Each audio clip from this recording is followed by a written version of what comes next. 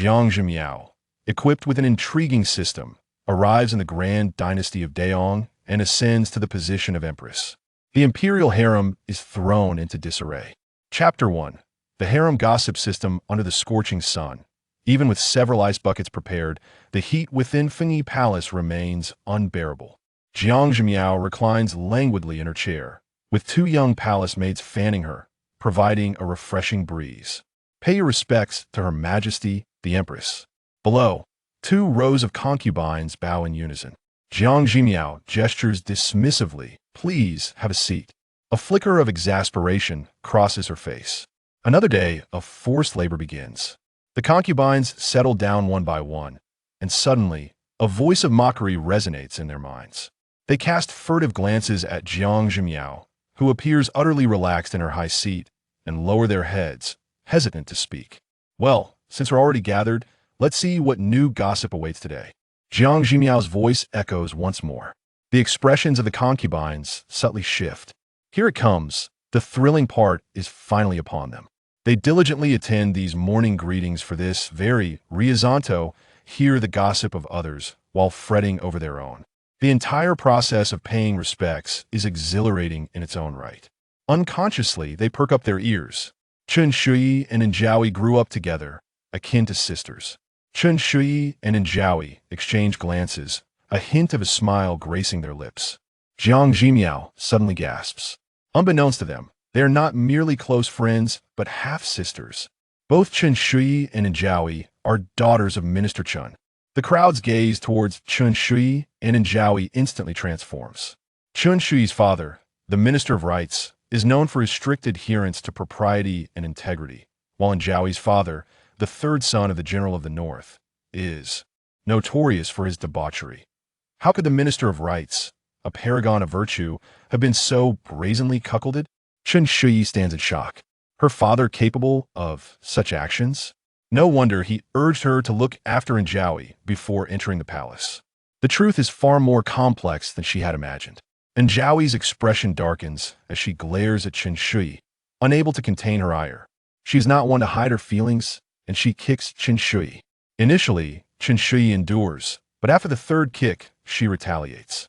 The playful kicks escalate until Injiaoui stands up in fury, ready to confront Chen Shui. Wait, there's a twist, Jiang Zhimiao exclaims suddenly. Surprisingly, Injiaoi's father was aware of this. He fell in love with Minister Chen at first sight, and they share a deep bond. Unable to have children, Injiaoi's father sought the minister's assistance. Injiaoi's hand freezes midair, her entire being in a daze. What? Her father knew? He even initiated it? An overwhelming sense of disbelief washes over her. Having indulged in the gossip, Jiang Zhimiao finally raises her head and notices Injiaoi's fierce demeanor, piquing her curiosity. Injiaoui, what troubles you? My sister was merely eager to converse, momentarily losing composure. Your Majesty, it is I and my sister who have acted improperly. Chen Shui promptly interjects, pulling Injiaoui to bow. Injiaoui performs the gesture, still dazed. Chen Shui glances at her sister, guilt gnawing at her. Who could have anticipated her father's secret escapades? This is truly scandalous. Not to worry, please take your seats. Jiang Zhimiao waves her hand, dismissing the matter. She proceeds to the next piece of gossip. The Defei, during the quiet of the night, dismisses her attendants to indulge in a peculiar habit. Defei's expression stiffens as she realizes what Jiang Zhimiao has discovered. Your Majesty, she exclaims in a sudden surge of urgency, attempting to interrupt.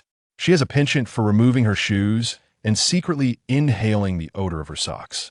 Jiang Zhimiao regards Defei with intrigue. Defei, what is it you wish to convey? Her imagination spirals into a vivid portrayal of Defei stealthily sniffing her own socks. The other concubines glance over, momentarily relieved that the day's embarrassment does not rest solely upon Chen Shui and Injiaoui. Under the weight of their gazes, Defei pales. Nothing, she stutters, realizing her reputation is irreparably tarnished.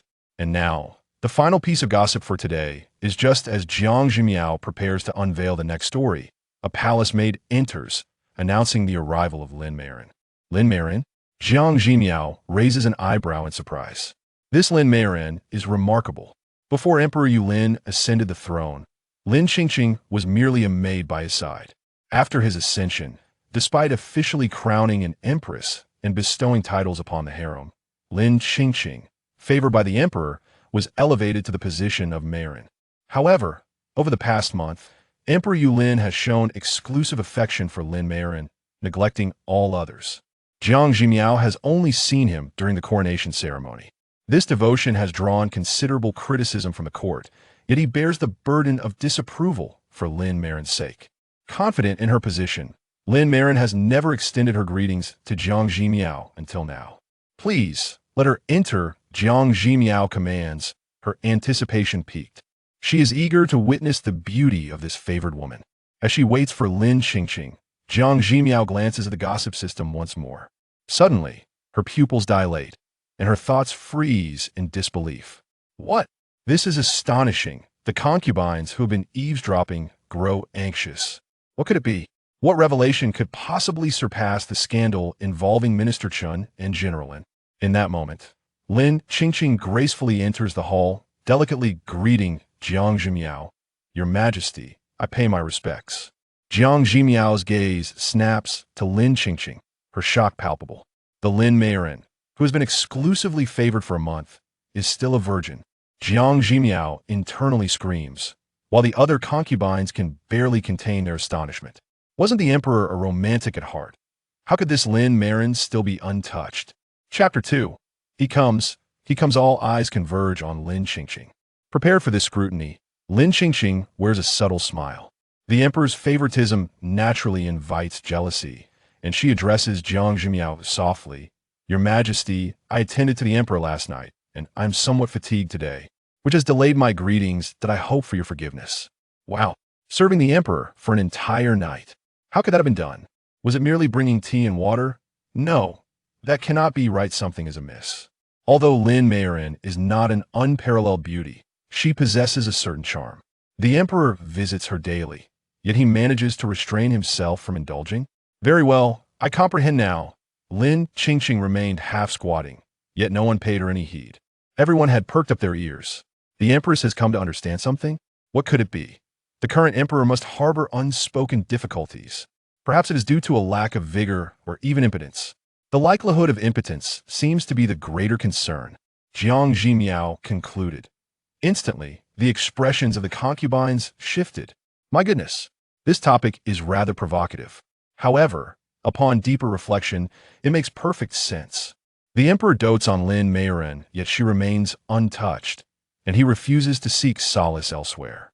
If there are no issues with his progeny, how could this be explained? The emperor has arrived. A booming voice echoed from outside.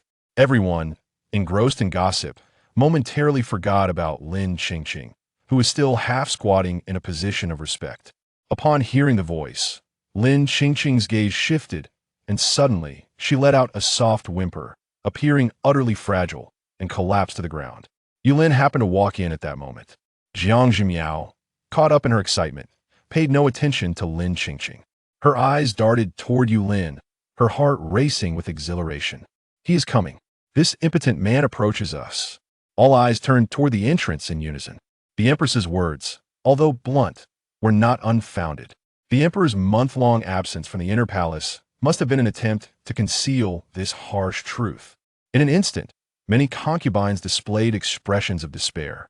Oh dear, their lifelong happiness has been shattered, utterly destroyed. Yulin halted, his countenance turning icy. Had he just imagined something? It seemed he heard someone uttering the word impotent. Your Majesty, Lin Qingqing, still on the ground, spoke pitifully. Please do not blame the Empress. It is I who was tardy in paying my respects. The Empress's grievances are entirely justified. Why is Lin Qingqing on the ground? This little green tea is playing mind games. Hiss, Chui Guo, tear her apart. That voice resounded once more. Yulin's demeanor grew colder. Chui Guo? Who is Chui Guo? Has he been tormented by headaches to the point of madness, hearing voices?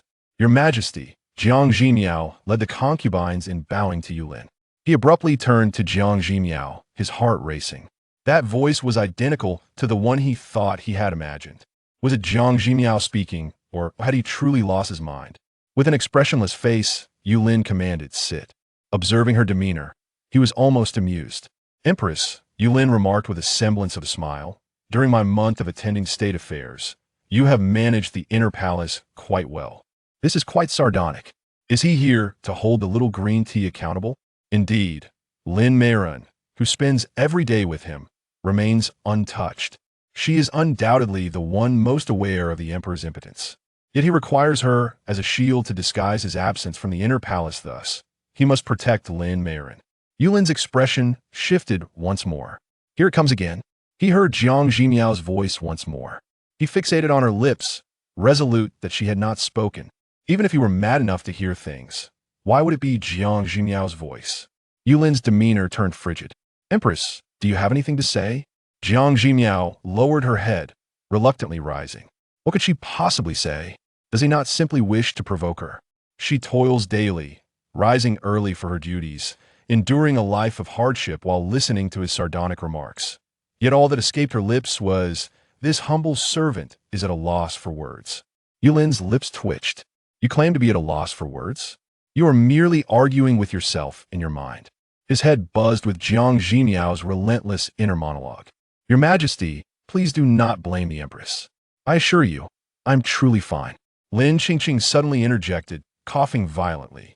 A hint of crimson appeared on her cheeks as she was assisted to her feet by a palace maid, casting a subtly triumphant glance at Jiang Zhimiao before departing in a feeble manner.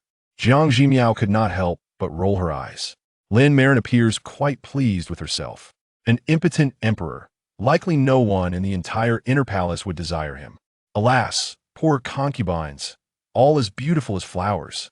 The concubines wore expressions of sorrow, nodding in agreement. Impotent, yet again impotent. Yulin's expression darkened significantly. Regardless of whether this was an illusion, he could no longer endure it. Empress, Yulin's tone turned icy. You are the mistress of the palace. Your words must be measured. Jiang Zhimiao raised an eyebrow, perplexed. Has the emperor been impotent for so long that he has become deranged? She had only uttered a single phrase. Fine, fine, there's no need to bicker with him after all. He must be suffering internally. As she sighed inwardly, she bowed. This humble servant shall heed your counsel. Yulin observed Jiang Zhimiao's seemingly obedient demeanor, a cold smile flickering in his eyes. It is good that the Empress understands. This evening, I shall host a banquet at Fengyi Palace. I trust the Empress will not display any further disrespect. He was uncertain why he had heard such a voice, but it was undeniably Jiang Zhimiao's voice. This matter must surely involve her. Tonight, he would take the opportunity to probe into this woman's depths. With that, Yulin swept away. Jiang Zhimiao instantly reverted to her languid demeanor, lazily addressing the gathered concubines. The hour is late, you may take your leave. The concubines curtsied and dispersed, their expressions complex. After a month of interactions, they all understood that the concubines in the inner palace could likely hear the Empress's innermost thoughts. No, that is not correct. Point one person stands out. Lin Qingqing's reaction suggested she had not heard a thing. Why was Lin Qingqing the exception? They could not fathom. Today's gossip was sensational, yet the most shocking revelation remained the last. The current emperor. He is indeed impotent. Had they been unaware, the emperor's visit to the Empress's chamber would have surely incited jealousy.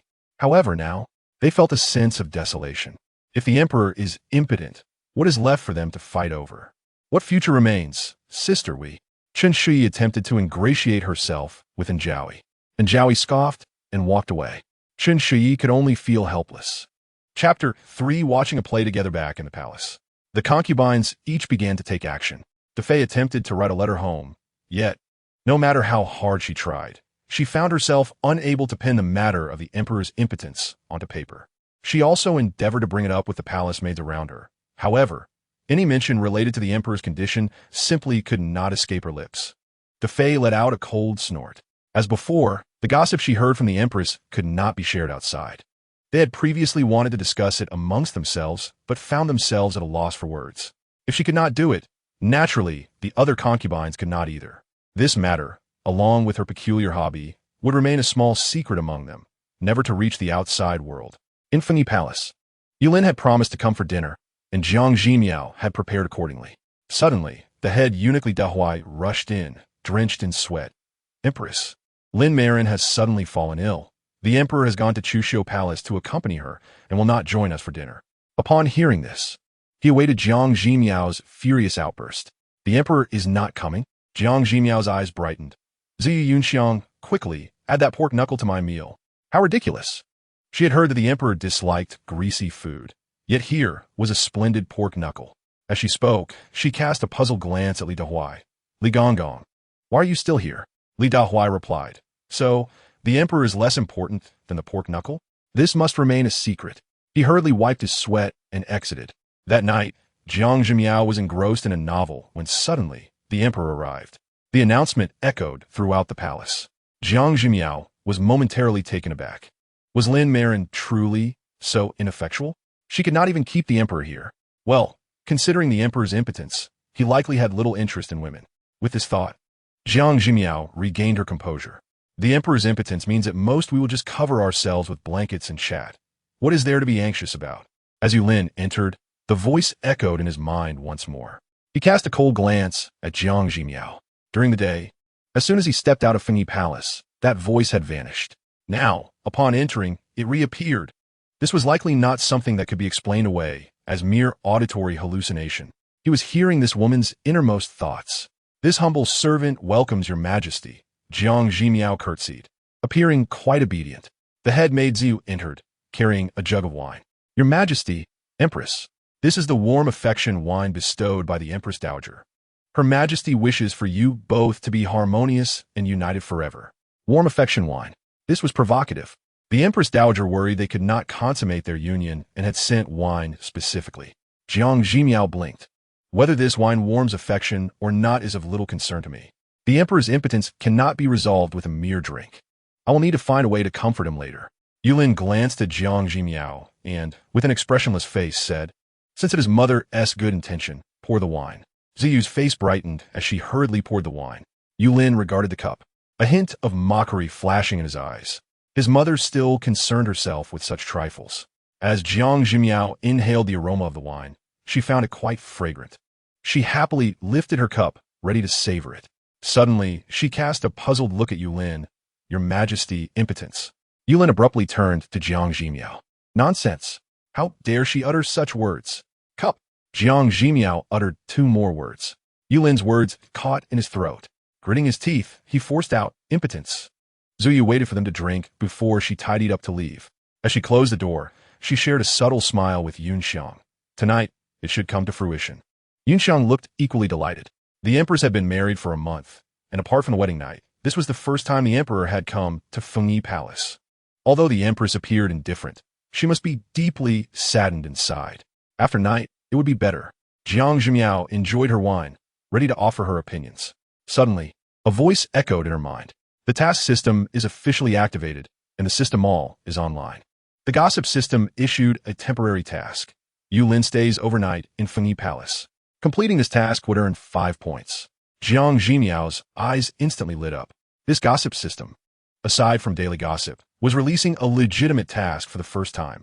The system all was unlocked, and Jiang Zhimiao eagerly clicked inside. In Yulin's view, Jiang Zhimiao suddenly appeared to be in a daze after drinking. Yulin's brows furrowed tightly. He had played the role of a deeply affectionate lover to Lin Qingqing for a month, successfully deceiving everyone, including Lin Marin, who confidently believed she was the emperor's true love. It was time to bestow favors upon the harem. Hearing Jiang Zhimiao's innermost thoughts was an unexpected advantage. However, it was beneficial. From now on, he would have complete control over this woman's inner thoughts. With someone so transparent before him, he could indulge her with greater assurance. Yulin narrowed his eyes, waiting for Jiang Zhimiao to take the initiative.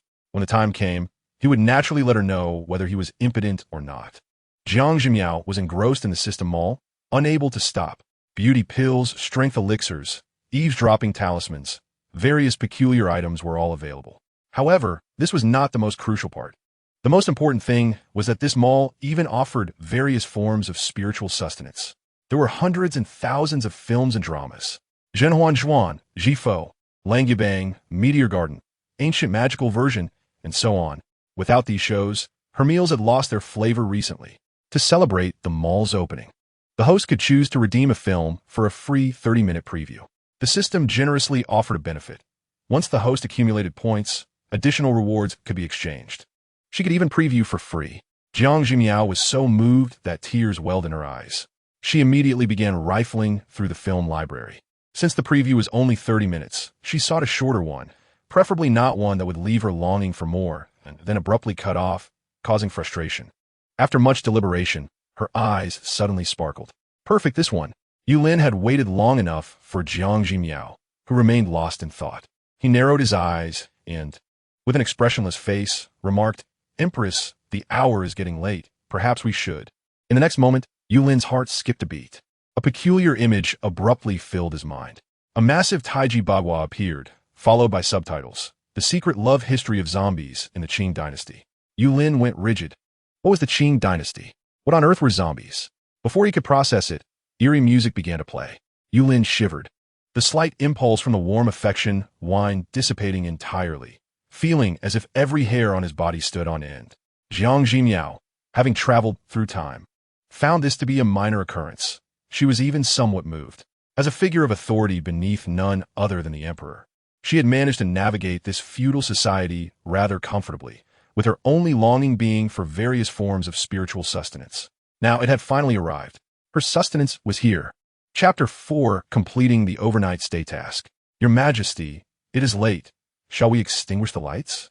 Jiang Zhimiao suddenly recalled something and turned to Yulin. This horror film must be watched in complete darkness to create the atmosphere. Yulin's body stiffened. He was not particularly cowardly, but he had never witnessed such a spectacle. The direct imagery, eerie music, coupled with the sinister narration, left him feeling utterly immobilized. Jiang Zhimiao took his silence as agreement. She extinguished the candle and, while cracking open a packet of sunflower seeds, suddenly felt that life had a glimmer of hope. In 1898, within the secluded corners of the Qing Dynasty Palace, there lay a dry well. In the scene, a guard met his demise, thrown into the abyss of the well. The piercing cries echoed hauntingly in Yulin's mind.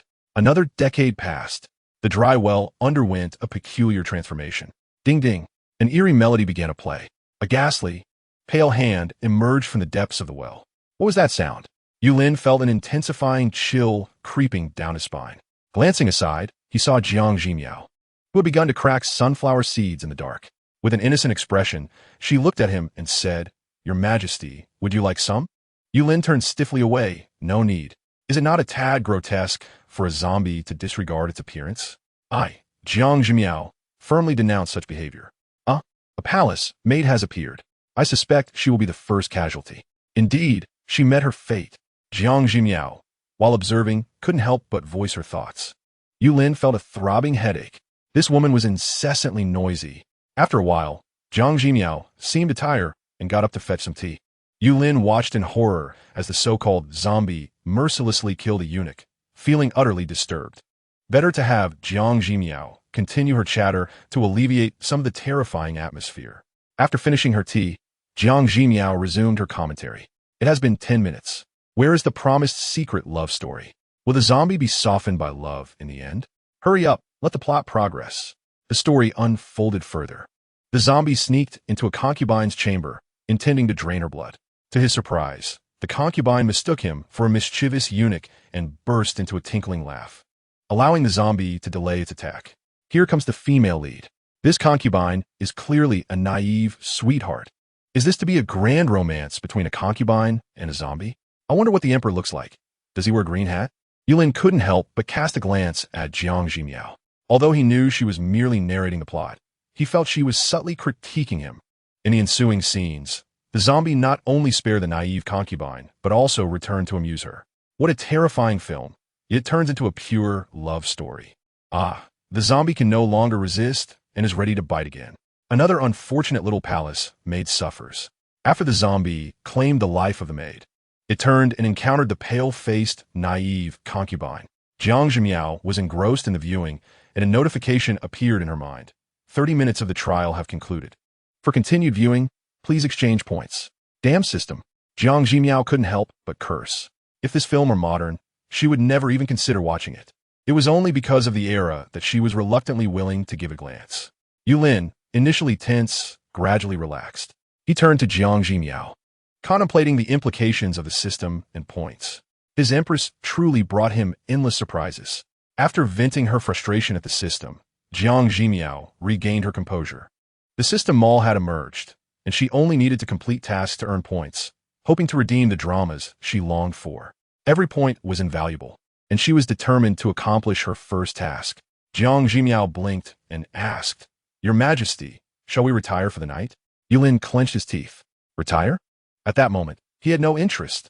The horror film had already terrified him enough. Moreover, Jiang Zhimiao's identity filled him with trepidation and doubt.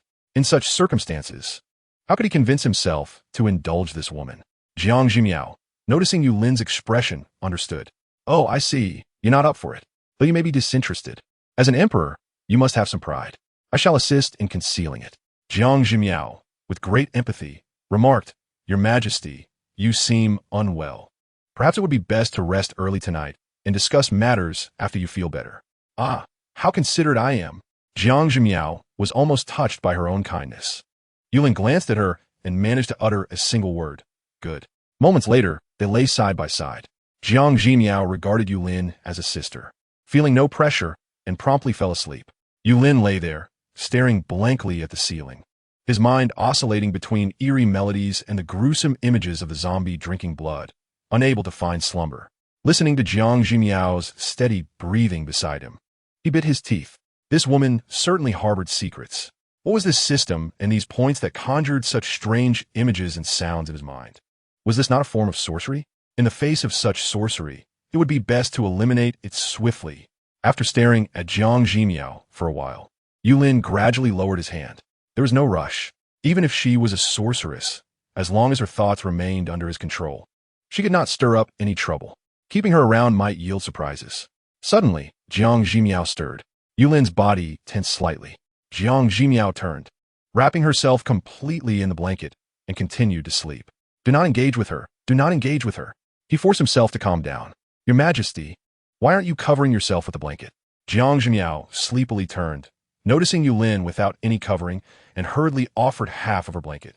Yulin's expression improved slightly. This woman did possess some awareness. However, before he could feel gratified, Jiang Zhimiao rolled over again, claiming the blanket entirely once more. So be it.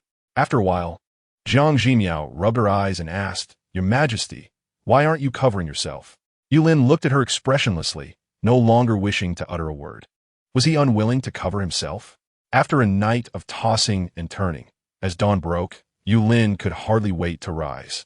Jiang Zhimiao was awakened by his movements, sleepily saying, This servant will attend to your Majesty for court. No need. I can manage myself. Yulin replied hastily. For some reason, Jiang Zhimiao detected a hint of disdain in his tone.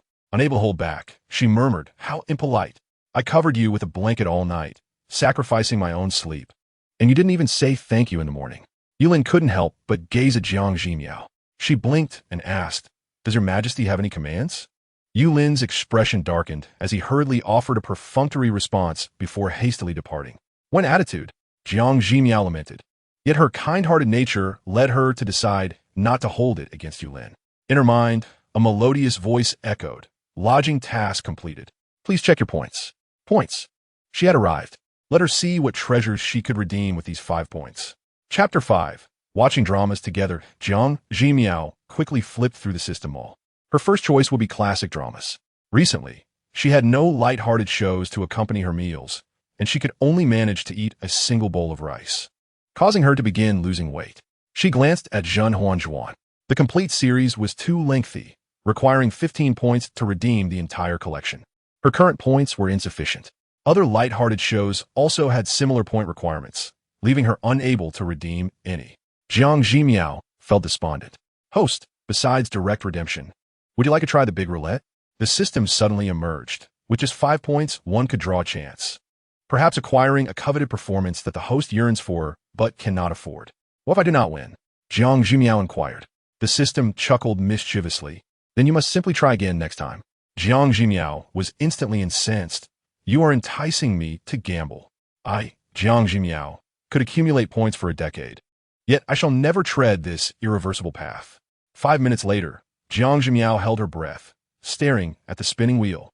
Please, as long as it is not a thank you for participating, I shall be content. The pointer whirled rapidly, eventually halting in a designated slot. Jiang Zhimiao's eyes sparkled with excitement, and she felt an uncontrollable surge of joy. What does it mean to be the chosen one? She is indeed the chosen one. This drama is simply extraordinary. Jiang Zhimiao accepted her reward and was about to eagerly dive into watching the series when Ziyu and Yunxiang entered from either side. The two senior maids regarded Jiang Zhimiao with a hint of concern. They believed that last night would surely bear fruit. However, the silence within the chamber suggested otherwise. And the emperor had not summoned water, indicating that matters had likely not progressed. Your Highness, the emperor is being rather unreasonable, Yunxiang expressed indignantly. Do not blame the emperor. Jiang Zhimiao waved a hand dismissively. He does not wish for this either. What do you mean by he does not wish for this? The two senior maids exchanged glances, their expressions subtly shifting. These two were her trusted confidants, and Jiang Zhimiao had no intention of hiding the truth. She lowered her voice. I leave this matter in your capable hands, and we must ensure that the whole palace believes that the emperor and I have consummated our union. Ziyu and Yunxiang apprehended the implications, their hearts aching for their mistress. How could the emperor possess such a flaw? What would her future days be like? While they felt sorrow, they also found solace in the fact that they had earlier sent away the other residents of Fengyi Palace, allowing them ample opportunity to conceal the truth. Your Highness, the concubines are already waiting outside the hall. Ziyu spoke softly. Jiang Zhimiao was immediately filled with indignation. Does Yulin not allow anyone to rest properly? And his concubines, do they not allow for peace either? They come daily to pay their respects, arriving earlier each day.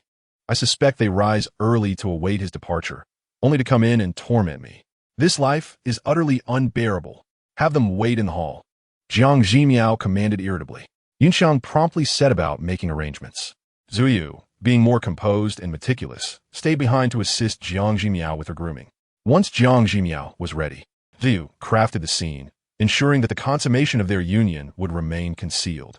Jiang Zhimiao felt quite at ease with this girl, having given a few brief instructions before proceeding to the main hall. Yawning, Jiang Zhimiao slumped into a chair. The assembled concubines, however, did not dare to neglect their duties, quickly rising to pay their respects. Please be seated, Jiang Zhimiao said wearily. The concubines hesitated, noticing the dark circles under her eyes. Could it be that last night's events came to fruition? How vexing. I spent the entire night covering the blanket for that dog of an emperor, only to rise early this morning to conceal matters and face his numerous concubines. This life is more exhausting than that of a mere worker. Jiang Zhimiao could not help but grumble. Conceal? Conceal what? The concubines exchanged glances, disappointment washing over them. They could guess what needed to be concealed. As they contemplated the long days ahead in the depths of the palace, some sensitive souls felt tears welling up. Yet, Jiang Zhimiao had no time to concern herself with the emotions of the concubines. After a night of turmoil, her stomach was still empty. Yunxiang, go fetch some tea, snacks, and nuts. Everyone has been waiting here since early morning. Their stomachs must be empty, so it will be best to eat while we converse, Jiang Zhimiao ordered. Although it was somewhat against decorum, she thought, the dog emperor is not present, so I am the highest authority here. After a grueling night, she could not deprive them of breakfast. Had Ziyu been present, she might have offered some counsel, but Yunxiang promptly accepted the command. Before long, various teas and snacks were presented. As we are all sisters, please eat, drink, and chat freely without restraint, Jiang Zhimiao casually instructed. She then settled into a comfortable position, taking a piece of mung bean cake in hand before contentedly opening her mental feast. This time, from the grand wheel, she had drawn the renowned classic Hong Lu Meng.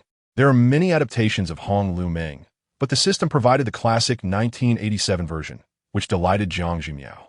Upon opening the first episode, she blissfully began munching on the mung bean cake. Though she had previously grown somewhat weary of it, now, with a captivating series to accompany her, it felt utterly delectable. The melodious music resonated in the minds of all the concubines present. A radiant sunrise hung in the sky. Green hills and clear waters passed by, and the opening scene of Hong Lu unfolded in each person's imagination. They sat frozen in their seats.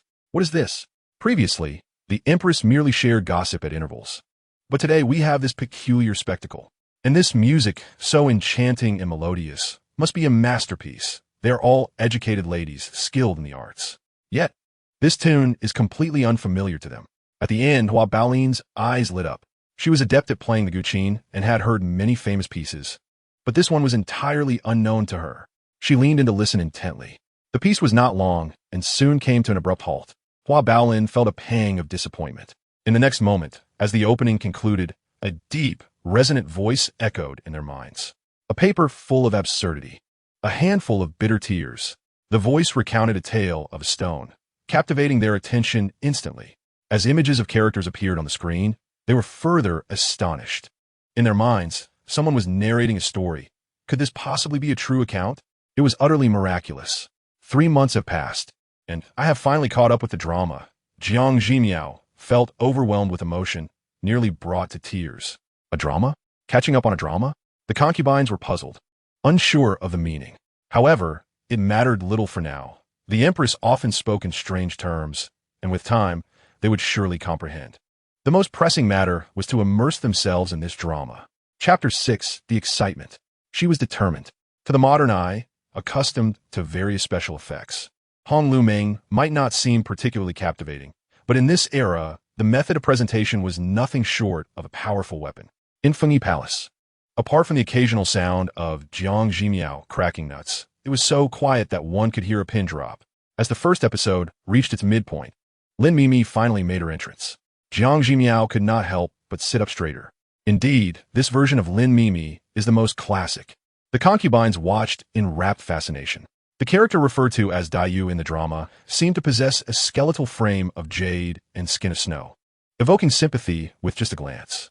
With Lin Dayu entering the Jia household, the plot unfolded and each character emerged, drawing the audience deeper into the story. As the closing credits rolled, the captivated viewers momentarily paused. Was the episode really over so soon? Jiang Zhimiao clicked to the next episode while glancing at the numerous concubines around her. One cannot help but wonder what treasures lie within the Fengyi Palace, despite being ignored. The ladies sit upright and quietly. Should they be dismissed? The thought alone sent a wave of tension among the crowd. How could they possibly be sent away? When they attuned their ears to the Empress's thoughts, it could only be done in her presence. If they strayed too far, they would lose the connection. Surely, the enchanting Red Chamber operated in a similar manner. Once they departed the Fengyi Palace, they would likely miss out on its wonders. They had only just begun to savor the delights. The pastries here are exceptionally delectable. I must indulge a little more. DeFei quickly seized a piece of pastry. The hall instantly buzzed with excitement. Yes, indeed, the tea is delightful as well. In my palace, such fine tea is a rarity. These candied fruits are simply exquisite. The ladies chimed in. Jiang Zhimiao stood there, bewildered. Were the culinary delights of her palace truly so exquisite? Or had they simply skipped breakfast and were now famished?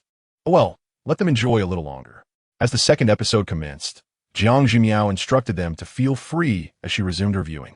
In the second episode, Bao Chai made her entrance, her beauty, round and radiant, contrasting completely with Dayu's style. The plot thickened with the first meeting of Bao Chai and Dayu. After finishing the second episode, Jiang Zhimiao gently stroked her belly and surveyed the grand hall. The concubines, fearful that Jiang Zhimiao might send them away, hastily resumed sipping tea and nibbling on pastries. Jiang Zhimiao sighed in resignation. Little did she know that the inner court, despite its grandeur, was filled with gluttons. The time has come to see what gossip has dropped today. Gossip arrives at fixed intervals, and having watched 2 episodes of the Red Chamber, the moment was ripe. The enthralled concubines suddenly remembered they had come early to listen to the gossip. Yesterday's 3 pieces of gossip were each more thrilling than the last. Would today's revelations be even more exhilarating? They instinctively set down their snacks, their eyes wide as saucers, ears perked up in anticipation. Let me take a look. Jiang Zhimiao eagerly clicked to open. The bracelet worn by Su Jiyu for years was gifted by her half-sister, Su Xian. Su Jiyu turned her wrist, a gentle smile gracing her lips. She cherished this bracelet, having a close bond with her sister. However, Su Xian has harbored jealousy towards Su Jiyu since childhood and has secretly poisoned this bracelet with a slow-acting toxin. If worn long-term, the poison will insidiously invade the lungs, leading to the wearer's demise within a decade. Jiang Zhimiao was taken aback. This was the first time she had encountered such gossip since her arrival. Was this what the legendary palace intrigue entailed? Su Jiyu's complexion paled instantly. Known for her gentle demeanor and elder sisterly grace, she had always been sincere with her sister. Yet, Did her sister truly wish for her death? Su Jiu suddenly felt a warmth emanating from the spot on her wrist where the bracelet lay. Jiang Zhimiao, feeling a flicker of sympathy for her, spoke up. That bracelet looks quite lovely. May I have a look? Trembling, Su Jiu promptly removed the bracelet, her heart swelling with gratitude. The Empress was indeed trying to help her. Once Su Jiu presented the bracelet, Jiang Zhimiao casually glanced at it. I find this bracelet quite appealing. Why not bestow it upon me for my enjoyment? As a figure of authority. Such words could be deemed somewhat shameless, and Su Jiu might internally resent it. Yet, Jiang Zhimiao remained unperturbed. Let them criticize. Amid this treacherous court, all the sisters shared a common plight. In matters of life and death, a little assistance was warranted. Su Jiu lowered her gaze, her eyes glistening with unshed tears. Your Majesty, she acknowledged, her voice trembling with emotion. Jiang Zhimiao misconstrued her sentiment as anger, yet she remained unconcerned. As long as her conscience was clear, that was sufficient. The gazes of the concubines towards Jiang Zhimiao brimmed with admiration. While having such an emperor was their misfortune, having such an empress was indeed their blessing. I shall see what other gossip awaits. Jiang Zhimiao continued her exploration. Hua Baolin is infatuated with a musical score that has been used as scrap paper by Zhonghua Library. What?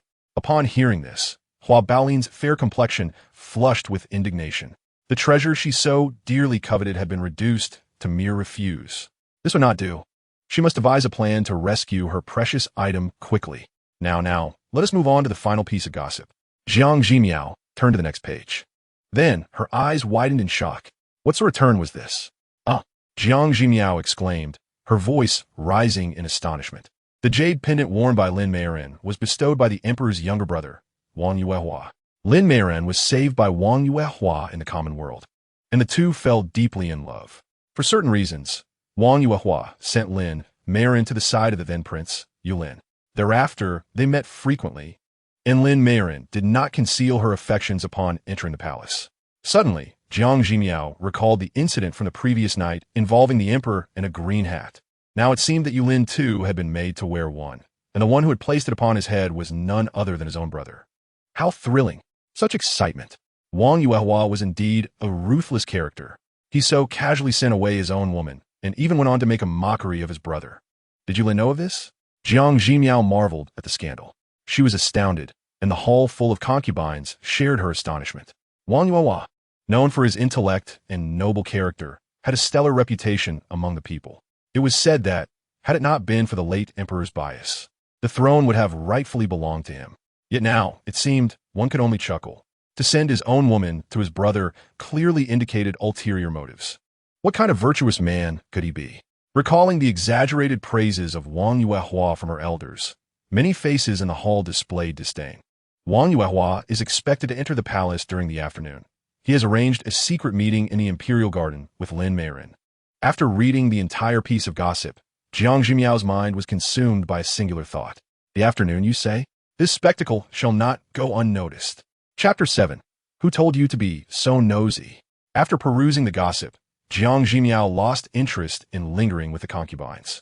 That's enough for today. Ladies, you may disperse now, she declared. The concubines, though reluctant, could only comply with her command. It had been a perfect day. Jiang Zhimiao hurriedly departed. As the concubines made their way out, they chatted in small groups. They instinctively nodded in agreement.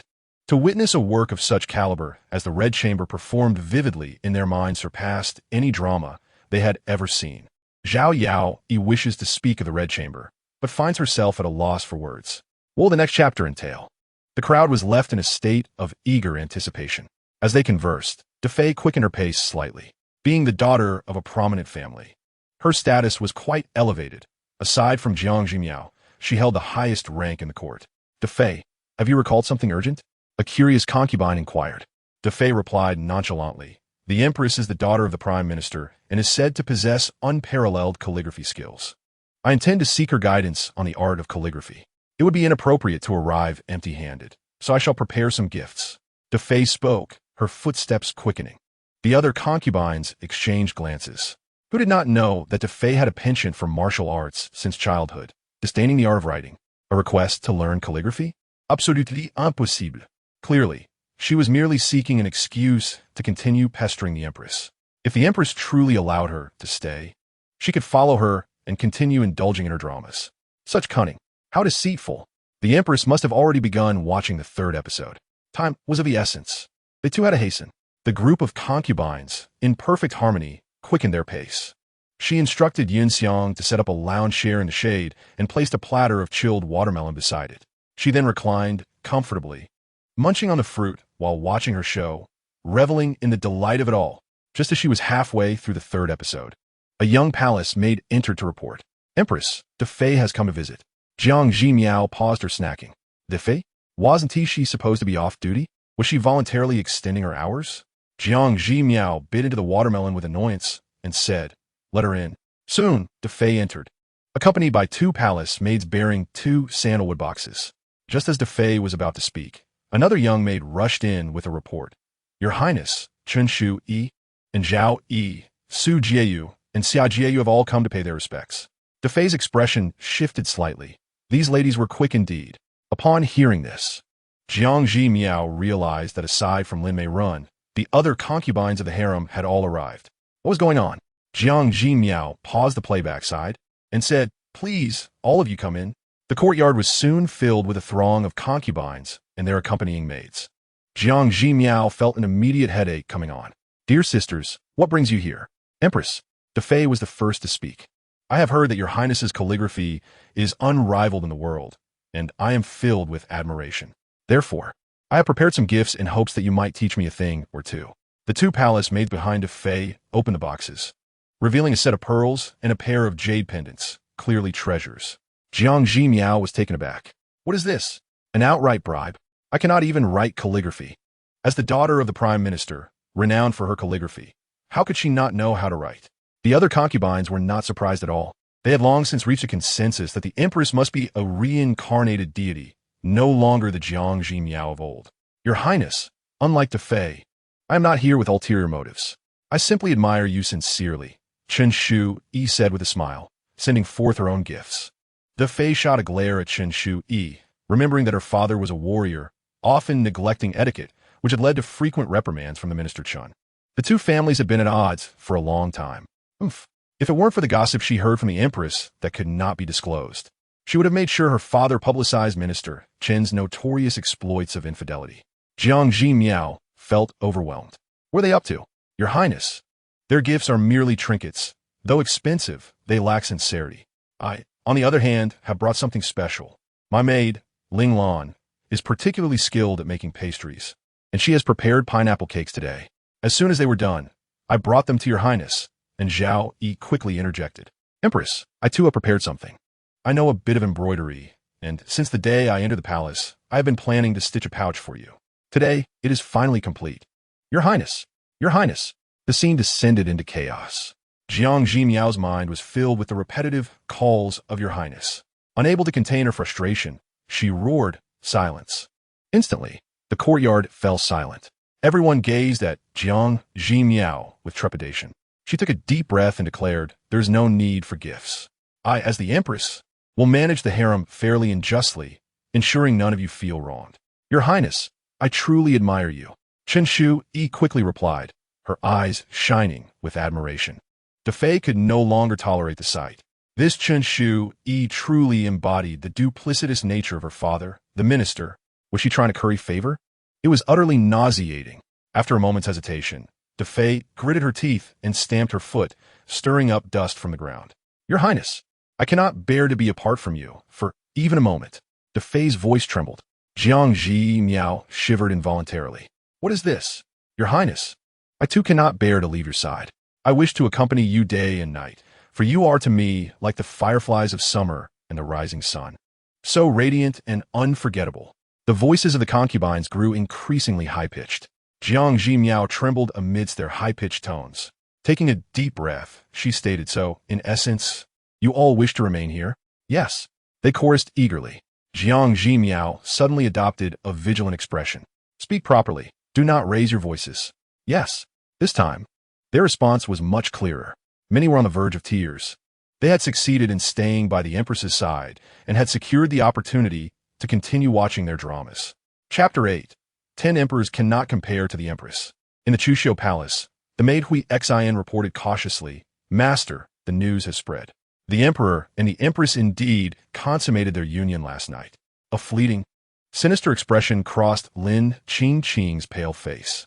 She quickly cleared her throat and said sweetly, "Of course, it is the empress. It is only natural for her to do so. But what does consummation signify? The emperor's heart always lies with the master. The concubines of the harem are but superficial. Previously, they merely visited the empress out of obligation. After the emperor spent the night, they have all prepared lavish gifts, eagerly seeking the empress's favor. Even now, those concubines are currying favor with the empress in Feng Yi Palace." Hui Xion's tone was filled with indignation. "Oh," Lin Qingqing chuckled. "They are quite motivated. Hui Xion, you may express such sentiments in our palace, but do not mention it outside. After all, she is the empress." Hui Xion quickly agreed, "I understand." It was just a moment of feeling unfair for the master. Lin Qingqing merely smiled slightly, her gaze lowered, concealing her schemes. She did not care whom Yulin favored. The one in her heart had always been Hua Ge. Over the years, although she followed Yulin, she had always used her poor health as an excuse to keep him at bay. Yulin had been devoted to her, and after she expressed this sentiment, he refrained from pressing her, preferring to engage in idle chatter with her rather than visiting the other palaces. He had even informed her beforehand that the pressures from the previous dynasty were substantial, and though he loved only her, he still had to favor the harem. Lin Qingqing secretly hoped that the turmoil from the previous dynasty would intensify, as the more criticism Yulin faced, the more prominent Hua Ge would become. However, Lin Qingqing understood that she could not prevent Yulin from favoring the harem. Yet, she was not anxious. In due time, she would have her ways to create chaos in his harem. A disarrayed harem would inevitably affect the previous dynasty. Together with Hua Ge, they would eventually bring Yulin down from the throne. If it were not for the old emperor's favoritism, that position would have rightfully belonged to Hua Ge. The thought that she would meet Hua Ge today caused a blush to bloom on Lin Qingqing's fair face. Originally, in the vibrant atmosphere of the Feng Yi Palace, the women of the harem had gathered, and it was only fitting for her to take a look. However, today, her priority lay with Hua Ge. All other matters would have to be deferred. In the imperial study, after summoning a few ministers, Yulin finally had the leisure to listen to Li Dahuai's report. The emperor instructed the old servant to keep an eye on the happenings at Feng Yi Palace. Li Dahuai spoke in a hushed tone. "After today, as morning greetings, all the concubines, except for Lin Marin, have brought lavish gifts and gone to Feng Yi Palace. It has already been an hour, and not a single concubine is left." Yulin narrowed his eyes. "They brought gifts to seek an audience with the empress?" "Yes," Li Dahuai replied quietly. Yulin let out an ambiguous, sardonic laugh. "Aside from Lin Marin, it seems only the empress enjoys the emperor's favor now. These concubines wish to plead for opportunities." Li Dahuai bowed his head, not daring to respond. Their intentions were quite understandable. The empress had audaciously accepted gifts, which was rather outrageous. Yulin scoffed coldly. "Let us proceed to Feng Yi Palace." Li Dahuai quickly complied. Upon entering Feng Yi Palace, the little eunuchs announced, "The emperor has arrived." Yulin maintained an indifferent demeanor. All these concubines were eager to vie for his affection. Surely they would rush out to greet him. He calmly stepped into the courtyard, only to find a flurry of panicking eunuchs and palace maids. As for the concubines he had imagined would eagerly welcome him, there was not a single one in sight. Yulin's expression stiffened as he spoke in a deep voice. "Where is the empress?" "Your Majesty," Liu responded, slightly flustered. "This morning, all the concubines came to visit, and the empress is currently conversing with them." "Is that so?" Yulin raised an eyebrow. "Lead the way." The empress was indeed becoming increasingly formidable. What could possibly require such a lengthy discussion? It seemed she accepted gifts, but had no intention of fulfilling her duties, deliberately preventing them from coming to greet him. Such a trivial scheme was truly laughable. Zuiyu's complexion suddenly paled. Yulin's expression turned cold. "What? Does my command no longer hold sway?" Zuiyu shivered and softly replied, "This servant will lead the way at once." Her heart cried out in anguish. "Oh, Empress, I hope our bond is strong enough for you to sense my anxious feelings." Zuiyu hesitantly guided the way. Yulin noticed several young palace maids attempting to sneak away to deliver news. He chuckled derisively and discreetly instructed those beside him to apprehend the maids. He was curious to see what Jiang Zhimiao had been up to that was so clandestine. As they approached the side hall, Ziyu called out loudly, "Empress, the emperor has arrived." Yulin cast a blank look at Ziyu. who immediately lowered her head, no longer daring to shout. She had called out quite loudly. Surely the Empress had heard? The messenger maids should have already arrived, right? Yulin snorted coldly and bypassed Zhu, striding forward. Before he could reach the side hall, a cacophony of sounds began to filter through. Bang! I've lost. Yulin's brow furrowed deeper. What was going on here? He stepped into the hall, and his previously stern face betrayed a moment of bewilderment. He found the concubines, who were supposed to be graceful and composed, divided at 2 tables, fervently engaged with a peculiar game, each displaying excitement. With 8 players at 2 tables, there were even 3 more individuals present. Xiajiu stood beside, offering suggestions from time to time. The remaining 2 were seated in a corner, sipping tea and daydreaming. And Zhao Yi, you shouldn't play that card. Someone exclaimed. Look, you've set off the bomb. And Zhao Yi, filled with shame and anger, retorted, Xiajiu. A true gentleman observes the game in silence. Xiajiu shrugged off the remark. This isn't chess. Come on, your turn is up. Let me take my shot.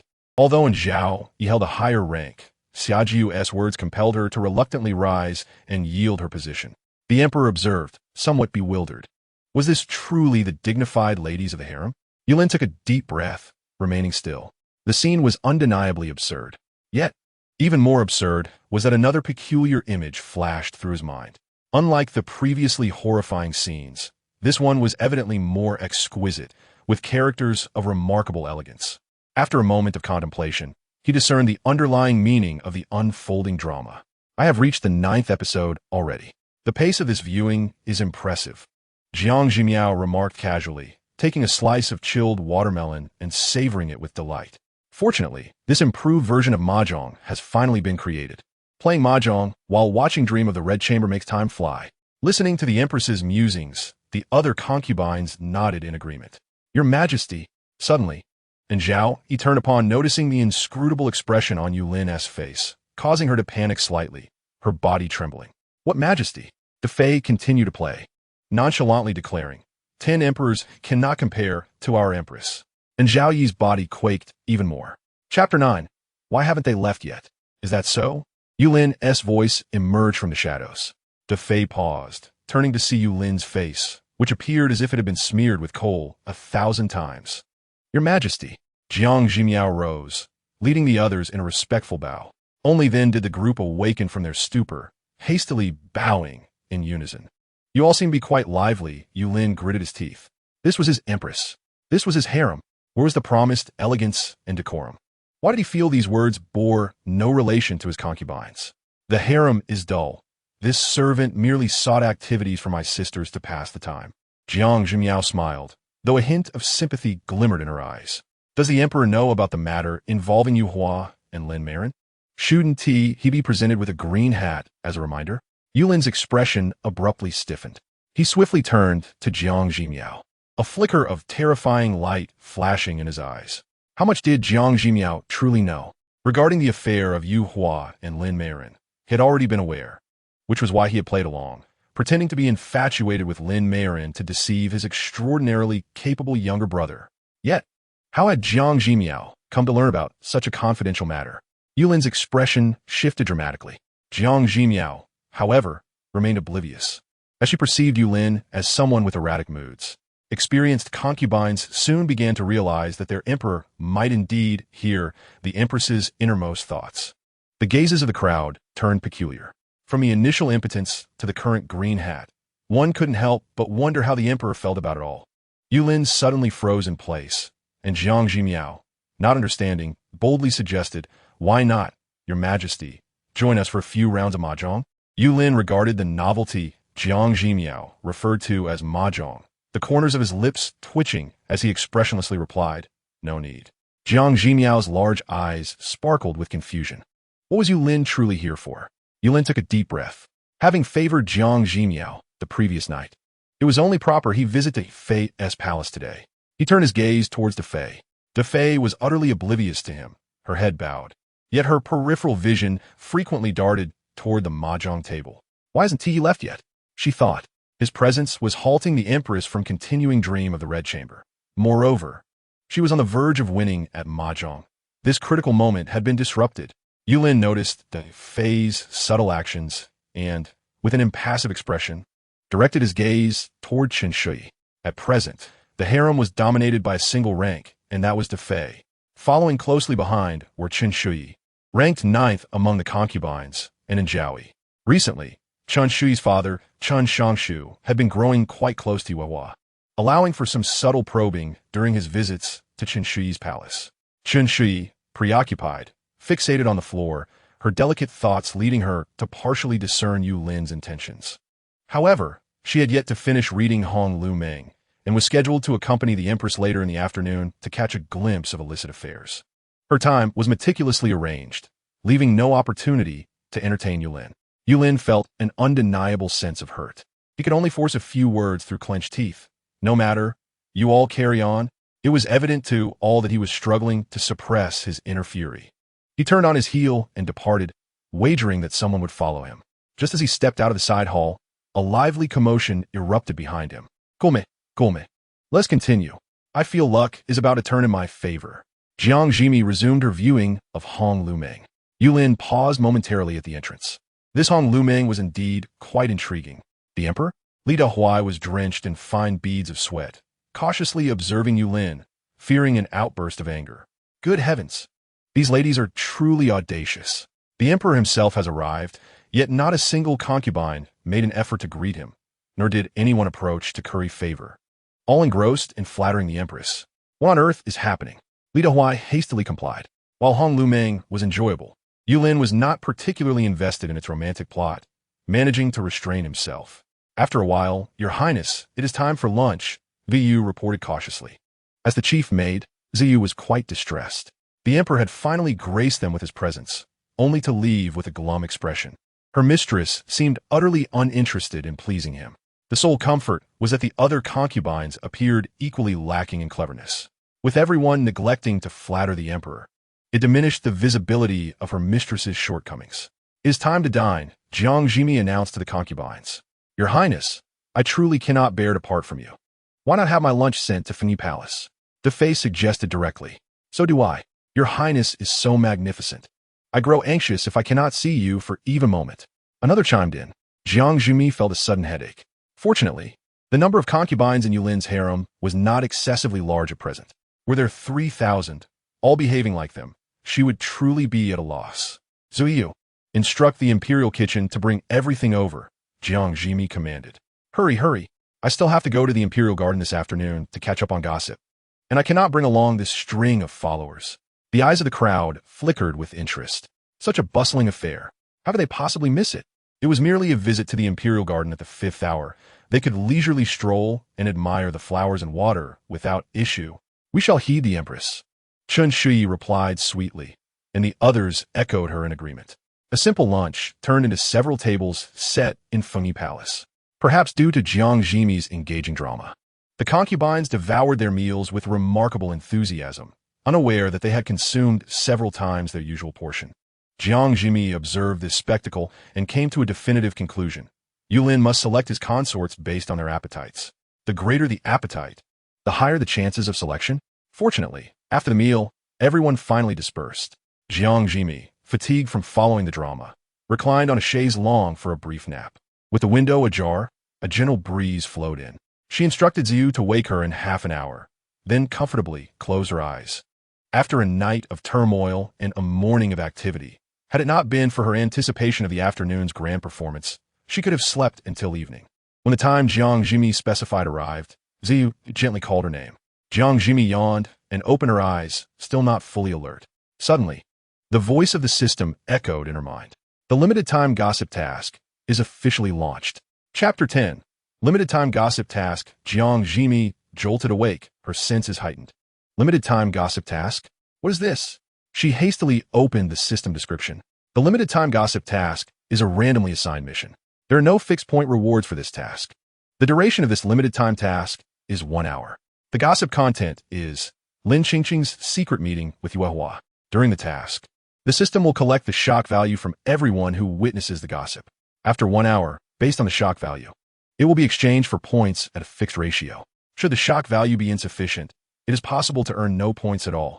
Conversely, with ample shock value, one may obtain a significant sum of points in one go. Jiang Zhimiao completely disregarded the earlier details, her mind fixated solely on the last statement. A significant sum of points in one go. Heaven help her. What she desperately needed at this moment was precisely points.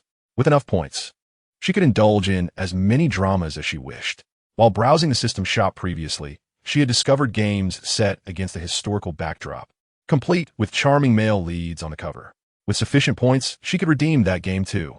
In her idle moments, she would have the pleasure of teasing handsome characters. The thought of such a life made her giddy with delight. The more Jiang Zhimiao thought about it, the more excited she became, abruptly standing up. "Your Highness?" Zui Yu was startled. Jiang Zhimiao's gaze flickered as she suddenly recalled something and inquired in her mind. "System. You just mentioned that the system collects the shock value from everyone who sees the gossip?" The system affirmed. "Indeed. The more people who witness the gossip, the greater the potential shock value." Jiang Zhimiao's eyes lit up. She was about to say something to Ziyu when her expression changed slightly. She found herself at a loss for words. The system's voice resounded again. "During the limited-time gossip task, the host is not permitted to intentionally invite others." Jiang Zhimiao's face visibly fell. Not permitted to intentionally invite. What was there left to say? She had initially planned to find some excuse to summon all the people in Fengyi Palace. That idea was swiftly crushed by the system. Jiang Zhimiao became immensely frustrated.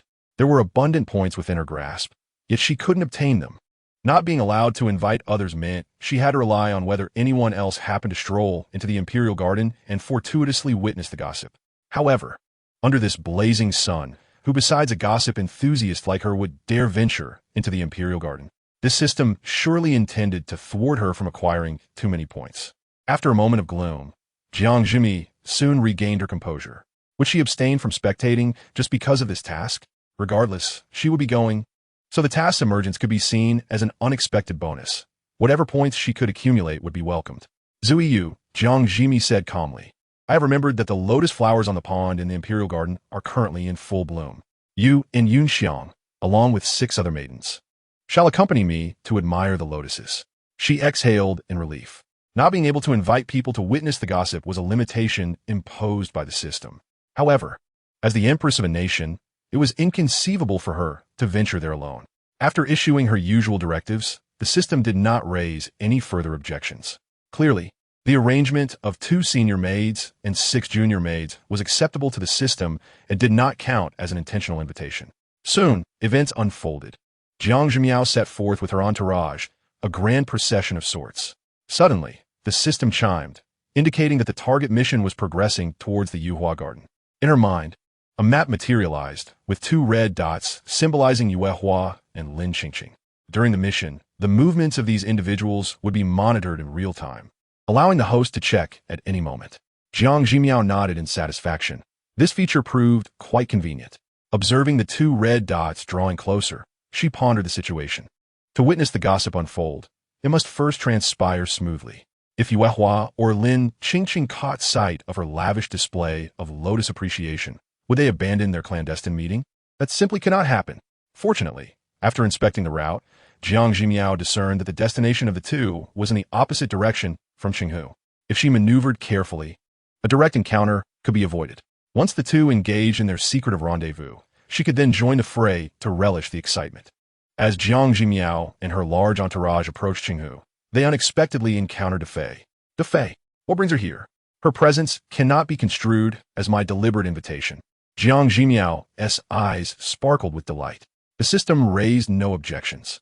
With enthusiasm, she greeted Defei. "I am on my way to appreciate the lotus flowers.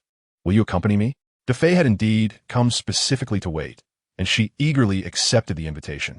Jiang Zhimiao continued her march, and with each few steps, she seemed to gather another concubine. When inquiring about their presence, some claimed to seek fresh air, while others said they were merely wandering.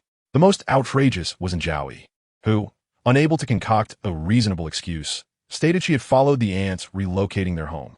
"Excellent. This is splendid. Now we have sufficient company." None of these explanations held water, yet Jiang Zhimiao was unconcerned. The more onlookers there were for the gossip, the greater the shock value, and thus, the more points she would accumulate. Everything was for the sake of points. As Jiang Zhimiao and her entourage enjoyed the lotus flowers, the 2 red dots representing Yuehua and Lin Qingqing converged on the map. She examined the location. The 2 appear to be quite playful. They had chosen a rockery, situated within its depths, likely a secret cave. Jiang Zhimiao frowned slightly, feeling a twinge of frustration. What a fine rockery, yet it conceals a cave. Now that they have entered, how can I observe? The rockery and the concealed cave stirred subtle expressions among the concubines. This sounded rather thrilling. Defei could not help but murmur, if the emperor were here, it would be even more exhilarating. Several nearby concubines nodded in agreement. Just as Defei finished speaking, she looked up to see a bright yellow figure approaching. The emperor had truly arrived, and Zhaoi momentarily lost her composure, instinctively glancing at Defei. Did Defei possess some strange ability? How was it that the emperor always appeared at the precise moment she spoke? Defei herself was taken aback. Was her tongue truly so potent? Oh my, the emperor is here. Should we still pursue the gossip? Jiang Zhimiao's excitement surged. Heaven above, this only intensifies the need to observe. The beloved of true love and her closest brother are secretly entangled. Yulin's expression will surely be most captivating. How much shock value will this provide me? Jiang Zhimiao's inner thoughts echoed in her mind, leaving Yulin unable to disregard them. Taking a deep breath, he spoke softly. The Empress possesses such refined taste. In this sweltering heat, why not seek respite in the palace? The lotus flowers are in full bloom, and, with nothing pressing to attend to, I came to take a look. As for you, my dear sisters, it seems serendipity has led you here. Jiang Zhimiao beamed. So it is the Emperor's intention to come. No wonder the other concubines have gathered here. It appears they wish for a chance encounter with him. Quite impressive indeed. The information circulates swiftly. Jiang Zhimiao silently commended her diligent palace sisters. In this scorching heat, it is no simple task for anyone. Were it not for the allure of gossip, I would never have ventured out. Jiang Zhimiao reflected. The other concubines hesitated, sharing her sentiment. Indeed, in such oppressive weather, perspiration glistened on their faces. If not for the prospect of witnessing gossip alongside the Empress, they would never have stepped outside. Hearing Jiang Zhimiao's thoughts, Yulin's expression softened somewhat. It appeared that his harem remained loyal, momentarily captivated by the Empress, yet still concerned for his favor. The lotus flowers are indeed splendid. I shall join you in your observation, Yulin said, his tone unperturbed. Jiang Zhimiao calculated the time. Yuehua and Lin Qingqing had already been together for a while. If she delayed any further, they might very well depart. Clearing her throat, she remarked, Your Majesty, the lotus flowers are but average. I find myself somewhat weary of them. Yulin regarded Jiang Zhimiao. Today's weather is pleasantly breezy. Why not take a leisurely stroll? Jiang Zhimiao proposed, Quickly, let us catch them in the act. We must witness the gossip. If we linger, they may escape. The group collectively gazed skyward. The sun blazed overhead, turning the entire Yuhua garden into a furnace. Pleasant breeze? Comforting? Such a notion was utterly unfounded. Indeed, Your Majesty, it is a rare and delightful day. Yes, the breeze is quite refreshing. I too wish to wander. The concubines chimed in, wiping their brows. Although this was a blatant fabrication, the lure of gossip overshadowed all else. Yulin scrutinized his concubines, narrowing his eyes slightly. Were their reactions not somewhat peculiar? A flicker of insight crossed his mind, yet he hesitated to confirm it. Your Majesty, what do you think? Jiang Zhimiao inquired. Yulin, maintaining his composure, replied, Then let us follow the Empress. Jiang Zhimiao's spirit surged with excitement. It was imperative to corner those two at the rockery. Leading her grand entourage, she set forth once more. Yuehua and Lin Qingqing remained stationary at the rockery. Concerned that they might leave, Jiang Zhimiao quickened her pace, her followers closely mimicking her every step, hesitant to stray. At last, they reached the vicinity of the rockery. Jiang Zhimiao abruptly halted, followed closely by Yulin, who also came to an abrupt stop. The others struggled to regain their balance, swaying for a moment before stabilizing. Jiang Zhimiao scrutinized the rockery. This rockery has been hollowed out, revealing a cave within. They must be inside. She circled the structure, searching for an entrance to trap the two within. The rockery was substantial, and after 2 laps, she finally discovered a concealed entryway, shrouded by foliage. If I can enter through this passage, I should be able to catch Yuehua and Lin Qingqing red-handed. Yet, entering will inevitably create noise, alerting them in advance. The truly thrilling scene may remain unseen. Jiang Zhimiao felt a twinge of distress. She communicated with the system. What do you suppose those two are doing inside? The system responded. The host may proceed to witness the gossip. Jiang Zhimiao sighed. I wish to see. However, with so many entering at once, there will certainly be noise, and they will undoubtedly prepare to cover their tracks. Suddenly, Jiang Zhimian experienced a moment of inspiration, her eyes brightening. System. I have attracted such a crowd to witness the gossip. If the scene is sufficiently stimulating, the points I could earn should be quite substantial. The system concurred. Indeed, the number of onlookers is considerable. Present were not only Jiang Zhimian, Yulin, and the concubines, but also the eunuchs and palace maids they brought along, totaling around 70 or 80 individuals. If each person contributed a modicum of shock value, it would be quite remarkable. Jiang Zhimian felt a surge of excitement. To achieve an even better effect, why don't you advance me a few points? I will purchase something from the system shop. Once I receive the reward, I will repay you immediately. The system's voice remained unwavering. When you repay, there will be an additional interest of 2 points. The thought of interest left Jiang Zhimian feeling a pang of distress. Nevertheless, contemplating the potential effects of that item, she gritted her teeth. Fine. 2 points of interest it is. It's a deal. The system promptly agreed. The advance points must not exceed 10. No need for so many.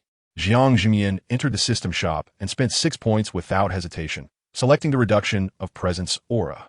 The complete name of this aura is the aura of diminished existence. Upon activation, it allows her to reduce the presence of individuals within a 5-meter radius. The duration of the aura is a quarter of an hour. During this quarter, as long as they do not make excessive noise, those chosen by the aura will experience a significant reduction in their presence. To garner more shock value, a preliminary investment is indeed worthwhile. After selecting everyone present, Jiang Zhimian directly activated the reduction of presence aura. Done. For the sake of gossip, I am committed. Yulin's gaze flickered slightly. Moments ago, Jiang Zhimian had appeared dazed for a while before suddenly displaying delight. What exactly had she done? Yulin felt as if some peculiar change had occurred within him, though he could not articulate why.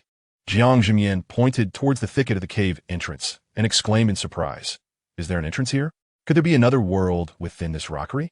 Indeed, the Empress possesses a keen eye. Chen Shuyi quickly echoed her sentiment. Jiang Zhimian smiled gently. This is indeed a rare occurrence. Your Majesty, shall we venture inside? Yulin nodded affirmatively.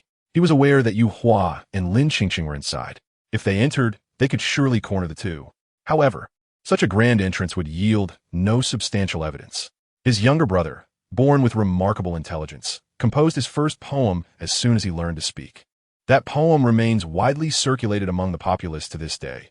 The bright moonlight before my bed, I suspect it is frost upon the ground. I raise my head to gaze at the bright moon and lower it to think of my hometown. The language is straightforward, yet imbued with profound meaning.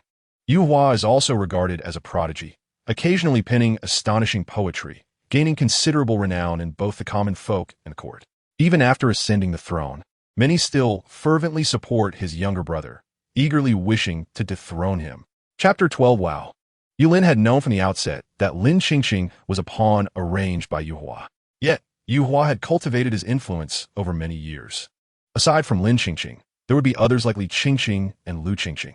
Thus, he simply acquiesced to Yu Hua's desires, feigning deep affection for Lin Qingqing. Only in this manner could Yu Hua temporarily set aside his wariness of him and occasionally convey false information through Lin Qingqing. However, his younger brother was not so easily managed. Yulin could only proceed with caution. Jiang Zhimian, however, proved to be an unpredictable variable. He had conducted extensive investigations into Yu Hua and Lin Qingqing's affairs. How was it that Jiang Zhimian, having only entered the palace for 3 months, was privy to such secrets? This was akin to Yu Hua's innate knowledge. Today, Jiang Zhimian's actions were met with his approval. Even if he could not seize any tangible evidence, the fact that Yu Hua was clandestinely meeting with concubines within the palace was already significant. This cave is tranquil. Let us refrain from making excessive noise to avoid disturbing the peace, Jiang Zhimian instructed, then lifted her skirts and stealthily entered. Influenced by her movements, Yulin instinctively adopted a more cautious demeanor. Once all the masters had entered, the palace maids and eunuchs exchanged glances filled with uncertainty. What are you hesitating for? Hurry and follow them. Li Dewai whispered, Astidi Janinging. He pondered to himself. The Empress's thoughts were indeed whimsical and elusive. Yet, What truly astonished him was the emperor's inexplicable tolerance towards the empress. Could it be that Lin Marin's fortunate days were truly coming to an end? Regardless, he resolved to revere the empress as if she were an ancestor. Within the long corridor, suddenly, a voice emerged. Qing, I know these days have been hard on you. Yu Hua's voice was filled with affection. Jiang Zhimiao's eyes sparkled with delight. Their timing was impeccable. Defei, shock value 1, and Zhao Yi shock value 2. Yulin, shock value 5. Yulin's single point equaled several. Jiang Zhimiao instinctively glanced at him. Buddy, I acknowledge your plight, but it's such a crucial moment of gossip. You must remain utterly silent. Yulin's face darkened, remaining silent. His emotions were indeed tumultuous, but not due to this incident. Rather, it was the realization that Yu Hua's vigilance was surprisingly low. If you're truly so easily dealt with, he would not have needed to plot in secrecy for so many years. Poor child, he seems utterly shocked, Jiang Zhimiao remarked softly, then lightened her footsteps and continued forward. Defei blinked in surprise. Are we still advancing? Even if they're doing their best to tread lightly at this distance, Yu Hua and Lin Qingqing should certainly hear the commotion. After all, they're not deaf. At this moment, Jiang Zhimiao had already crept closer, half her body hidden behind the mountain wall, cautiously peeking out. Wow! It was unclear what Jiang Zhimiao had seen, but her inner voice could only express amazement. It turned out that Yu Hua and Lin Qingqing were indeed oblivious. Defei hurriedly followed suit. One head peeked out from the mountain wall, then several more heads emerged. Yu Lin remained silent. At such a close distance, his younger brother had yet to notice. Li Dehuai and a group of palace maids and eunuchs arrived, trembling in fear, beads of sweat dotting their foreheads. They had initially thought it was merely the empress's whimsical idea. Yet, there were indeed people within the cave. Did they, the servants, just stumble upon a monumental secret? Would they truly not be silenced? Do not make a sound, Yu Lin instructed in a hushed tone, then proceeded forward. A row of heads emerged in unison. In the quiet cave, Lin Qingqing leaned affectionately against Yu Hua, her face blushing. Brother Hua, I would do anything for you. Yu Hua lovingly kissed her forehead, causing Lin Qingqing's face to redden even further. A multitude of heads turned in unison to gaze at Yulin. Poor child, this green hat is being worn rather securely. Jiang Zhimiao's inner voice brimmed with sympathy. Qingqing, I came to the palace this time under the pretext of paying respects to Mother. Mother is shielding me, while my foolish brother believes I am still in her palace. Yu Hua spoke softly, but I cannot linger for too long. Prolonged absence may arouse suspicion. Stupid brother. A group of small heads once again turned towards Yulin. Yulin displayed a stoic expression, his demeanor bordering on numbness. Li Dehuai had already begun to tremble. Heaven help us. This cannot end well. Li Dehuai, shock value 10. Jiang Zhimiao, while indulging in gossip, couldn't help but cast a glance at the grand eunuch. Li Gongong, you are quite impressive.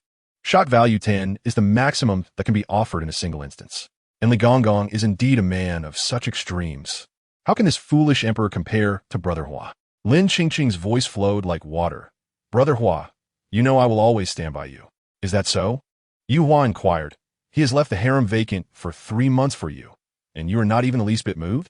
Lin Qingqing immediately grew anxious. Brother Hua, you know my heart belongs solely to you. As she spoke, she began to swear oaths. A multitude of small heads were busy glancing at the gossip unfolding before them, and at Yulin, seemingly enjoying the spectacle immensely. Yulin found himself at a loss for how to respond. Qingqing, do not swear. I naturally believe you. However, I truly must take my leave. Rest assured, I will return to see you in a few days. Yu Hua gently caressed Lin Qingqing's hair. Lin Qingqing revealed a reluctant expression. Brother Hua, I will wait for you. Very well, Yu Hua replied tenderly. Then I shall take my leave for now. After some time, you may depart from here. I understand, Lin Qingqing responded. As Yu Hua rose to leave, a hint of a wicked smile graced his lips. Once more, it was a day to toy with his foolish brother. After taking a few steps, he suddenly halted, a flicker of incredulity flashing in his eyes. Jiang Zhimiao, feeling somewhat embarrassed, waved at Yu Hua. At this moment, it hadn't even been a quarter of an hour. However, the aura merely diminished their presence. It did not render them invisible. Standing face to face, they were bound to be discovered. Yu Hua awkwardly turned his head. The group of concubines mimicked Jiang Zhimiao's actions, waving at him. When he lifted his gaze, He even spotted Yulin, whom he had just been mocking behind his back. This must be a dream. It simply must be, Yu Hua murmured, suddenly pinching himself hard. Chapter 13. Eating melons to satisfaction, Yu Hua pinched himself with great force, involuntarily gasping in pain. Ouch, this really hurts. He was not dreaming. Yet why had these people not vanished from sight? Your Majesty, Lin Qingqing, seeing Yu Hua standing still, approached for a glance, her eyes filled with a hint of terror. Yulin, how could Yulin be here? And the Empress? And a host of concubines? She took a few steps to look outside, spotting numerous palace maids and eunuchs. Lin Qingqing rubbed her eyes vigorously. An illusion. It must be an illusion. Thus, Yu Hua began to desperately pinch his arm. Lin Qingqing rubbed her eyes with fervor. More illusions? Keep pinching. Keep rubbing. Observing the two in their frantic endeavors, Yulin finally spoke slowly. Lin Marin, will you not explain what is happening here? His tone bore a hint of indifference.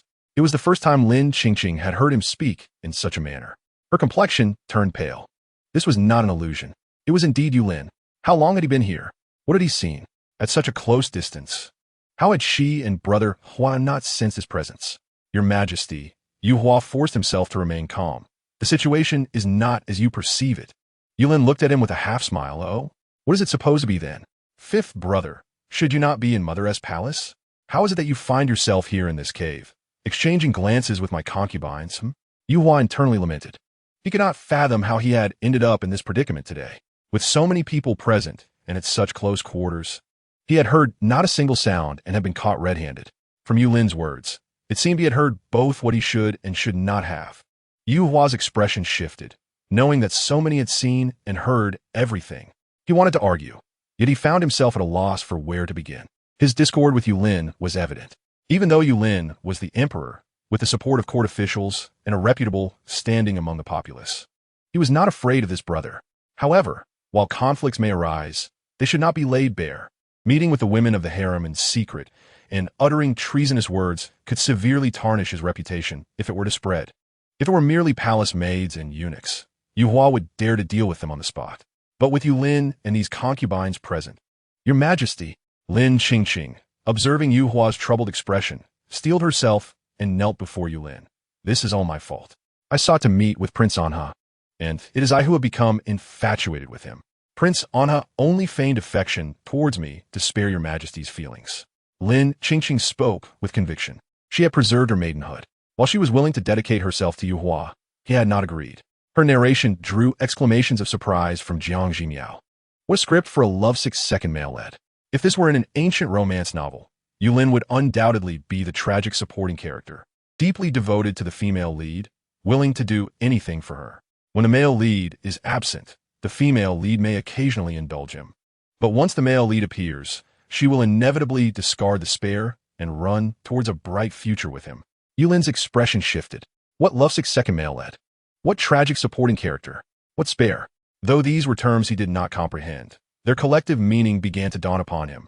He glared at the tearful Lin Qingqing and spoke expressionlessly. Lin Qingqing, you are to be expelled from the Shuxiu Palace, demoted to a maid, and confined for 3 days without leave. This punishment caused Jiang Zhimiao to gasp. Demoted to a maid?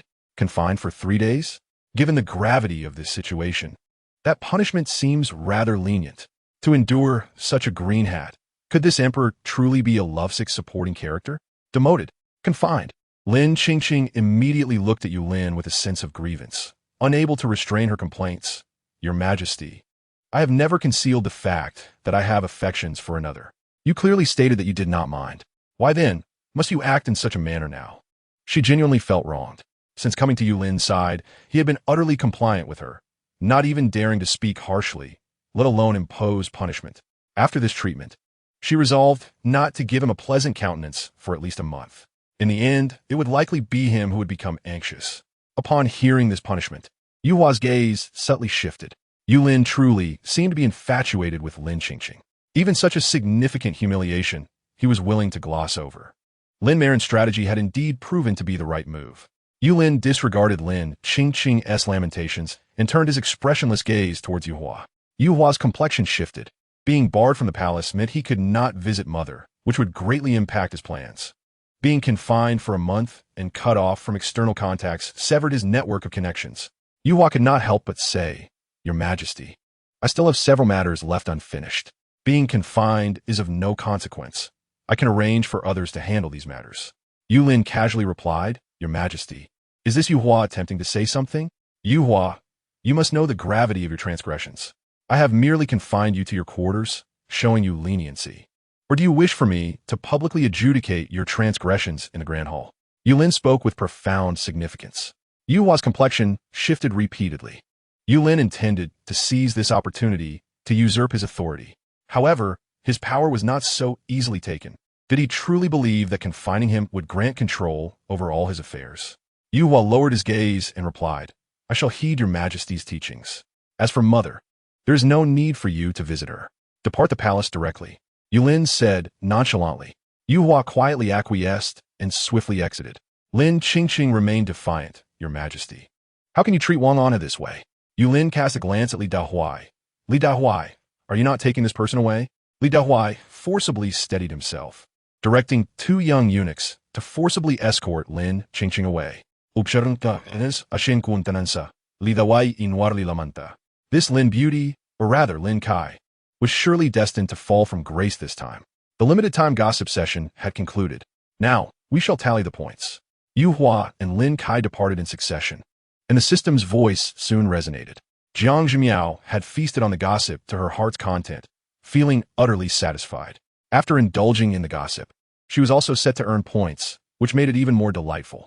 She was eager to see just how much she had gained this time. Chapter 14. It turns out to be a novel. A total of 2,001 points of astonishment were acquired. The list is as follows. 1. Li Dahuai, 55 points.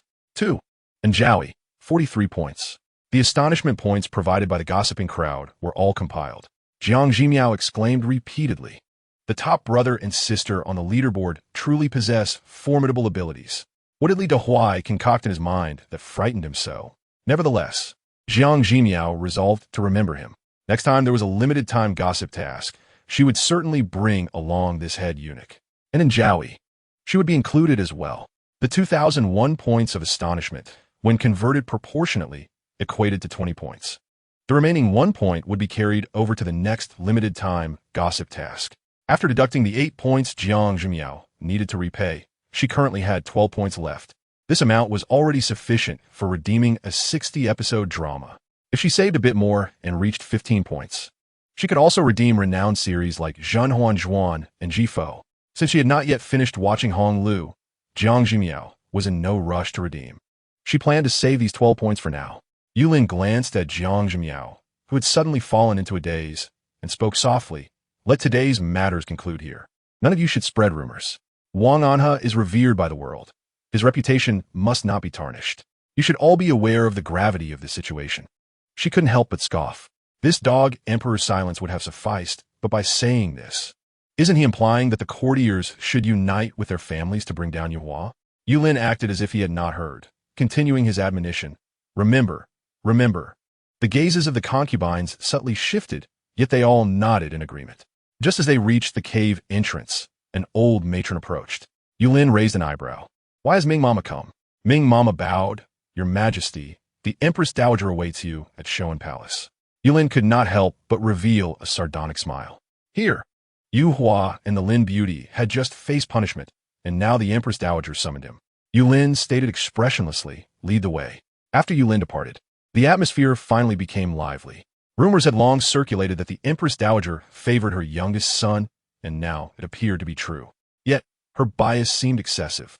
Yuhua and the Lin Beauty had surely met on numerous occasions, and previously, the Empress Dowager had likely shielded them. Her actions placed the emperor in a precarious position. Summoning the emperor at this time was likely also for Yuhua's sake. The concubines began to whisper among themselves. Jiang Zhimiao, intrigued, could not resist asking, "What is the reason behind the Empress Dowager's evident favoritism?" Having crossed into this world, she retained no memories of her original self. Initially, she feared being exposed, but she found that the other concubines harbored no suspicions about her, allowing her to muddle through. Nonetheless, there were indeed many things she comprehended only superficially. Chun Shi hastily replied, "Your Highness is unaware. Wang Anha has been exceptionally gifted since childhood. At 6, he penned Jing Yi Si, and by 8, he composed Chua He. As he blossomed in youth, he created enduring masterpieces such as Jiang Zhimiao. Qin Shi recounted with great fondness. Leaving aside other matters, Yu Hua's talent was undoubtedly unquestionable. Despite his youth, he was already recognized as a literary luminary, commanding respect from numerous scholars. His poem Chua He was regarded by many scholars as a reflection of his compassionate heart. While the late emperor had been alive, numerous individuals had proposed changing the crown prince. Ultimately, however, the late emperor decisively declared that the current emperor would ascend the throne. Qin Shi continued her lamentations. Jiang Zhimiao was left astounded. What nonsense! Xingisi, Chui, Jiang Zhimiao. This Yu Hua must have come from another world. Transmigration? Qin Shi and the others were momentarily taken aback. What did transmigration mean? Was Jing Yi see the poem about the bright moonlight before the bed? Jiang Zhimiao inquired. Qin Shi nodded. And Jiang Zhimiao is about the yellow river's waters coming from the heavens? The concubines all nodded in unison. They hailed from respectable backgrounds, so they had certainly heard of such timeless masterpieces. What utter nonsense! This is clearly the work of the poet Li Bai. This Yu Hua is merely plagiarizing. Jiang Zhimiao inwardly railed. Suddenly, she realized that this world seemed rather peculiar. A transmigrated male protagonist, a naive female protagonist, and a resentful emperor as the secondary male lead. Surely, this configuration was too standard. There is undoubtedly something amiss in this world. The concubines exchanged glances. Who is Li Bai? What does plagiarism mean? It appeared they were quite out of the loop. Has the host finally discovered it? A voice of glee echoed in Jiang Zhimiao's mind. Jiang Zhimiao gritted her teeth. System. What does this mean? The system cleared its throat. It's nothing much. The host may redeem an item called plot synopsis from the system shop. Upon use, the host will naturally understand. A plot synopsis. Jiang Zhimiao's expression shifted. The plot had emerged. She was indeed in the world of a book. Subsequently, she instructed everyone to leave, deciding to examine the system shop on her own. Within the shop, there truly was an item called plot synopsis. This item required a full 10 points. However, the appearance of another transmigrator piqued Jiang Zhimiao's interest. Gritting her teeth, she resolutely used 10 points to redeem the plot synopsis. Upon use, a stream of text surged into her mind. Jiang Zhimiao read swiftly, becoming dazed. The plot synopsis. It was indeed quite a synopsis. From this summary, she confirmed that she had indeed transmigrated into the world of a book. This book was a grand male protagonist's wish fulfillment narrative, with Yu Hua as the central figure. Yu Hua was a modern individual who had crossed over, quickly gaining recognition through his poetic prowess, and subsequently embarked on a meteoric rise, secretly creating soap glass and even clandestinely developing gunpowder. While pursuing his endeavors, he also captured the hearts of numerous women, with Lin Qingqing being but one among them. In addition to Lin Qingqing, there were also the legitimate daughter of the Fong family, the general's daughter, and a princess from an enemy nation, all of whom were infatuated with him. Yu Hua, while charming various women, relied on her modern knowledge to achieve great success. Ultimately, she overthrew the tyrant, Yu Lin, and ascended the throne as empress. Jiang Zhimiao lamented, to traverse into a book is one thing, but to find oneself in a narrative of an overpowered protagonist is another. My days as empress will soon come to an end in 3 years. 3 years later, Yu Lin mysteriously perished within the palace. Yu Hua ascended the throne. The concubines of Yu Lin faced dire fates. Her father, the reigning prime minister, sought to uncover the truth behind Yu Lin's death, only to be framed by Yu Hua for treason, resulting in the execution of his entire family. The former empress herself met a tragic end, suffocated in the dead of night. The family of the Defei, lacking support for Yu Hua, saw her father and brother stripped of military power, replaced by a deputy general, whose daughter became one of Yu Hua's concubines. On the day of Yu Hua's coronation, she even flaunted her status before Defei, leading to Defei's despair and suicide. The younger sister of Su Jiu, who had delivered a poison bracelet, was actually a descendant of a revered healer and later became one of Yu Hua's concubines. Su Jiu succumbed to poison, bleeding from all 7 orifices. Jiang Zhimiao's anxiety escalated as she realized she had only 3 years left. Should the narrative continue, she feared she would meet the same tragic end as the book's character. Chapter 15. He is the Son of Heaven. This summary merely touches upon the surface, lacking details about how Yu Hua captured the hearts of those extraordinary women or the specific powers she wielded behind the scenes. Jiang Zhimiao felt a wave of frustration. System, is there no more detailed plot available? The system responded, there are two ways to obtain further skills. First, daily gossip may unveil relevant information. Second, you may spend additional points to acquire more intricate plot details. Jiang Zhimiao glanced at the remaining items related to the plot, her expression turning as green as Yulin's hair. 10 plot points, 100 points. 50 plot points, 480 points. 100 plot points, 950 points. To uncover the complete narrative, she would need a staggering 950 points. After diligently completing tasks over the past 2 days, she had only accumulated 25 points. How could she possibly amass 950 points? Jiang Zhimiao looked at the wall beside her. Perhaps she should just end it all? Host, please remain calm. The system hurriedly reassured her. Jiang Zhimiao gritted her teeth. System, when you bound me, you didn't say this. You promised that my accumulated virtues from 3 lifetimes would ensure a smooth existence in this one. In her previous life, she had died young in a car accident.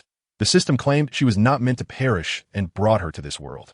With no attachments in her original world and her adaptable nature, she quickly accepted this new reality. The last 3 months had been relatively pleasant, aside from her daily work obligations. Yet, recently, her workload inexplicably increased, with Yulin staying overnight and various concubines visiting. However, Jiang Zhimiao still managed to endure. Now, this system had thrust her into the world of a book, where she was merely a supporting character with a grim fate. How could she find joy in that? The system felt somewhat guilty, quickly stating, Host, when we traverse time and space, there was indeed a slight mishap that led us into this narrative. In the story, Jiang Zhimiao meets a tragic end as a supporting character, but remember, you are here too. Yuehua is also a time traveler, and you possess this system's assistance. You can defy fate. Jiang Zhimiao scoffed, leaning back. Change fate? No, thank you. I'll just wait for 3 years until my demise, and go complain to Yan Wang. You promised I wouldn't meet my end, yet I've died twice. Let us see how you explain that.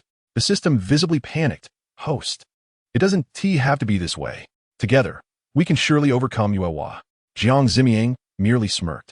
The system gritted its teeth. I'll return the interest on those 2 points. Jiang Zhimiao raised an eyebrow. The system continued. I can offer you a long-term advance of 10 points. Jiang Zhimiao maintained her impassive demeanor. The system pondered for a long time. I can provide access to 2 episodes of television daily for free. Jiang Zhimiao remained unresponsive. The system nearly cried. Host, I am merely a modest system with limited authority. Once I prosper, I will surely repay your immense kindness. With the system's lamentations echoing in her mind, Jiang Zhimiao glanced up. It seemed this time there would be no more exploits to be had. All right, let us leave it at that for now. Thank you, host. The system sighed in relief. No need for thanks. I am naturally benevolent. Jiang Zhimiao replied dismissively, her mind already occupied with thoughts. She felt quite content with this world. Firstly, she was the empress, second only to none. Secondly, the emperor was impotent, preventing any rivalry in the harem. Lastly, she had a group of sisters with whom she could play Mahjong. Each day, she could indulge in gossip and leisurely pass her days. If she could continue this existence until her natural end, it would be the most comfortable outcome imaginable. To alter her fate, both Yuehua's actions and Yulin's stability were crucial. As long as Yulin remained firmly seated on the throne, she would remain empress, able to live a life of ease. In 3 years, would Yulin suddenly perish? Was it the result of foul play or an unforeseen illness?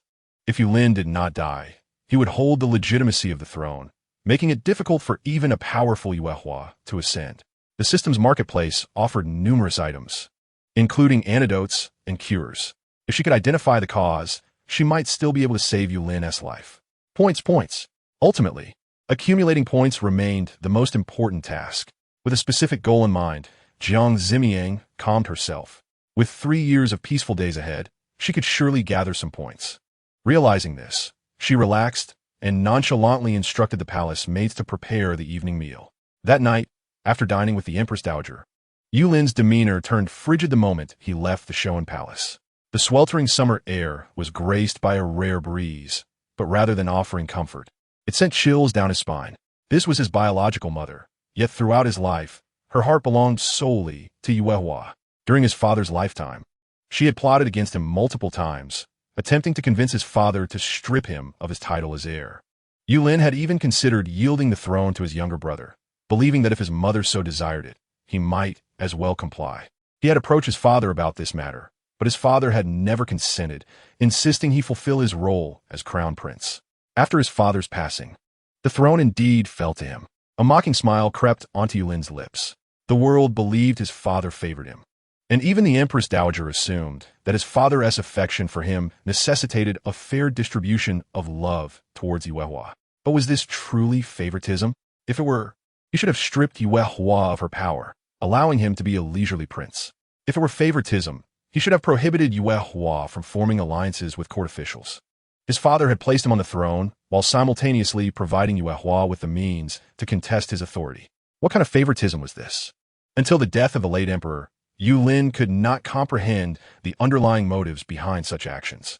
If he adored Yuehua so much, why not simply bequeath her the throne? Why compel him to ascend while granting Yuehua so many opportunities to challenge his reign? It was clear that this was a deliberate design to incite conflict between them. Suddenly, memories of the past flooded back, and the gaze of Yulin turned slightly cold. Everyone praised Yuehua, all wishing for Yuehua to supplant him. Though he was the emperor, he lived in constant doubt day and night. Just moments ago, the Empress Dowager summoned him, delivering veiled admonitions, insisting he should not punish Yuehua. He had merely retorted a few times. Yet the Empress Dowager abruptly claimed her health was failing and declared that if she did not see Yuehua, she would commence a hunger strike. Yulin understood that, for her youngest son, the Empress Dowager would likely concoct further schemes. However, he was already the son of heaven. As such, even if he must walk alone through the shadows, he would persevere until the end. No one could control him, neither Yuehua nor the Empress Dowager. His emotions surged, and suddenly a violent headache struck. Chapter 16. What is happening? Yulin clenched his teeth tightly. The onset of his headache came without warning. He had suffered from this ailment since childhood, experiencing episodes that were initially bearable, but with age, the pain had become unbearable. Now, each episode felt as though it might shatter him. He was well aware that many hoped for his demise. Yet, he was determined not to grant them that satisfaction. Even if he endured a life worse than death, he would persist. Li Dahuai noticed Yulin's abrupt slowing pace and felt a tremor in his heart.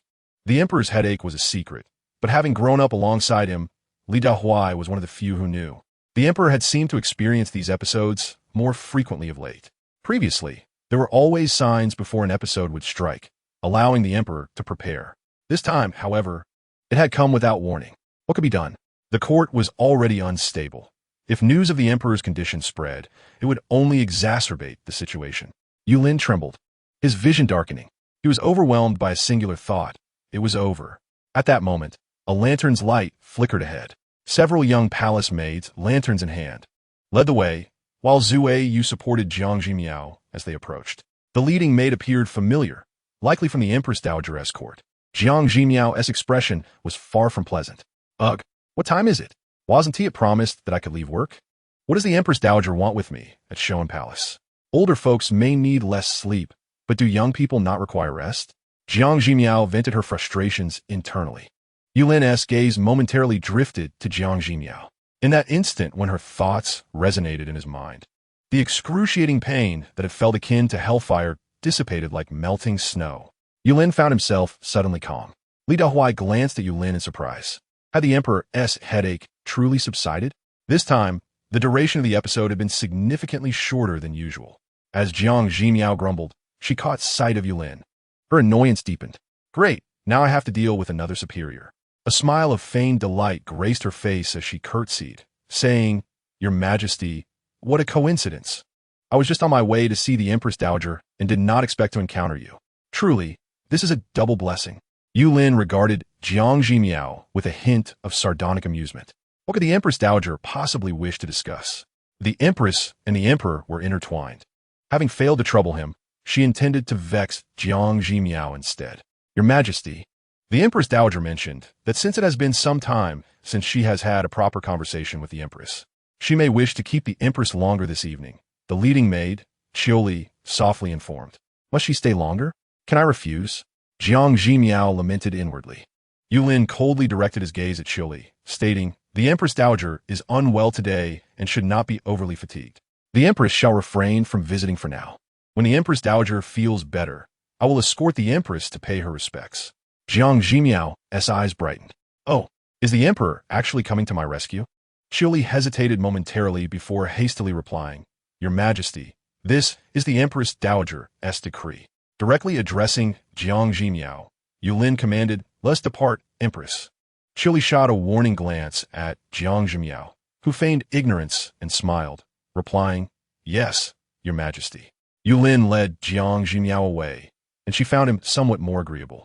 Upon reaching a fork in the path, she took the initiative to remind him, Fengyi Palace is to the right, while Yangxin Palace is to the left. We should part ways here. Once I've dealt with this emperor, I can finally leave work. Hooray! Yulin raised an eyebrow. Unable to tolerate Jiang Zhimiao's excessive cheerfulness, he instructed Li Dahuai, Prepare for Fengyi Palace. Yes, Your Majesty, Li Dahuai responded loudly. Jiang Zhimiao felt her body stiffen. What? Am I to cover him with a quilt for the entire night again? Yulin inhaled deeply and stepped forward. Jiang Zhimiao, with a frown, sighed all the way there. This overtime is truly excessive. Can I request a raise? Or at least some compensation for overtime? Why does this emperor fluctuate between being productive and unproductive? Perhaps this is the so-called capriciousness of the powerful. Oh well, those who lack prowess often harbor some psychological quirks. Empress. Yulin halted abruptly, and Jiang Zhimiao looked at him in confusion. Yulin gritted his teeth. It's too noisy. Too noisy? Jiang Zhimiao listened to the surroundings and turned to Li Dahuai. Li Gonggong, I've noticed that your footsteps have been the loudest along this entire journey. You should reflect on that. Li Dahuai was taken aback, quickly apologizing. I am in the wrong. He stood on tiptoe, looking at Jiang Zhimiao with a face full of flattery. Empress, I will walk on tiptoe from now on. Jiang Zhimiao nodded in satisfaction and turned to Yulin, saying, Your Majesty, it's quieter now. Yulin snorted and quickened his pace. It's truly difficult. No matter the workplace, one must learn to read the room and discern the intentions of superiors. When will this life reach its conclusion? Is it only when one reaches the position of Empress Dowager that it will be over? Wait, what am I thinking? Our emperor lacks such capability. Yulin felt his head buzzing. The physical pain had subsided, but now he felt subjected to endless mental torment. Throughout their journey, Jiang Zhimiao had continued her incessant chatter. Upon finally arriving at Fengyi Palace, Jiang Zhimiao, perhaps exhausted from her complaints, fell silent. Yulin exhaled in relief, lifting his teacup and savoring a sip. Suddenly, that intense pain crashed back upon him. His body trembled uncontrollably. Jiang Zhimiao was taken aback. What? Is this a setup? There is nothing wrong with my tea. As soon as Jiang Zhimiao's thoughts echoed, the pain vanished, and Yulin relaxed. The headache had disappeared once more. What was happening? Chapter 17. Reassurance. Yulin turned to gaze steadily at Jiang Zhimiao. This is not my concern. Do not implicate me. Jiang Zhimiao muttered incessantly. Yulin gritted his teeth and declared, I am perfectly fine. His complexion had returned to normal, and Jiang Zhimiao observed him for a while, feeling somewhat reassured. Yulin still had 3 years before he would suddenly meet his demise. For now, there was no need for excessive worry. Suddenly, Yulin's pupils constricted sharply as he turned to Jiang Zhimiao. What did she mean by having 3 years left before he would die? Was he to perish in 3 years? He chuckled darkly. The frequency of his headaches had increased to such an extent that if he were to suddenly succumb to one, he would not be the least bit surprised. Yet, how did Jiang Zhimiao know this? What other mysteries did this woman possess? Yulin's expression darkened. Jiang Zhimiao could not help but say, Your Majesty, if you are feeling unwell, perhaps. Yulin interrupted, My health is excellent. Very well. Jiang Zhimiao raised an eyebrow.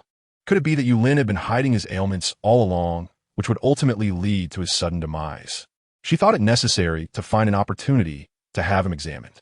She recalled that there was a health checkup form in the system that could be purchased for 5 points, allowing for a comprehensive physical examination.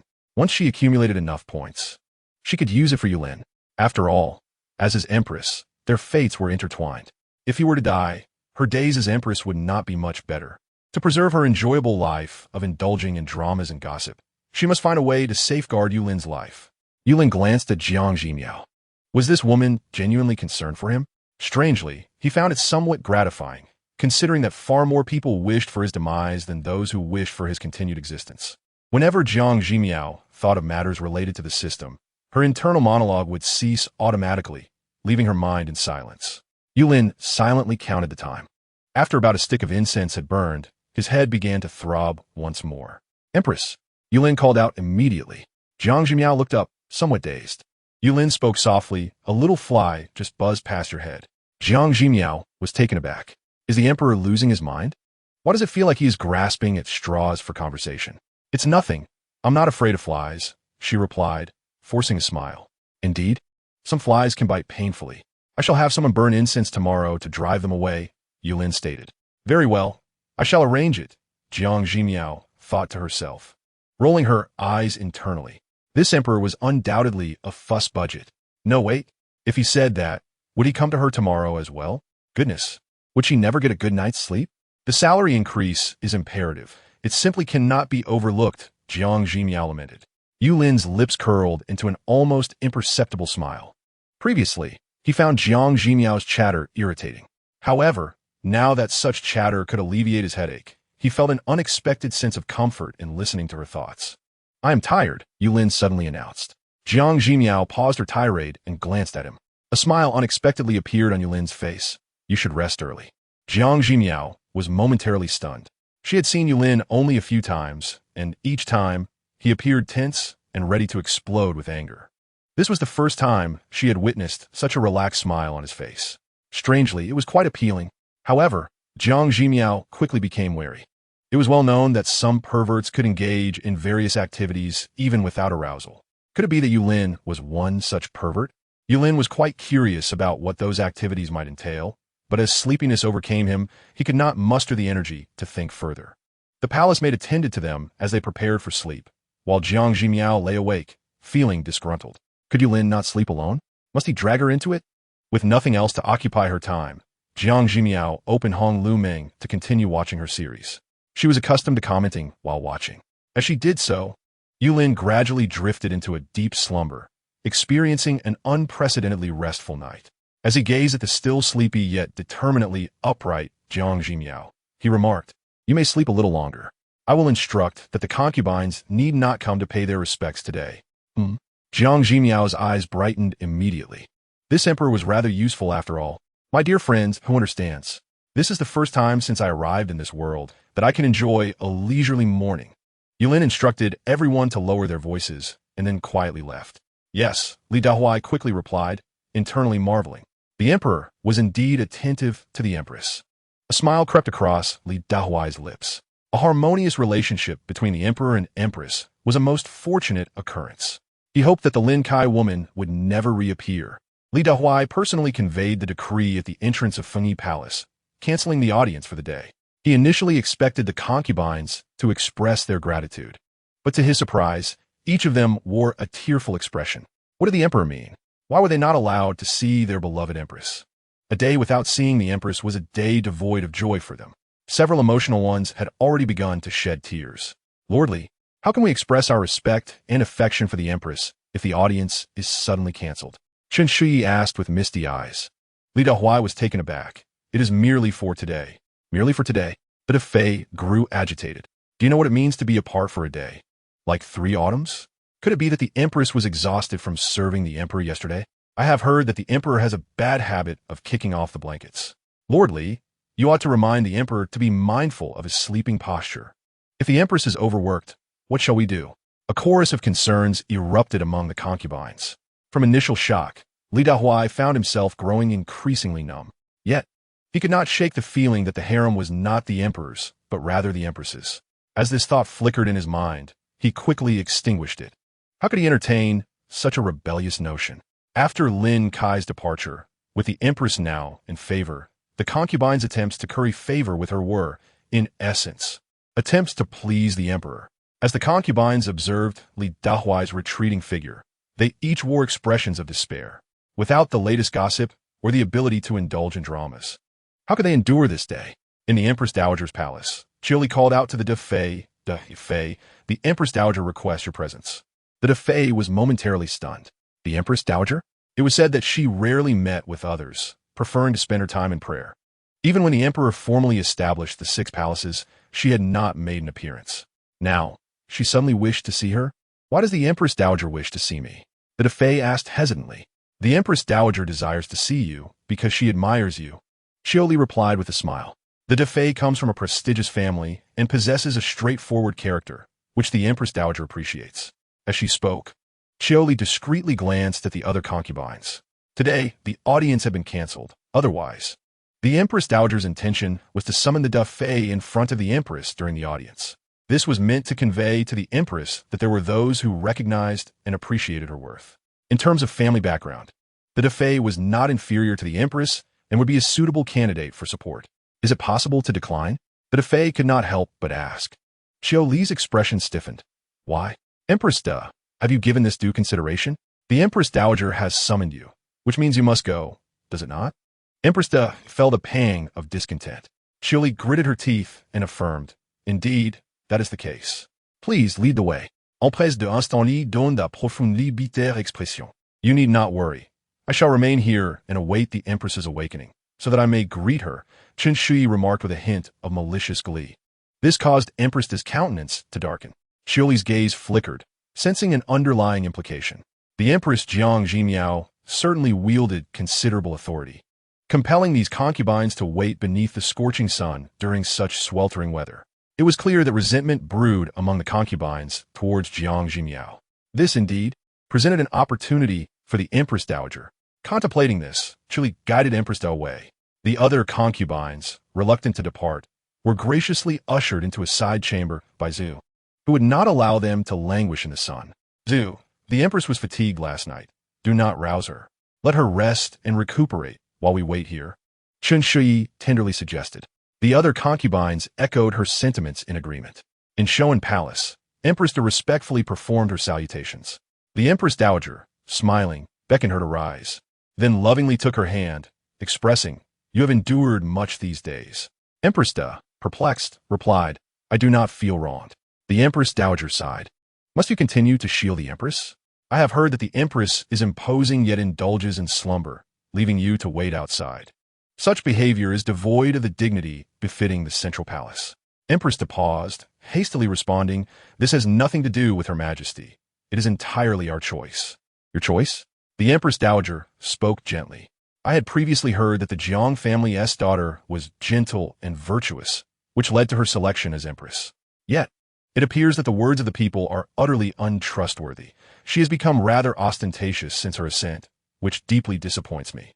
Yet you, Empress Da, possess a refreshing disposition that I quite admire."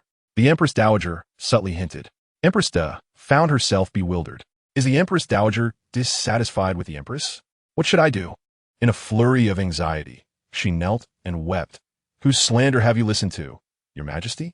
The Empress embodies maternal grace, and all in the harem hold her in esteem. We simply miss her, which is why we wait outside. How can that be related to Her Majesty? There is no one else capable of fulfilling the role of the harem's matriarch besides the Empress. Please, Your Majesty, do not bring this up again. I am exceedingly anxious. Empress Da wept sincerely, genuinely fearful. If the Empress Dowager were to suddenly turn against the Empress, how could she retain her composure amidst such turmoil? What would she do then? She might as well perish. Her sobs grew increasingly louder, and in a moment of overwhelming emotion, she clung to the Empress Dowager's leg. The Empress Dowager, taken aback by such a reaction, glanced at Qiuli, who appeared even more bewildered. As Empress Da continued to cry, she began to wipe her tears on her trousers. The Empress Dowager could no longer contain herself, saying, "I merely spoke in jest. Do not take it to heart." Empress Da composed herself, asking, "Was it truly just a jest?" The Empress Dowager reluctantly nodded. "You have frightened me terribly," Empress Da exclaimed, patting her chest. "Next time, please refrain from jesting so lightly. I cannot bear it." The corners of the Empress Dowager's lips twitched as she gently replied, "You may leave now." Empress Da wiped her tears and joyfully exited. The Empress Dowager furrowed her brow. She had merely hinted at her discontent, yet Empress Da had been rendered a weeping mess. Alas, Lin Kai Nu had fallen from grace. Otherwise, the Empress would not be so emboldened. Qiuli spoke softly. The Empress Dowager coldly dismissed Lin Qingqing, deeming her too lowly to entangle with our Huarer. Had it not been for Huarer's assertion of her usefulness, I would never have paid heed to such a low-born individual. As she spoke, a hint of sorrow shadowed her features. Yulin had resolutely confined Yuhua. She had intended to take action, but with Yulin holding leverage, Any gossip regarding Huar as clandestine meetings with the concubines could lead to disastrous consequences. Huar had sent a message, urging her to remain calm, assuring her that he had a plan to extricate himself. Recalling Huar as confident demeanor, the Empress Dowager felt a sense of relief. Huar had never failed in his ambitions. She simply needed to wait. In the Anha Wangfu, Yu Hua diligently penned something. After a considerable time, a smile crept upon his lips. This is sufficient, he concluded. This will have these women wringing their hands in anticipation for more. Seeing such a sensational work, how could those women not develop an infatuation for him, perhaps even harboring secret affections? Yu Hua closed the book, its cover boldly inscribed with 3 characters, Han Lu Meng. Chapter 19. Comparison. Jiang Zhimiao awoke from a deep slumber, only to be informed that the concubines were eagerly waiting in the side hall. Jiang Zhimiao was taken aback. Did I not say that the morning audience was cancelled? Zuyu sighed. The emperor indeed commanded such. However, the concubines expressed that a day without seeing your majesty leaves them feeling empty, and they must see you to find solace. Jiang Zhimiao momentarily felt disoriented. She had just realized how captivating she truly was. In the next instant, a sympathetic expression crossed Jiang Zhimiao's face. After all, with Yulin's health in question, her position as empress implied a tacit understanding between them. They could comfortably chat beneath the covers, which seemed harmonious enough. However, the other concubines might not tolerate such circumstances. Yulin's desire to conceal this secret precluded him from visiting the other palaces. In an era devoid of entertainment, the concubines could only vie for favor, which served as a diversion. Given the emperor's predicament, they lacked even a motive for competition. Wasn't he this dreadfully dull? They likely believed that perhaps they could still catch a glimpse of the emperor in their presence. Little did they know, the emperor was utterly ineffectual. Jiang Zhimiao sighed. Please invite them in. Yu cautioned softly. Your majesty is sleeping soundly. I would not dare disturb her. It is already midday. Midday? Jiang Zhimiao suddenly felt a twinge of guilt. She had not indulged in a lie-in for 3 months, and today she had relished a long-awaited reprieve. Make arrangements as we did yesterday. Let a banquet be held directly in Fengyi Palace, Jiang Zhimiao instructed. The concubines have their own share of responsibilities. Simply have the imperial kitchen send the dishes to Fengyi Palace. Zuyu complied and left. Your Majesty, Yun Xiang, while assisting Jiang Zhimiao to rise, whispered anxiously. The Empress Dowager summoned Empress today. Jiang Zhimiao raised an eyebrow. With a smile, she replied, the Empress Dowager may summon whomever she pleases. It is but a trivial matter. Your Majesty, Yun Xiang urged. Why, of all times, would the Empress Dowager summon Empress right before Fengyi Palace? This clearly indicates her dissatisfaction with you. Should you not find a way to resolve any misunderstandings between you and the Empress Dowager? Jiang Zhimiao understood the Empress Dowager's intentions. Yet she remained unfazed, stating, there is no need for unnecessary concern. Had the original Jiang Zhimiao been in such a situation, she would have been filled with trepidation and hastened to offer her apologies. However, having witnessed the unfolding events, Jiang Zhimiao was acutely aware that 3 years hence, Yulin would perish unexpectedly, and the Empress Dowager would exhibit not a shred of sorrow, instead jubilantly sending word to Yu Hua. Yu Hua would arrive at the palace that very night, and the next day, the Empress Dowager would unveil Yulin's will, which explicitly named Yu Hua as his successor. Thus, Yu Hua would ascend the throne in rightful succession. The Empress Dowager's favoritism had reached an irretrievable extent, and Jiang Zhimiao even suspected that Yulin's demise was somehow intertwined with the seemingly pious Empress Dowager. All she knew was one thing. She is the Empress of Yulin, and the fates of the two have been intertwined since the moment of their marriage. Should she be compelled to choose between Yulin and the Empress Dowager, her choice would undoubtedly be Yulin. It is evident that Yulin disapproves of her closeness to the Empress Dowager. Hence, why should she seek to approach her? The more the Empress Dowager expresses dissatisfaction, the more Yulin seems to trust her. As for the Defei, Zhimiao contemplated for a moment. She could not dictate how the Defei would choose. If the Defei were truly incited by the Empress Dowager to oppose her, then she would meet force with force and water with earth. Just as Zhimiao had finished tidying up, Ziyu entered to report that the Defei wished to see her privately. Zhimiao's gaze flickered. Take her to the main hall. I shall come shortly. Ziyu complied. Yan Xing expressed some concern. Your Highness, What if the Defei has come afloat? Jiang Zhimiao shook her head. That is unlikely. We shall see when we meet. By the time Jiang Zhimiao arrived at the main hall, the Defei was already waiting. Jiang Zhimiao had just begun to speak when the Defei's eyes reddened, tears streaming down her cheeks. Your Majesty. I was terrified today. Jiang Zhimiao was taken aback and instinctively offered her a handkerchief.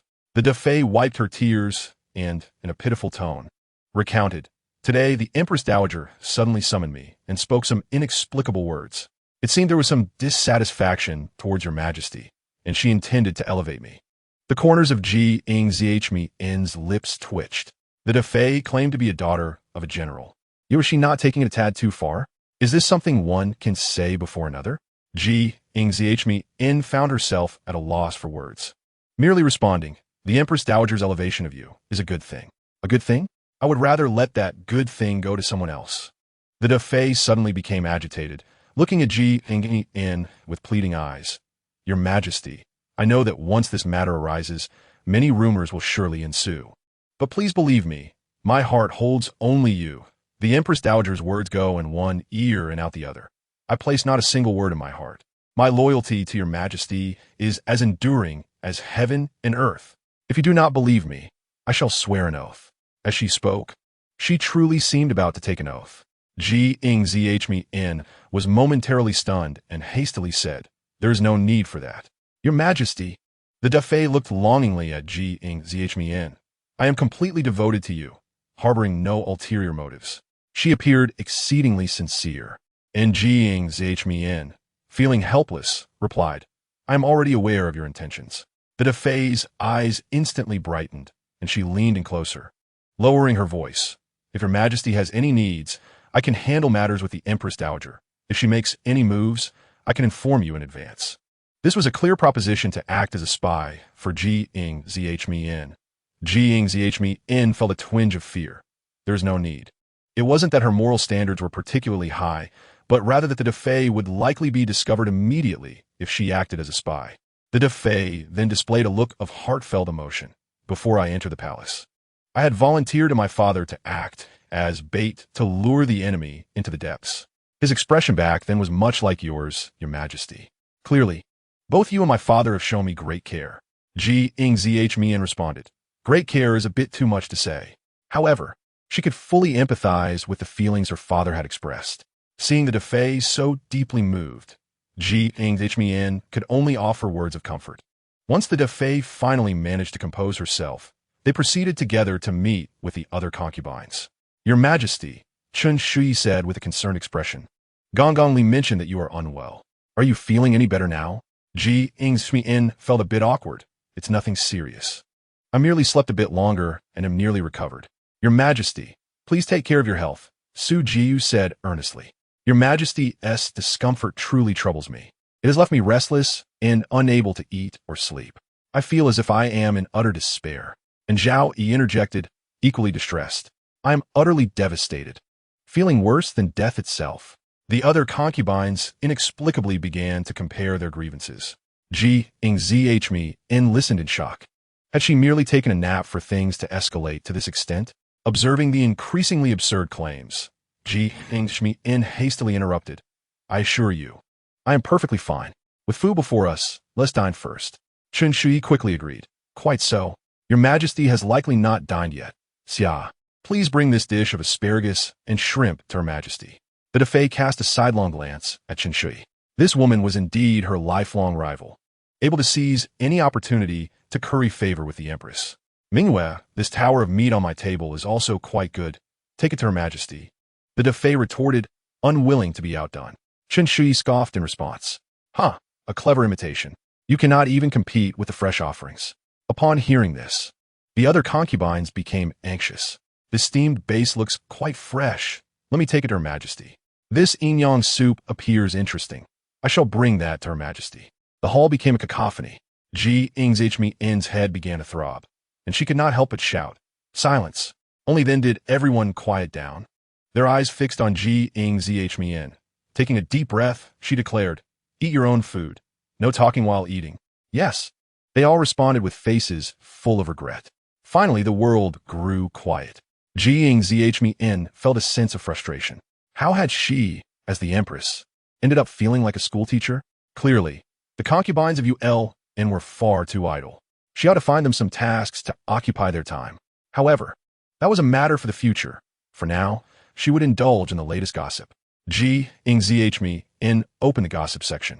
The other concubines instinctively perked up their ears. The Defei's little Lindsay has a talent for flowers. The Defei's eyes flickered. The Yikiren is tone-deaf, yet loves to sing. Believing her voice to be melodious, she practiced for 3 months, planning to astonish the emperor and gain his favor. Recently, perhaps due to self-awareness, she has abandoned this notion. The crowd turned to look. Yikiren was momentarily dumbfounded. Tone-deaf? Is that a reflection of her singing ability? What does it mean to believe her voice is melodious? She was indeed melodious. Recently, she had given up on this pursuit simply because she had ceased trying to attract the emperor's attention. How could that be construed as self-awareness? No, she could not possibly be tone-deaf. The empress's gossip must have been misconstrued, Yikiren thought resolutely. As she read the last piece of gossip, Jiang Zhimiao's eyes narrowed slightly. The former emperor had 8 children, 5 princes and 2 princesses. The second princess, Umn, was timid by nature and preferred solitude. After Uln's wedding, discussions about the second princess's marriage commenced. As for the princess's affairs, it was not Jiang Zhimiao's place to decide. She had merely heard that the Empress Dowager and the royal family had selected a young prodigy for her. But was this really the young prodigy they had chosen? Setting aside the fact that he had an extramarital affair, if he had any sense of responsibility, he would have directly rejected the engagement and made his extramarital affair public. Jiang Zhimiao would have admired their genuine love. To hide the truth, while seeking to marry the princess, was quite distasteful. She found herself at a loss for answers. The narrative was far too brief, and the matter of the second princess had not been mentioned at all. Jiang Zhimiao fell into contemplation. The expressions of the other concubines also shifted slightly. The noble princess of the Wying nation, chosen among many, turned out to be such a character? This matter should be brought up when I see the emperor. Yinga Zeta me mused. She had never met the second princess, but in this era, a woman's fate was already fraught with difficulties. She could not simply watch the second princess leap into the fire. The Defei raised an eyebrow. Zhang, is it? As she composed a letter, she ensured that he would be caught unawares and receive a well-deserved thrashing. Chen Shui smiled gently. Once the truth was uncovered, she would certainly teach him a lesson. Contemplating the matter of the second princess, Jiang Zhimiao felt a bit of unease and loss of appetite. She casually turned on the playback of Hong Lu, her thoughts occupied with how to broach the subject of the second princess with Yulin. Engrossed in the drama, while enjoying her meal, was indeed quite delightful. The plot of Hong Lu was increasingly engaging, with charming and vibrant women captivating everyone's attention. Chao Gong truly is a genius of the ages. Hong Lu, when viewed superficially, possesses its own charm, and when examined deeply, offers profound enjoyment. With each viewing, new insights emerge, Jiang Zhimiao mused. Everyone had seen the opening and closing scenes. The author of this masterpiece, as clearly stated, is none other than Mr. Chao Shuichen. The others nodded in agreement with Jiang Zhimiao's sentiments, affirming the truth of her statement. This Mr. Chao is indeed a remarkable talent of the ages. In the Chuxiu Palace, Lin Kai held a book, her eyes sparkling with excitement. Hong Lu, what an exquisite work. Today, Yuhua had gone to great lengths to send a few words in this very volume of Hong Lu. Yuhua intended for her to use the ensuing content of this book to pique the interest of certain concubines, thereby winning them over to her side.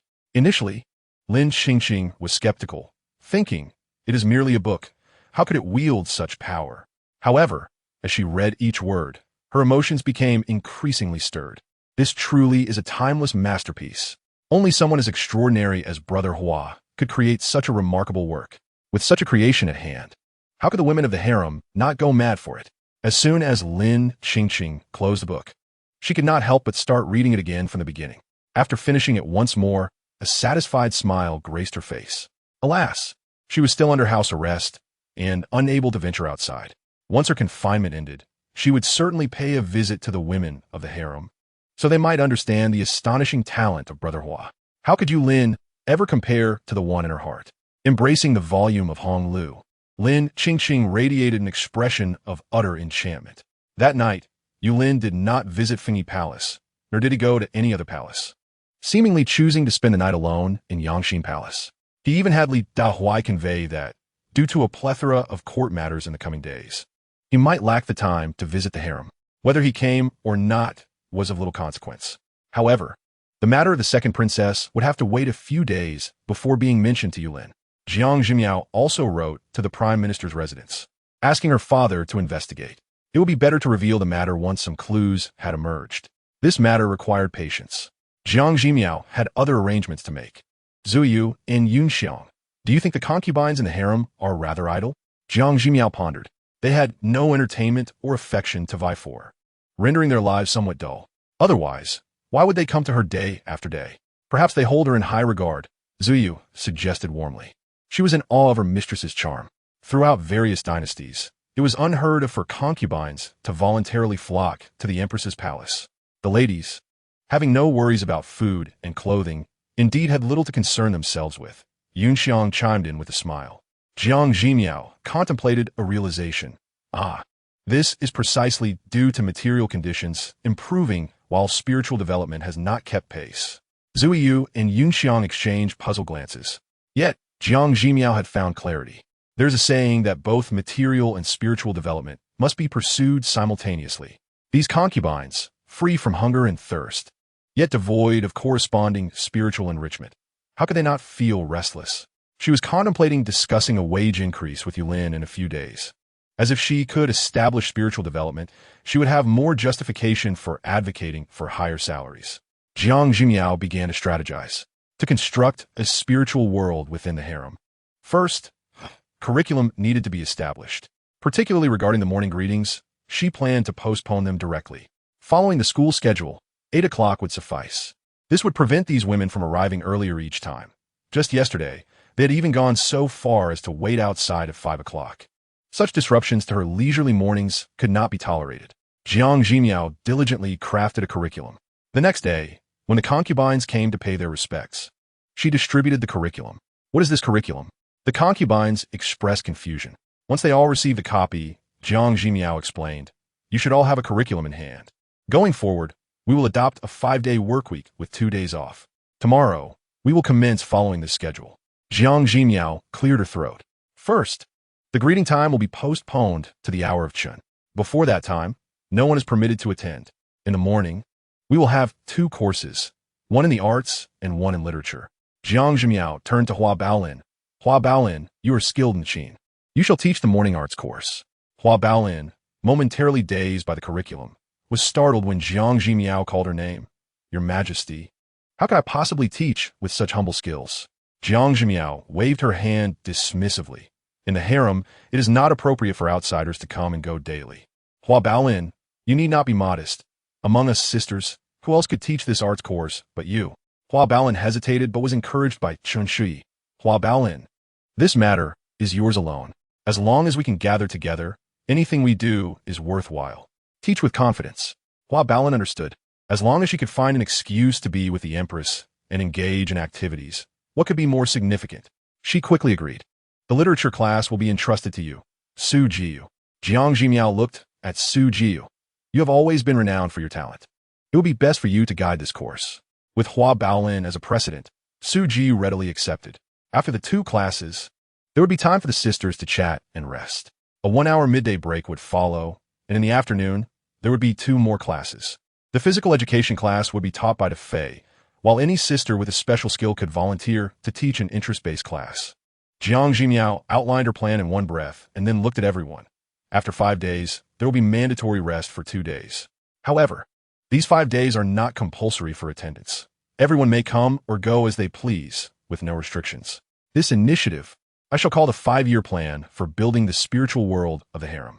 Do any of you have questions? Spiritual world? 5-year plan? They did not fully grasp the concepts. However, this did not hinder them from nodding enthusiastically. Having spent considerable time with the Empress, they had honed a new skill, self-interpretation. It was fine not to understand at first.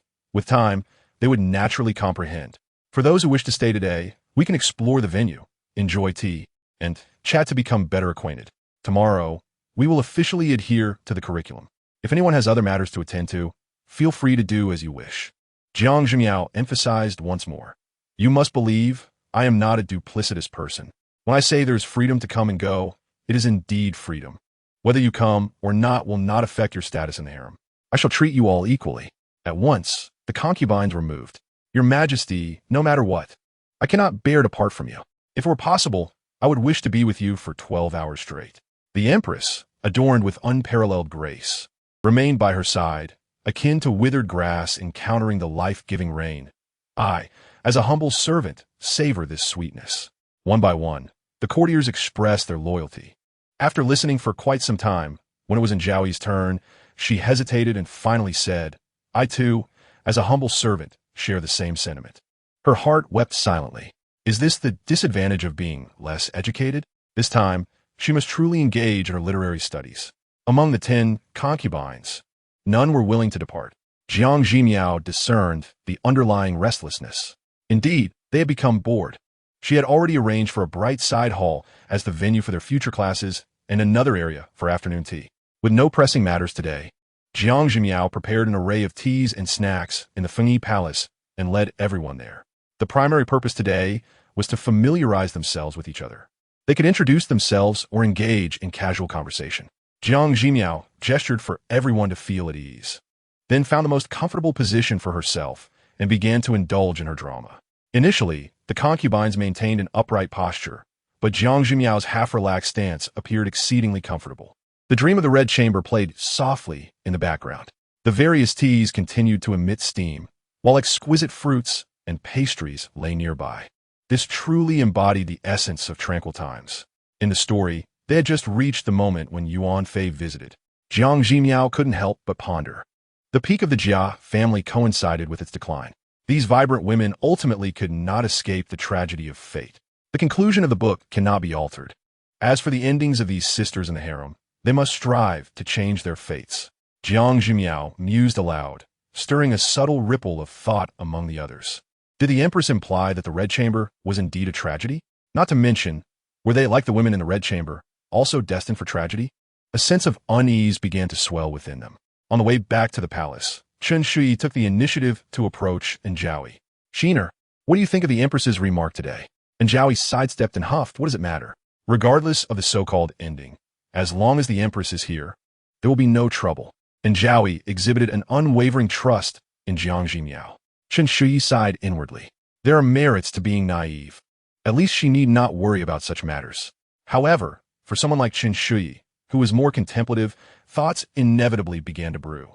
They were all consorts, and if only one or two faced dire fates, it could be attributed to palace struggles. Yet if all faced unfortunate endings, only one possibility remained. The emperor had encountered calamity, or perhaps the dynasty was on the brink of collapse. Every time she considered this, Chen Shui felt a surge of trepidation. Her meticulous mind involuntarily turned to Yuehua. If any upheaval befell the emperor, it would likely be connected to the Wang Anhe. Though she could not see her family at this moment, she resolved to send a letter, cautioning them to avoid any deep entanglements with Wang Anhe. That night, some were carefree, while others tossed and turned. Su Jiu pondered over Jiang Zhimiao's remark, but she had even more pressing matters at hand. The Empress had stated that she would be the one to conduct the literary class the following day. She must prepare diligently and not disappoint the Empress. Su Jiu was invigorated throughout the night. The next day, bound by Jiang Zhimiao's schedule, everyone endured until the hour of Chun to hastily make their way to Fengyi Palace. Jiang Zhimiao punctually glanced at the morning news.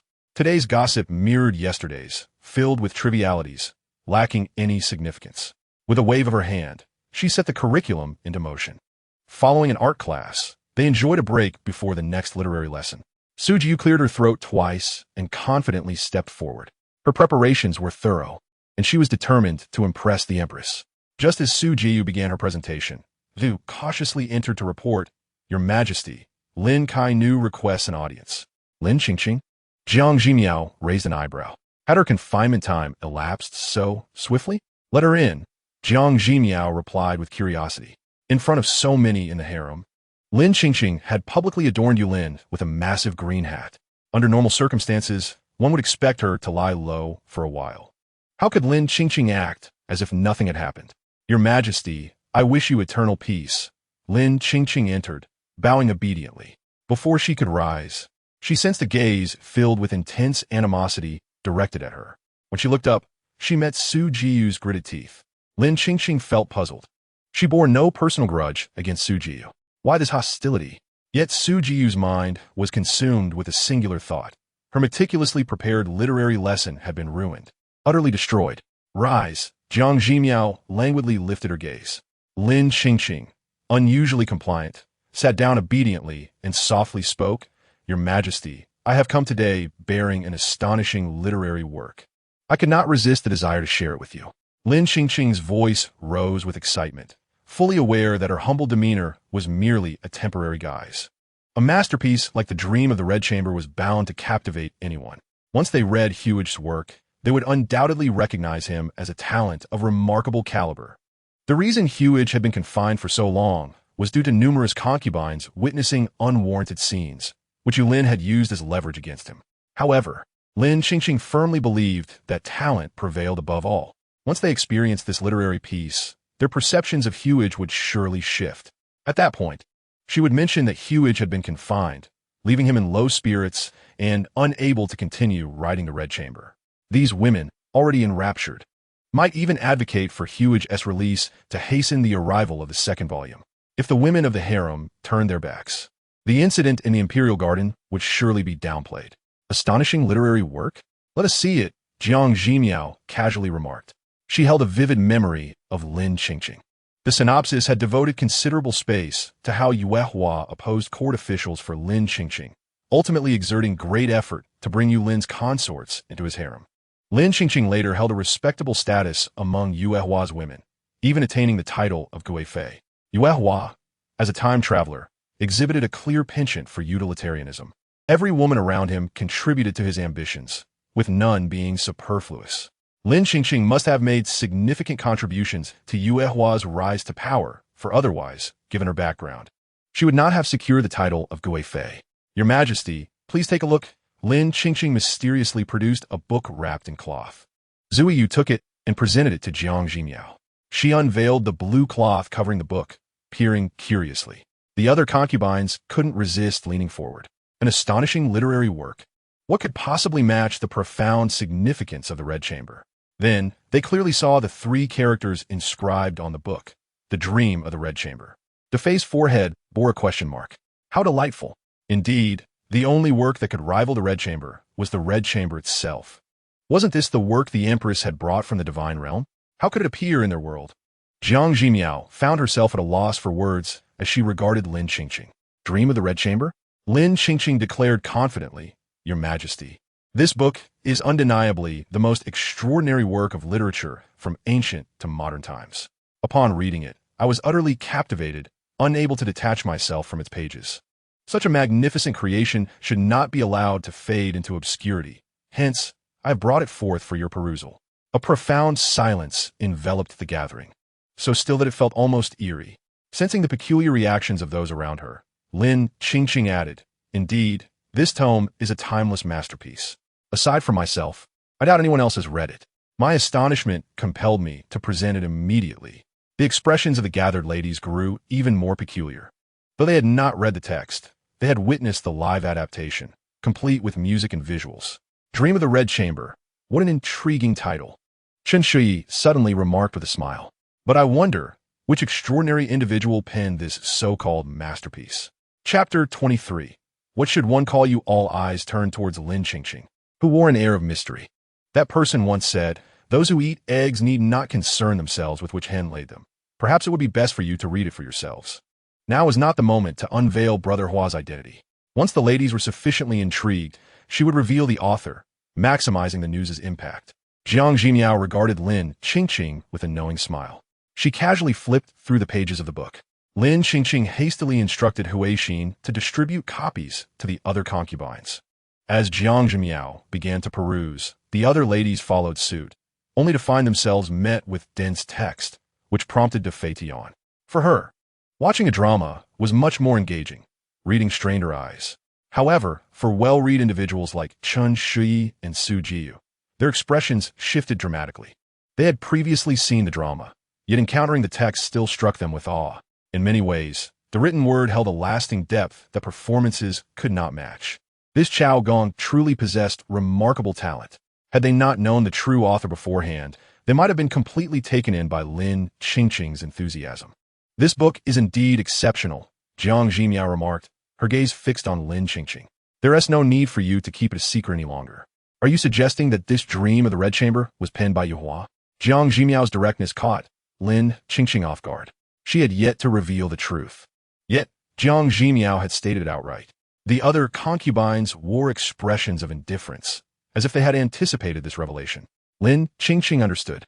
With brother Hua's literary reputation, who else could have crafted such a work? His brilliance was so dazzling that she found it difficult to maintain any air of mystery. Lin Qingqing nodded proudly, indeed. Brother Hua asked me to keep his identity hidden, but I believe his talent should not be concealed. Jiang Zhimiao regarded her with a bemused smile and suddenly said, Yun Xiang, deliver a slap. Yun Xiang promptly complied, striding towards Lin Qingqing. Stunned, Lin Qingqing exclaimed, Your Majesty. Before she could finish, Yun Xiang had already struck her. Lin Qingqing covered her face. Overwhelmed with despair, she sprang to her feet, her voice sharp, Your Majesty, what is the meaning of this? Even the emperor would not dare treat me so. Tears of indignation threatened to spill from Lin Qingqing's eyes. Since becoming close to Yulin, she had never endured such humiliation. Now, because of a mere quarrel with Yulin, this queen dared to act so towards her. Jiang Zhimiao comme Think carefully about how you should address Wang Anha. Without hesitation, Lin Qingqing replied, Brother Hua. Smack! Yun Xiang seized the opportunity for another slap. Lin Qingqing was driven to the brink of madness, shouting, I have known Brother Hua for ages. Even the emperor does not care about such matters. Your Majesty, smack. Yun Xiang was ready, and yet again Lin Qingqing was struck. Huixin rushed forward to protect her mistress, but was swiftly restrained by a eunuch. Jiang Zhimiao observed Lin Qingqing with calm composure. When you are alone with the emperor, as long as he is willing, I shall not concern myself with your improprieties. However, should you continue to behave frivolously in front of so many, know that today it is a slap, tomorrow it may be punishment with a rod. If you do not amend your ways, I shall choose an auspicious day to cast you into the back mountains to feed the dogs. You dare, Lin Qingqing shouted, believing herself to be the true love of Yulin. Even before Jiang Zhimiao, she felt a sense of superiority. But now being struck, Jiang Zhimiao was utterly ungrateful. You may test my resolve, Jiang Zhimiao replied coldly, her gaze chilling. Lin Qingqing's lips trembled, yet she dared not speak further. Furthermore, Jiang Zhimiao raised the copy of Dream of the Red Chamber. Lin Qingqing immediately grew wary. This was a gift from Wang Anha. I admire his talent, and the emperor is aware of this. Jiang Zhimiao raised an eyebrow. This book, I glanced at the end, and it seems it is unfinished. Lin Qingqing relaxed slightly and quickly said, Wang Anha is under house arrest, in a state of melancholy. It is indeed difficult for him to continue writing. Otherwise, with his talent, volumes 2 and 3 would be no trouble at all. If these people wish to see the next installment, let them rally on behalf of Brother Hua. Jiang Zhimiao's lips curled into a sardonic smile. The book is indeed remarkable, but the author's surname is Chao, not you. If Chao Gong knew that his dream of the Red Chamber was being used in this manner, he would surely rise from his grave in fury. Lin Qingqing's eyes brightened, eager to speak further, but Jiang Zhimiao waved her hand. Enough, you have delivered the book, you may take your leave. As her words fell, a commanding voice echoed. What book has been delivered? Jiang Zhimiao's gaze shifted. Rising with the other concubines, she announced, We humbly greet His Majesty. Lin Qingqing also followed suit, bowing, and slightly raising her head to reveal the marks on her face.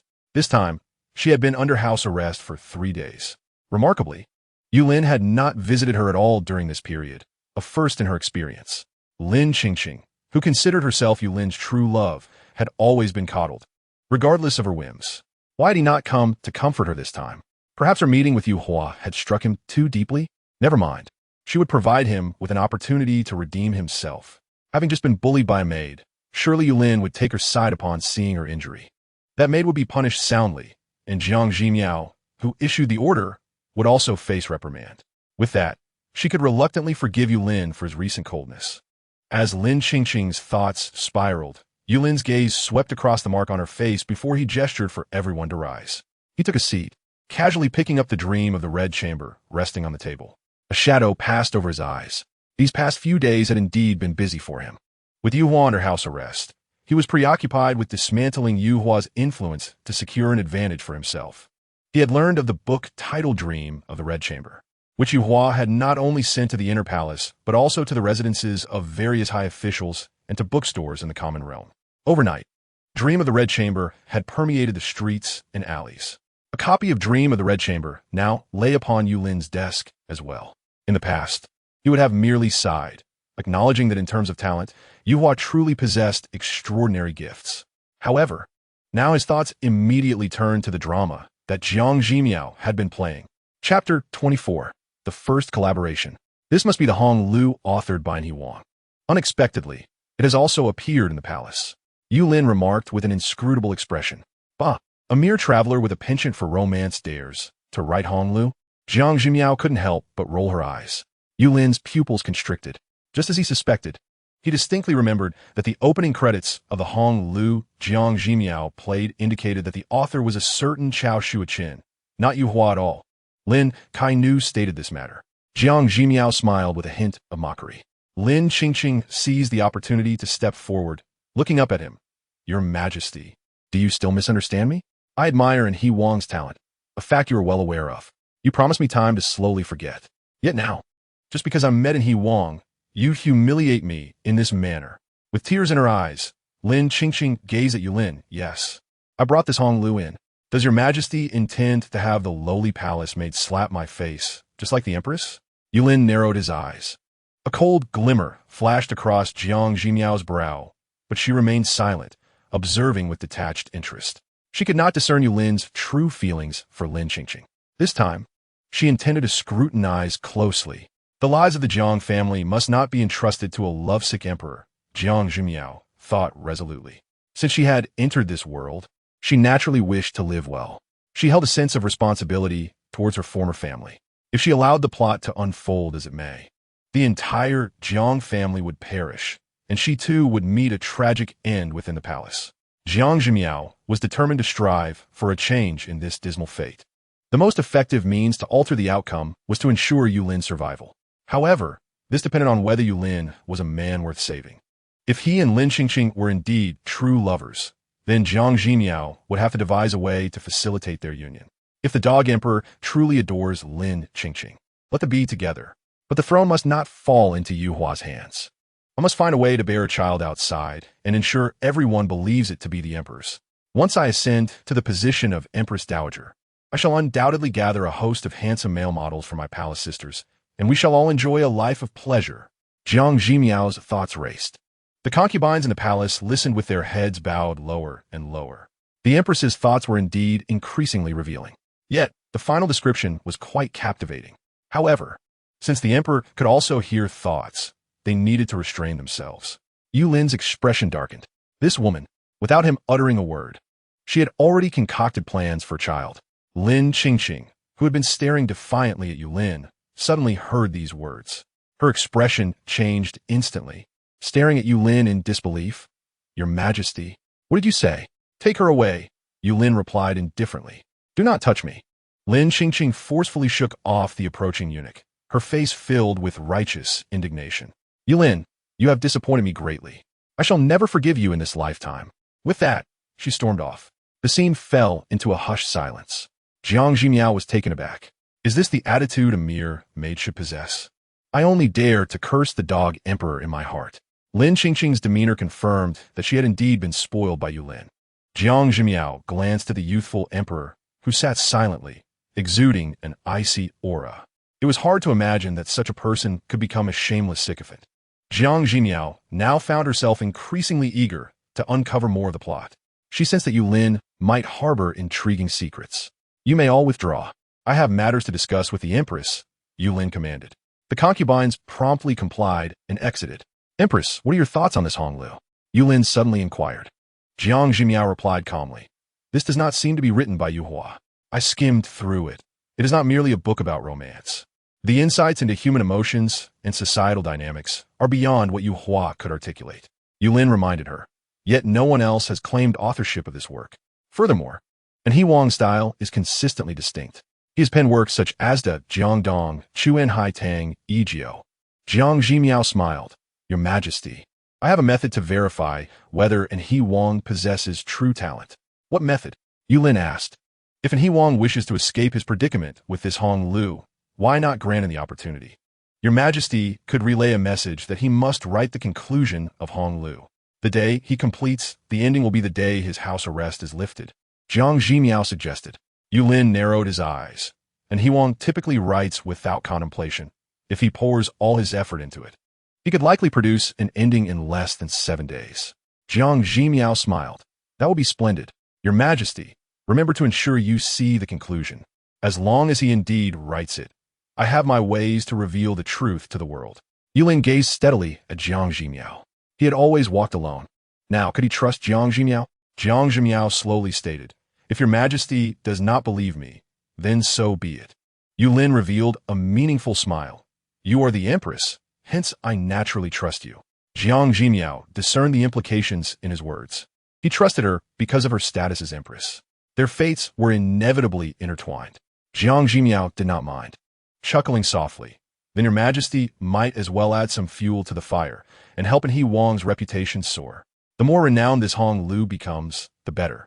After all, the higher one stands, the harder one falls. Yulin nodded. Very well. Since I have decided to fully cooperate with Jiang Zhimiao, I will no longer hesitate. In this dark existence, there should be at least one occasion, even if just once, when someone stands by his side. He hoped that Jiang Zhimiao would be that person. Yulin was also a man of action. After leaving, he sent word to Yu Hua, urging him to write the conclusion as swiftly as possible. The moment he completed it, that would be when his confinement would end. Yu Hua was somewhat taken aback upon receiving the decree. Was Hong Lu already making waves so quickly? Had the concubines exerted pressure, or had Lin Qingqing played a role? Yu Hua sneered. Yulin might think that finishing Hong Lu would take a long time. In truth, who could know that he had brought an entire document with him into this world? Hong Lu Meng? Merely a matter of copying. In 7 days, Yu Hua completed Hong Lu without appearing overly extravagant. In the palace, Jiang Zhimiao had just reached the final episode of Hong Lu. The once bustling side hall was now particularly quiet. Numerous concubines bowed their heads, seemingly enduring something. Jiang Zhimiao, however, paid no heed to their expressions. Just moments ago, Yulin had sent news. Yu Hua had indeed written the conclusion of Hong Lu. A smile crept onto Jiang Zhimiao's lips. Excellent. His downfall begins with Hong Lu. Yulin had also relayed a message. The palace would host a Lotus Appreciation Banquet tomorrow evening. The palace's concubines, royal descendants, prominent ministers, and their families would all be in attendance. Jiang Zhimiao understood this was Yulin's subtle hint. If she wished to expose Yu Hua, this was the perfect opportunity. How clever, this dog emperor indeed. Jiang Zhimiao felt quite satisfied with the situation. To alter one's destiny, collaborating with an astute individual is invariably superior to joining forces with one consumed by romantic folly. The following evening, the imperial garden glowed with an array of lights. Bright as day, the fortunate Yu Hua, having been granted early release from confinement, attended the banquet with a sense of accomplishment. Chapter 25. Ah, the Jianghu. Wang Anhe, your Hong Lu, is indeed a timeless masterpiece. I have perused it repeatedly, unable to cease my reading. The talent of Wang Anhe has truly won my admiration. A throng surrounded Yu Hua, frequently lavishing praise upon him. Standing amid the crowd, Yu Hua exuded an air of pride. As a time traveler, he was destined to be the protagonist.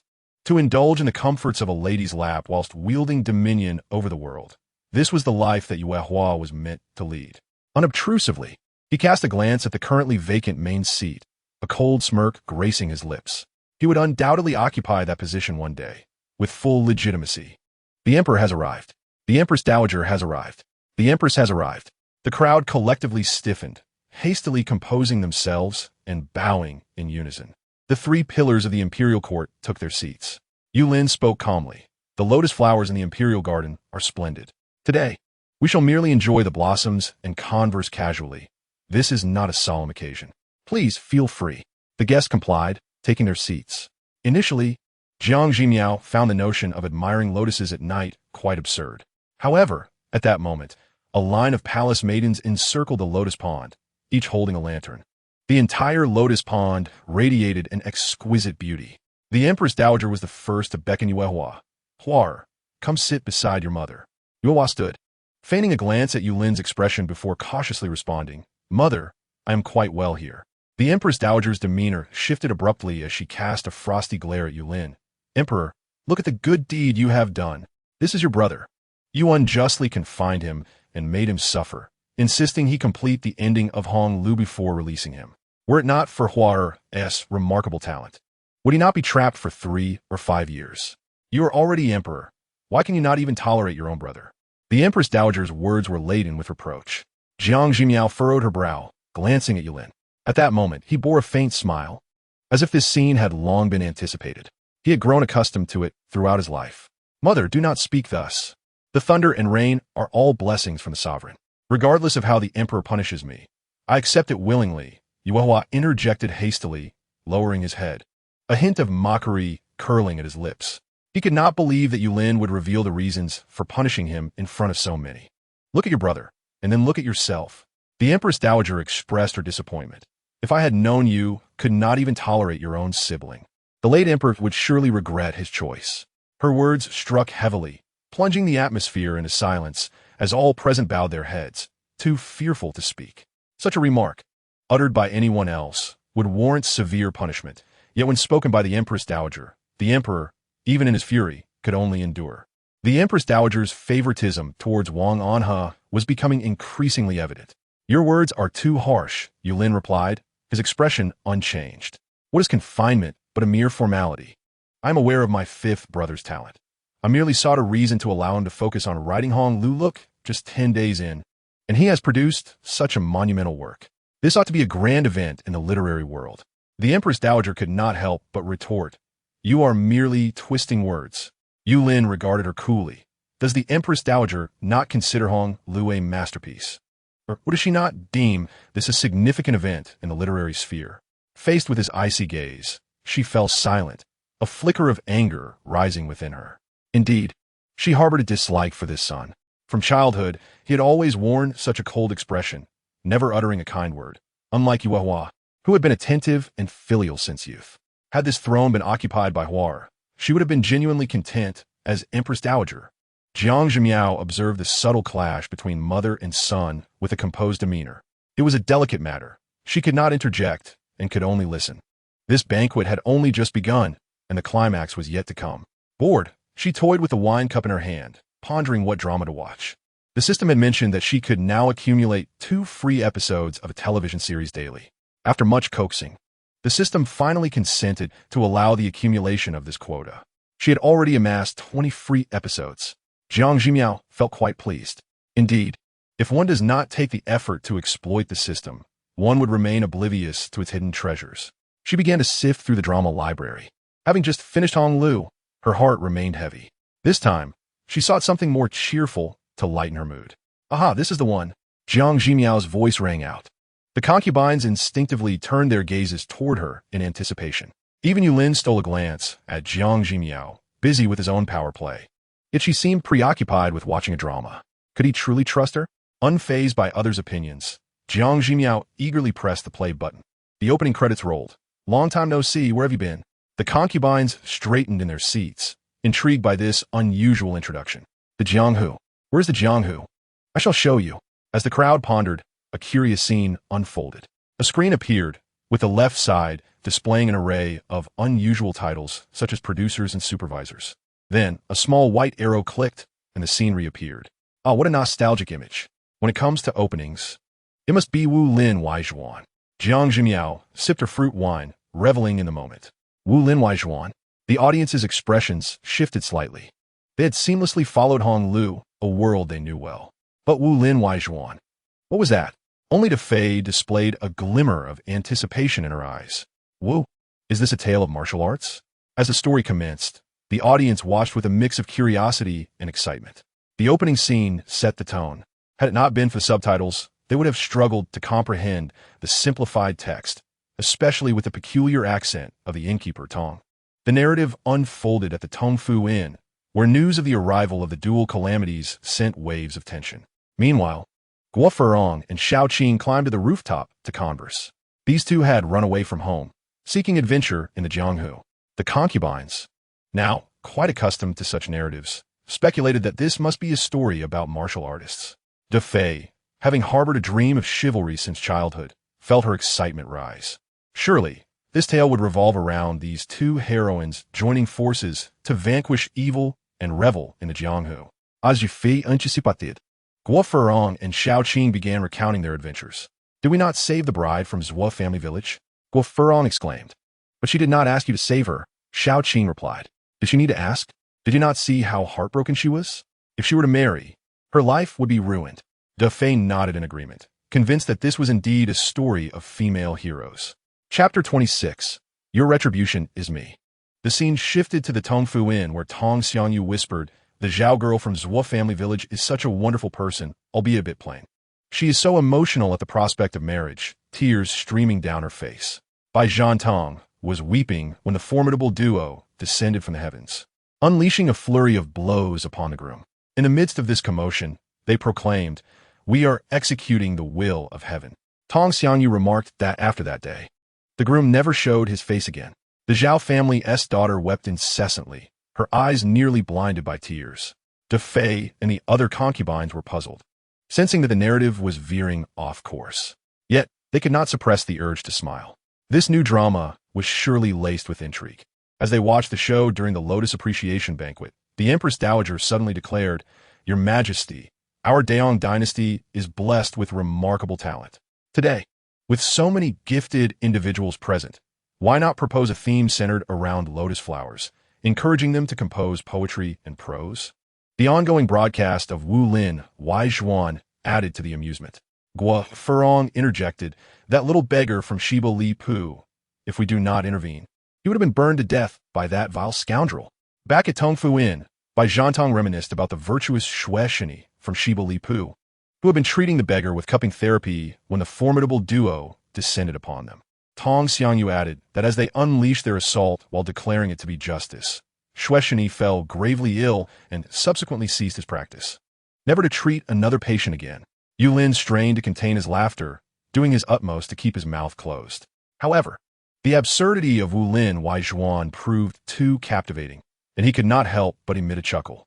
The concubines, too, were unable to hold back their amusement, their bodies shaking as they tried to suppress their laughter, occasionally letting out soft giggles. The unexpected twist, combined with the actors' earnest expressions, was simply too hilarious. Jiang Zhimiao, who had witnessed this before, maintained her composure. The Empress Dowager's expression darkened. What was the meaning of this? Were her words truly that ludicrous?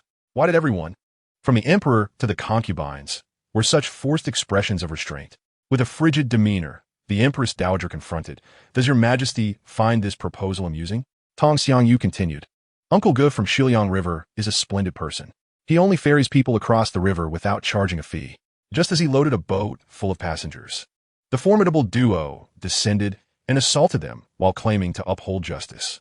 De Fay could no longer contain her laughter, clutching her stomach as she erupted into hearty laughter. The Empress Dowager shot her an indignant glance, De Fay. As De Fay rose to apologize, laughter escaped her once more, leading to a contagious wave of mirth among the other concubines. In an instant, the imperial garden echoed with laughter. Yulin realized at this moment that these concubines likely followed Jiang Zhimiao's lead in watching the drama and could hear her sentiments. Have you all lost your minds? The Empress Dowager exclaimed, observing the group convulsing with laughter. This is outrageous. Is my proposal truly that amusing? The concubines, caught between their apologies and suppressed laughter, could only plead for mercy. Your Majesty, this new drama is rather deadly. The Empress Dowager glared at Jiang Zhimiao. How do you manage the harem? What are they doing? Jiang Zhimiao, noticing the giggling concubines, understood the underlying dynamics. The clever women were aware that the Empress Dowager's suggestion was intended to elevate and He Wang's stature as a poet. The Empress Dowager's thoughts were clear to all, yet they refrained from voicing them directly, choosing instead to express their discontent through laughter. This laughter, initiated by Yulin, quickly spread as the emperor led the way, and the concubines instantly grasped the unspoken sentiment. Jiang Zhimiao reflected on how far she had yet to go in discerning the subtleties of court politics. The concubines clutched their aching bellies, denying their amusement. Mother, Jiang Zhimiao began, rising with a gentle smile, I believe your proposal is quite splendid. The purity of the lotus is indeed fitting for poetry and prose. The Empress Dowager's expression softened slightly. Oh, you find this suggestion agreeable? What does your majesty think? Yulin, succinct as ever, replied perhaps. He was not averse to speaking, but found it challenging to suppress his laughter while doing so. Li Daohuai was dispatched to announce the decree, a half-hour limit for all, regardless of gender, to compose their verses. At the end of this time, the Emperor, Empress Dowager, and Empress would convene to determine the rankings. The Lotus Appreciation Banquet promised grandeur, with the Emperor and the concubines at its heart, surrounded by royal descendants, and further out, the ministers and their families. Feel free to wander and explore. The Lotus Pond may inspire you, Yulin stated, careful not to speak too quickly lest his amusement slip through. Yu Hua smiled confidently. He had prepared meticulously for such occasions since his arrival. Today's event had been planned in advance with the Empress Dowager, and he had a wealth of poetic references about lotus flowers at his disposal. Suddenly, a voice echoed in Jiang Zhimiao's mind, announcing a long-term system task, this long versus that short. The task described her overwhelming hostility towards Yu Hua, placing them in opposition. For every point of Yu Hua's fortune that diminished, she would gain a point of merit. Conversely, should his fortune increase, hers would decrease. Currently, Yu Hua's fortune stood at 92 points, maximum 100. Would she accept the task? Jiang Zhimiao raised an eyebrow. 92 points was alarmingly high. Had it been Yulin, she would have doubted his ability to even qualify. Accepted, she affirmed. Every cause has its effect. Your retribution shall be mine. It is everyone's duty to thwart the so-called dragon overlord. Thus began the turning of fate's wheel. Jiang Zhimiao chuckled, knowing that what did not belong to her would be easily claimed by others. As for poetry about lotus flowers, she was well aware of what Yu Hua might compose. To be safe, Jiang Zhimiao borrowed 1 point of merit, expending all her remaining 5 points to acquire a small prop. This would ensure her success. A reduction of 30 to 50 points in his fortune seemed reasonable. Chapter 27. The Little Pond poetry had always been Yang Yun's domain. Some individuals had no intention of writing at all, gazing longingly at the scene. What masterpiece would He Wang produce this time? Each of his works was destined for eternal acclaim, given that he could complete a piece like Hong Lu in merely 10 days. The presence of He Wang rendered any other attempts laughable. Why humiliate themselves when they could simply await the inevitable awe? Nevertheless, others were determined to vie for second and third places. Some relinquished hope entirely, while others stared intently at the lotus flowers, lost in thought. Yu Hua pretended to ponder over the lotus pond. Doesn't He Wang already have verses in mind? Someone asked, eyes filled with admiration. Who doesn't know that He Wang requires no time to contemplate his poetry? Yu Hua replied with a faint smile. Indeed, I have something, but since the emperor has limited us to half an hour, let us wait for that duration. Others nodded in agreement, and Zhang Zipping expressed his gratitude. Yes, we understand. Ah, this toadying fellow is none other than the future husband of the second princess, someone remarked.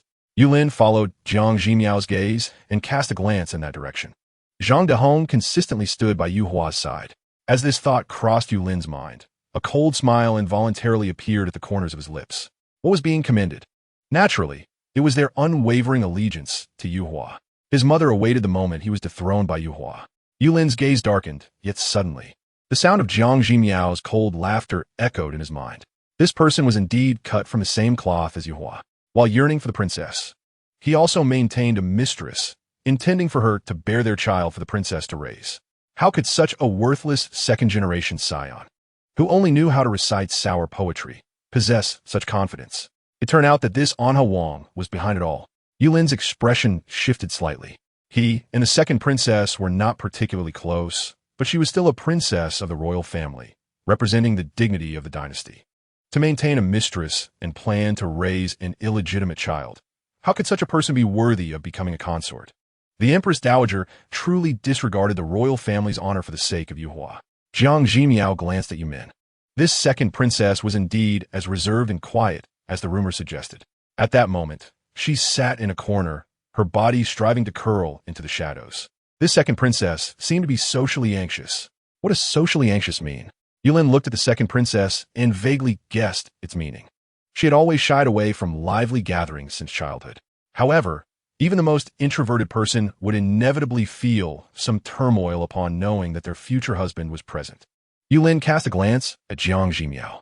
His empress possessed many inscrutable abilities, yet her heart, surprisingly, was remarkably tender. Yulin lowered his gaze. For some reason, a thought flashed through his mind. Since she could empathize with so many others, why not extend that compassion to him? Throughout his life, his greatest wish had been for someone to stand by his side when he was engulfed in darkness. Even if they could not lead him out of the shadows, mere companionship would suffice. Alas, such a person had never appeared. Therefore, the present Yumin was exceedingly fortunate, as someone was willing to lend her a hand before she leaped into the abyss. Jiang Zhimiao's heartfelt voice always carried profound significance. Originally, hearing her thoughts would inevitably cast a somber mood over the crowd. However, it was impossible to maintain such heaviness when Jiang Zhimiao simultaneously played Walin Weizwen. As they watched the second episode with Gua Furong feigning illness, the audience found it hard to sustain a serious demeanor. They could only lower their heads, desperately suppressing their rising smiles. "Your Majesty, the time has come," Li Dahuai quietly reminded. Yulin nodded. "Let us commence." Li Dahuai complied and conveyed the imperial edict. Everyone took their seats and began to write. Once completed, the young eunuchs presented their works one by one. Yu Hua smiled slightly, took a sip of wine, and assumed the air of a flamboyant scholar. "In our Yong Dynasty, we are blessed with talent. Both men and women of remarkable ability abound. Today, I shall compose a poem for these young prodigies." Yu Hua made a statement, then elegantly put pen to paper.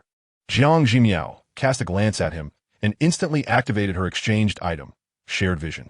Jiang Zhimiao observed Yu Hua beginning to write. "The spring brook flows silently. TSK, TSK, TSK. Indeed, it is a copy. The spring brook flows silently, and he has plagiarized yet another masterpiece. Your Majesty."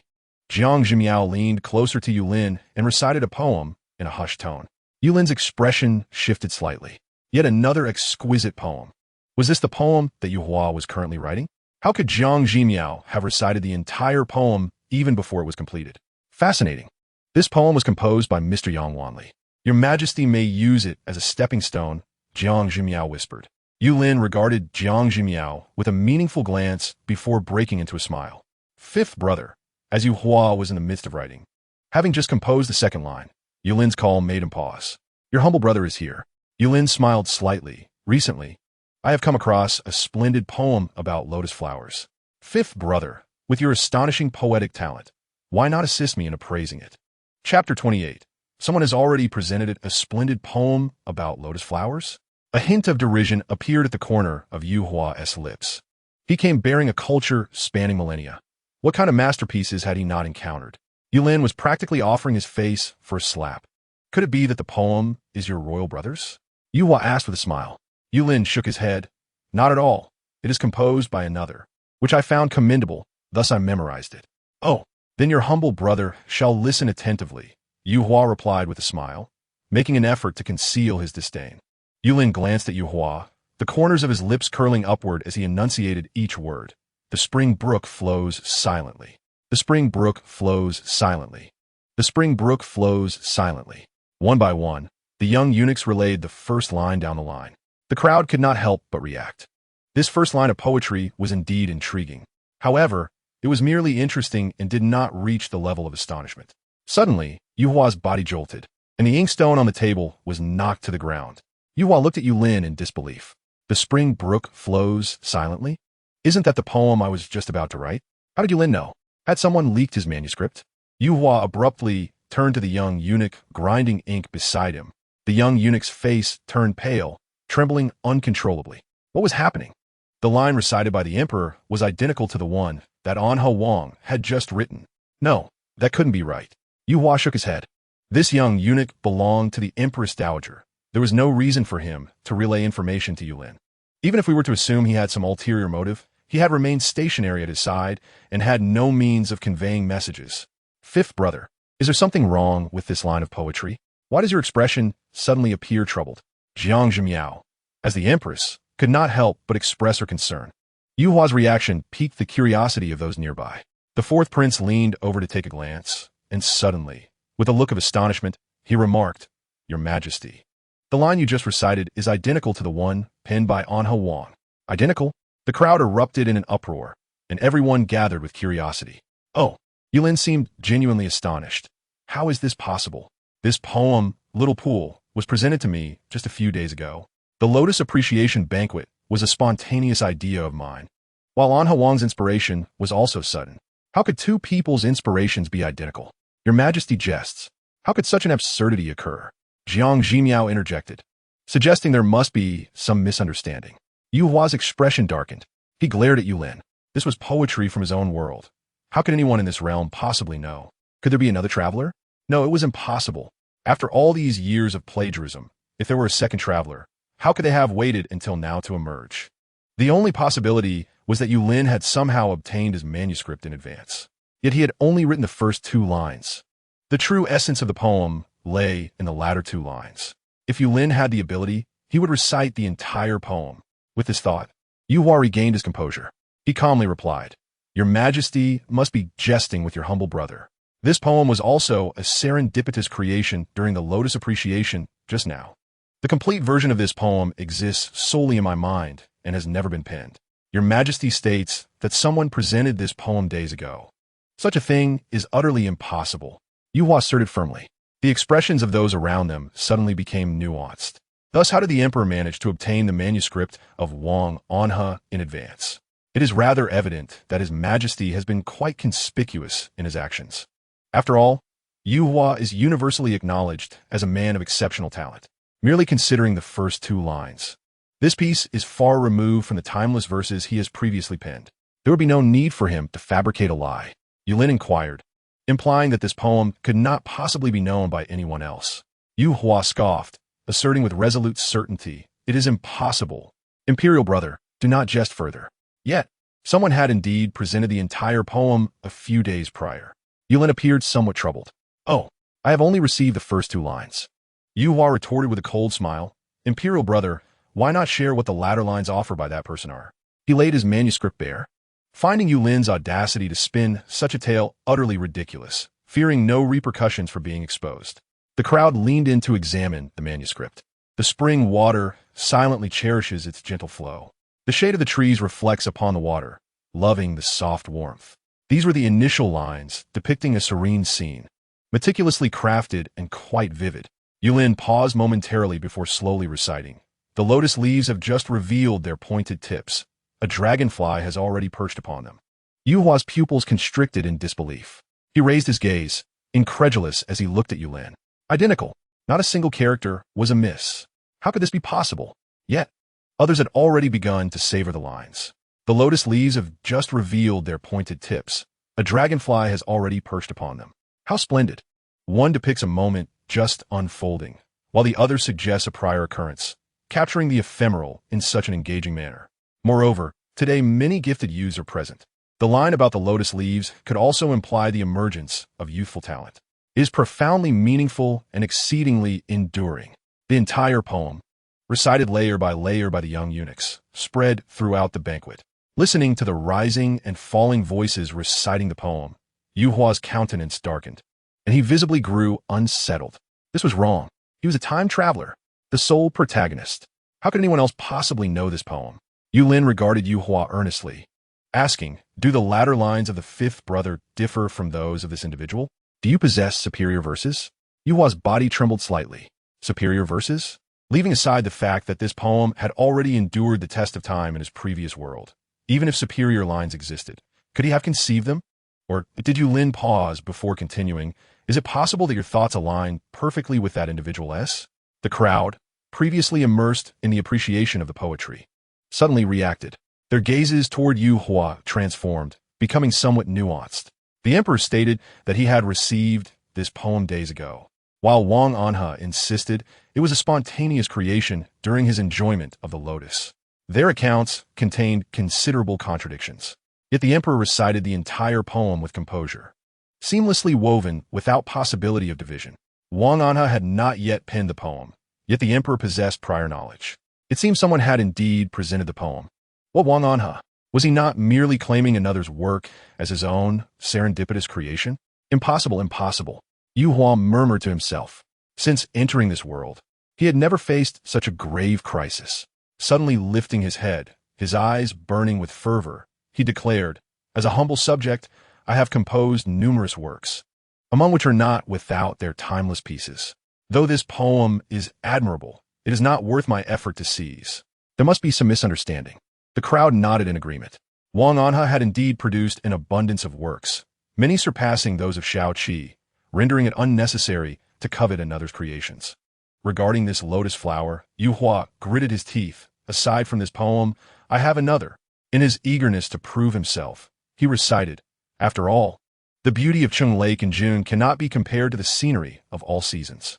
Just as his words fell, Yulin interjected, fifth brother. Someone has already presented this poem as well.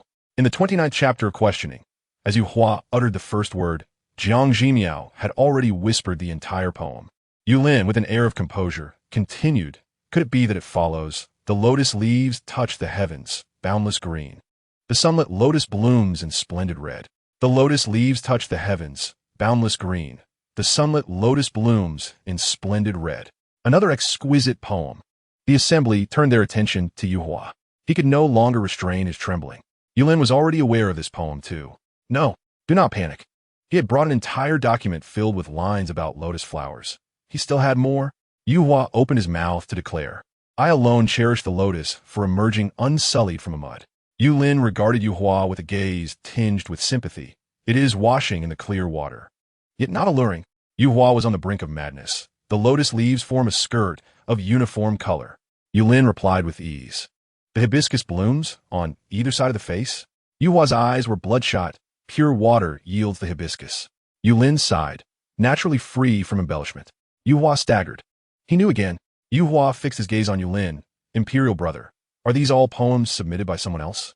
Yulin sighed indeed. These individuals, could their thoughts merely coincide with the fifth brotheress? That is where their error lies. Each timeless line emerged amidst the dialogue between the two brothers. The atmosphere in the venue grew increasingly animated. The voices of the young eunuchs reciting the poetry echoed throughout, sparking lively discussions amongst all present. Emerging unsullied from the mud. Washing in the clear water, yet not alluring. This line is the most exquisite.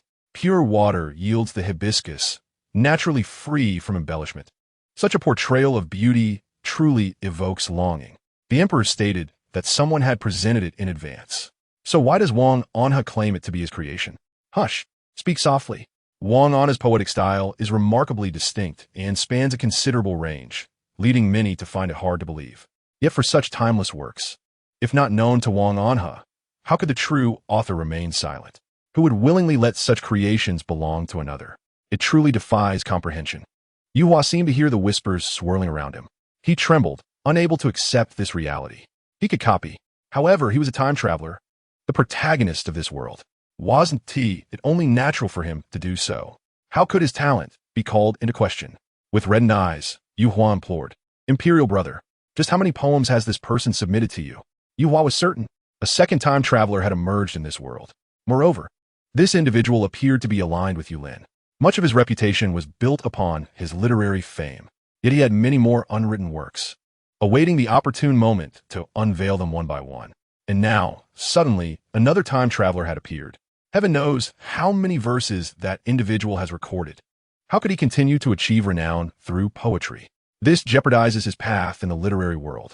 A tide of murderous intent surged within Yu Hua's gaze. Who is it? Who could it be? Upon returning, he must thoroughly investigate those surrounding Yulin. This world cannot accommodate a second time traveler. He must find that individual and execute them. Yulin regarded Yu Hua, stating calmly, indeed, quite a number have been submitted. Yu Hua's face flushed with rage as he fixed his gaze on Yulin. If this person possesses such talent, perhaps Imperial brother should summon him to confront me directly. Yulin sighed. This individual has stated that he possesses no true talent. Yu Hua scoffed. Is he afraid? Yulin recounted Jiang Zhimiao's words with tranquility. This individual claimed that these poems are not his works. He merely organized them. The true author of that piece about the lotus is a man named Yang Wanli. Zhuqing Lian Erbu Yao was penned by Zhou Dunyi, while Tian Ran Chu Jiao Shi is a creation of Li Bai. Speaking of Li Bai, there is indeed a curious tale associated with him. It is said that Jing Yixi and Jiang Zhimiao should be attributed to Li Bai. I found this puzzling. For are not these two poems the works of Wu Di? What connection do they have with Li Bai? Yulin spoke slowly, revealing names that he believed would forever remain unknown to the world. His body trembled slightly, disbelief evident in his eyes. That time traveler, had he lost his senses? Why mention individuals from the original world when one had already traversed to another? Li Bai. The crowd buzzed with discussion surrounding that name, a name they had never encountered before. Nonsense. Yu Hua must be mad. This individual is speaking utter gibberish. What of Li Bai? What of Yang Wanli? I have never heard of them. It is indeed peculiar. Jiang Zhimiao smiled faintly, stating, it is well known that Wu Di composed Jing Yi Si at the tender age of 5, a poem expressing homesickness. Yet, Wu Di grew up beside the late king and queen, never having left the capital. What home could he possibly long for? Yu Hua's expression changed slightly. A poet need not have personally experienced everything they write about. Thus, De Fei raised an eyebrow. And were the Pizue Li Tiao Deng Kin Jianbai Wang Anha? Was that solely a figment of imagination?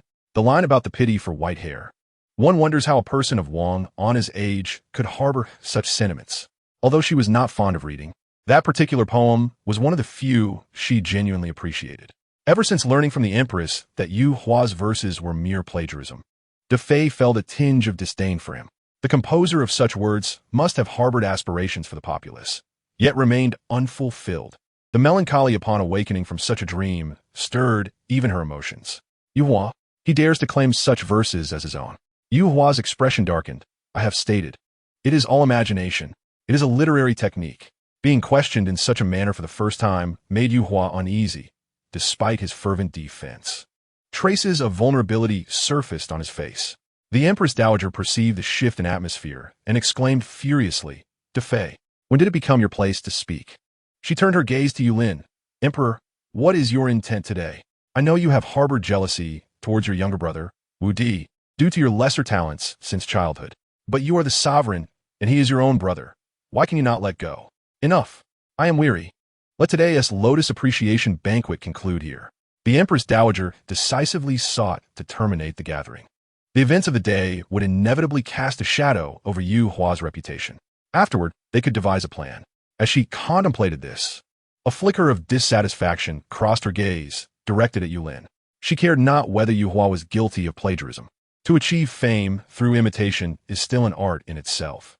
Yulin's small-mindedness and jealousy rendered him unfit to be an emperor. Yulin's gaze turned icy, ready to speak, when suddenly Jiang Zhimiao gently pressed his hand. Yulin momentarily lost his focus. At the banquet, Jiang Qingxiang stepped forward with a formal demeanor. Empress Dowager, today's banquet cannot simply come to an abrupt end. The Empress Dowager cast an angry glance at Jiang Zhimiao, who wore an innocent expression. She coldly addressed Jiang Qingxiang. Jiang Wei, it seems I am unable to decide whether this banquet concludes, as you seem to hold the reins of power. How is it that your daughter has become empress, and now you believe you can speak freely and act as you please? The implication was clear. She was criticizing Jiang Zhimiao for overstepping her bounds. Jiang Zhimiao remained composed, responding mildly, Mother, perhaps we should first hear what the Chancellor has to say. She had never intended to fight alone. Her father was a staunch supporter of the throne. Once Yu Hua ascended, he would be held accountable, leading to the downfall of his entire family. Her fate was intertwined with that of the Jiang family.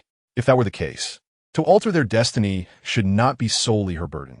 The entire Jiang family must participate. Very well, the Empress Dowager replied coldly, Speak. Her eyes brimmed with menace. Jiang Wei pretended not to notice as he exchanged glances with Jiang Zhimiao, then respectfully proclaimed, Empress Dowager, Wang Anha is not merely the fifth prince, but also a literary leader of the Yong. Today, the literary reputation of Wang Anha has come under scrutiny, which reflects poorly upon the scholars of the Yong. If this matter is brushed aside, our nation will become a laughingstock. The Empress Dowager scoffed. And how do you propose to prove that? Shall we summon the likes of Li Bai or Yang Wanli for a confrontation? Jiang Wei calmly responded.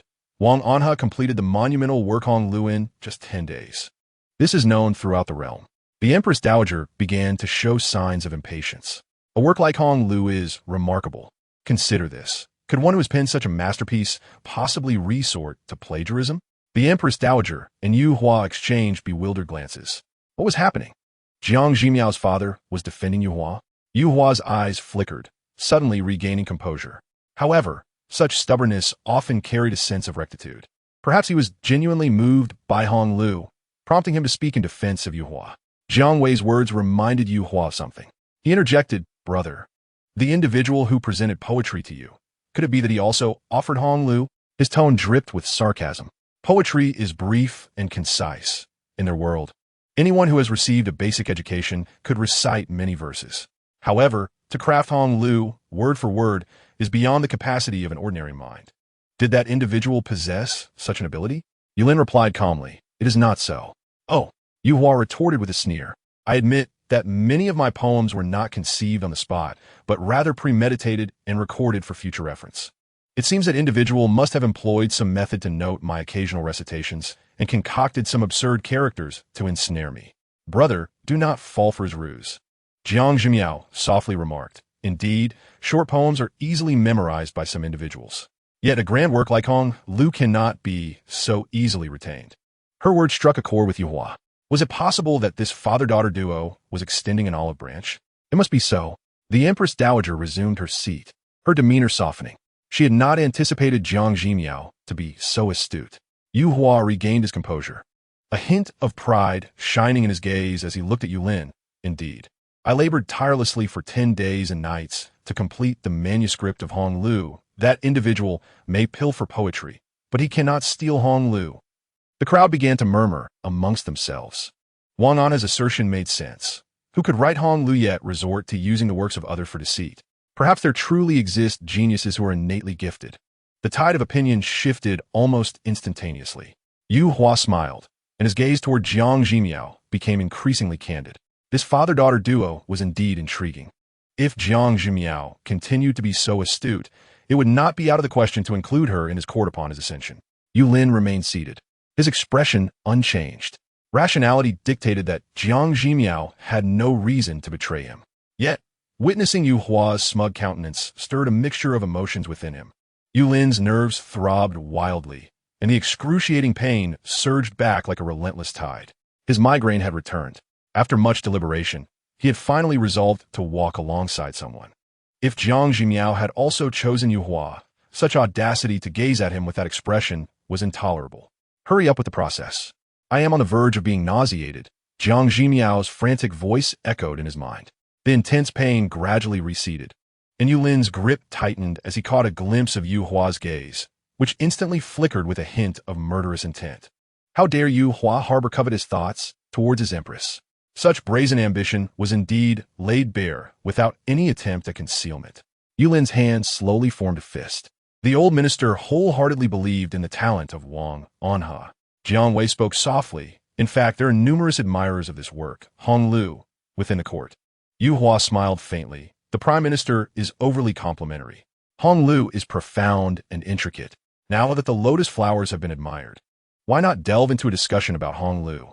Jiang Wei chuckled. "Of course," Yu Hua replied with an air of elegance. Jiang Wei smiled and stepped aside. Several young officials stepped forward. "Wang Anha, I have a concern. Why was the funeral of Qin Kuching so grand? Could she possibly have another identity?" One inquired earnestly. Yu Hua was momentarily taken aback. In his past life, he had never enjoyed reading. He had never read Hong Lu even once. This time, he had merely copied it without truly processing it.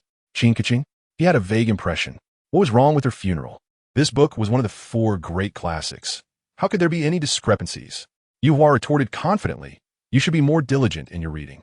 The scale of Qin Kuching's funeral is precisely as it should be. There are no issues." Yet the young official grew anxious, meticulously pointing out the discrepancies based on the original text. Some even brought along copies of Hong Lu, fervently comparing and debating. They occasionally posed questions to Yu Hua about the deeper meanings concealed within the text. However, Yu Hua was utterly oblivious to any profound significance. He had merely copied it. The gazes directed at him shifted, filled with disbelief. The author of Hong Lu was completely unaware of the profound meanings it contained. "Wang Anha, I too harbor doubts. How should we interpret the verdict on Chai Dai? Jade belt hanging in the woods, golden hairpin buried in the snow." Another asked. Yu Hua grew somewhat impatient. "Is that verdict really so significant? There's no need to fuss over it." The crowd erupted in astonishment. Anyone who had read Hong Lu attentively would know that this was a fundamental tenet of the entire work. How could Yu Hua so casually dismiss its importance? "Wang Anha, I have a question." Yet another interjected. "Who composed the poem Apricot Curtains in sight within the book?" Yu Hua's expression faltered, and beads of sweat began to form. Merely copying the text did not mean he had memorized anything. He hastily opened the document of Hong Lu, but in that moment, he could not recall on which page the answer lay. Yuhua found himself at a loss. The crowd exchanged looks of bewilderment. Chapter 31, just a sacrificial piece. The atmosphere became chaotic. Many began to whisper amongst themselves. The work of Hong Lu had only recently been completed. Under normal circumstances, even the finest work requires time to gain traction. However, this was penned by Wang Anha, and the emperor unexpectedly praised it greatly. This led both Wang Anha's faction and Yu Lin's faction to regard Hong Lu as a political endeavor. Such a work, once read in detail, allows different individuals to extract varying interpretations. Those who appreciate romance may see lingering affection, while those focused on conflict might perceive the tumultuous undercurrents beneath the floral fade. Even mere spectators could lament the extravagance of the Jia household, and upon its downfall, would sigh in sympathy. Thus, most attendees at the Lotus Appreciation Banquet had likely read the work. Initially, there was excitement about discussing Hong Lu, as many were eager to engage with the author directly, hoping to glean profound insights. However, who could have anticipated that the author himself appeared even more bewildered than they? What? Wang Anha cannot even answer who wrote apricot curtains in sight. Song Jinjin expressed incredulity. She turned her head to see her friend Xiechio's complexion had turned ashen. A chill ran through Song Jinjin's heart. Everyone in the capital knew that the Empress Dowager intended to promote the marriage between Wang Anha Yuhua and Xie Guogong's sole daughter, Xiechio. This union was on the verge of being finalized, and Xiechio was quite pleased with her future husband, though they had not met formally. Xiechio had heard countless tales of Yuhua's exploits. Upon the release of Hong Lu, she had eagerly read it, and by the end, her eyes were red, unable to shake off her emotions. Her admiration for Yuhua grew deeper. He was to be her future husband. His talent was sufficient to captivate all women in the realm, and this man was soon to belong to her. Today, the emperor hosted a Lotus Appreciation Banquet. Although they were distant from Wang Anha and his circle, Xiechio still harbored a modest wish to catch a glimpse of Yuhua. When the Empress Dowager suggested composing poetry about the lotus, her heart brimmed with anticipation. Wang Anha was about to compose poetry. She took out her brush and ink, ready to transcribe at the earliest opportunity. However, unexpected changes occurred. The poem Wang Anha intended to compose had already been presented by someone else to the emperor days prior. Xiechio's heart sank. The emperor had received the poem days before, while Wang Anha was to compose it on the spot. If there were similarities, it would be evident who plagiarized whom. Whispers of discussion began to circulate around her. Yet, Xiechio could not bring herself to believe it. How could Wang Anha's talent be feigned? However, news from the ongoing banquet began to filter through. Jiang Zhimiao's skepticism regarding Jing Yixi and the concubine's doubts about breaking formation reached her ears. Xiechio's heart trembled. She desperately reassured herself, no, these doubts are merely due to others' ignorance of Yuhua. True talent transcends all. The Yuhua she had admired for so long could never plagiarize someone else's work. She anxiously awaited further news. Finally, Wang Anha's rebuttal arrived, providing her with some solace. She felt a twinge of guilt for having wavered, even for a moment. She carried the very work penned by Wang Anha with her. What reason would someone capable of such a masterpiece have to plagiarize?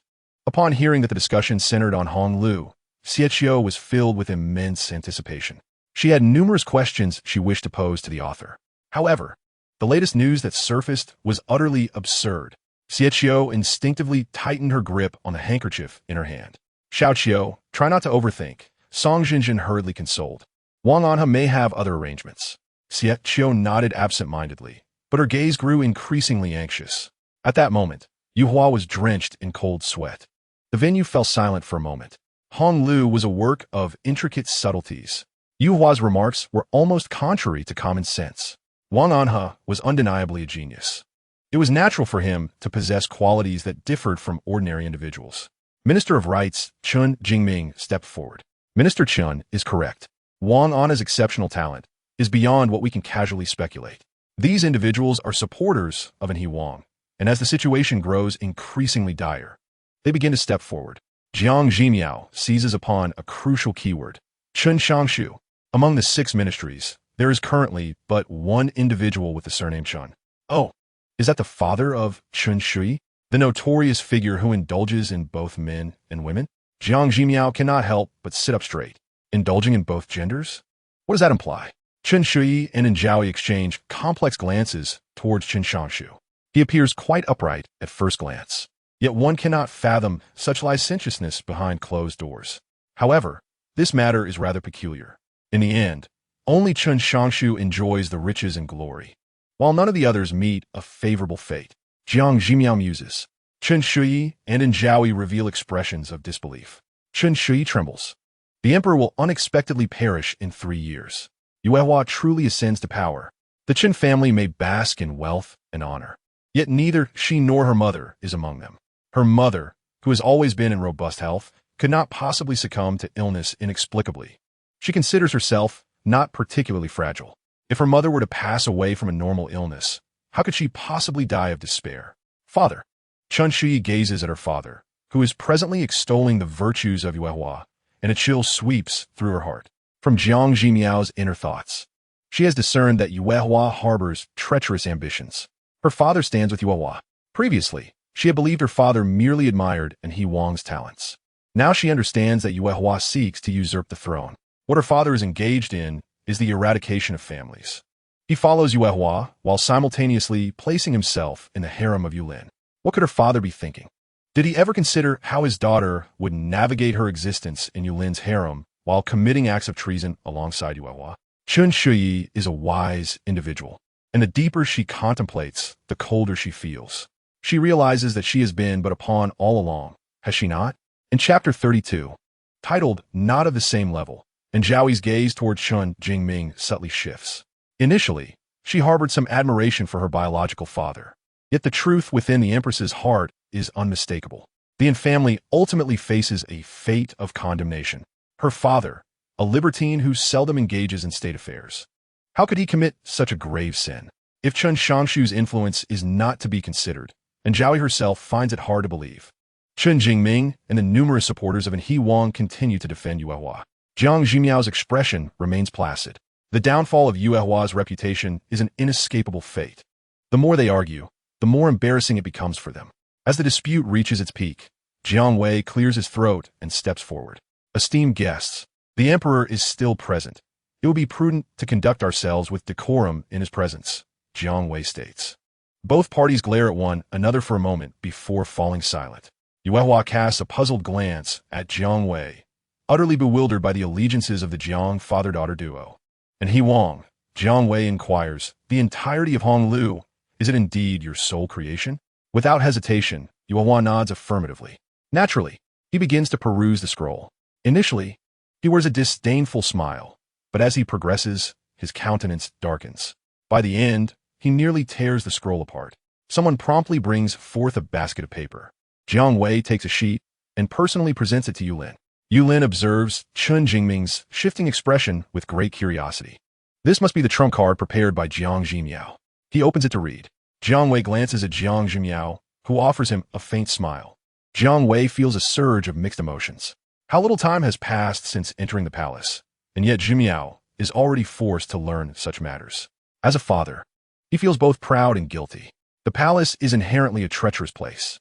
Were the emperor's position secure, Zhimiao's life might be more tolerable. However, should any upheaval arise, both Zhimiao and the Jiang family would face ruin. Regardless of whether it is for his principles or for the sake of the Jiang family and Zhimiao, he must continue to fight. It is time for He Wang to relinquish the honors that do not belong to him. Yuehua receives a share as well. Unlike Chen Jingming, he only glances at the beginning and becomes visibly shaken, nearly losing his footing. This is followed by an enumeration of terminology, stylistic distinctions, and the identities of the authors. Anyone who reads through would experience a moment of clarity. No wonder they felt disjointed while reading Honglu. It was indeed the work of two authors. His hands tremble uncontrollably. Could it be that this was the result of two individuals collaborating? The tale of Honglu, which Yuehua purportedly penned in 10 days, is merely a fabrication. Xiechio's eyes begin to redden. Chen Jingming's expression shifts slightly. This refers to the esteemed scholar Li Wenyuan. Li Wenyuan, who is passionate about poetry, has previously praised Yuehua. Yet now, as he gazes at Yuehua, disappointment is evident in his eyes. And He Wang, did you truly write this Honglu? Li Wenyuan questions. With no avenue for retreat, Yuehua grits his teeth, of course. Li Benyuan Inkidas Shufli. What was the original lineage of Xiangling? Yuehua falters, sweat pouring down. And what hidden meanings lie within Zhen Baoyu and Jia Baoyu? Yuehua's lips quiver. Li Wenyuan's final question is, what led to Jia Yuanxuan's demise? Yuehua desperately ruminates. Yet he was merely a high school dropout in his previous life. Li Benyuan sighs. Choosing not to press further, I have no more questions. In his heart, he has already formed a conclusion about whether Yuehua is the author of Hong Lu. Many others have come to the same realization. Jiang Zhimiao observes the rigid Yuehua, merely smiling. Why would a dragon Ao Tian plagiarize, if not for Hong Lu? Among the 4 great classics, only Hong Lu has birthed countless scholars devoted to its study. It is a work profound enough to occupy a lifetime, leaving readers perpetually intrigued.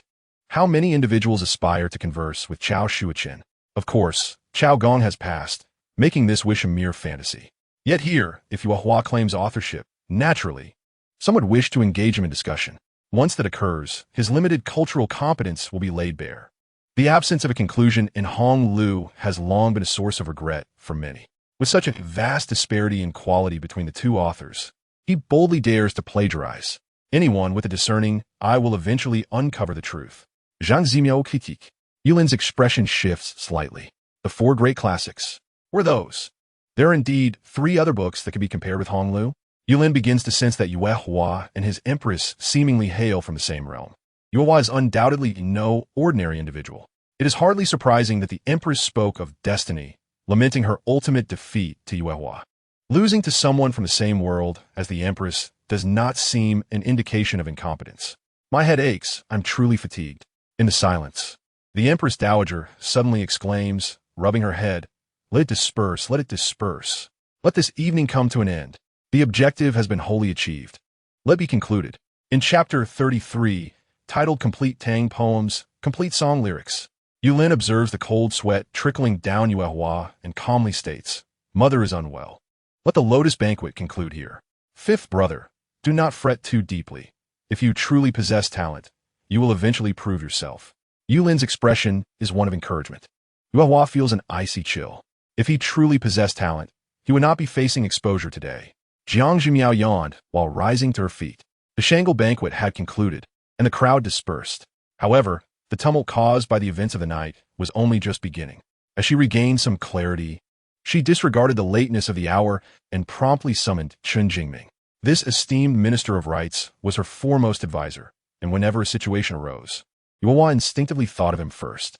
Upon his arrival, Chen Jingming's initial inquiry was pointed. Your Highness, are the accusations against you true? Do you possess genuine talent? Or is there something more to this? Yuehua's countenance flushed with embarrassment, and she replied with a hint of indignation, Of course, I am your Highness. We are like grasshoppers on the same rope. If your Highness does not speak the truth at this moment, it will significantly affect our subsequent actions. Chen Jingming's expression turned grave. Yuehua's lips trembled as she struggled internally before admitting, Those are indeed not my works. Yuehua shook her head. They no longer exist. They belong to individuals from another realm. Even in that other world, they have long since passed away, let alone in this one.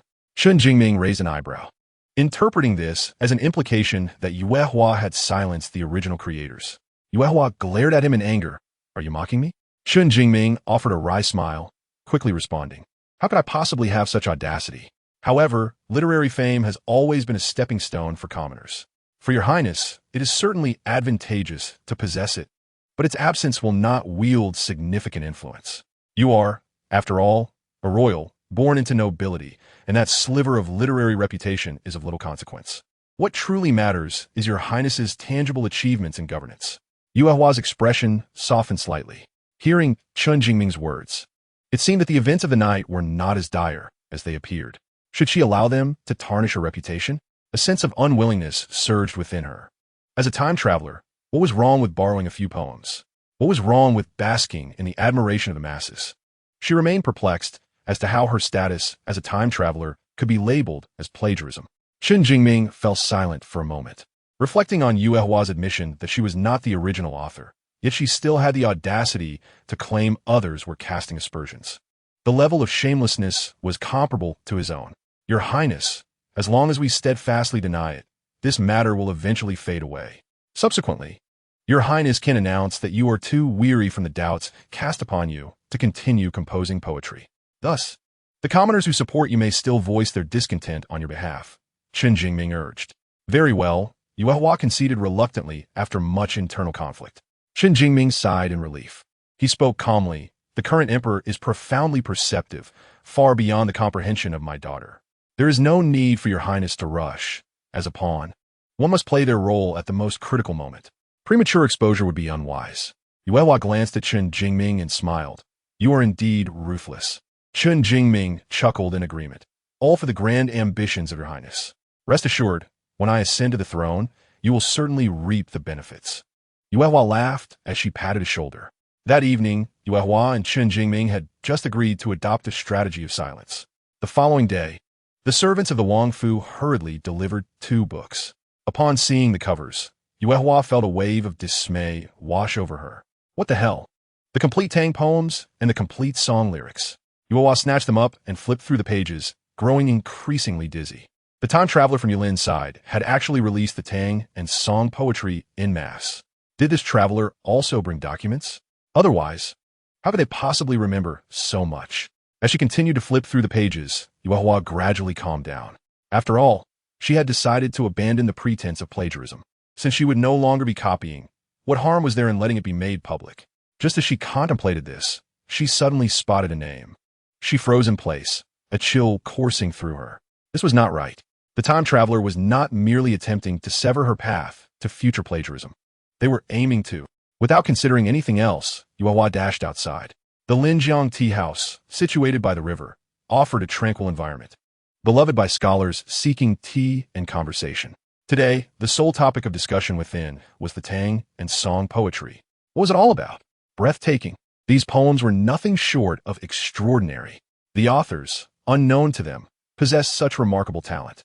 Fortunately, the book included some accounts of the author's life experiences, allowing readers to feel as though they were journeying through an entire history. The Tang and Song dynasties, what era were they from? Historical records bore no mention of them. The book stated that the world was vast beyond measure. The realm containing the Tang and Song dynasties seemed incredibly distant, perhaps beyond the ocean or beyond the desert. Who could say? They prided themselves as the central nation, yet had no idea such a grand world existed beyond their borders. The people were filled with curiosity about the Tang and Song dynasties. Amidst their discussions, someone hesitantly inquired, "Have you read any of Li Bai's poetry in the Tang poems?" The tea house fell silent for a moment. They had all certainly read it, but the hesitation lingered until one individual stood up, coldly scoffing. What is there to hesitate about? Li Bai was known as the immortal poet of the Tang dynasty, with nearly 100 of his poems included in the complete Tang poems. His literary brilliance is indeed celestial. Interestingly, several of Li Bai's poems have been recited by Wang Anhe in various settings, where he claimed them to be his originals. With that remark, a wave of agreement rippled through the gathered scholars. Indeed, Wang Anhe was said to have a versatile style and was considered a prodigy. Yet, upon reviewing the Tang and Song poetry, they discovered that all of his works were included. Wang Anhe had evidently acquired these poems from some distant land and then concealed the truth, claiming them as his own. Be cautious. Whether this distant land is real remains uncertain, so the Tang and Song poetry may not be trustworthy. What does it matter if it is trustworthy or not? Here lie the poems. Do you mean to say that the compilers of these 2 books crafted all these timeless masterpieces to frame Wang Anhe? The individual defending Yuehua fell silent. He had received payment and was inclined to act, but how could he argue against such reasoning? Not to mention Li Bai, who had composed countless timeless works. Yuehua had not even had the chance to copy them all, only a few. Were the remaining masterpieces fabricated to tarnish her reputation? Was there any necessity for that? Absolutely not. How could they possibly defend Yuehua? In another tea house, one person exclaimed, "You do not know. I have a friend who was fortunate enough to attend the emperor's Shangle banquet last night." Wang Anhe claimed to have composed a poem on the spot. Guess what? Another person animatedly recounted the events of the banquet. Aside from the plagiarism of the poetry, the Red Chamber was not authored by Wang Anhe. Do you all know Li Wenyuan? Li Da. He publicly questioned Wang Anhe several times. On the lake, another group was engaged in fervent debate. In my opinion, Li Bai should be regarded as the foremost poet of the Tang dynasty. I say it must be Du Fu. Your Du Fu is merely a fan of Li Bai. Your Li Bai only drinks all day, Enough, enough. There is nothing to argue about regarding the Tang dynasty. It's irrelevant. To me, in terms of talent, Su Dongpa of the Song dynasty must be the best. The crowd was caught up in a frenzied debate when suddenly someone mentioned Yue Hua. The discussions came to a halt. The crowd erupted into derisive laughter. And He Wang? Merely a thief who plagiarizes his idols. The illustrious literary reputation of Yu Hua had once soared to great heights, yet now, its fall was equally painful. Chen Jingming's idea of feigning death proved utterly futile. In a room of an inn, Yu Hua dared not venture outside, dispatching one person after another to defend him. However, it was to no avail. The world was not composed of fools. They had witnessed the Tang dynasty and the Song dynasty. Poets and lyricists from those eras had penned verses that were undeniably convincing. As for Yu Hua, previously, there had been doubts, yet without evidence or the original authors stepping forward to claim their work, it had all been hastily dismissed. But this time, the brilliant civilizations of those two eras lay before them. Yu Hua, his literary reputation had crumbled completely. Even Chen Jingming found himself devoid of better solutions, simultaneously lamenting Yu Hua's continued dishonesty while advising him to remain in seclusion to weather the storm. How utterly laughable. Previously, Yu Hua had painstakingly endeavored to persuade Yu Lin to lift his house arrest. Yu Lin had relented. Within Fengyi Palace, Jiang Zhimiao, in a buoyant mood, played episodes of Wulin Weizwen. Occasionally, she checked on Yu Hua's fortune value. Last night, she had urgently borrowed 8 points to exchange for Tang poetry and song lyrics. She had directly gifted these 2 books to Yu Lin. His actions should be swift. After a while, she noted a slight decline in Yu Hua's fortune value. And after another moment, it dropped further. It had plummeted from 93 to 80. Furthermore, it continued to descend. Her initial investments against Yu Hua consisted primarily of the 6-point shared vision and the 8-point Tang poetry and song lyrics, totaling 14 points. The subsequent decline would yield pure profit. Not only would she amass a substantial number of points, but Yu Hua's dwindling fortune was, in itself, the most favorable news for her. This signified she was a step further away from her ultimate tragic fate. Curious about the latest gossip, Jiang Zhimiao paused the show and cheerfully opened the gossip section. It had been a while since any reliable gossip surfaced, and based on her experience, the system was bound to provide some startling news. The first piece of gossip. The concubines perked up their ears, even though there had been no significant news previously. Tuning in for gossip at 8 o'clock had become a habit. Not listening felt genuinely uncomfortable. The Duchess of Xie and her daughter Xie entered the palace today. After meeting with the Empress Dowager, she was met with furious anger, resulting in Xie being punished to kneel in the Shokong Palace. Since discovering that she would ultimately be killed by Yu Hua, Jiang Zhimiao had taken a special interest in this so-called dragon outyin. The Duchess of Xie and her daughter Xie had entered the palace today. This gossip was rather intriguing. Isn't Xie supposed to be Yu Hua's future empress? The book describes Xie as Yu Hua's ardent admirer, and after marrying him, the entire Xie family would become his supporters. Following the death of the duke, Yu Hua would inherit the Xie family's influence, thus growing even more powerful. It could be said that Xie and her family were crucial to Yu Hua's ascension to the throne. The Empress Dowager must be favoring Yu Hua. Why else would she punish Xie to kneel when his future wife arrives? There must be some hidden agenda here. We must witness this spectacle. Jiang Zhimiao quickly glanced at the next 2 pieces of gossip. They contained no exciting content. She stood up and announced, "Today's greetings will conclude here. I have urgent matters to attend to and shall not participate in today's lessons. You may proceed as you see fit, sisters." The concubines shifted their expressions, quickly acquiescing. The empress had pressing affairs to attend to, and they could not be overly clingy. The relationship between 2 individuals requires space and relaxation. Though reluctant to part from the empress, they had no choice but to leave with a hint of regret. Moreover, the empress had introduced a new term in her heartfelt words.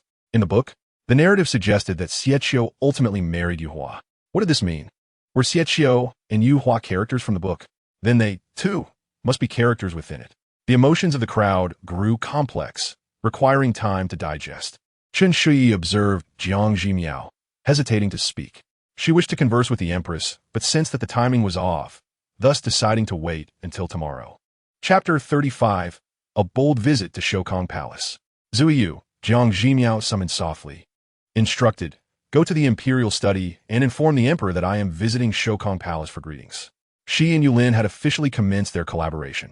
A slight nudge should suffice for him to grasp her intent. Understood, Zui Yu replied with steady composure. Xiao Qingzi, call upon all the eunuchs from Fengyi Palace. Jiang Zhimiao continued to instruct.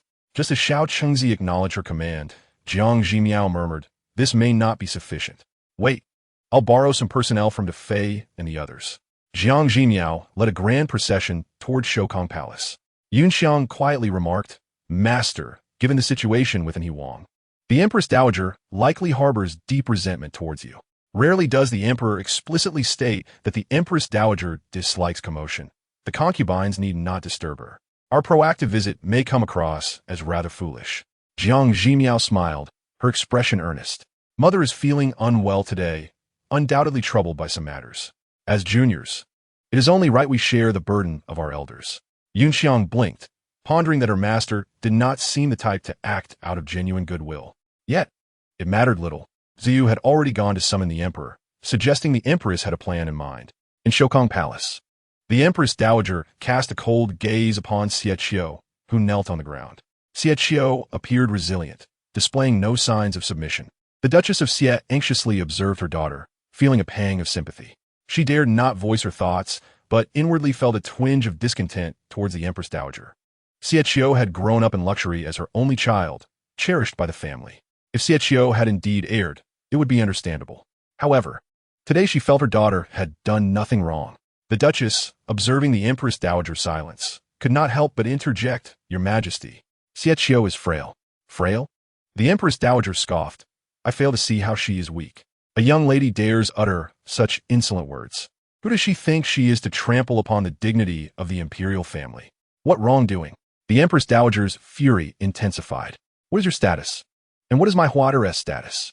My intention to unite you was a tremendous favor bestowed upon the Xie family. A mere girl dares reject a marriage proposal. Is this the upbringing you have provided? The Empress Dowager glared furiously at the Duchess. Is this the daughter you have raised? In her eyes, Yu Hua was the finest in the realm. Regardless of which family she sought to bind him to, that woman should express gratitude and delight. Previously, it was known that Xie Qiu harbored a willingness. Yet, when the time came to formalize the union, she audaciously declared her unwillingness. Unwilling? How dare she claim such a thing? The Empress Dowager's head throbbed with rage, and unable to contain her fury, she ordered Xie Qiu to kneel. The Duchess of Xie, too, felt a surge of indignation. The Empress Dowager herself had asked if her daughter was willing, and upon hearing her refusal, she turned hostile. If that were the case, why feign benevolence before? Although she was holding her breath, Lady Xie felt a tinge of worry. If the Empress Dowager did not summon them soon, would Qiu have to remain kneeling indefinitely? As Lady Xie hesitated, a palace maid hurried in to announce, the Empress requests an audience. The Empress? Jiang Zhimiao? Lady Xie's eyes brightened, and she breathed a sigh of relief. It had been evident at the Lotus Appreciation Banquet that the Empress and the Emperor would never allow Yue Hua to gain further power. Initially, Qiu had been fond of Yue Hua, and since they had only one daughter, they had thought to support the match. But now, Qiu was unwilling. Thus, they were even more eager to see it annulled. Yue Hua's temperament was already overly flamboyant, and both she and her husband had always held a disliking for him. They had been powerless when Qiu had liked him before. But now, Qiu had finally awakened to the situation. This marriage must be dismissed. However, the current attitude of the Empress Dowager clearly indicated her unwillingness to allow them to easily break off the engagement. After all, she was the Empress Dowager. If she insisted on her way, the Xie family would be at a loss. The arrival of the Empress was timely. With her presence, matters might proceed smoothly. Having never come before, why was she here now? Do not let her in, the Empress Dowager coldly ordered. The Empress says that she has heard of your recent ailments and wishes to attend to you. She is anxious in her heart not to see you. The palace maid replied, bracing herself. Just as the Empress Dowager's words fell, a clamor arose at the door. Mother, Jiang Zhimiao shouted loudly. I have heard that you are unwell, so I have come to serve you in your illness. What do you intend to do by blocking me? Do you wish to delay my filial duty? Someone, remove these rascals, Jiang Zhimiao commanded, rebuking those who obstructed the mother and child bond. The Empress Dowager's complexion changed. This empress was brazen enough to force her way in. Lady Xie's gaze shifted slightly. This empress was indeed intriguing. She quickly interjected, Your Majesty. The empress harbors genuine filial piety. Perhaps you should grant her an audience. The Empress Dowager clenched her teeth, her chest heaving with anger. She did not wish to meet. But the audacity of this girl was undeniable. The servants of Showdown Palace were clearly unable to keep her at bay. Let her in, the Empress Dowager commanded angrily. To forcefully invade Showdown Palace? Very well. I shall settle both old and new grievances with Jiang Zhimiao. The noble matron Fong personally went out. The noise outside gradually subsided. Fong led Jiang Zhimiao into the hall. Mother, Jiang Zhimiao exclaimed upon seeing the Empress Dowager, her face filled with concern. Your complexion does not appear well. Could it be that your headache has worsened? The Empress Dowager trembled with anger. Empress? Yes, Jiang Zhimiao instinctively straightened her posture. To intrude upon Showdown Palace and speak so freely. Do you think I am dead? The Empress Dowager appeared genuinely furious. Jiang Zhimiao realized she must not provoke the elder any further. She hastily said, Mother, let us not speak of death. It is ill-omened. At your age, what if it were to come true? Chapter 36. The Empress's Wisdom. What do you mean by what if it were to come true? The Empress Dowager's lips trembled incessantly. She pointed at Jiang Zhimiao, momentarily at a loss for words. Your Majesty, Fong matron, soothing the Empress Dowager while glaring at Jiang Zhimiao, said angrily, In our Yong Dynasty, we govern the world with filial piety. If you cause the Empress Dowager to fall ill, the Emperor will not spare you, nor will the people. Jiang Zhimiao protested vehemently. Cause the Empress Dowager distress? I did not. I merely spoke my mind without ill intent. Nevertheless, it is ultimately my fault, and I humbly accept punishment. Jiang Zhimiao feigned a desire to kneel, then glanced at the kneeling Xie Qiu'er. With a look of surprise, she exclaimed, Isn't that the young lady of the Xie family? Why is she also kneeling here? Has she too offended the Empress Dowager? I, being rather blunt, inadvertently angered the Empress Dowager and should rightfully face punishment. This young lady of the Xie family is a renowned talent. How is it that she too has acted so thoughtlessly? Jiang Zhimiao inquired, completely forgetting to kneel herself as she watched Xie Qiu'er, pondering the situation. Lady Xie had initially intended to speak, but suddenly, Jiang Zhimiao's words echoed in her mind. What does this mean? A look of horror crossed Lady Xie's face. The Empress had not spoken, yet somehow, her voice resonated in Lady Xie's mind. Could this be the Empress's thoughts? Lady Xie's complexion changed dramatically. Her heart a tumult of confusion. She instinctively glanced at the Empress Dowager, who showed no signs of hearing the sudden voice. Then she looked at Xie Qiu'er, who remained stubbornly unchanged, as did the other palace maids and eunuchs. Lady Xie's heart raced with fear. So, was she the only one who had heard Jiang Zhimiao's voice? Why was that? As she contemplated the implications of Jiang Zhimiao's words, her heart trembled. Eating the family heir. Those 3 words were dreadfully alarming.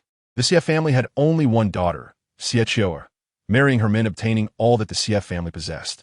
If their daughter were happy, they would willingly comply.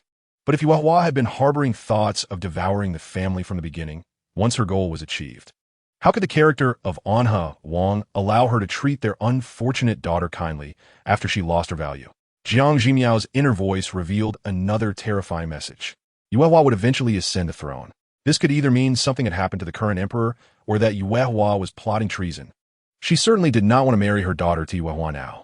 However, offending Anha Wang would lead to dire consequences for the Xie family should he ascend to the throne in the future.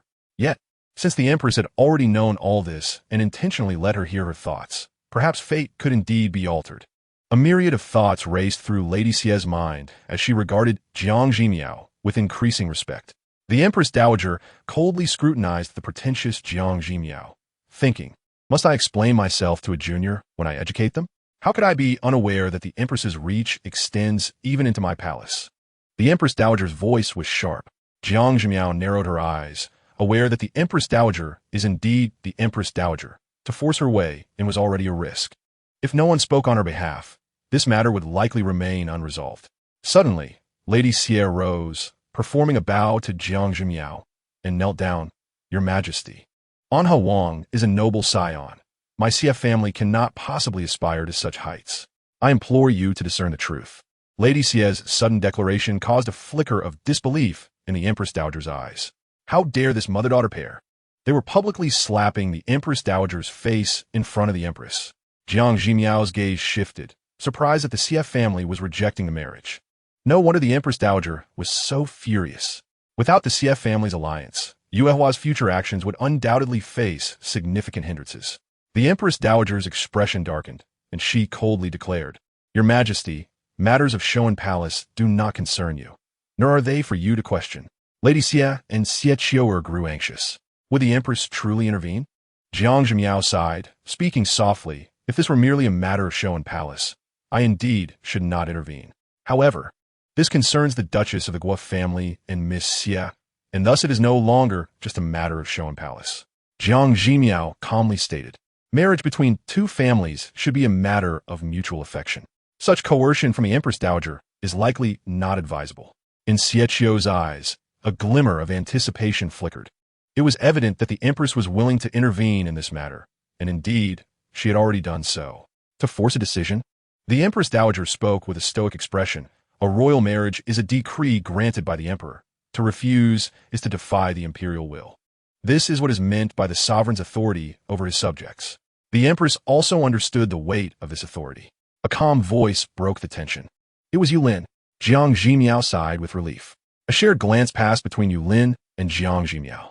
Jiang Zhimiao quickly remarked, "Mother is intent on uniting the Xie family with Prince Anhe, but it seems Miss Xie is unwilling." Yulin cast a subtle glance at Xie Qiu, who remained kneeling on the ground. His gaze was enigmatic. Observing the Empress Dowager's furious countenance, Yulin spoke softly, "Mother, I do not recall issuing a decree for marriage. I have never even heard of your desire for Prince Anhe to be wed to the Xie family. If there has been no decree, what is there to discuss about defiance?" He continued articulately. Mrs. Xie felt her stiffened spine gradually relax. She had won this gamble. What the Empress Dowager wished to enforce was not necessarily agreeable to the emperor or the empress. For the sake of Qiu's lifelong happiness, this marriage must not come to fruition. The Xie family must evade Yu Hua's retribution, and their only path forward was to steadfastly support Yulin. A multitude of thoughts flashed through Mrs. Xie's mind, and she spoke with great respect. "Your Majesty, it is clear that Prince Anhe is indeed a paragon of excellence. But my daughter Qiu only wishes to marry into a humble family, not the royal household. The Empress Dowager's kindness, the Xie family, can only disappoint." "What more do you wish to say, Empress Dowager?" Yulin replied calmly, "Some matters are best not to be forced. What is obtained through coercion is likely to yield bitter fruit." Jiang Zhimiao couldn't help but shudder slightly, feeling apprehensive. The Empress Dowager should not suddenly interject. Bitter fruit is still fruit, is it not? Fortunately, the Empress Dowager was already somewhat dazed from her anger, and she exclaimed, "Emperor, you have established your own household. Yet your younger brother has reached an age where he still lacks a legitimate wife. Do you not consider him?" In Chapter 37, the value of luck diminished once more. Yulin appeared troubled. "Mother, upon what basis do you make such a claim? My younger brother's marriage has always been a matter you pondered. If I were to show excessive concern, I fear you would not welcome it. From your words, it seems you favor the Xie family. However, the essence of marriage lies in mutual consent. Since the Xie family is unwilling, to force a union would be akin to sowing enmity." He paused momentarily, then continued, "The grandfather of Duke Xie was a founding hero, renowned for his remarkable achievements. If we resort to coercion for a mere marriage, how shall the world perceive me? And how shall they view you?" The Empress Dowager's expression shifted slightly, and she could not help but interject, "Is the emperor attempting to leverage the sentiments of the realm against me?" Yulin sighed with a rueful smile. "Whatever I do in your eyes, I'm always in the wrong. However, even if you wish to blame me this time, I implore you to refrain from acting stubbornly and disheartening the loyal ministers." The Empress Dowager's expression fluctuated. She cast a cold gaze at the kneeling Mrs. Xie and Xie Qiu. This marriage had been meticulously arranged by her. Now, with Duke Xie's grandfather being a founding hero, he held considerable influence in the military. In this generation, Duke Xie had only one daughter, Xie Qiu. Although he had retired from the military early, his power still permeated the ranks. Originally, the late emperor had been wary of him. Yet Duke Xie and Mrs. Xie shared a deep bond, and after giving birth to Xie Qiu, Mrs. Xie was unable to bear more children. Duke Xie held steadfast to his first wife, having no concubines. With only Xie Qiu as his sole heir, the future of the Xie family would lack support. Thus the late emperor felt at ease. In fact, during his reign, the late emperor had sought to arrange a marriage between Xie Qiu and Yu Hua. Yu Hua had gained literary fame from a young age, and Xie Qiu adored poetry. Whenever Yu Hua composed a new poem, It was promptly delivered to the late emperor. Should this marriage succeed, Xie would marry into the imperial family, and the Xie family's influence would thus merge with the royal lineage. Hence, the Empress Dowager previously believed that the late emperor had favored Yu Hua for ascension, though the reasons for his eventual choice of Yulin remained a mystery. The Empress Dowager stared at the back of Mrs. Xie and Xie for a long while, then slowly commanded, "Xie, raise your head." Xie bit her lip and cautiously lifted her gaze. The Empress Dowager's expression was complex. "Previously, I expressed my desire for a union, and you never indicated your refusal. Why today do you suddenly reject the marriage?" With both the emperor and empress present, it was clear that this marriage could not be forced. Yet the Empress Dowager was unwilling to let this opportunity slip away. The crux of the issue lay with Xie. If she were to agree, the doting duke and Mrs. Xie would surely acquiesce, and everything could proceed as intended. Xie hesitated. The Empress Dowager endeavored to appear kind, speaking softly, "Do not hesitate. Speak your mind." But could she truly speak her mind?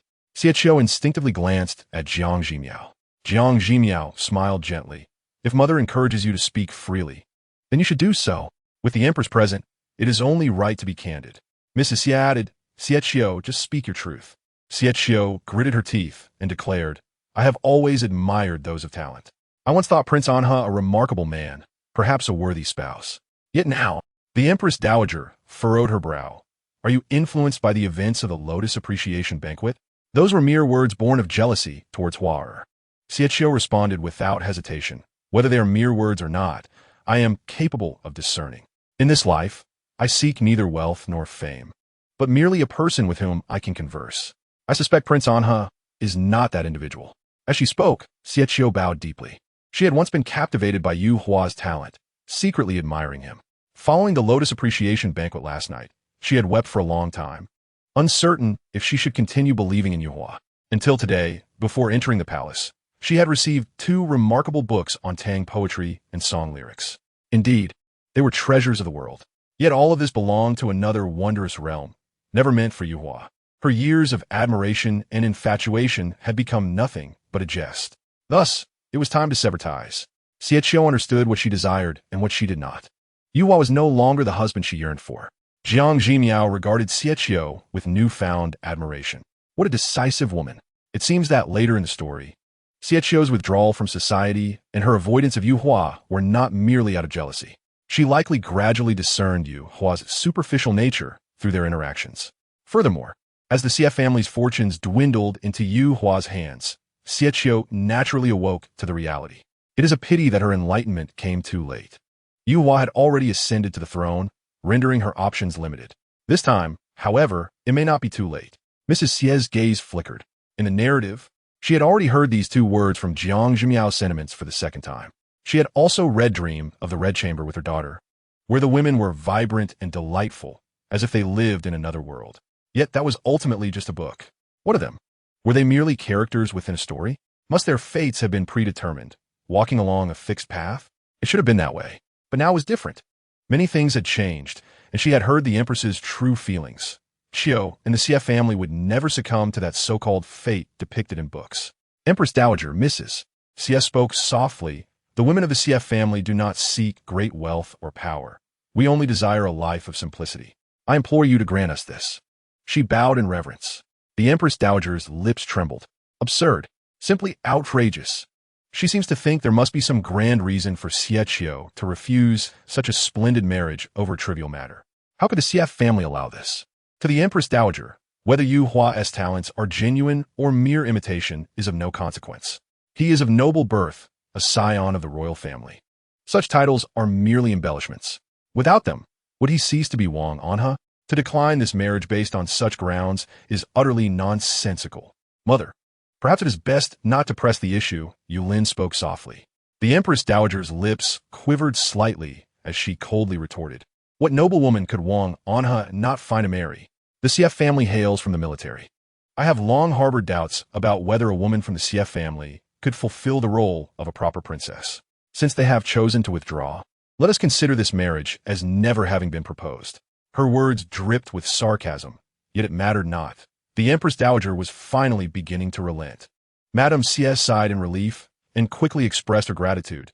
"Thank you, Your Majesty." She pulled at Xiechio, who hastily responded.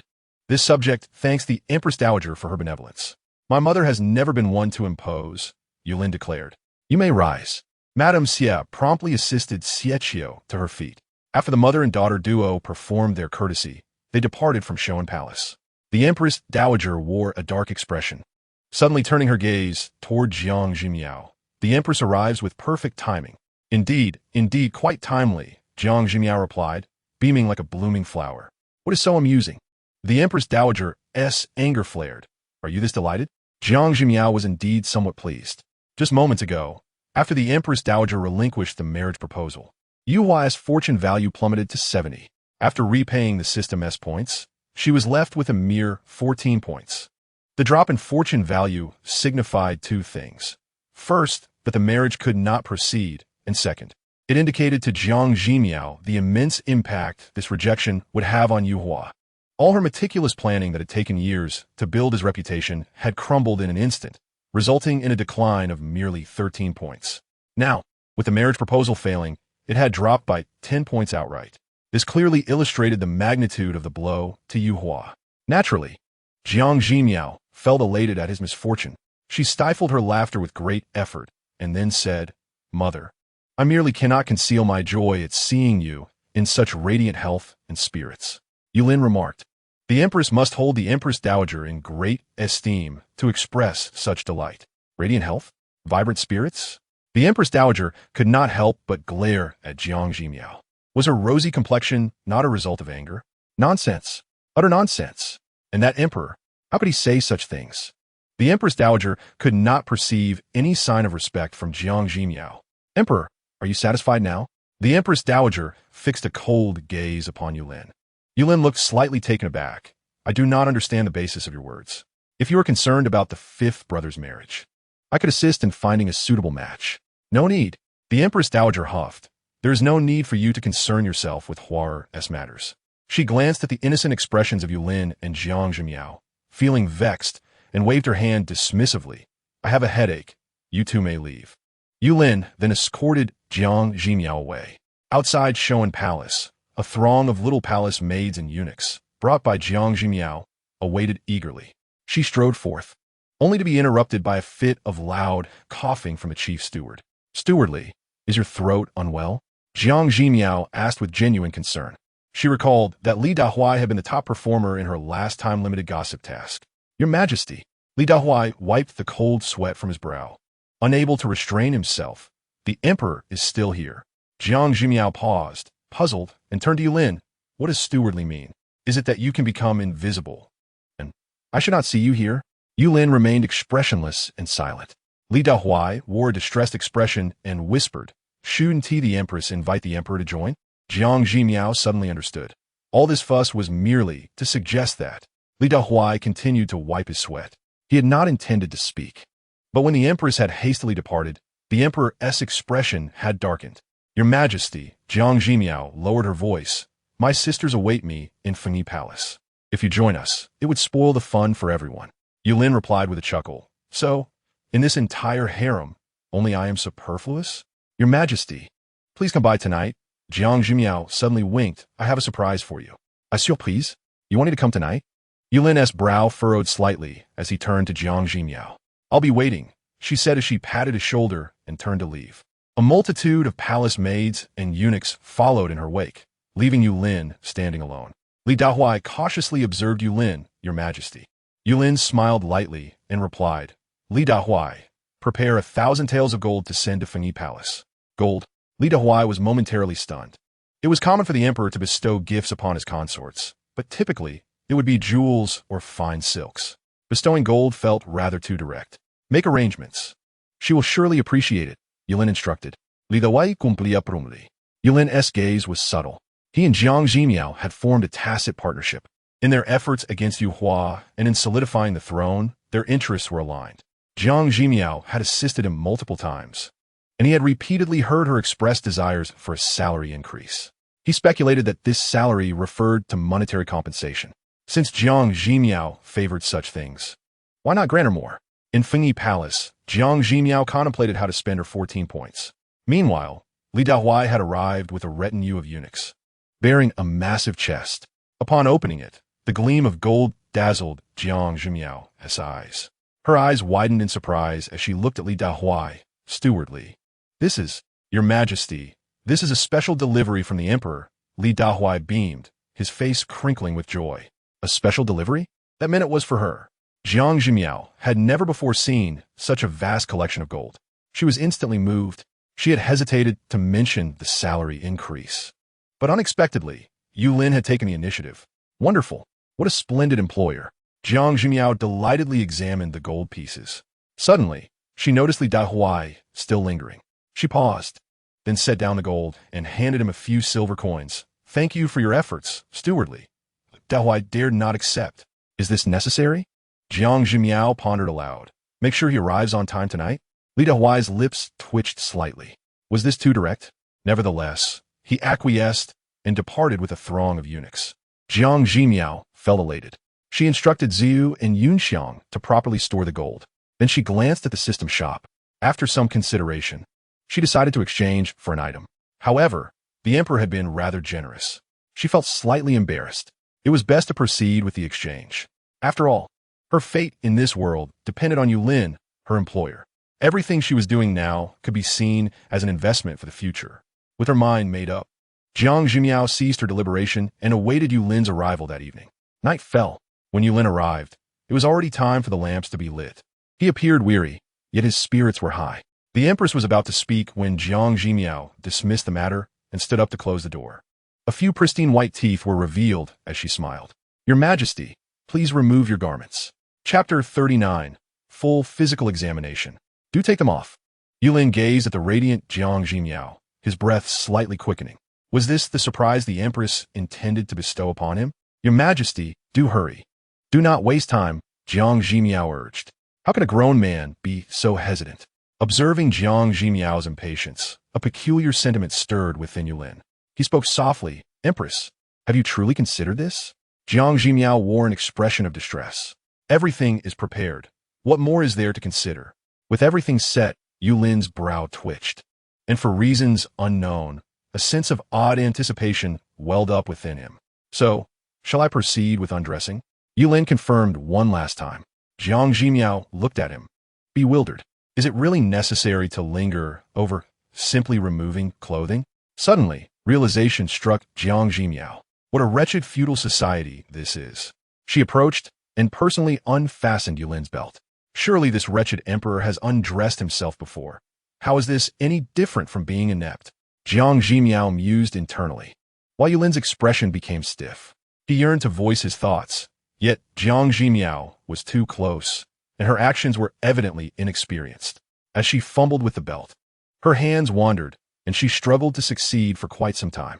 "Just a moment, I'll be done shortly," Jiang Zhimiao said, growing anxious. Suddenly, her hand was grasped firmly.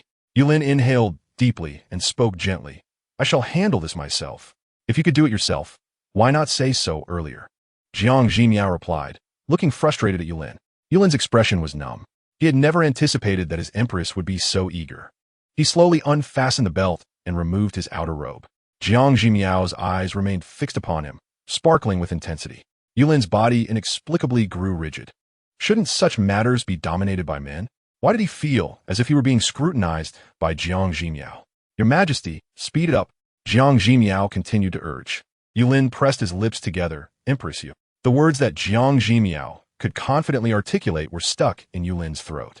From childhood, he had been regarded as a target, with no one around him trustworthy. Even a single palace maid or eunuch could be a spy placed by another. Even Li Dahuai, who had grown up alongside him, was not someone he fully trusted. This had ultimately led to Yulin's lack of interest in women. Over the years, apart from occasionally acting with Lin Qingqing, this was the first time he found himself in such a situation. "Your Majesty, I will take over from here." Jiang Zhimiao could no longer tolerate Yulin's hesitance. She rushed forward and stripped him of his clothing. Yulin stood frozen, appearing small, helpless, and pitiful. Jiang Zhimiao swiftly removed his upper garment and pushed him down onto the edge of the bed. Without hesitation, her hand rested upon his abdomen. Yulin stood there, rigid and tense for reasons unknown. As Jiang Zhimiao touched his abdomen, she activated the physical examination talisman. The talisman required 5 points and allowed for a full examination of a designated individual. Activation conditions. Touch the opponent's abdomen and maintain contact for at least 30 seconds. 1 second, 2 seconds. Jiang Zhimiao counted absently. Yulin's voice was somewhat stiff. Empress, what are you doing? Why, of course. Jiang Zhimiao suddenly realized something. She glanced down at her hand, resting on Yulin's abdomen, then looked back up at him. Due to the necessary proximity, their distance felt particularly intimate. Jiang Zhimiao could even see the flutter of Yulin's eyelashes. An awkwardness enveloped her. Oh no, oh no. This feels somewhat inappropriate. But the time hasn't elapsed. I must wait a moment longer. 30 seconds is not a long duration. Yet for Jiang Zhimiao at that moment, it felt as protracted as an entire century. Yulin fixed his gaze upon her. She was so close that he could see the reflection of his own stiff and somewhat absurd visage in her pupils. A self-deprecating smile crept across Yulin's face. He was an emperor. What was there to be nervous about? Jiang Zhimiao hesitated to proceed, likely due to shyness. As a man, he should take the initiative. Yulin reached out, hesitantly attempting to grasp Jiang Zhimiao's hand. All right, all set. Oh yes. At that instant, Jiang Zhimiao released her hand. Yulin's hand hovered in the air, confusion etched across his features. All set. What was resolved? He felt utterly dazed. While Jiang Zhimiao awaited the results of the examination, she looked over at Yulin. Your Majesty, please don your clothing. Take care not to catch a chill. In the midst of summer, Yulin saw no possibility of catching a cold. He observed Jiang Zhimiao, who had already begun to eat a morsel of pastry. Feeling utterly stunned. After all this, was it merely this? Just this? Gritting his teeth, Yulin hastily donned his garments. He approached her. Empress, the results are in. Jiang Zhimiao's voice rang out suddenly. Yulin paused momentarily. Results? What results? Jiang Zhimiao quickly perused the examination findings. Yulin, age 20. Remaining life expectancy, 5 years. Specific conditions. 1. Experiencing chronic, excruciating pain. The pain compresses the nerves, resulting in intermittent headaches. During severe headaches, the patient's rationality may be compromised, leading to uncontrollable actions. 2. Subjected to medicinal solutions since childhood. Prolonged exposure has rendered him infertile. 3. Had suffered from cold toxins in utero, resulting in congenital deficiencies. In conclusion, this individual has a maximum lifespan of 5 years. At this revelation, Jiang Zhimiao fell silent. Yulin remained equally silent. What sort of fateful castaway is Yulin? Has he been poisoned throughout his life? How tragic. Jiang Zhimiao was momentarily stunned. Moreover, the examination results indicate he could live for 5 years, while in the book, he only lived for 3. Could it be that someone else will harm him later? What a pitiable soul. Yulin felt a haze descending upon him. His fingers gradually formed into fists. His headaches were not due to some peculiar illness, but rather the result of being poisoned since childhood. He was a prince. Who could have poisoned him throughout his life? A flash of profound sorrow crossed Yulin's gaze. It could only be 2 individuals, either the late emperor or the Empress Dowager. Furthermore, his frail constitution stemmed from the cold toxins he endured in utero. Because he was weak and sickly, the late emperor often sought physicians to concoct medicinal solutions, immersing him in medicinal baths for years. Yet, these baths had robbed him of his fertility. In that moment, Yulin felt a wave of confusion wash over him. The Empress Dowager's disdain for him and her favoritism towards Yu Hua were apparent. Thus, he had learned long ago not to hold any expectations of his mother. Yet the late emperor, though he recognized the late emperor's actions were somewhat irregular, he had still told himself that his father must have valued him to confer the throne. But what was the outcome? His father had schemed for him to lose his ability to father children. Chapter 40, A Life Not Long Enduring. A bitter smile crept across Yulin's lips. He is gravely poisoned and has little time left to live. Moreover, he has long lost his ability to procreate. Yet, he remains the son of heaven. His father, the emperor, has never truly wished for him to secure the throne. Consider this, in a few years, with no heirs and suddenly passing away, who would be the most suitable candidate for succession? Naturally, it would be Yu Hua. It can only be Yu Hua. Yulin clenched his teeth tightly. Yet why? If there is such fondness for Yu Hua, why not simply let him ascend the throne? He had contemplated withdrawing from this power struggle, but it is his father who insists on making him the next emperor.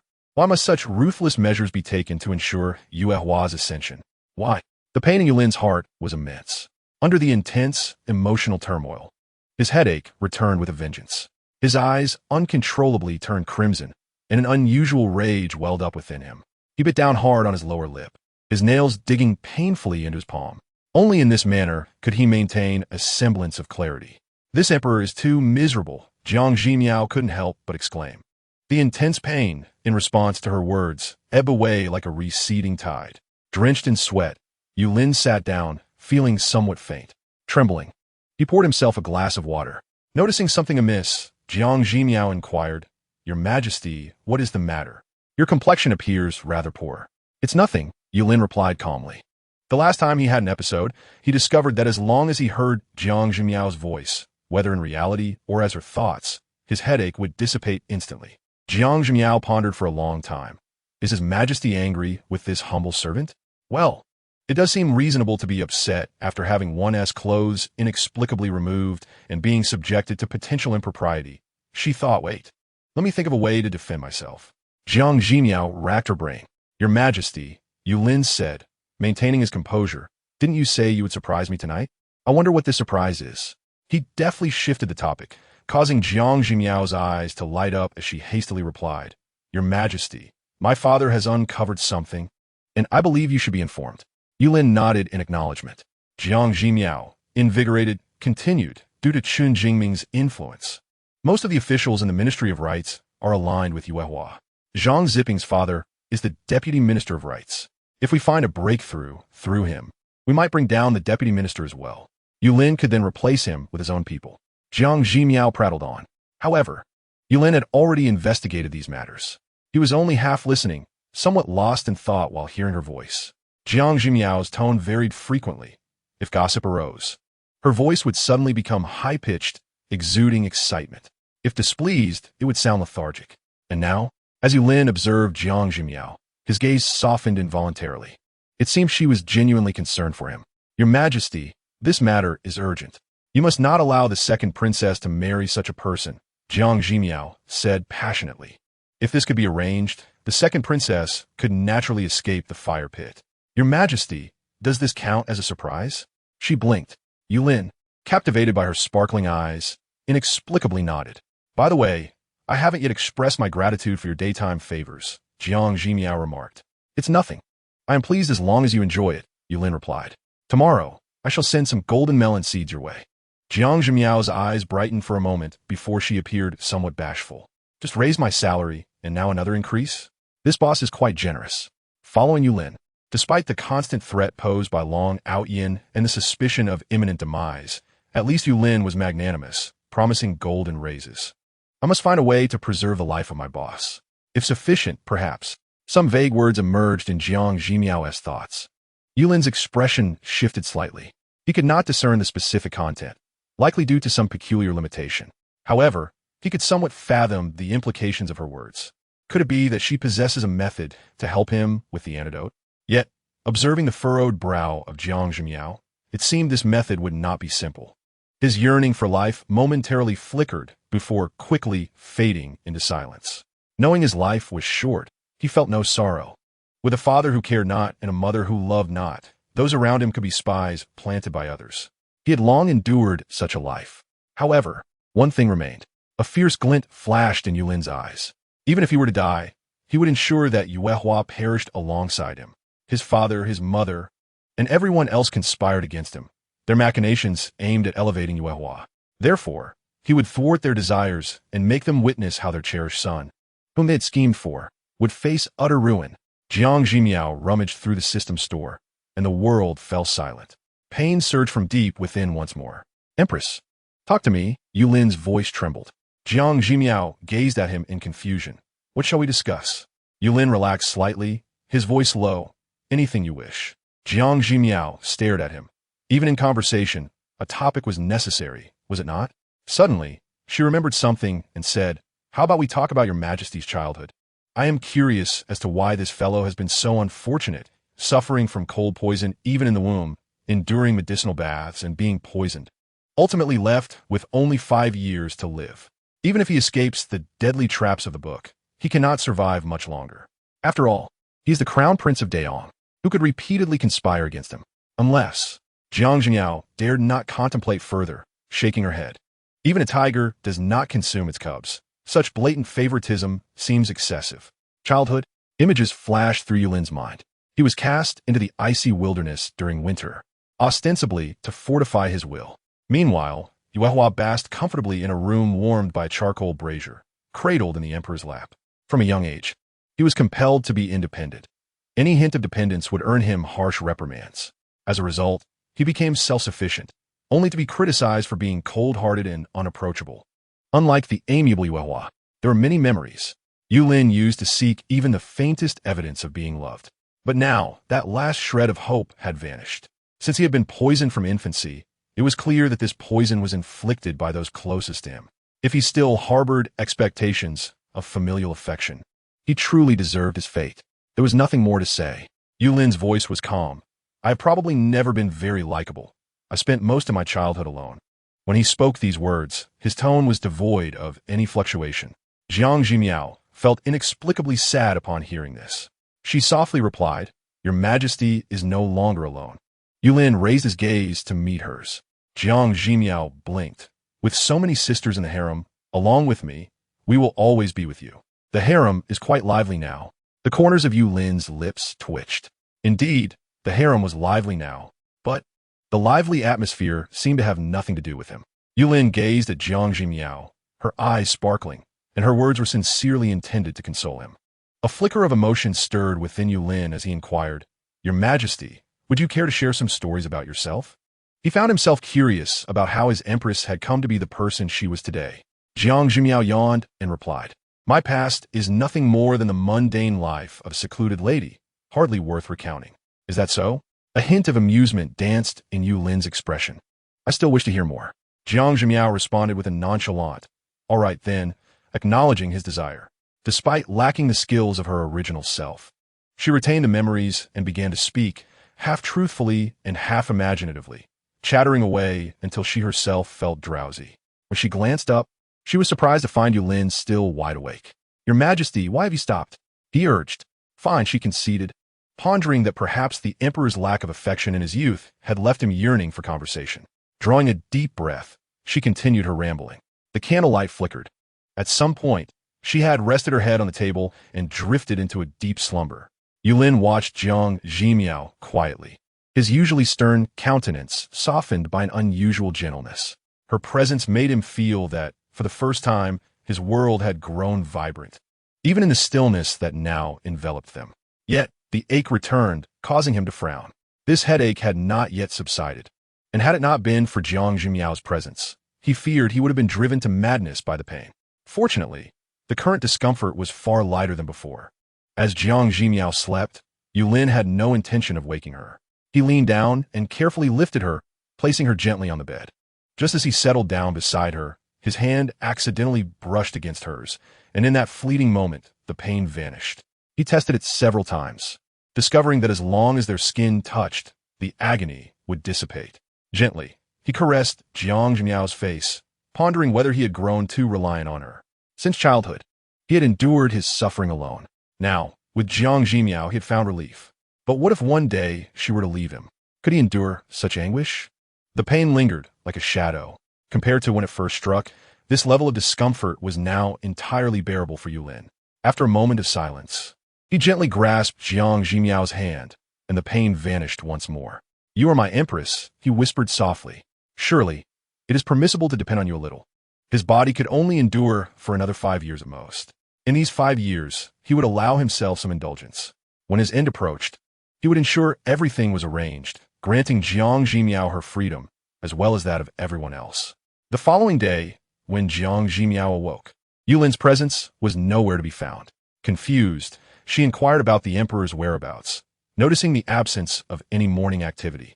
Yin Xiang smiled brightly and replied, "The emperor specifically instructed not to disturb you, Your Highness. He truly cares for you." "The emperor's special instructions?" Jiang Zhimiao stroked her chin thoughtfully. How considerate he had become. Upon rising, she discovered that Li Dahuai had sent a full box of golden melon seeds early in the morning, which further lifted her spirits. In truth, she had little need for money, but the sight of the gleaming gold brought her joy. Jiang Zhimiao did not believe that Yulin harbored romantic feelings for her. Reflecting on her previous assistance to him, She concluded that he had begun to trust her. The gold was merely a reward for her diligent efforts. Confident in her work, she instructed Zhu to put the gold away and proceeded to the front hall, where the concubines awaited her in neat rows. A wave of sentiment washed over her. If this were my time, each one of them would be a model student, so eager to please. Since the implementation of the schedule, aside from Lin Kai Nu, who remained confined, none of the others had missed a day. After the concubines offered their greetings, Jiang Zhimiao opened the system to check the latest gossip. This morning's news. Yuhua learned of his engagement being called off by the Xie family and spent the entire day yesterday lingering at their doorstep. Early this morning, he was once again waiting outside the Xie residence, while the Duke of Xie claimed illness and did not attend the morning court. Jiang Zhimiao raised an eyebrow. It seems Yuhua is not so easily disheartened. However, as long as Xie Qiu remains resolute, this marriage will not come to fruition.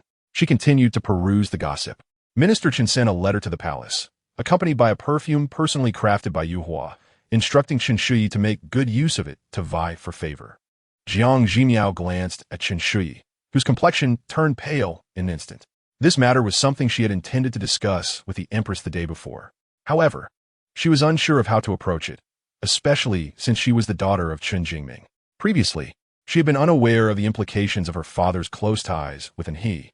Now, she understood all too well that his actions could lead to dire consequences. Even if she confided in the Empress, would she believe her? Lost in her thoughts, Chen Shui felt a wave of despair wash over her. She realized she had been driven to a dead end. Chapter 42. What if the Empress misunderstands? Chen Shui, is it really necessary to be so aggrieved over a piece of crab meat that I took this morning? I will return it to you tomorrow. And Zhaoyi suddenly interjected. Chen Shui quickly masked her sorrowful expression and replied, I am not distressed over something so trivial. It is the manner in which you took it that is disheartening. Just admit you are petty, and Zhaoyi retorted. Jiang Zhimiao managed the harem with a relatively lenient hand, but excessive indulgence could lead to chaos. Indeed, and Zhaoyi admitted readily. Chen Shui glanced at Zhaoyi and sighed inwardly. She recognized that Zhaoyi was attempting to come to her aid. The thought of the family's fate and Zhaoyi's later life of solitude brought her profound heartache. She could not fathom what her father was scheming behind the scenes. Had he sacrificed his wife and children, his family, merely to ascend to a higher position? Regardless, she could not allow such a fate to unfold. Chen Shui's resolve slowly solidified. She was determined not to walk the path that led to that tragic conclusion. Jiang Zhimiao intervened, considering Chen Shui's potential desire for favor. She held no strong opinions on the matter. This is the harem. What else can concubines do if not vie for favor? However, given the emperor's health, Chen Shui may find herself disappointed. The emperor has been poisoned and is unable to bear offspring. This may also explain his impotence. Jiang Zhimiao sighed.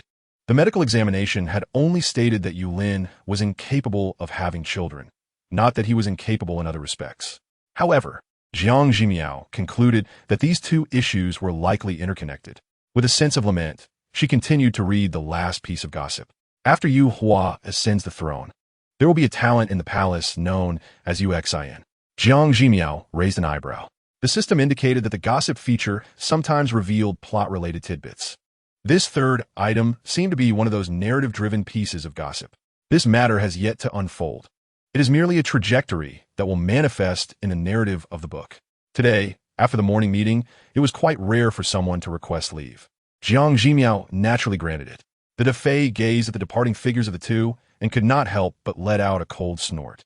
She and Chen Shui were not on good terms, yet she also felt that having such a father was indeed unfortunate for Chen Shui. This time, she hoped that Chen Shui could gain some clarity. Should she continue to be obstinate, she would truly deserve her fate. On the road, Chen Shui slowed her pace, deliberately waiting.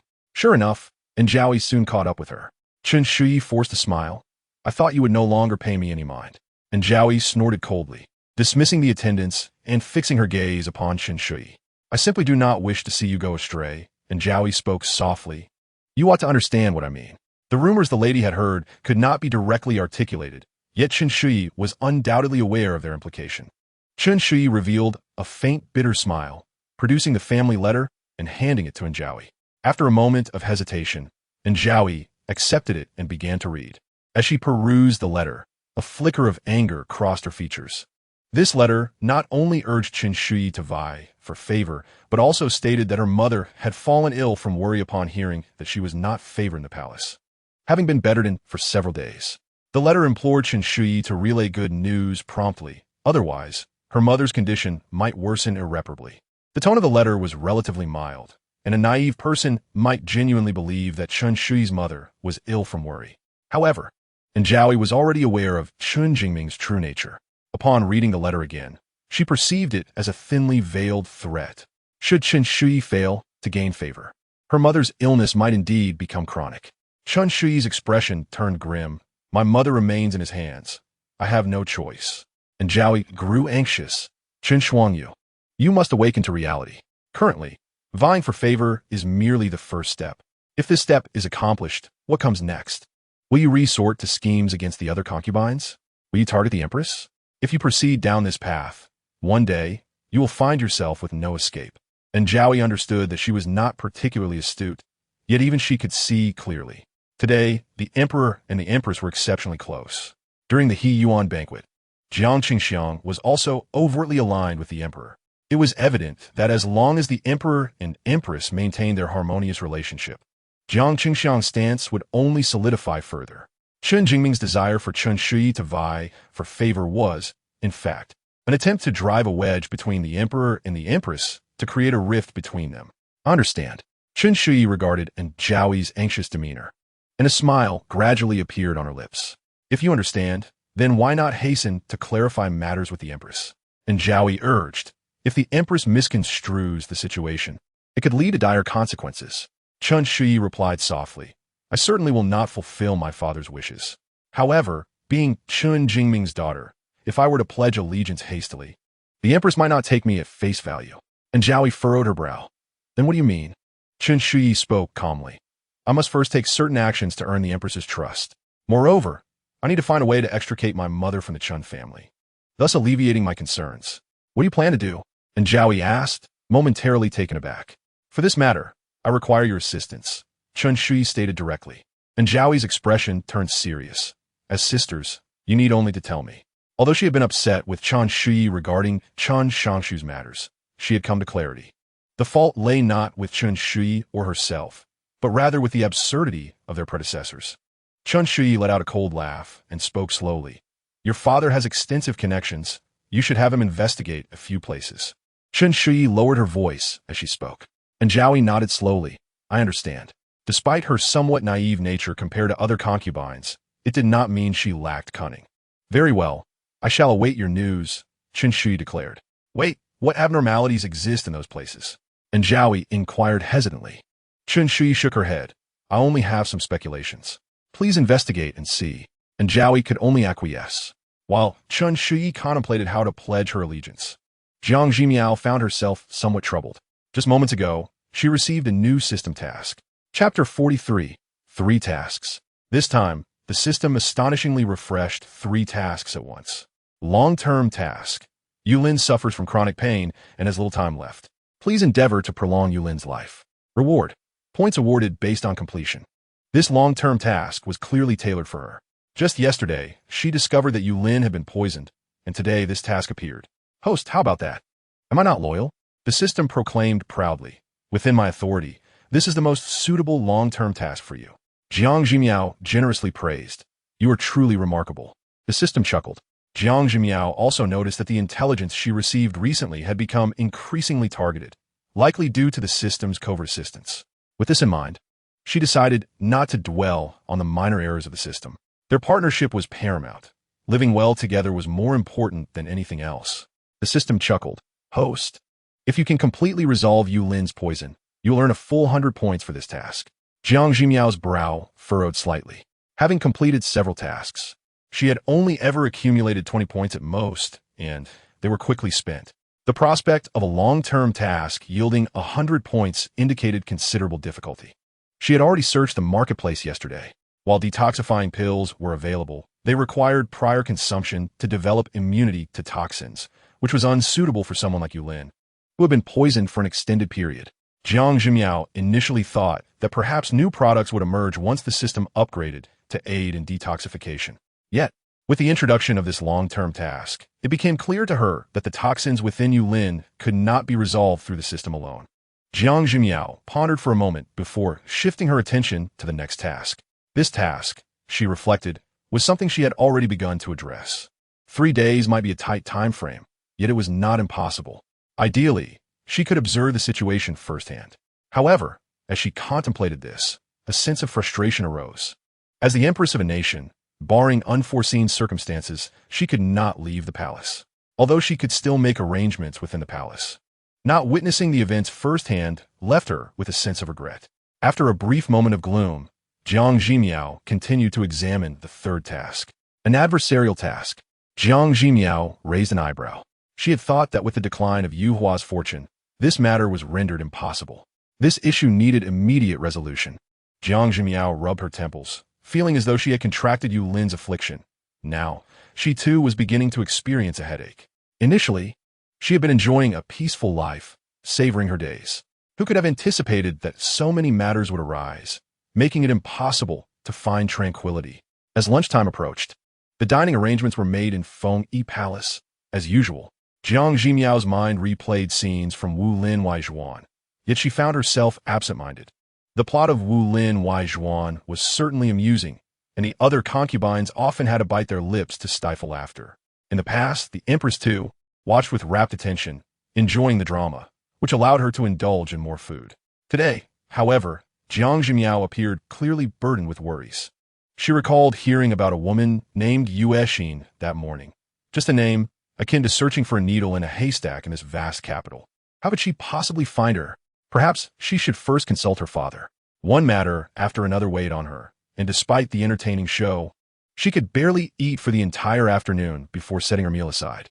The concubines, observing her, were filled with concern. The empress had taken on too much for the sake of their household. They must assist her in these matters. In an unprecedented move, the concubines requested a leave in the afternoon. Jiang Zhimiao, somewhat surprised, felt a flicker of gratitude. Indeed, attending lessons punctually was an inhumane expectation, and it seemed everyone had finally recognized this. She began to organize affairs within the palace. She summoned Yun Xiang. Yun Xiang, select a clever maid and find a way to converse with the maids of the second princess at Chaofeng Palace, attempting to glean some information. Most importantly, see if the second princess has any plans to leave the palace. Yun Xiang promptly set to work. Zuyu, sent a message out for my father to prepare the evidence we may need at any moment. Also, investigate a person named Yu Exin. Jiang Zhimiao continued with her arrangements. These 2 head maids were chosen from the minister's residence by Jiang Wei himself. Yun Xiang was astute, while Zuyu was composed. Jiang Zhimiao found them both extremely capable.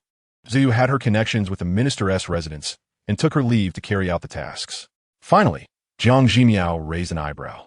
She needed to meet with Yulin. Given their previous interactions, they should have established a basic trust. Some matters would be much easier for Yulin to handle. At this hour, he should be in the imperial study. After a moment's thought, she had the kitchen prepare a cooling bowl of lily and mung bean soup and made her way to the imperial study. Under the blazing sun, Li Dahuai spotted Jiang Zhimiao approaching from afar and hurriedly ran to greet her. As he received the food container, he whispered, "Your Majesty, the Emperor is in there in a foul mood. If you have matters to discuss, it may be better to wait." Just as Li Dahuai's words fell, a loud crash echoed from within. Jiang Zhimiao couldn't help but exclaim, "Is the Emperor's temper truly so bad?" Li Dahuai wiped the cold sweat from his forehead. Everyone knew of Yulin's unstable temperament. Perhaps only the Empress remained oblivious to it. Chapter 44. The affectionate drama of the Emperor and Empress before the Empress. The Emperor was remarkably restrained with his temper. The Empress sometimes acted in ways that were quite improper, yet the Emperor never held it against her, even rewarding her repeatedly. Such treatment was something Lin Meirin, now Lin Kai, had never experienced. Jiang Zhimiao was momentarily taken aback. The floods in Jiangnan were a major event, and she had received not a single word about it. Last night, when Yulin was present, he had shown no sign of distress whatsoever. After a moment of reflection, Jiang Zhimiao handed the food container back to Li Dahuai, saying, "I shall not enter just yet. When the Emperor has a moment, please have him bring the mung bean and lily soup to Feng Yi Palace." Li Dahuai hurriedly agreed. Just as he took the food container, a commotion erupted from within the imperial study. His expression shifted and he rushed to enter, but then hesitated and turned back to Jiang Zhimiao. Your Majesty, perhaps it would be best for you to deliver it in person? Jiang Zhimiao looked at this chief eunuch, perplexed. This man was indeed difficult to understand. He had previously urged her to leave, yet now insisted she approach. Li Dahuai, feeling awkward, lowered his voice. The Emperor's anger is becoming uncontrollable. I thought, since you are different to him, perhaps you could persuade him? Setting aside other concerns, he primarily feared that the Emperor's wrath might lead to his own harm. Jiang Zhimiao nodded in understanding. Suddenly, she recalled a line from the script she had skimmed over. Yu Hua ultimately overthrew the tyrant Yulin and ascended the throne. The notion of a tyrant did not align with her recent experiences with Yulin. She also remembered the medical report indicating that Yulin's headaches could lead to an irritable disposition. Could it be that he was suffering from a headache now? With little time to ponder, she followed Li Dahuai into the imperial study. Upon entering, she was immediately struck by an unusual scent. Before she could ascertain its source, she beheld Yulin, disheveled, eyes bloodshot, wielding a gleaming sword. Several eunuchs stood nervously in front, attempting to restrain him. Step aside. Yulin's face contorted with rage. Today, I shall behead this useless minister. Gao Huai knelt on the ground, trembling slightly, yet offered a bitter smile, bowing deeply to Yulin. I have failed your grace, and I am willing to meet my death. He lowered his head, showing no intention of dodging. Yulin, further provoked, saw his eyes redden more intensely. He kicked aside those who stood in his way and swung the sword toward Gao Huai. Jiang Zhimiao's heart trembled at the sight. It was the first time she witnessed Yulin lose all semblance of reason. Your Majesty, she called out, stepping forward without hesitation. Your Majesty, Li Dahuai exclaimed in alarm, not anticipating such a scene. The Emperor's emotions had spiraled out of control. If he inadvertently harmed the Empress, the consequences would be dire. Yet, the sword in Yulin's hand hung, suspended in midair. He looked up, momentarily dazed, at Jiang Zhimiao. Empress? He ground out through clenched teeth. He was baffled by his own state. Normally, his headaches occurred after intervals of several days. He had only suffered one the previous night. Today, he had summoned Gao Huai to inquire about the situation in Jiangnan, suspecting something was amiss. He knew of Gao Huai's capabilities, having recommended him to his father, who had heeded his advice and sent Gao Huai to manage the water control. Yet 3 years had passed, and Gao Huai's carefully constructed dam had been swept away by the floods. Something was clearly wrong. But inexplicably, while conversing with Gao Huai, he had suddenly been struck by an intense headache. This time, the pain was more severe than ever before, shattering the thread of rationality in his mind. In that moment, he had grasped the sword without hesitation, intending to slay Gao Huai. Had it not been for Jiang Zhimiao's shout, Gao Huai would have surely lost his head by now. Yulin's gaze shifted erratically, and he began to sweat profusely. Regardless of Gao Huai's guilt or innocence, executing a court official within the imperial study would lead to his name being forever associated with that of tyrants in history. The sword clattered heavily to the ground, ringing clearly. Yulin gritted his teeth. Today's headache was inexplicably intense. He needed to calm down immediately. Yulin approached Jiang Zhimiao. Your Majesty, if there is something to discuss, it must be done properly. Jiang Zhimiao began to counsel. Suddenly, Yulin reached out and grasped her hand. Jiang Zhimiao was taken aback. Li Dahuai's eyes widened in shock. Even Gao Huai, kneeling on the ground, could not help but look over, his eyes filled with astonishment. He had known Yulin for quite some time, and Yulin had previously exhibited moments of sudden rage. In those earlier instances, it had not been so easy to calm him down. This time, he believed he was surely doomed, yet upon the queen's arrival, the emperor suddenly regained his composure. The emperor, with eyes upon him, made Jiang Zhimiao feel somewhat embarrassed. Yulin lowered his gaze to their intertwined hands, realizing that his actions might have been rather forward. Yet, this was his queen. A little boldness was of no consequence. The touch of skin against skin alleviated his headache far more effectively than words could. He needed to remain calm and could not release Jiang Zhimiao's hand at this moment. A day apart feels like 3 seasons. I find myself missing the queen, Yulin remarked. Jiang Zhimiao instantly felt goosebumps rise on her skin. Was Yulin possessed by some unclean spirit? Yulin glanced at Li Dahuai and instructed, You all may leave. Li Dahuai understood and led the others away. In the imperial study, only Gao Huai remained kneeling, alongside the emperor and empress holding hands. Gao Huai felt somewhat weary, forced to witness the affection between the emperor and empress. Jiang Zhimiao, feeling awkward, attempted to withdraw her hand, but Yulin gripped it firmly, showing no intention of releasing her. It would be inappropriate for me to listen to the matters of the court now that you have calmed down, Your Majesty, Jiang Zhimiao stated. There is nothing inappropriate about it, Yulin replied, turning to Gao Huai. Gao Huai, do you feel it is inappropriate? Gao Huai shook his head vigorously, feeling a surge of security with the Empress present. Your Majesty, there is indeed nothing inappropriate, Yulin said gently. Jiang Zhimiao hesitated, pondering that staying was not entirely without merit. However, could Yulin not release her hand first? Holding it like this was rather improper. Did he not see Gao Huai's gloomy expression? Gao Huai, I'm quite disappointed in you this time. Flood control is one matter, but in Jiangnan, it is more crucial to manage the people. Did I not assign you assistance? Why? Yulin's demeanor shifted from tension to calm, and he acknowledged, Your Majesty, I have stationed personnel at every critical point, believing it to be foolproof. However, upon investigation, I discovered that several locations had been compromised, with inferior materials secretly substituted. Gao Huai spoke apprehensively. As the two men appeared engaged in an endless conversation, Jiang Zhimiao grew bored and casually turned to a martial arts drama. Yulin's mind conjured images in sync with the unfolding story. He paused for a moment before pushing the pastries before him towards Jiang Zhimiao. Her eyes lit up. It was indeed a delightful surprise. With others present, Jiang Zhimiao maintained some decorum, nibbling slowly like a little hamster. She naturally accepted the offering. Gao Huai observed Yulin's actions, momentarily struck by how adeptly he performed them. Gao Huai, speak. Yulin's cold gaze fixed on him. You dare daydream in my presence? As he spoke, Yulin added another cushion for Jiang Zhimiao. She leaned into it, displaying a look of contentment. Gao Huai hesitated, wanted to speak. Yet, upon glancing at Jiang Zhimiao, he appeared reluctant to voice his thoughts. Speak, Yulin commanded. Before the Empress, there should be no concealment. Jiang Zhimiao looked at Yulin and blinked, thinking, the Emperor possesses quite the talent for winning hearts. It sounds rather touching.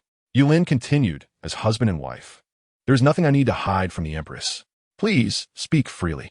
Gao Huai then quietly stated, Your Majesty, I have uncovered some leads in Jiangnan. There are individuals raising private troops, and I suspect this is related to Wang Anha. If I am given further resources, I may uncover substantial evidence. Jiang Zhimiao raised an eyebrow. Private troops under the command of Wang Anha? She had not received any intel on this from the system. Yet Yulin's associates had already unearthed some clues. Although Gao Huai had faltered momentarily, he proved to be a capable individual. If following the narrative in the book, this person would have likely met a tragic end at Yulin's hands due to his illness. Jiang Zhimiao narrowed her eyes, contemplating the peculiar timing of Yulin's illness. This affliction not only caused him to eliminate a loyal subordinate, but also solidified his reputation as a tyrant. Is such coincidence truly possible? If not mere chance, it implies that someone could manipulate Yulin's condition. Who could that individual be? As Jiang Zhimiao watched the drama, she pondered deeply.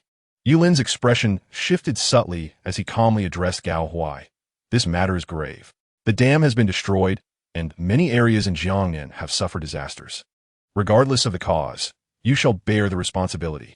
Your official position is temporarily suspended. Gao Huai bowed his head, I understand. He felt a jolt of realization. The Emperor was willing to trust him once more. Remembering the devastation in Jiangnan and the plight of the innocent citizens, Gao Huai clenched his teeth. I shall not disgrace my mission. He was acutely aware of who his adversary was. Wang Anha had operated for many years, and Jiangnan was a stronghold. Countless private troops were concealed there, divided and nurtured. He had to uncover evidence of Wang Anha's sabotage of the dam and his unauthorized raising of private troops. Both tasks were daunting, yet he owed the people of Jiangnan an explanation. This was a responsibility he had failed to fulfill, and he must now atone for it. Very well. Yulin's expression softened. Officially, I will also send a special envoy. You must coordinate openly and covertly. I shall obey, Gao Huai replied solemnly. After an hour of dialogue, the conversation between sovereign and minister finally concluded.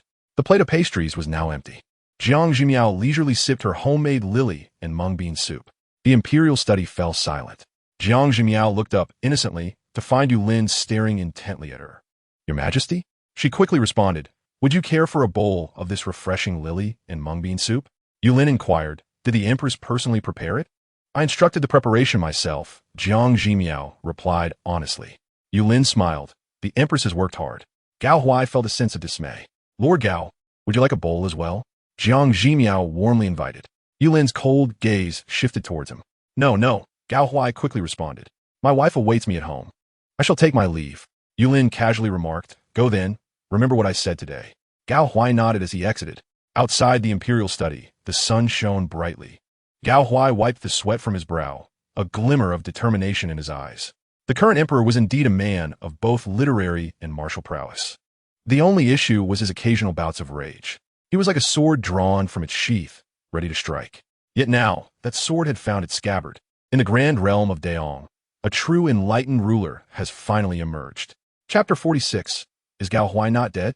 Master Li Daohuai regarded the sweat-drenched Gao Huai and quietly inquired, What of His Majesty? Gao Huai smiled faintly. All is well. The Emperor and Empress truly are a match made in heaven. Li Daohuai's spirits lifted, and he hastily replied, Indeed, it is the manifestation of divine will. As Gao Huai murmured to himself, he hastily departed.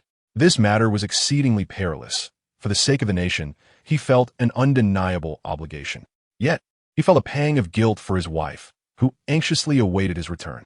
With a sigh, Gao Huai thought that only when the rivers and mountains were truly peaceful could he finally relax. At the Wangfu of Anha, Yuehua's demeanor remained tranquil, his reputation tarnished, and his marriage proposal postponed. He appeared to be in troubling circumstances. Yulin, in this moment, must surely be reveling in his triumph. Alas, his joy would soon be short-lived. He would soon learn the meaning of joy turning to sorrow. Your Highness, a maid rushed in, her expression flustered. Close the door. Yuehua commanded in a low voice. Once the maid had secured the study, he smiled slightly and asked, So, is Gao Huai dead? Indeed, Gao Huai was a formidable opponent. His influence in Jiangnan had nearly ensnared Yuehua. Despite multiple assassination attempts on Gao Huai, he had skillfully evaded them, proving himself a challenging adversary. However, it mattered not. Yulin would personally eliminate this pressing threat. Once Gao Huai perished, who else would dare to serve Yulin? Such tyrannical behavior would surely rattle the court, igniting the voices of countless officials. Compared to Yulin's actions, Yuehua's minor infractions would be swiftly forgotten. This plan was flawless, a veritable 2-for-1.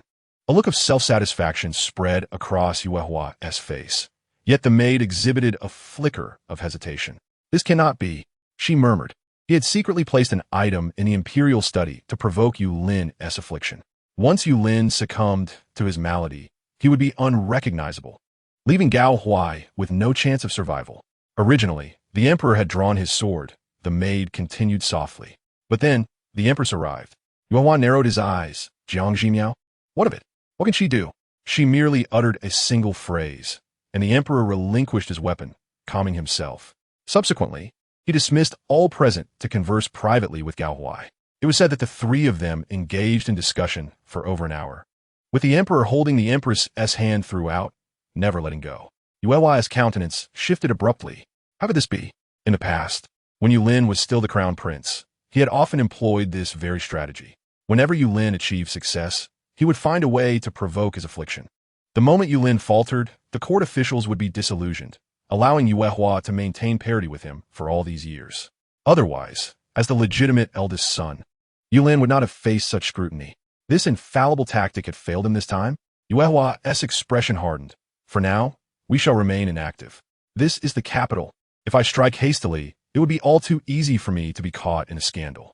Gao Huai's survival posed no issue. He had committed such a grievous error.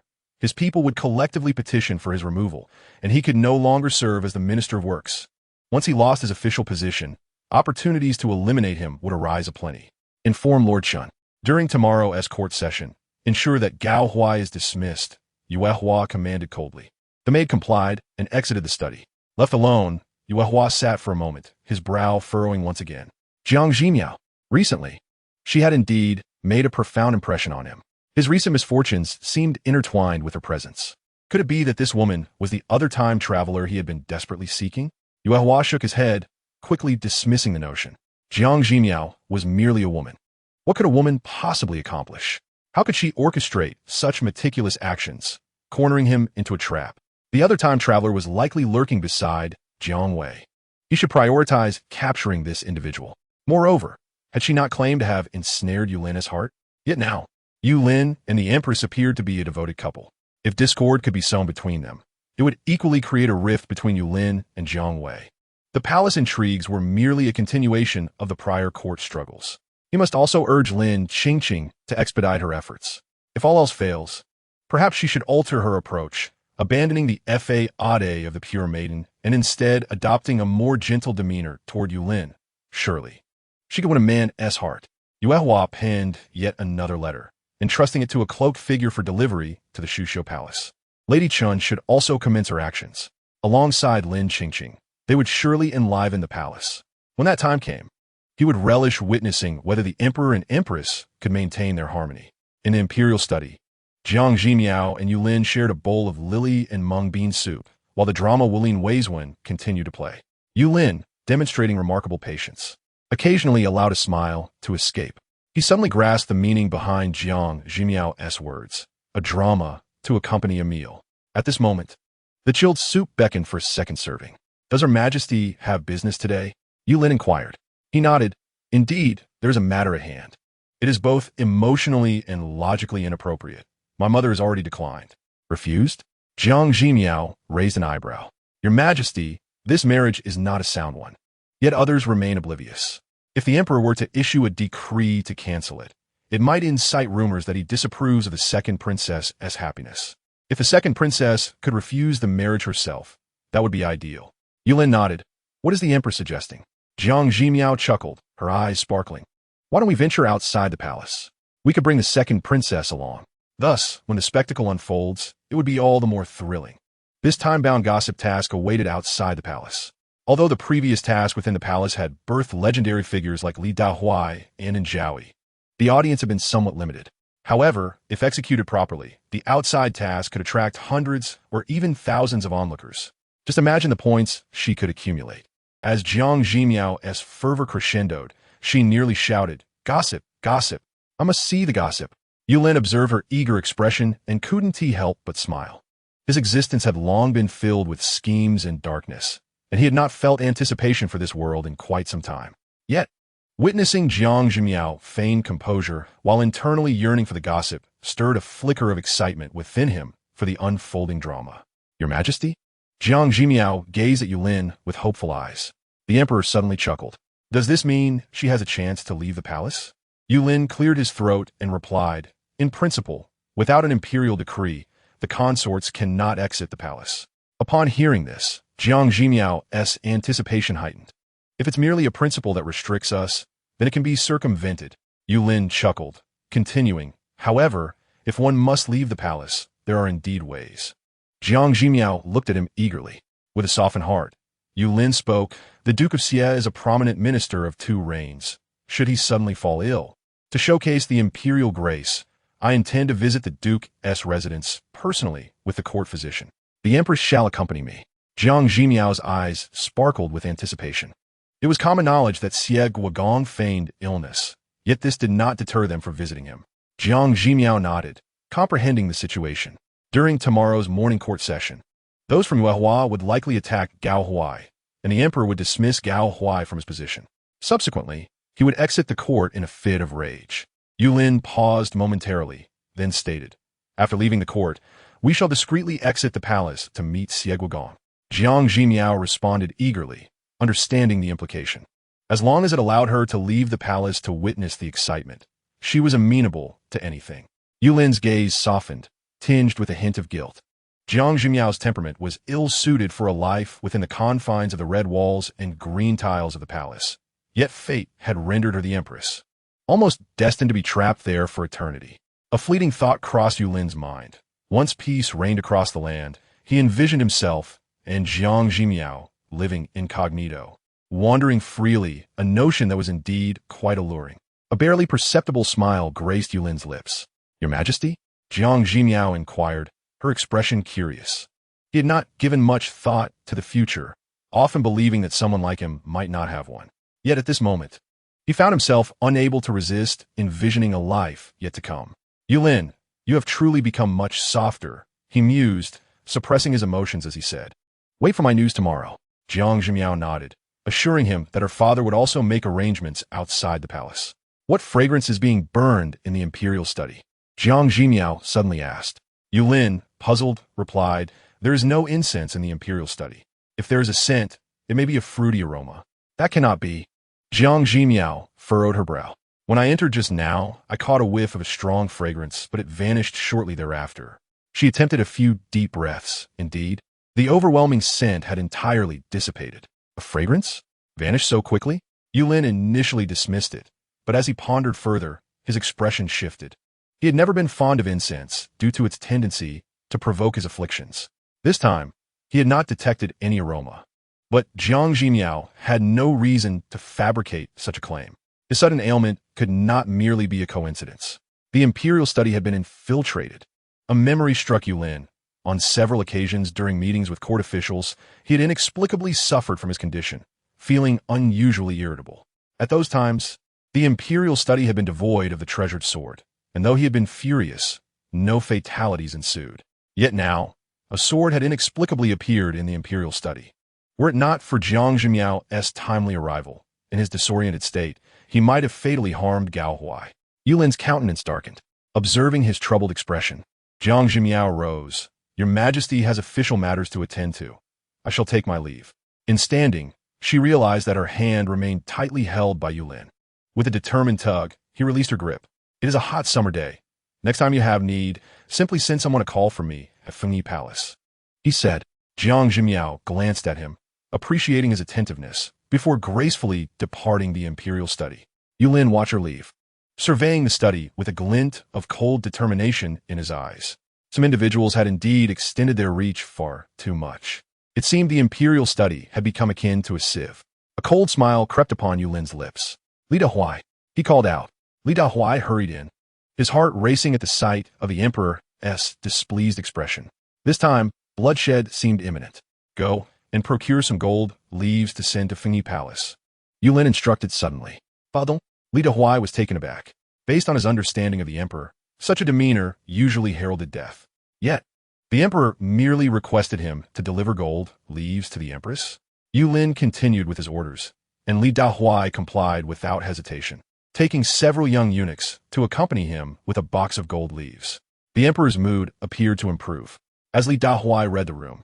Just as he began to relax, Yulin gestured, and a burly man emerged from behind a screen. Li Dahuai, Yulin raised an eyebrow.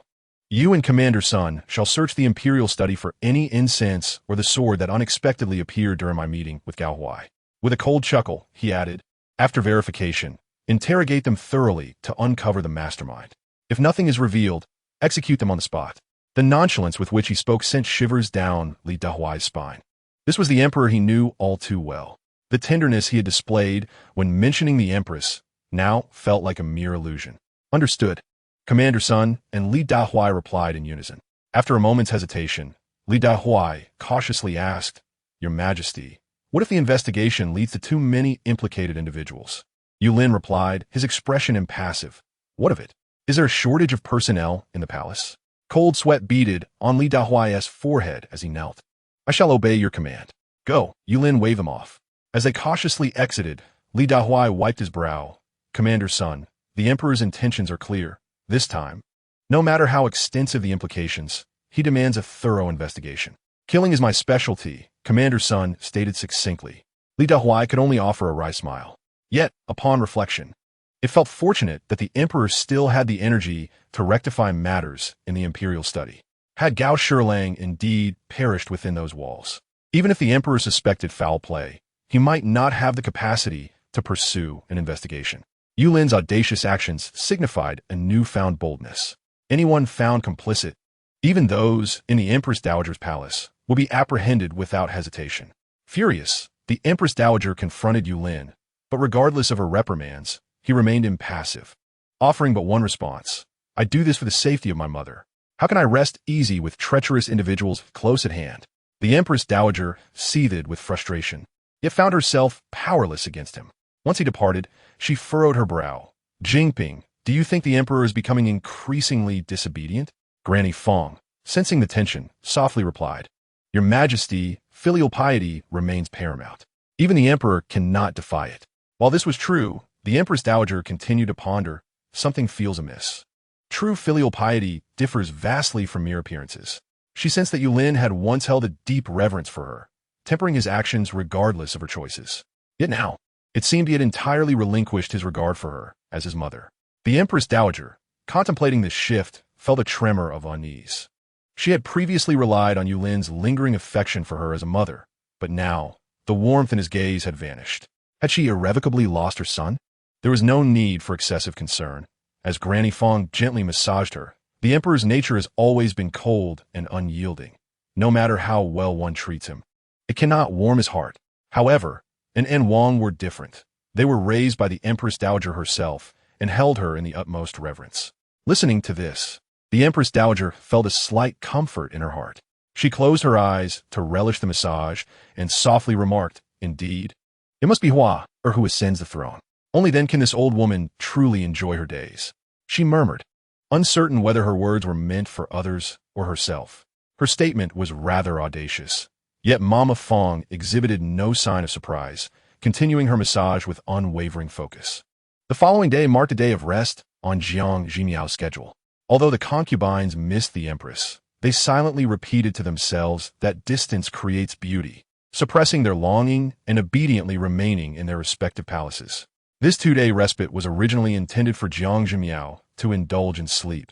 Yet today she arose early, willingly so. The affairs outside the palace had been nearly arranged, awaiting Yulin to escort her out for some entertainment. Well, this finally fulfills your wishes. Dismissed. Yulin stormed out of the main hall, visibly furious. Meanwhile, Yu Hua wore a smug expression, having successfully undermined Gao Huai, a formidable general in Yulin's faction. Although Gao Huai was not personally eliminated by Yulin, he no longer posed a threat to them. Once outside the hall, Yulin's demeanor swiftly calmed. Li Dahuai followed cautiously, refraining from uttering a word. The Emperor's mood appeared quite foul at that moment, and he preferred not to provoke any misfortune. Observing Yulin's path, Li Dahuai's gaze slightly shifted. Was he heading to Fengyi Palace? For some unknown reason, he felt a sense of relief. With the Empress present, it might alleviate some of the Emperor's vexation. As he pondered this, the subsequent developments made him feel quite anxious. Upon arriving at Fengyi Palace, the Emperor and Empress conversed privately for a while. Subsequently, they even changed into civilian attire. Li Dahuai, why are you still dawdling? Change into casual clothes and accompany me out of the palace. Yulin glanced at Li Dahuai. Out of the palace? Li Dahuai was momentarily stunned. Your Majesty, is it just us few? Yulin raised an eyebrow. That certainly won't do. I have instructed Commander Sun to bring a few guards to protect us discreetly. Fear not, nothing will go awry. The Empress, Li Dahuai, couldn't help but glance at Jiang Zhimiao, hoping she might offer some counsel. Li Zongguan, we await you. Hurry up, Jiang Zhimiao urged. Li Zongguan, despite his hesitation, considering he is the top elder brother, I shall endure it. This time, Jiang Zhimiao was heartbroken that she could not bring the esteemed Zhao Yi along. Yet she could not afford to miss out on Li Dahuai, the foremost elder brother. The Emperor and Empress both gazed at him. Wiping the cold sweat from his brow, Li Dahuai acquiesced. On the surface, Yulin only took Li Dahuai, while Jiang Zhimiao brought along Yin Xiang. She left her 2 head maids, Ziyu and Yuqing, in the palace to manage affairs, feeling more at ease. After some simple arrangements, Yulin escorted Jiang Zhimiao discreetly out of the palace. Yulin assured her that Commander Sun had people watching over them. Li Dahuai looked around anxiously, failing to spot anyone, and his heart raced with worry. If anything were to happen to the Emperor, he could hardly bear the consequences. Observing Li de Estan's disposition, Jiang Zhimiao couldn't help but reflect that if one could quantify his astonishment, it would surely be substantial. Upon reaching the palace gates, Li Dahuai's body grew even more rigid. He saw the second princess, also dressed in civilian attire, anxiously waiting. Elder brother, Yumei's eyes lit up as she hurried over. Nervously lowering her head, she said, Mayor understands. She was aware of the gravity of the situation. Her desire to leave the palace was merely the last vestige of her stubbornness. Her marriage was essentially settled. The Empress Dowager had mentioned it, and her mother, the gentle consort Yu, had already consented. After being a well-behaved child for over a decade, barring any unforeseen events, she would likely continue to do so. Perhaps she still harbored a tinge of reluctance. Nevertheless, it would suffice to meet him once. She could then resign herself to preparations for marriage. Chapter 49. A harmonious duet in the Duke's residence. Duke Xiecheng was feigning illness. However, upon seeing the guard deliver a command token, he broke into a cold sweat and instantly sat upright. "Where's the person bearing the token?" Xiecheng's voice trembled. "Still waiting at the door," the guard replied. "What? Still waiting at the door? Hurry and bring them in." As he spoke, Xiecheng had already gotten out of bed. "Never mind, I shall go myself." He hastily threw on a robe and rushed outside. Upon reaching the entrance, Xiecheng indeed saw the familiar face. His complexion shifted slightly as he prepared to bow. Yulin, with a smile that was neither genuine nor mocking, said, "Duke, will you not invite us in?" Wiping the cold sweat from his brow, Xiecheng hurriedly replied, Of course, of course." He dared not reveal Yulin's identity, cautiously trailing behind.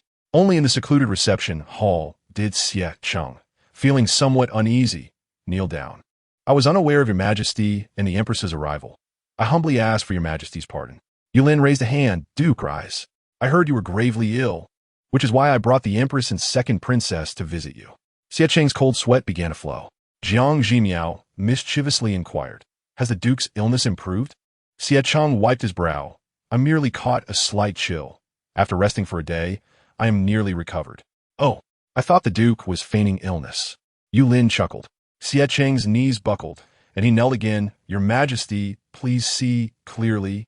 I have always been loyal to your majesty and would never dare commit such treason against the throne." Yulin simply looked at him with a knowing smile. Xiecheng internally lamented. The emperor, when provoked, could truly be lethal. He had been living well, yet he did not wish for his head to roll suddenly. It was evident to all that Xiecheng was feigning illness to evade Yuhua. The emperor must have known this as well. Xiecheng initially thought Yulin would be pleased with his avoidance, yet he personally brought the empress to visit. What could this mean? Was it possible that he intended to target the Xie family? No, that should not be the case. "Master, you have always sought neutrality, never aligning with either side. While self-preservation is prudent, consider this. Can we still maintain neutrality now? According to Qiu, an Wang must not be married. Given your understanding of an Wang, he is indeed a magnanimous individual. He is only a prince, still under the emperor's thumb. If he truly succeeds, what fate awaits Qiu? What fate awaits the Xie family?" From a moment we dismissed the marriage proposal, we no longer had the luxury of neutrality. As Xiecheng contemplated this, cold sweat dripped down his face. He was acutely aware that the Xie family had lost its neutral standing. However, before the late emperor passed, he summoned Xiecheng for a private audience, revealing a significant matter. The late emperor stated, Yulin's days are numbered, and he cannot leave behind any offspring.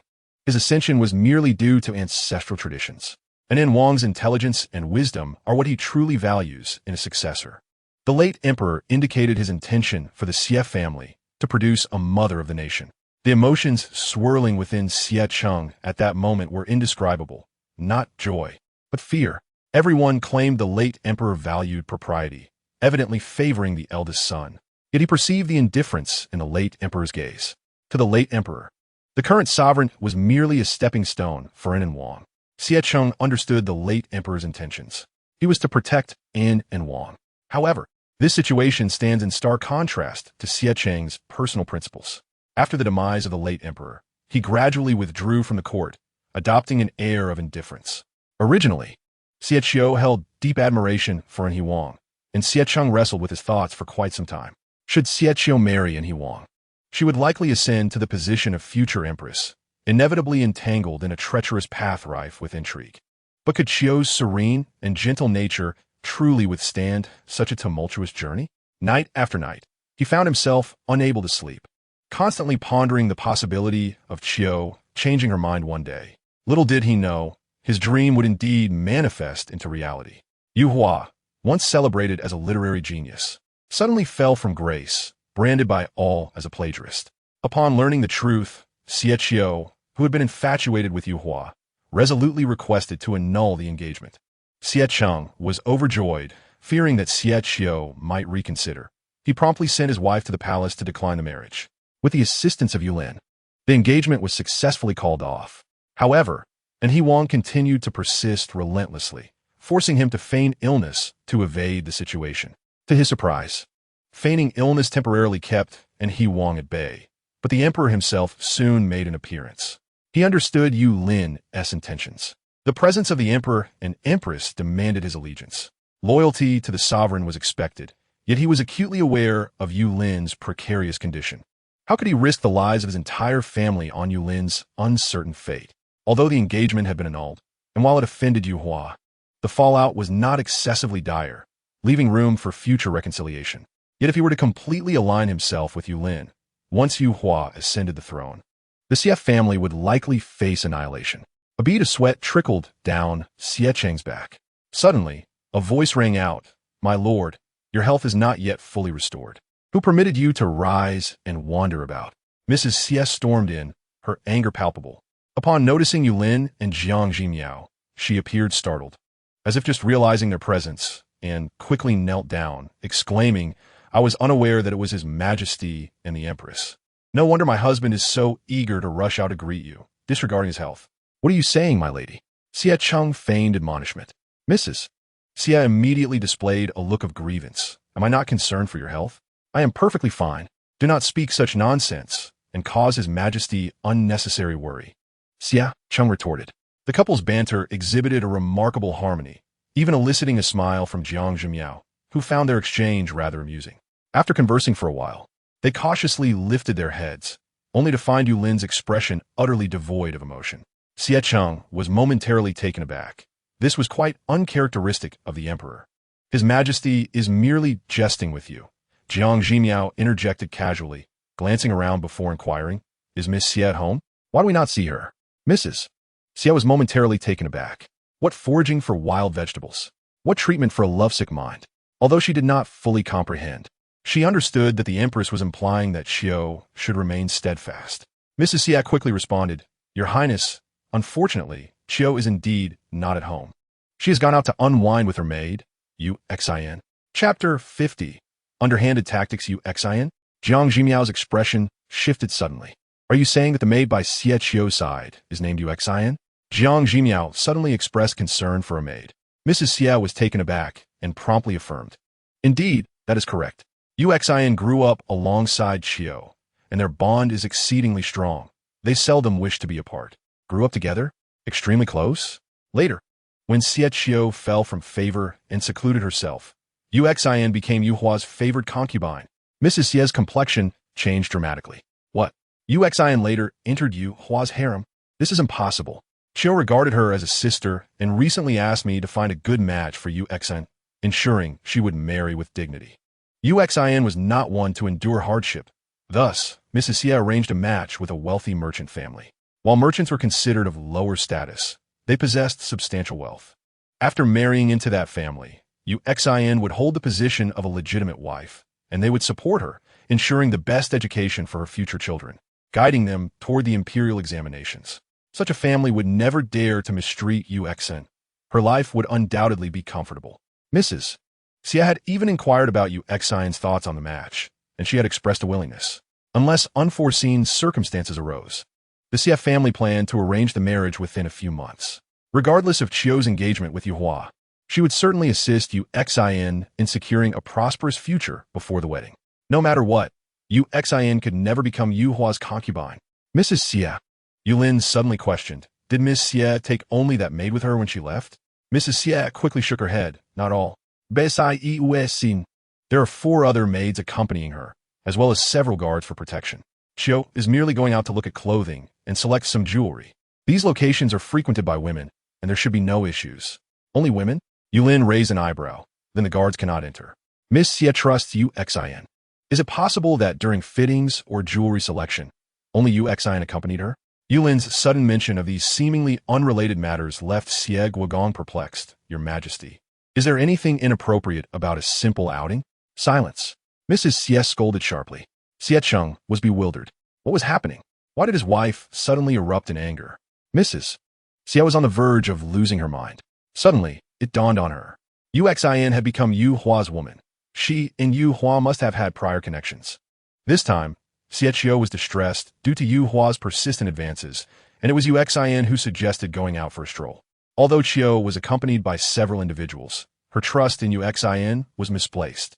If Yu Xin truly conspired with Yu Hua to harm Qiu, it would be alarmingly simple.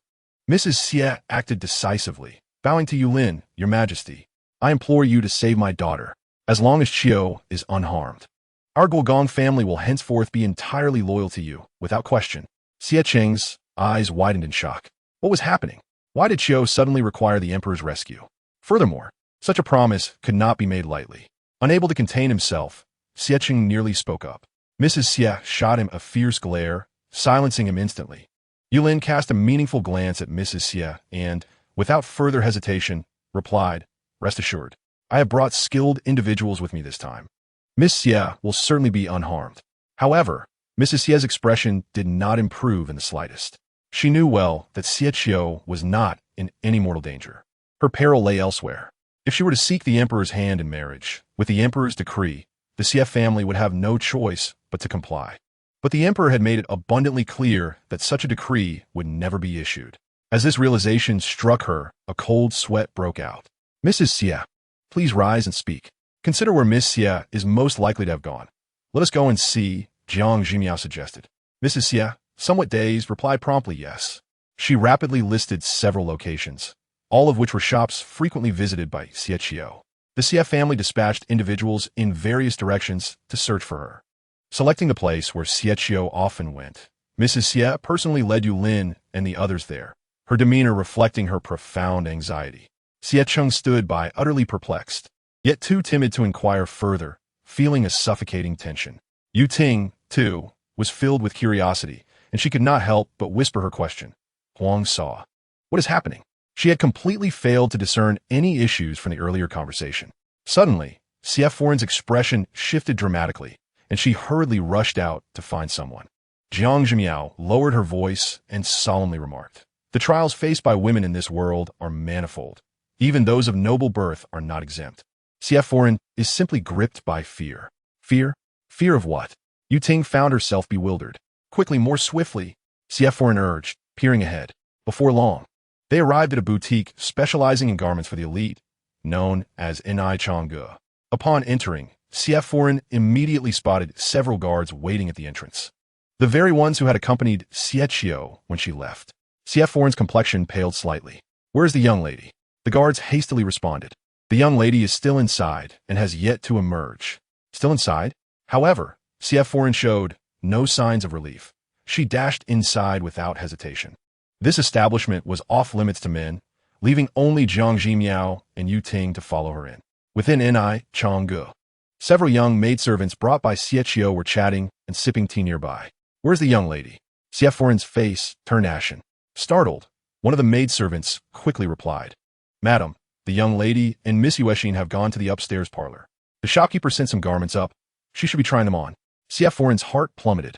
This meant that Xiao and Yuexin were alone together upstairs. Xie Foreign's complexion turned ghostly pale as she turned and rushed upstairs.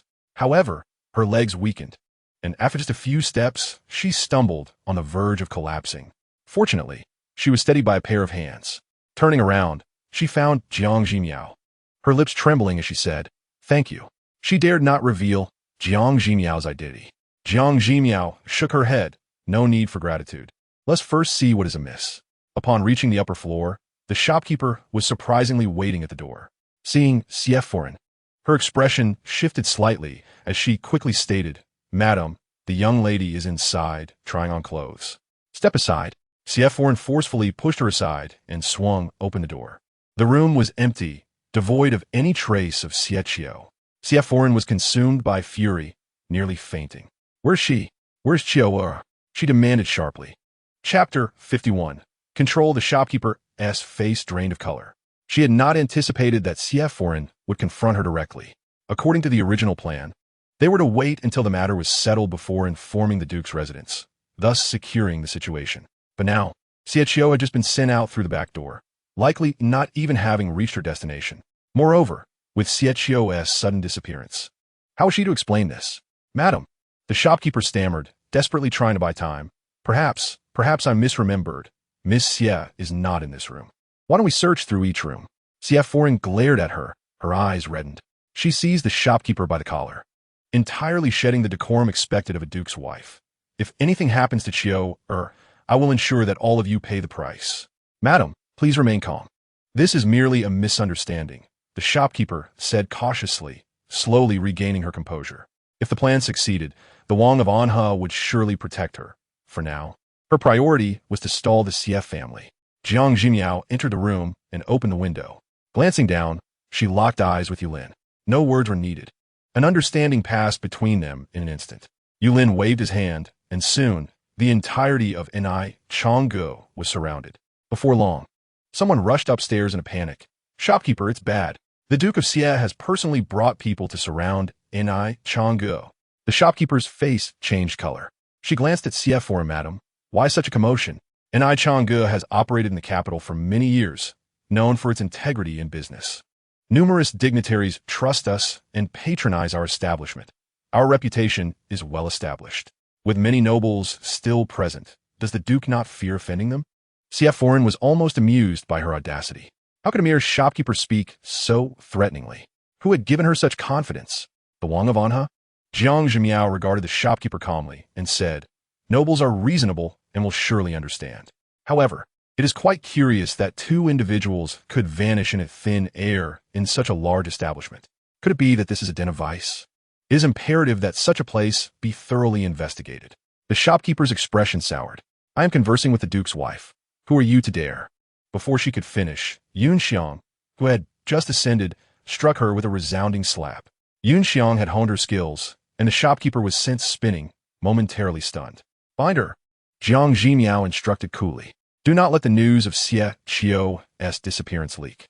Just as Jiang Zhimiao finished giving her orders, the ladies on the second floor began exiting their rooms. Yulin instructed a group of young maidservants to escort them out one by one. As for the reason, they were told that there had been a homicide at Ni Changgu.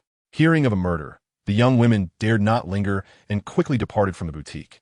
Observing the guards surrounding Ni Changgu, they became increasingly curious and began to discuss amongst themselves. "It is the Duke of Xie's men.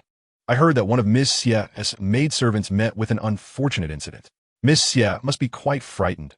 No wonder the Duke is so enraged. This Ni Changgu has even witnessed a death. It is an ill-omened place. We should choose another venue next time." Once the guests had left, the entire Ni Changgu was effectively under control. Xie Cheng wiped the cold sweat from his brow, a sense of unease creeping into his heart. What on earth was happening? The emperor had suddenly taken action against the clothing shop, and the madame was in such a state of distress. He felt as though he was being sidelined. What was truly occurring, and why did everyone seem to share a silent understanding, leaving him in the dark? "Let us proceed inside and see," Yulin declared as he stepped forward. Xie Guogong hastily followed. Upon reaching the upper floor and spotting Xie Foreign, Xie Guogong quickly inquired, "Madam, where is Qiu? Is she not here?" He looked around anxiously.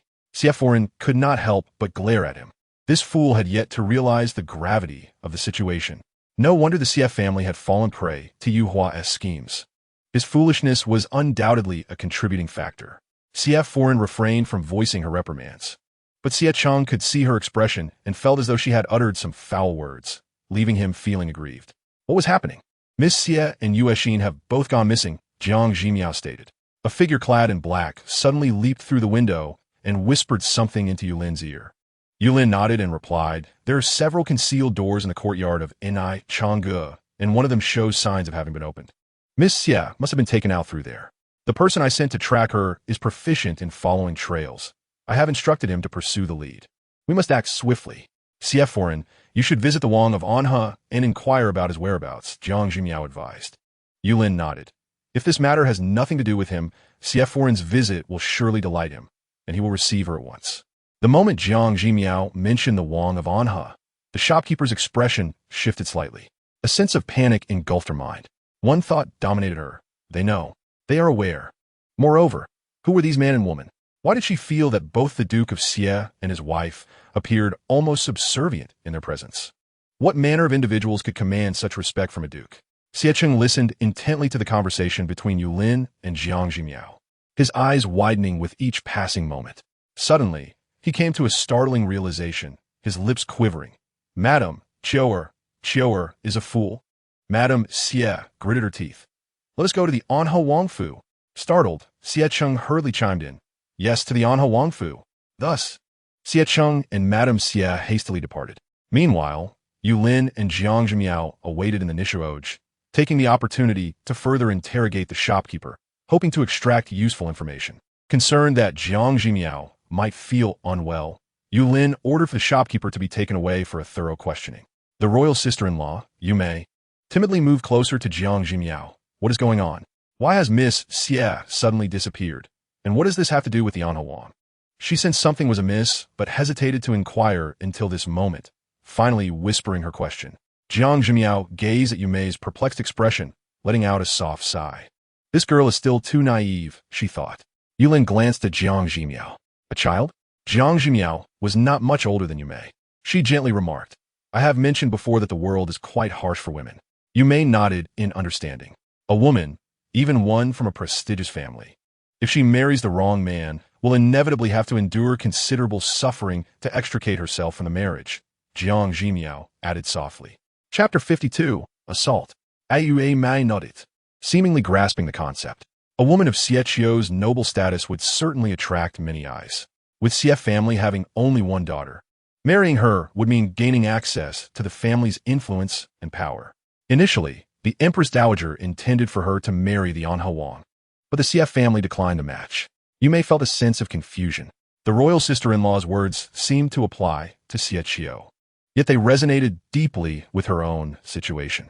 Xie Qiu's esteemed status made her a coveted prize for the Anhawang. As a princess herself, Yumei enjoyed a similar standing. Her own elder brother, the fourth Wang, held a significant position in the court, making her a valuable prospect as well. Suddenly, Yumei became flustered. Royal sister-in-law, how difficult it is to see through people's hearts. What if one misjudges? She pondered whether there truly existed sincere men in this world. Jiang Zhimiao paused momentarily. Her intention was to rescue Yumei from her predicament, but she inadvertently felt she had said too much. She worried that Yumei might develop a fear of marriage. Jiang Zhimiao quickly reassured her. Of course, there are sincere men. Look at your royal brother. He is gentle and considerate, truly perfect. As she spoke, she took the initiative to clasp Yulin's hand. Yumei stiffened and turned to Yulin. Gentle and considerate? Perfect? Could such words genuinely describe her royal brother? Yulin smiled slightly, naturally returning Jiang Zhimiao's gesture. That is indeed the case. His response was so self-evident that Jiang Zhimiao could not help but tease him. Oh, how shameless. Watching the interaction between them, Yumei felt a twinge of envy. The bond between her royal brother and sister-in-law appeared genuinely harmonious. Who would have thought that the usually aloof royal brother could transform into someone so tender after marrying Jiang Zhimiao? This reminded her that one should look beyond appearances to truly understand a person. Yulin furrowed his brow. It's about time. No, something was amiss. Jiang Zhimiao suddenly stood up. But now, there was no word from her father. He usually participated eagerly in such gatherings, never arriving late. Yet today, the appointed time was approaching, and he showed no intention of leaving the residence. Had he truly set this meeting for himself? Jiang Zhimiao and Yulin exchanged a glance, instantly comprehending the situation. Yulin stood up decisively. Let's go to the Yunshui Pavilion. Jiang Zhimiao promptly agreed. Yumei appeared bewildered. Weren't they supposed to wait until the matter regarding Miss Xie was resolved? Why were they leaving now? Royal sister-in-law, shouldn't we prioritize Miss Xie's situation? I'm in no hurry. Yumei quickly interjected. The Anha Wangfu is likely deserted. I have already sent someone to inform the Xie Guogong and his wife, and dispatched others ahead to the Yunshui Pavilion, Yulin explained. Jiang Zhimiao nodded in agreement, their understanding evident without the need for further words. Yumei felt utterly lost. She was completely in the dark. Could someone please explain this to her? Feeling somewhat downtrodden, she thought she resembled a complete fool. The Yunshui Pavilion was the most renowned tea house in the capital, catering to high-ranking officials and nobility.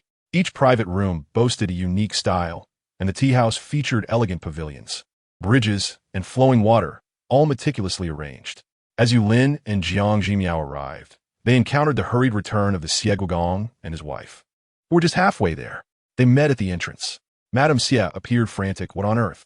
Her words were cut short as sounds of a struggle erupted from the second floor of the Yunshui Pavilion.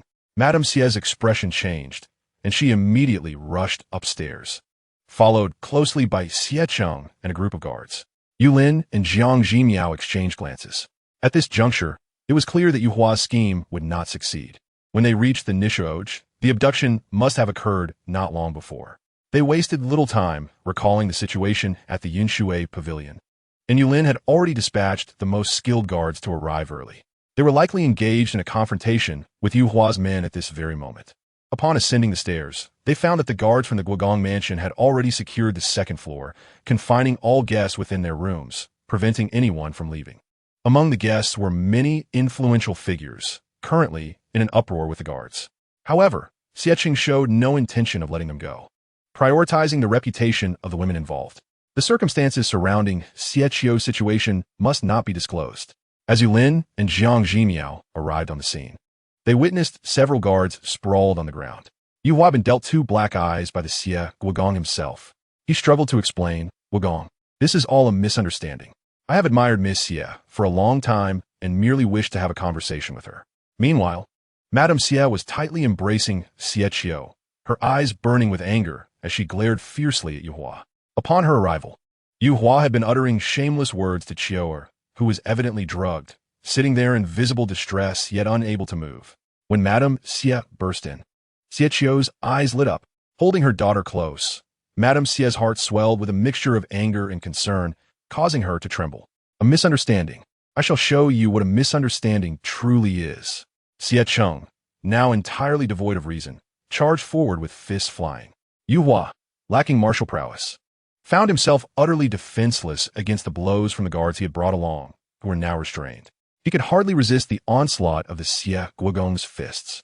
Frustrated, Yu Hua pleaded, Chioer, tell the Guogong that I merely wish to speak with you, that I had yet to do anything. Do anything? I shall ensure you do nothing." Xie Guogong's eyes blazed with fury as he struck harder. "Chioer, help me explain. I have been wholeheartedly devoted to you." Initially, Yu Hua managed to utter a few words, but soon, as his face swelled, he could barely speak at all. Once Xiecheng had vented his frustrations, Yulin's voice rang out, "Guogong, perhaps it is time to take a breather." Chapter 53, Determination. This voice prompted Yu Hua to struggle to open his swollen eyes, only to find Yulin seated nearby, calmly sipping tea. Yu Hua's expression shifted dramatically. When had Yulin arrived? And how could he just stand there and watch him take a beating? He not only watched helplessly, but was also busy pouring tea for Jiang Zhimiao, not uttering a word to stop the unfolding events. His Royal Highness. Yue Hua observed the scene with some difficulty. When Yulin spoke, the Duke of Xie snorted coldly, putting down his massive fist. "Your Majesty!" The Duke of Xie exclaimed angrily, "Anha Wang has abducted my daughter with ill intentions. I implore your Majesty to uphold justice for the Xie family." This time, Xiecheng acted wisely. He decisively knelt before Yulin. Madame Xie, supporting Xiechio, also knelt before Yulin. The 3 members of the Xie family were on their knees, while Yue Hua lay on the ground, unable to move. Yulin softened his tone and said gently, "Do not worry, Duke.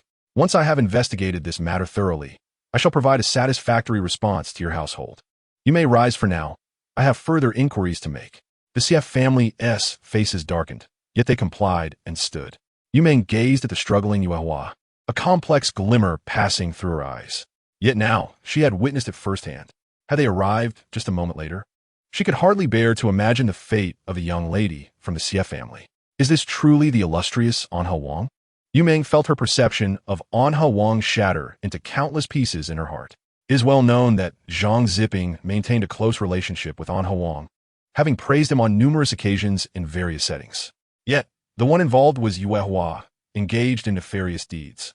Yumeng looked at Xiechio's pale complexion, a wave of discomfort washing over her heart. As women, must they always be at the mercy of others' schemes and manipulations? Xiechio was ensnared in this web, and so was she. Now, with the presence of her royal brother and sister-in-law, the young lady from the Xie family should have been able to escape unscathed. But what about her? What was she to do? Contemplating her own predicament, her eyes began to swell with unshed tears. In the next moment, she felt a warmth on the back of her hand. Looking up, she saw Jiang Zhimiao gently holding her hand. Overwhelmed, Yumeng felt her tears nearly spill. Jiang Zhimiao offered her a handkerchief, and Yumeng quickly wiped her eyes, bowing her head and refusing to lift it again. Jiang Zhimiao couldn't help but feel a twinge of sympathy. The life of the second princess is not without its hardships. Although she is a royal princess, she possesses little say in her own marriage. To put it plainly, this union is merely a transaction of interests. The Empress Dowager seeks to strengthen ties with Anha Wang by promising her daughter's marriage. For the Empress Dowager, It is a trade of her daughter's future for a support system for her son. Both parties benefit. Yet, one wonders how the princess, treated as a mere bargaining chip, truly feels. And what of the fourth prince? Does he comprehend the machinations of the Empress Dowager and the Empress? Yulin regarded Yuehua with an expressionless gaze. After struggling several times, Yuehua finally managed to rise. Just as he was about to stand, Yulin shot him a glance. A guard beside him kicked Yuehua's knee, forcing him back down. Damn it! Yuehua cursed internally. How could he, a son of destiny, endure such humiliation today? Just wait. Once he recuperates, the Duke of Xie shall pay dearly, as will Yulin, and all present shall meet their demise. He stole a glance at Xie. Her beauty was exceptional, and she possessed a delicate grace that stirred something within him. Alas, this woman is too troublesome. She can no longer aspire to be his empress. Instead, he would leave her a position as a beauty, which would be a fitting compensation, having grown accustomed to a life of ease. Yuehua's emotions were always evident on his face. Xie Cheng and Madame Xie exchanged glances, their expressions darkening. They had not overlooked the fleeting glimmer of malice in Yuehua's eyes. After today's events, the Xie family and Anha Wang would forever be at odds. Should Yuehua ascend to power, the fate of the Xie family is all too clear. Xie Cheng's expression shifted repeatedly. Before the late emperor passed, fearing that Yulin's hold on the throne was too secure, he likely revealed to several high-ranking officials that Yulin's time was limited. Xie Cheng was uncertain who was privy to this knowledge. However, those forewarned by the late emperor would naturally extend goodwill toward Anha Wang if they wished for their families to prosper. Previously, Xie Cheng believed that the late emperor's arrangements were not aligned with his own intentions, seeking only to remain neutral. But now, the Xie family had no choice.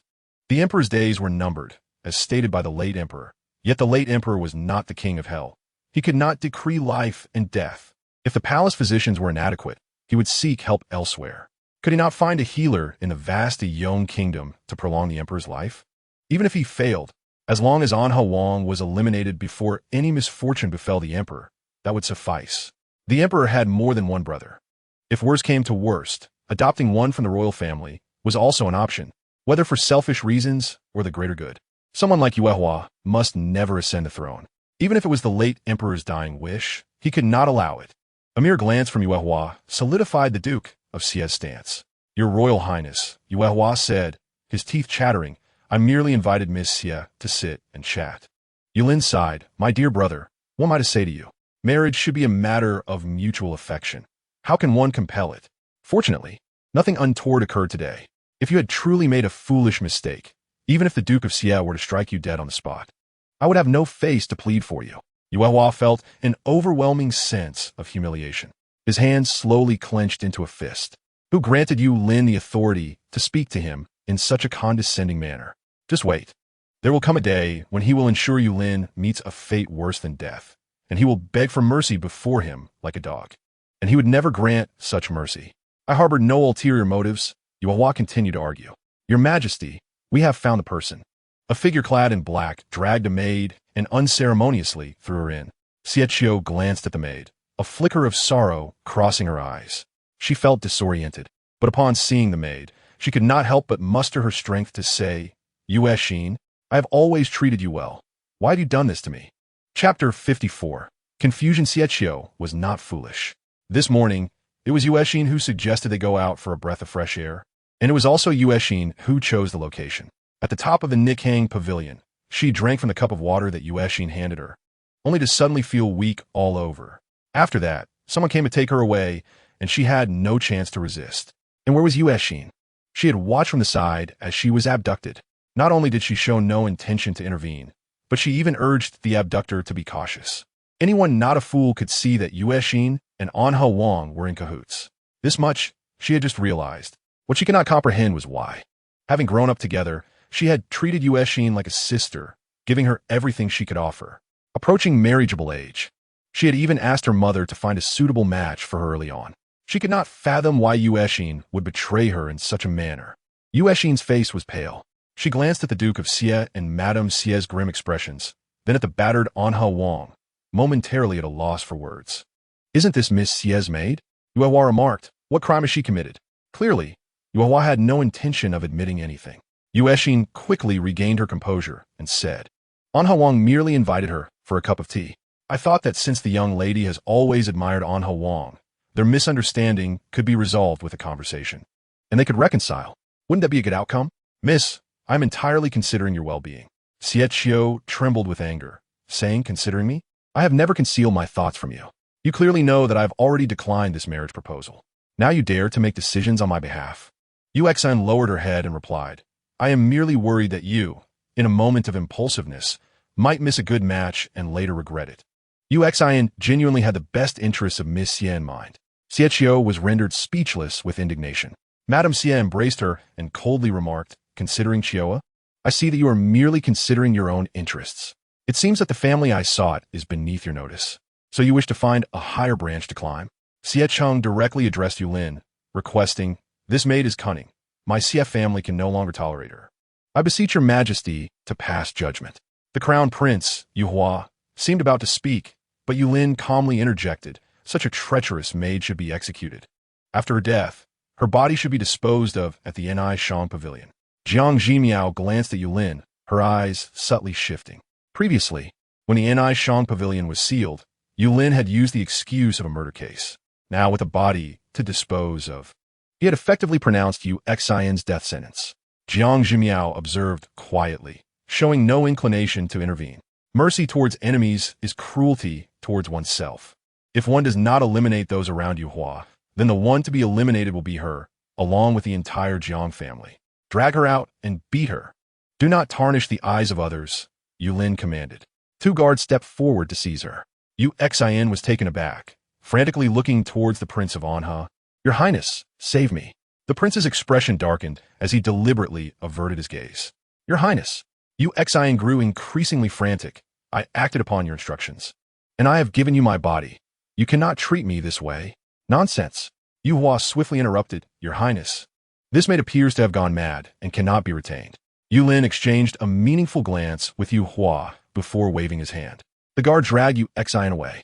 Unbeknownst to them, the method they employed was silent. Soon, a report came in that the body had been disposed of at the Ni Shang Pavilion. Yulin calmly stated, The Ni Shang Pavilion has caused a homicide. Inform the Jingzhou aim to thoroughly investigate this location. I suspect there may be illicit dealings occurring here. What do you think? Fifth brother? Yulin directly looked at Yu Hua, whose countenance grew increasingly grim. The Ni Shang Pavilion was his enterprise, where he had designed numerous garments combining modern fashion, making it quite popular among the aristocracy. This had also served as a point of contact with the powerful. However, due to the incident involving Xie Qiu, this point of contact was now completely exposed. Yulin had clearly recognized the situation and was seizing the opportunity to destroy the Ni Shang Pavilion. But what could Yu Hua say? He was struggling to navigate his current predicament, leaving no room to consider Yu Exin or the Ni Shang Pavilion. Whatever the crown prince decides is fine. Yu Hua's smile was strained. Yulin calmly stated, Yu Exin is already dead. If any rumors regarding Miss Xie arise, they can only be attributed to you, fifth brother. Cold sweat dripped from Yu Hua's forehead as he replied, I believe there will be no rumors. At this point, even if the Duke of Xie changed his mind and beseeched him, he would not allow Xie Qiu to become his legitimate wife. She was unworthy of being his primary wife. At most, when the Xie family faced annihilation, he might reluctantly take her in for amusement. Earlier, a fugitive had suddenly appeared in Yunshuijian. Upon discovering the fugitive, the Duke of Xie, unable to report in time, could only proceed with the apprehension, instructing others to remain indoors for their safety. Yulin added, As for you, your injury will not heal quickly. You should refrain from going out for a while. Yu Hua felt humiliated and could only respond softly. Once Yu Hua departed, you may seize the moment to quietly ask Jiang Zhimiao, sister-in-law, is it to be like this? The Prince of Anha does not seem to have faced any punishment. I do not understand why we killed Yu Exin. Wouldn't it be better to keep her as a witness? After this incident, the Prince of Anha and the Xie family had completely severed ties. The Xie family had wholly aligned with Yulin, and this shift pushed her further away from the tragic endings depicted in her books. Yu Mei nodded, seemingly understanding, and pressed her lips together. Such matters often inflicted greater harm upon women. Clearly, Miss Xie had suffered injustice.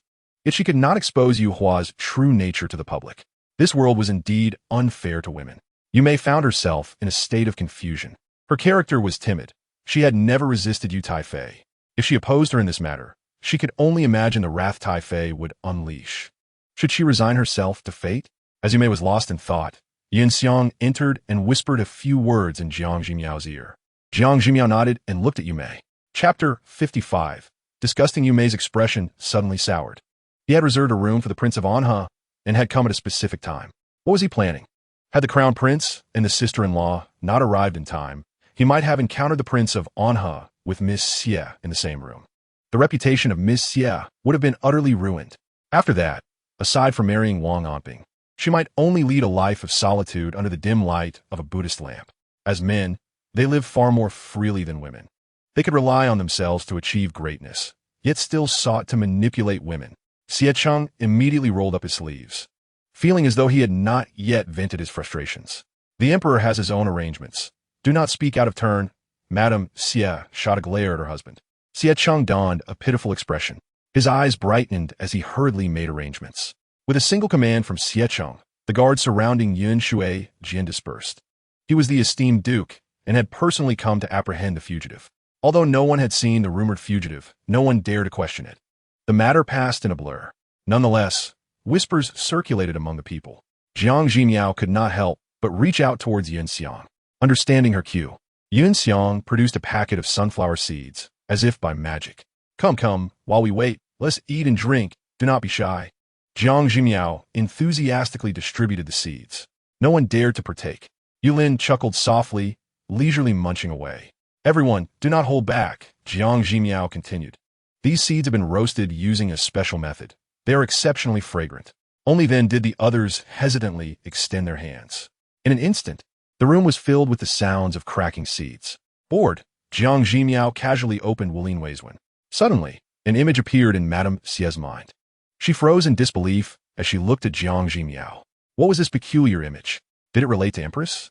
Jiang Zhimiao's figure instantly elevated in her mind. What kind of divine being was the Empress? She could predict the future, comprehend the mysteries of heaven, and possessed such extraordinary abilities. Was she not a reincarnated deity? Initially, the Xie family had resolved to side with Yulin. At this moment, Madame Xie felt entirely reassured. With the Empress present, she could not fathom how the Emperor could lose. At first, Madame Xie had contemplated serious matters regarding the family's future, but as the story unfolded, this fresh narrative captivated her completely. Yulin discreetly observed, finding something rather intriguing. Among the many present, it appears that only he and Madame Xie can perceive Jiang Zhimiao's innermost thoughts and visualize the scenes within her mind. Yuling, Duke Xie, and Miss Xie exhibit no change in expression, indicating that they are oblivious to her inner voice. Why is this the case? What is the pattern that allows one to hear Jiang Zhimiao's thoughts? As he pondered idly, Yulin contemplated the matter. Currently, those who can hear Jiang Zhimiao's thoughts include the concubines of the harem, himself, and Madame Xie from outside the palace. Meanwhile, Lin Qingqing seems entirely unable to perceive these thoughts. If it were the case that only women could hear them, he would be an exception. Furthermore, Yuling and Miss Xie, along with other palace maids, are also unable to hear them. If only the concubines could hear, then how is it that Lin Qingqing cannot, while Madame Xie can? Excluding his own exception, what do Madame Xie and the concubines share in common? Yulin's gaze flickered slightly. There is indeed something. Madame Xie is of noble rank, possessing a title. Xie Qiu holds a distinguished status, yet lacks any formal rank. Yuling is a royal princess, but according to custom, she would only be formally conferred before her marriage. Thus, one of the conditions for hearing Jiang Zhimiao's thoughts must be to possess a rank. Yet, Lin Qingqing cannot hear Jiang Zhimiao's thoughts either, indicating that there are additional conditions at play. If he were to broaden his scope of observation, he could gradually validate his hypotheses. Although Zhang Ziping had left, he arrived slowly, evidently waiting for Yu Huacheng to achieve his aims. The mere thought of this person's malicious intent made Xie Cheng grit his teeth in anger, wishing to incapacitate him. In the midst of his fury, suddenly, Madame Xie could not help but laugh. Xie Cheng. He gazed in bewilderment at Madame Xie, who was clutching her stomach in mirth. What could have elicited such laughter? Madame Xie seemed on the brink of madness, wiping tears from her eyes while stifling her laughter. What absurd images swarmed her mind? They were undeniably ridiculous, yet irresistibly amusing. Madam? Xie Cheng could not suppress his curiosity. Upon realizing, he nodded in understanding. Madame even spoke of a pig's head. She must be genuinely delighted. Rest assured, we shall prepare a pig's head, he declared with utmost sincerity. To avoid disappointing Madame Xie, he began to flex his muscles nearby. Madame Xie cast him a disdainful glance before shutting her eyes. At her age, he was still such a glaring sight. She began to follow along with the drama. She found the character by Zhang Tong rather pleasing to the eye. Xie Qiu, now nearly recovered, gently suggested, "Father, why not take a seat and rest?" In the Yinshui pavilion, Zhang Ziping calculated the time and finally arrived. He glanced at the second floor, a subtle smile gracing his lips. A woman, indeed. Anha Wang must have succeeded by now. Subsequently, Zhang Ziping summoned a group of literati who usually flattered Anha Wang. Upon reaching the entrance of Yinshui pavilion, they entered in a boisterous throng, fanning themselves and laughing heartily. Inside the room, Xie Chang could not help but sneer. Such thoughts were utterly nauseating. Chapter 56, Zhang Zhanglang. Madame Xie's body trembled slightly. In her mind, Scholar L was shouting, "Do I have an inevitable connection with the universe? Does the universe have an end? Does time have length? Where does past time disappear? Where does future time cease? Are the questions I pose at this moment the same as those you just mentioned?" Just as the murderous Ji Wuming was about to unleash his wrath, he was bewildered and shouted, "I will kill you." Scholar L retorted loudly, "Who has killed me? And whom have I killed?" Ji Wuming, in a daze, exclaimed, "Did I kill myself?" With a thud, he became disoriented, striking his own forehead. Thus, a once feared assassin met his demise. Madame Xie, attempting to join in applauding alongside the martial arts group, struggled to contain her laughter. If only her thoughts could be heard by others, they would surely echo like a broken record. Is this even possible? Has it truly gone too far? Observing his wife's forcibly restrained expression, Xie Chang's enthusiasm only grew. He realized that otherwise, his usually dignified wife would not be so joyously animated. Just wait. He would not disappoint her. Before rolling up his sleeves, he kindly addressed Yu Ling, saying, "Second princess, I will do my utmost to avoid disfiguring him." Yu Ling replied, "She is weary. Let it be annihilated." Yu Lin raised an eyebrow. "Duke Un, this matter shall be entrusted to you. Miss Xie and the princess are not suited to witness such rascals. Our whereabouts as emperor and empress should not be disclosed. We shall remain hidden behind screen." Xie Qing nodded vigorously. "Rest assured, with Madame and me, we will ensure they weep and wail." Yulin acknowledged him with a nod. Jiang Zhimiao, accompanied by two ladies, retreated behind the screen with him. Indeed, watching a drama is far less captivating than the gossip of reality, Jiang Zhimiao mused as she temporarily paused the martial arts drama. Pressing her ear against the screen, the one with the most complex emotions was undoubtedly Yuling. At this moment, she weighed whether she could bear the consequences of rejecting this marriage proposal. Xie Qiu could whimsically dismiss her engagement because she had parents who would unconditionally support her. As for her, although she held the title of princess, she lacked the same fortunate circumstances as Xie Qiu. Should she seek to reject the marriage, Empress Yu would likely be the first to object. Lost in her thoughts, Yuling felt her eyes redden. Xie Cheng, hearing this voice, felt a wave of discomfort wash over him. He snorted coldly and positioned himself by the door. He intended to spread the news, but as Anha Wang's future wife, he dared not witness anything inappropriate. Xie Cheng's gaze turned icy as he lowered his voice. "Come in." Zhang Ziping paused momentarily. Anha Wang's voice sounded somewhat different from usual. However, he quickly chuckled. Men, after all, Anha Wang was likely too excited, causing a change in his tone. Anha Wang had indeed arrived. "Let's enter together." Zhang Ziping adjusted his collar and pushed the door open. Without even seeing the situation inside, he instinctively shouted according to the prearranged plan. This is... He intended to call out Xie Qiu's name. Duke Xie was already prepared, throwing a punch. "What's Xie?" His companions gathered curiously around. In the next moment, Zhang Ziping was propelled out from within. The crowd scrambled to catch him, but he was instead knocked over in a heap. The scene erupted into chaos. Zhang Ziping was left bewildered. He had not even seen who was inside before being ejected. Did Anha Wang strike him? Why would he do that? What? Miss Xie is also here, and Anha Wang? A solitary man and woman sharing a room? The entire Yinshui pavilion was set ablaze with excitement. Behind the screen, a flicker of anger crossed Xie Qiu's face, especially considering she had once harbored genuine affection for Yuhua. The mere thought of this made her feel utterly repulsed. Yuling no longer held any last glimmers of hope. Zhang Ziping, The evidence was irrefutable. He conspired with Anha Wang to tarnish the reputation of the Xie family's daughter. Those who had anticipated a scene of scandal were momentarily taken aback. They peeked inside. There was no Anha Wang, no Miss Xie. Aside from Duke Xie, there was only Madame Xie, wearing a cold smile. The thrill of beating Yu Hua had not yet subsided. Today, what would be the final outcome of such nonsense? Xie Cheng struck with great force. Jiang Zhimiao was utterly dumbfounded. This was not right. How could it be Lord Xie and Lady Xie? What about Wang Anha? What about Miss Xie? The original plan was not like this. Just as Jiang Zhimiao was about to utter a word, Xie Cheng's fist struck down, landing directly on his mouth. "Help me," he cried out with difficulty. His so-called friends instinctively distanced themselves from him. Who would want to be associated with someone who had suddenly gone mad due to rumors about the miss of the Xie family? Everyone in the capital knew what kind of person Xie Cheng was. He feared his wife like a tiger and cherished his daughter above all else. There had long been rumors about a marriage alliance between Wang Anha and the Xie family, but no one dared to speak openly of it. It was merely discussed in hushed tones. To voice it openly would surely provoke Lord Xie to come knocking. If anyone were to be beaten, it would be him. Xie Qiu, hearing the sounds of the commotion outside, could not help but comment, "Finally, it feels a bit satisfying." After speaking, she sensed something was amiss and quickly glanced at Yuji. "I'm sorry, second princess. I didn't mean to." Yuji shook her head helplessly. What did she do? She was equally desperate. Lord Xie was delivering a thorough beating. As the voice of a woman echoed unexpectedly, Lady Xie, initially frowning, suddenly heard Jiang Zhimiao's sarcastic remark and was torn between laughter and restraint, experiencing great discomfort.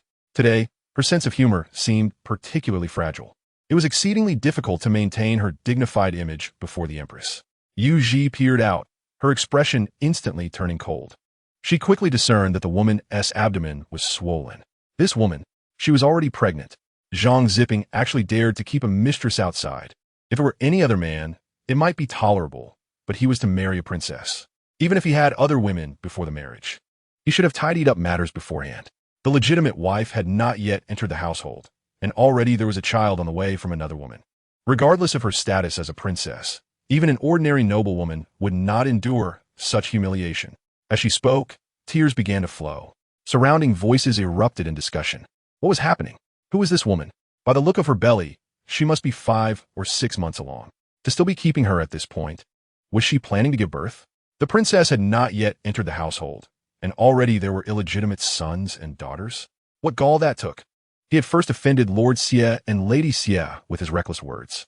Now, Jiang Zhimiao was also somewhat dazed. While he was reluctant to part with his mistress and the child, he was not foolish enough to be completely oblivious. He had always kept this mistress hidden in Tianshui Alley, visiting her clandestinely. He had never intended to expose her before the princess entered the household. But now, she had appeared on her own. Jiang Zhimiao was on the verge of madness. Ignoring his pain, he gritted his teeth and exclaimed, "Ning Shui, how did you come here?" Ning Shui's gaze shifted slightly. She understood that her identity was not one to be revealed. Jiang Zhimiao had always forbidden her from appearing in public. Yet, she was unwilling to remain hidden. Originally, Jiang Zhimiao had assured her that the second princess was of a timid disposition and that once they were wed, he would easily have control over her. At that point, he would bring her and their child to live in the residence. Even their child could be entrusted to the princess to raise, and in the future, their offspring would also be recognized as legitimate. Jiang Zhimiao had meticulously planned this, and she had been content with it. However, today by chance, she overheard a conversation between 2 of her maidservants. Ning Shui is quite pitiful. Whatever our young master says, she believes without question, not suspecting at all. "Shoo, lower your voice. The young master said we must keep her steady. Once she finishes these herbal concoctions, it will be over. Why go to such lengths? If the young master fears the princess, he might as well let Ning Shui go. There's no need to kill her." Upon hearing this, Ning Shui's face turned ashen. So, it was the traditional medicine, but a death warrant. Hatred welled up within her. Jiang Zhimiao wanted to marry the princess. Did he? To achieve that, he intended to harm her and their unborn child? Then she would simply ruin this marriage. As for herself, she had only one path ahead. If she fought back, perhaps she could carve out a chance for survival. Jiang Zhimiao sought to keep her hidden. Then she would make it a point to reveal herself. Wiping her tears, Ning Shui lamented, "Have I done something wrong?" At this moment, Jiang Zhimiao felt conflicted. torn between feeling uneasy and a surge of compassion. His demeanor was so revealing that anyone could see something was amiss. Lady Xie could not help but chuckle coldly now. This is interesting. You seem to be quite anxious about him. Ning Xue's unexpected declaration left Lady Xie momentarily speechless. Zhang Ziping, listening to Ning Xue's explosive declarations, felt a flicker of emotion. Though as Ning Xue acted impulsively, her heart was kind. She had hurried here out of genuine concern for him. Behind the screen, Yuji could no longer contain herself and stood up. Clenching her fists, her entire being trembled uncontrollably. How marvelous! This was the future husband chosen for her by the Empress, an imperial concubine. This was his exceptional nature, his unique approach. Yes, secretly keeping a mistress and allowing her to become pregnant. What an outrageous affair, setting aside the fact that the marriage was not yet confirmed. This mistress boldly proclaimed she would entrust her child to the princess. How absurd! The esteemed princess of Daeong could not find a suitable husband? Could she not have her own children? As Yuji pondered, her eyes reddened. What sin had she committed to be subjected to such public humiliation? Jiang Zhimiao, observing Yuji, sighed deeply. Currently, they were amidst a time-sensitive task. From the onset of the matter concerning Zhang Ziping, she had gradually been accumulating shock points. In an incredibly short span, Yuji had contributed 100 shock points, holding the top rank. Yet, Jiang Zhimiao felt no joy. How would Yuji process such an absurd scene? Could this sheltered princess withstand such a blow? Nonetheless, Jiang Zhimiao did not regret bringing the matter to light. In this narrative dominated by a protagonist, Yuji was merely an inconsequential supporting character, lacking any detailed description by the end. The final plot summary contained just a fleeting remark. Yu Hua finally ascended to the throne, but he was bereft of parents and siblings, with only a multitude of beauties accompanying him. This statement was quite clear. 3 years hence, not only Yulin, but also the 2 daughters and 5 sons left by the late emperor, aside from Yu Hua, were unlikely to survive long. Even the empress seemed unable to enjoy any blessings after Yu Hua's ascension. Regarding this, Jiang Zhimiao found it curious. If these were mere coincidences, they were rather excessive. However, if Yu Hua was behind it, that was equally perplexing. Firstly, since Yulin was already dead, he had no need to target anyone else. Secondly, the empress had shown him genuine maternal affection. Did he truly intend to act against her as well? The more Jiang Zhimiao reflected, the stranger it became. In truth, without her time traveling, Yulin would have had only 5 years left to live. Yet, Yu Hua ascended to the throne 3 years later. The cause of Yulin's death has long been the subject of much speculation, leading to some criticism directed at Yu Hua. Yet, Yu Hua need only wait 5 years, and Yulin will succumb to illness under the watchful eyes of all. This will render Yu Hua's ascension to the throne all the more legitimate, devoid of the whisperings that are portrayed in the narratives. Why can he not endure even these 2 years? Something must have transpired 3 years hence. However, she is currently unaware of the specific events and is thus unable to form a judgment, adhering to the principle that an enemy's enemy is a friend. Jiang Zhimiao's thought process is that for every adversary Yu Hua harbors, she will save as many as she can. As long as the advantage accumulates incrementally, it will eventually alter the outcome. Recognizing a person in advance may indeed be painful, yet it is far better than being ensnared into a fatal trap in the future. Outside, Madame Xie was momentarily at a loss for words, stunned by such shameless remarks. After several deep breaths, she managed to regain her composure. Just as Zhang Ziping was about to speak, Madame Xie suddenly wore a playful smile. Troubled? It appears you find yourself in a dilemma between this woman and the second princess. Were it not for the second princess's esteemed status and position as the primary wife, how could she possibly be in contention? If given the choice, I would prefer to select Ning Xue. Zhang Ziping's voice rang out with conviction. Ning Xue, who had been feigning tears, suddenly froze. This is not right. Wasn't Zhang Ziping intending to kill her? Today, she had deliberately exposed herself under that premise. Yet, how could someone who meant to harm her speak such words in front of the Duchess? After overhearing the dialogue between the 2 maidservants, Ning Xue had conjured an image of a man who appeared to be under her control while secretly harboring deep scheming. But now, she was utterly bewildered. Zhang Ziping was still the familiar fool she knew. No, something must be amiss. Confused, Ning Xue even forgot to continue her act of weeping. Ning Xue pondered. This woman is, after all, a courtesan? No. Moreover, she had the audacity to claim that if it were not for the second princess's noble identity, He would rather choose a courtesan? Everyone's minds echoed with a singular thought. What is wrong with him? Has he lost his mind? Does the vice minister know his son is behaving so irrationally? The subsequent wave of astonishment surged in, overwhelming and relentless, accumulating at a pace swifter than the incident involving Yulin's scandal. Well, you truly are remarkable, Madame Xie could only exclaim. She glared at Xie Cheng. What are you still doing standing there? Is this dog still allowed to spew nonsense here? Xie Cheng hurriedly complied. Ning Shui lowered her gaze, concealing the schemes in her heart. Zhang Ziping, ejected from the scene, still sought to confront Xie Cheng for an explanation. Ning Shui vehemently dissuaded him, hastily leading him away. The world fell silent once more.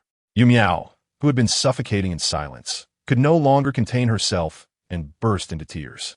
The person she was to marry? Was it truly someone like this? Yu Miao felt as though her future was devoid of any glimmer of hope.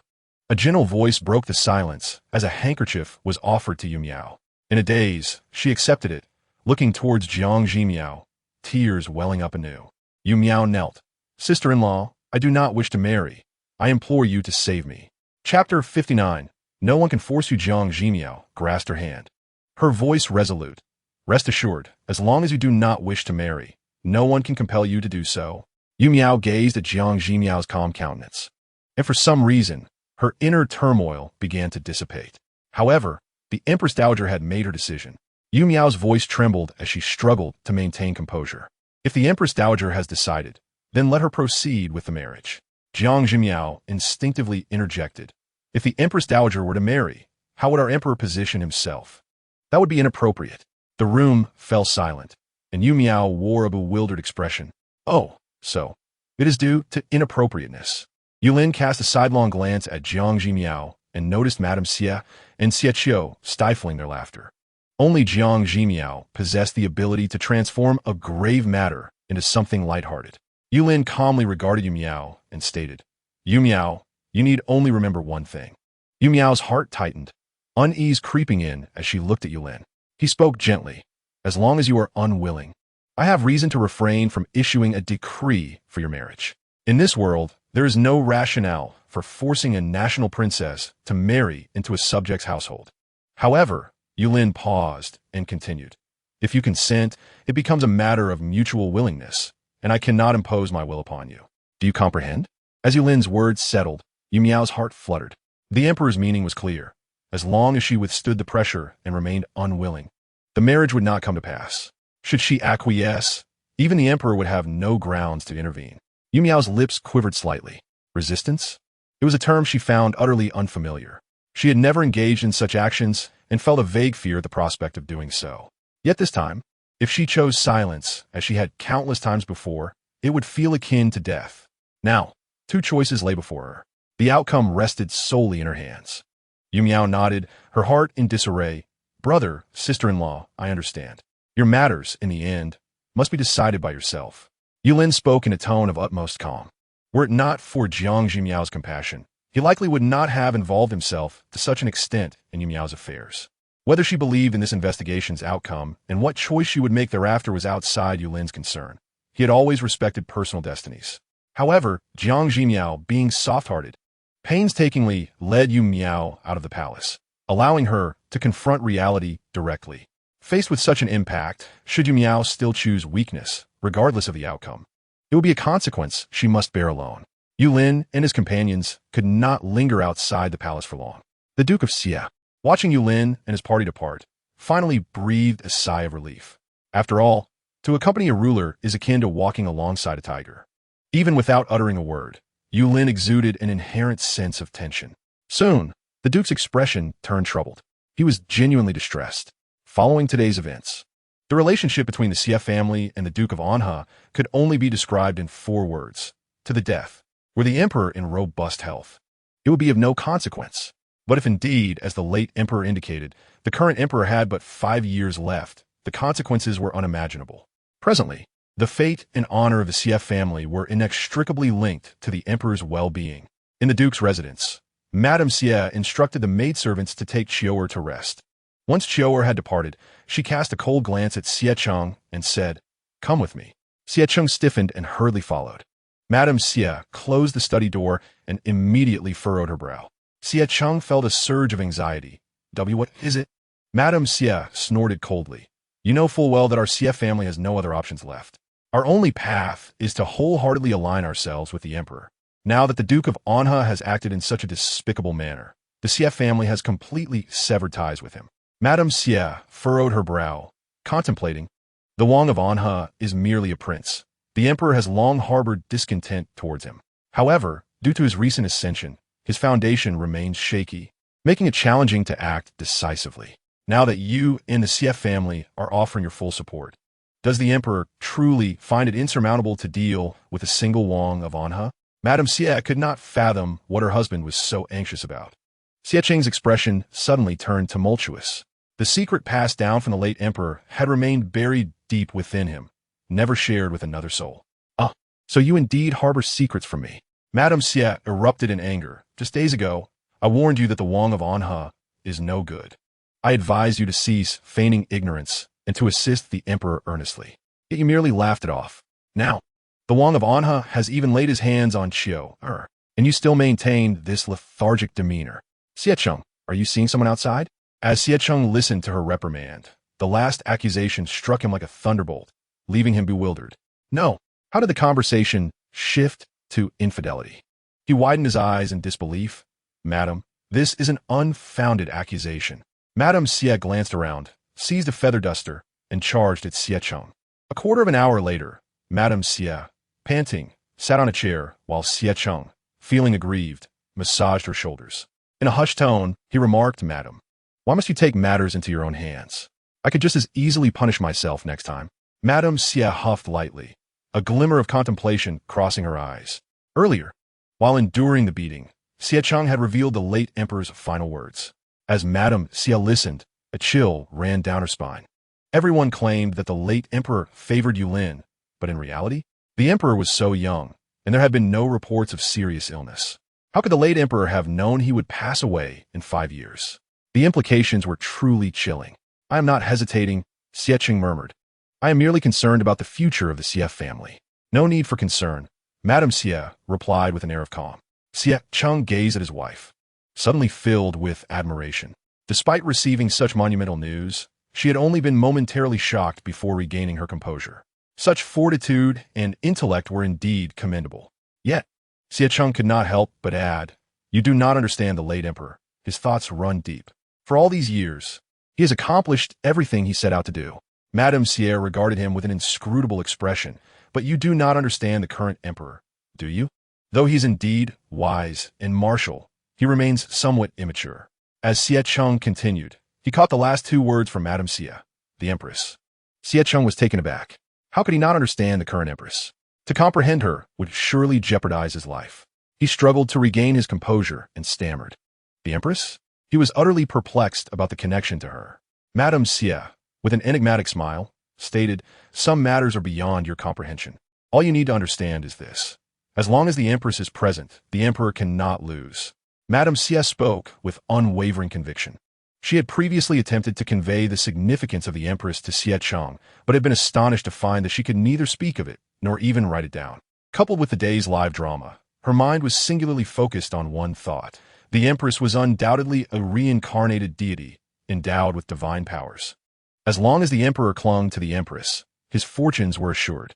Madame Xie urged, remember, always follow in the empress's footsteps. If the emperor and empress share a deep affection, that is ideal. If any discord arises, still, ensure you remain aligned with the empress. Xie Cheng felt as though his wife had lost her senses. After all, the empress was merely a woman. Yet, Madame Xie's implication was clear. Her willingness to risk everything to support the emperor was not for him, but rather for the empress. What sort of madness was this? Xie Cheng mentally berated himself, but he dared not voice dissent, responding obediently. Madame Xie cast him a disdainful glance, aware of his disbelief. Nevertheless, it mattered little. She would steadfastly follow the empress's policies, aligning her support with the emperor primarily because of the principle that a husband must honor his wife. Meanwhile, the couple from the Xie family strategized, and her heart trembled slightly at the sight of Mama Fong from the Empress Dowager's palace, who appeared to have been waiting for a long time. What brings Mama Fong here? Yulin suppressed her nervousness. Mama Fong stood up, smiling as she greeted Second Princess. The Empress Dowager wishes to see you. I will change my clothes and come at once, Yulin replied hastily. No need, Mama Fong smiled, gesturing at Yulin's simple attire. You may go just as you are. Gritting her teeth, Yulin realized what awaited her. However, this was an encounter she would have to face sooner or later. The words of Jiang Zhimiao echoed in her mind. The Empress said that as long as she was unwilling, no one could force her into marriage. For all other matters, she could yield, but this one, concerning her lifelong happiness, she was resolute in opposing. As Yulin mentally prepared herself, she soon arrived at Showdown Palace. At Fengyi Palace, Yulin's brother, Yulin, learned of her immediate summons to Showdown Palace. Should I accompany my consort? Jiang Zhimiao inquired. It would not be easy for Yulin, who had played the innocent role for so long, to suddenly assert herself. Despite their previous discussions, a person's character does not change so easily. No need, Yulin replied calmly. If she cannot even voice a single protest, then she is not worth such efforts. He was willing to assist Yulin in her struggle. It benefited him, and for her, it was a matter of her lifetime. However, the prerequisite was that Yulin had to demonstrate her courage to resist. Otherwise, if he rushed to help her while she capitulated, he would become a laughingstock. Jiang Zhimiao understood Yulin's thoughts and nodded in agreement. At this moment, she finally had the time to review her recent gains. Earlier, she had accepted 3 tasks in one go. The task concerning Yulin's health had shown no progress. The task to prevent Yu Hua from further pursuing Xiechio had now been marked complete. Upon completion, Jiang Zhimiao received 20 points, adding the remaining 9 points from before. Her total had finally reached 29. What thrilled her even more was that this task had a time limit of 3 days. She had initially believed that once the live observation concluded, the task would also end. However, to her astonishment, the countdown was still running. It displayed 36 hours, 23 minutes, and 56 seconds, the time steadily diminishing. Her system even recorded sporadic entries of shock values. What did this signify? Remote observation counted as observation. Verbal observation was still observation. Although the level of astonishment was certainly less than that of live observation, it was the steady accumulation that mattered. If the incident with Zhang Zipping could continue to escalate, even if each individual only contributed a single shock value, the sheer number would become a staggering figure. She was on the verge of a financial windfall. Xie Cheng observed Jiang Zhimiao with a composed demeanor, while Jiang Zhimiao occasionally lapsed into daydreams. During these moments, her expressions varied between exhilaration and distress, showcasing a plethora of emotions. She was exceptionally exuberant. Yulin paused for a moment. Naturally, there would be promotion. But why was the Empress so delighted? Yulin nodded in agreement. Within a day, it would be known throughout the court, among the nobility and their offspring, the great deeds he had accomplished. However, the scope was limited, and there were too few people. Jiang Zhimiao's eyes sparkled. Your Majesty, it should not only be promoted in the court, but also among the common folk. Seizing this rare opportunity for gossip, perhaps she could accumulate some plot points. The last incident where the emperor was cuckolded was not suitable for promotion, but this time, if they did not make the most of it, would it not be a pity? Yulin fell silent. He suspected that the empress might have some peculiar preference. Yulin said, "You are right, Empress." He cautiously inquired, "So what does the empress mean?" With only a day and a half left, distributing printed materials might not be feasible. It would have to rely on word of mouth. Jiang Zhimiao quickly suggested, perhaps we could find a few storytellers to promote it in tea houses and taverns. Additionally, we could seek out some loquacious elderly folk in the marketplace. A few coins would suffice, and soon the whole street would know of his outrageous deeds. We could even compose some humorous verses. With just a few strings of candied hawthorn, we could enlist the children to spread the word. Jiang Zhimiao pondered deeply. The outcome of this endeavor would determine whether she would be frugal or extravagant in the system thereafter. Chapter 61. What have you done for me? Although Yulin did not comprehend Jiang Zhimiao's underlying sentiment about the limited time, he still acquiesced. Rest assured, I will arrange it. Boss. Yulin raised an eyebrow. Jiang Zhimiao froze for a moment. She had inadvertently revealed her thoughts. Her eyes darted nervously. If Yulin were to ask her what a boss meant, how would she explain? Help. Indeed, some thoughts should be kept to oneself. Otherwise, they might slip out. A cacophony of thoughts flooded Jiang Zhimiao's mind. Yulin wished to tell her that saying it or not made no difference. Observing her anxious demeanor, he chose to shift the conversation. Do you think you can hold on? Jiang Zhimiao's thoughts were indeed diverted. She expressed her concern. She should be able to, right? In the Showan Palace, from the moment she entered, Yubai was ordered to kneel. She bowed her head in submission. While the Empress Dowager and noble consort Yu scrutinized her from above, Yubai did not dare to speak, merely adopting a demure demeanor. The Empress Dowager, noticing the time, asked softly, "Shall we serve the meal?" Only then did she raise her gaze. "Let's serve the meal." The matron complied and arranged it. The Empress Dowager glanced at Yubai and then said, "Rise, accompany me for the meal." Yubai responded softly and slowly stood up. Having knelt for so long, her knees felt numb, and she stumbled slightly upon rising, nearly falling. After steadying herself, the lunch was served. She still could not sit down. Noble consort Yu cast a glance at her and remarked, "As a younger generation, you shall stand and serve the meal. You will be meekly okoist." Within the hall, all the palace maids were dismissed, leaving only Yubai to serve the dishes. Her knees ached, and with the slightest movement, her whole body shivered. The Empress Dowager and noble consort Yu feigned ignorance, waiting until she had served for nearly half an hour before allowing her to sit down. "You must be hungry. Please eat something," said noble consort Yu. "I'm not hungry." Yubai dared not move. A tremor coursed through her heart, and she quietly replied, "Yes." The command of parents and the arrangement of matchmakers. How could a woman like you choose for herself? If this were to spread, would it not be a laughingstock? Noble consort Yu frowned. "Your marriage is under our watch, the Empress Dowager and I. Would we truly harm you?" Yubai lowered her head, gently nodding. She was indeed aware of this. Yubai maintained her obedient demeanor, and the Empress Dowager and noble consort Yu exchanged glances, both relaxing their guard. It seemed they had overthought today's matters. Yubai kept her head down, yet a hint of derision stirred within her. Young? The actions of Zhang Zipping today made her doubt that the Empress Dowager and noble consort Yu had not received news. Yet they continued to act as if they were unaware, still uttering such words. Zhang Zipping was young? What did that make her, who was even younger? Must she bear with him? In her mind, only 3 words remained. Why must I? Indeed, why must she? She did not raise her head. This was for the best. Noble consort Yu quickly said, "Bayer is the most obedient, naturally agreeable. We need only speak to the emperor, and when he bestows the marriage decree, we shall." Noble consort Yu spoke happily. Suddenly, a small yet resolute voice interrupted. "No, I do not wish to." Noble consort Yu's voice halted abruptly. She looked at Yubai in disbelief. "What did you say?" Yubai clenched her teeth. Her body trembled, yet within her surged an immense courage. The Empress had once said, as long as she did not wish to marry, no one could force her. She believed in her sister-in-law. She desired to fight for her own life, even if just this once. Yubai raised her head, her voice stronger. "I said, I do not wish to." Silence enveloped the room.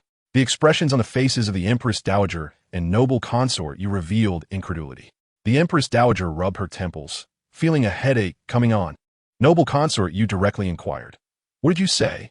Yubai replied calmly, "I said, I do not wish to, even with my elder brother present. I would say I do not wish to.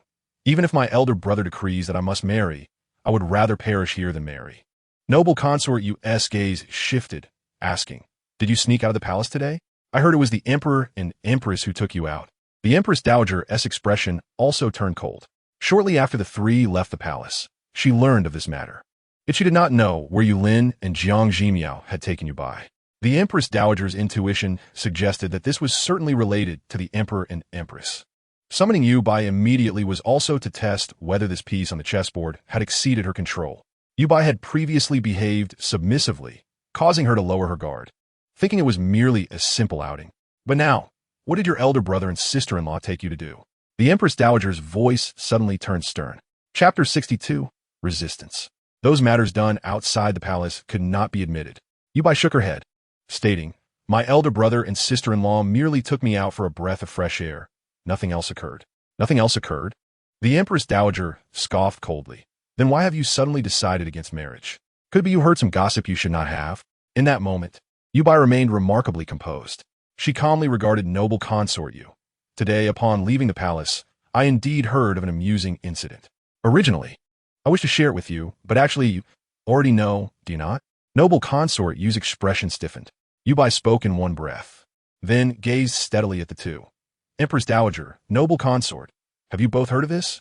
The expressions of the Empress Dowager and noble consort Yu grew increasingly grim. Noble consort, you narrowed her eyes and replied slowly. Just market gossip. Noble consort, you felt somewhat embarrassed. How could she clarify this? It was impossible to clarify. The Empress Dowager coldly stated, even if it is true, so what? You know very well, she is merely a courtesan. Could she possibly threaten your status? If I do not eliminate that woman, marrying into that family would subject me to her bullying. Yu Zhen's eyes reddened as she knelt down. Empress Dowager, Imperial Mother, I implore you, grant me a path to survival. She bowed her head heavily. The expression of Yu Taifei flickered slightly, a hint of struggle crossing her eyes. Yu Zhen is her biological daughter, and it is impossible for her to feel no affection at all. However, recalling her past actions, Yu Taifei's heart was filled with trepidation. Many years ago, she had already lost her choice. Zhener, Yu Taifei said softly, you are a princess. How could they dare to disrespect you? Yu Zhen had harbored a glimmer of hope for her biological mother, but now, that last shred of expectation had dissipated. The Empress Dowager was infuriated, her entire being aching. Such a splendid marriage proposal. How dare you refuse? If it were any other girl, they would be overjoyed. Suddenly, an unbidden thought of Jiang Zhimiao words surfaced in Yu Zhen's mind, and she instinctively replied, if your majesty is so pleased, why don't you marry yourself? A profound silence enveloped the room. Yu Zhen was taken aback. How could she have uttered such words? Yet, as she gazed upon the Empress Dowager's astonished expression, an inexplicable sense of satisfaction washed over her. Madness. This daughter has lost her senses. The Empress Dowager trembled. Your Majesty, Yu Taifei hastily interjected. She must have been influenced by the Emperor and the Empress. Such words cannot possibly be her true intention. The Empress Dowager paused. Yes, but if this is indeed orchestrated by my brother and sister-in-law, I must extend my gratitude to them. Yu Zhen softly remarked. They need not concern themselves with such trivial matters, yet they have gone to great lengths for my sake. I shall remember their intentions. The Empress Dowager's lips trembled involuntarily. The lines of communication between her and Yu Zhen had completely broken down. Yu Taifei looked at the obstinate Yu Zhen and found herself at a loss for words. Seeing her gives me a headache. Take her away. The Empress Dowager gritted her teeth. If you cannot comprehend, then do not bring her to see me. Yu Taifei felt a chill run down her spine and quickly acquiesced. She shot a cold glance at Yu Zhen. Get up. Yu Zhen forced herself to stand. Upon entering Chao Feng Palace, she ordered the door closed and regarded Yu Taifei with icy disdain. Yu Zhen's expression was one of despair. Then I shall simply smash my head against the wall here to spare myself a life worse than death. Yu Taifei's countenance darkened further. Her daughter, who had been obedient all her life, had suddenly turned rebellious at this crucial moment. Yu Taifei, accustomed to controlling Yu Zhen, maintained a stoic expression. Rest assured, I have ways to ensure you do not die. I wish to see how long you can remain obstinate. Yu Taifei summoned a palace maid and sharply commanded, until the princess has come to her senses, she is not to leave her room. Before she could finish, a young eunuch rushed in with great urgency. Taifei, princess, the emperor and empress are approaching. The emperor and empress have arrived. A genuine smile appeared on Yu Zhen's face. Yu Taifei glared at her and inquired, what brings them here so suddenly? The young eunuch replied nervously, I am not certain, but it appears that their entourage is considerably larger than usual, making a grand entrance. A grand entrance? What could this signify? Yu Taifei could not discern the meaning behind it, but she cast another cold glance at Yu Zhen. Do not speak out of turn. When Yulin and Jiang Zhimiao arrived, Yu Taifei and Yu Zhen were already waiting at the door. Yulin dismissed their bow and naturally took the seat of honor. Your Majesty, Empress, Yu Taifei could not help but ask, why did you not notify us of your visit to Chao Feng Palace in advance? Yu Taifei, Yulin interrupted. This is the Imperial Palace. I am here to visit my unmarried sister, which is a matter of course and requires no prior notice. Yu Taifei's expression shifted slightly. She intended to say more, but Yulin's gaze held a significant undertone. By the way, Yu Taifei, my fourth brother has already established a residence outside the palace, and you have been following him to enjoy life. How come I hear that you come to the palace with such frequency? Is it that my fourth brother's filial piety has left you unsatisfied? Yu Taifei's demeanor changed abruptly, and she instinctively knelt. No, Yu Chun is a good child. He has always been the epitome of filial piety. Yulin was about to accuse the fourth prince of being unfilial, a label that could not be allowed to stick. Otherwise, Yu Chun would find it difficult to navigate his position in court in the future. How could Yu Taifei not be filled with trepidation? Is that so? Yu Lin raised an eyebrow. He has not been unfilial? Has he not caused you displeasure? Yu Taifei's face paled. Truly, he is not. She hurriedly explained. I have been coming to the palace frequently for no other reason than to assist in finding suitable suitors for my daughter, as she has reached marriageable age. Is that so? Yu Lin inquired. Yu Taifei and the Empress must have had ample time to consider this. Who do you have in mind? They both had their own understanding of the answer, yet they still needed to go through the motions. Yu Taifei reluctantly revealed, Yu Zhan, my daughter, has been steadfast in her refusals. Yu Zhan glanced at Yu Taifei. She had been so resolute in her refusal. Yet in Yu Taifei's mind, her personal wishes seemed to have never mattered. Is that so? Yu Lin turned to Yu Zhan. Zhener, do you consent to this marriage? Your Majesty, matters of marriage are traditionally decided by the parents. The princess is still young and need not be consulted on such matters. As her mother, I can decide for her. Yu Taifei interjected. Yu Lin's brow furrowed immediately, and he spoke sternly. Yu Taifei, your words are quite intriguing. The eldest daughter of the late emperor, Princess Chongping, married to Lingnan 5 years ago. Over the years, she and the king of Lingnan have not only enjoyed a harmonious marriage, but have also quelled unrest, contributing significantly to the stability of Daong in the south. If it were to be as Yu Taifei suggests, that royal marriages should be entirely determined by the biological mother, then would Princess Chongping's mother, Xiao Taipin, have had the final say? Yu Taifei was momentarily stunned. That is not what I meant. Moreover, how can Zhener and Princess Chongping be compared? Now that the world is at peace, Zhener need not bear such weighty responsibilities. Yu Lin spoke calmly. Indeed, the world is at peace, and the princess need not shoulder such burdens. If that is the case, why should my sister not choose someone she truly loves? Yu Zhan felt her eyes welling with tears. She could not have anticipated that the brother she feared the most would become her staunchest ally at this moment. With clear enunciation, she declared, I do not wish to marry such a person. Yu Lin gazed at Yu Zhan, his fierce demeanor softening slightly. At this moment, his sister had finally become herself. He stated calmly, the benefits of the world have largely been garnered by men, thus the responsibilities should also fall upon them. I could not change the circumstances surrounding my elder sister's marriage, but from now on, my sister's marriage will not be carelessly sacrificed, for I shall not allow it.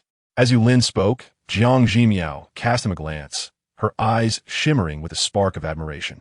Is this the tyrant that Long Outyin has always spoken of?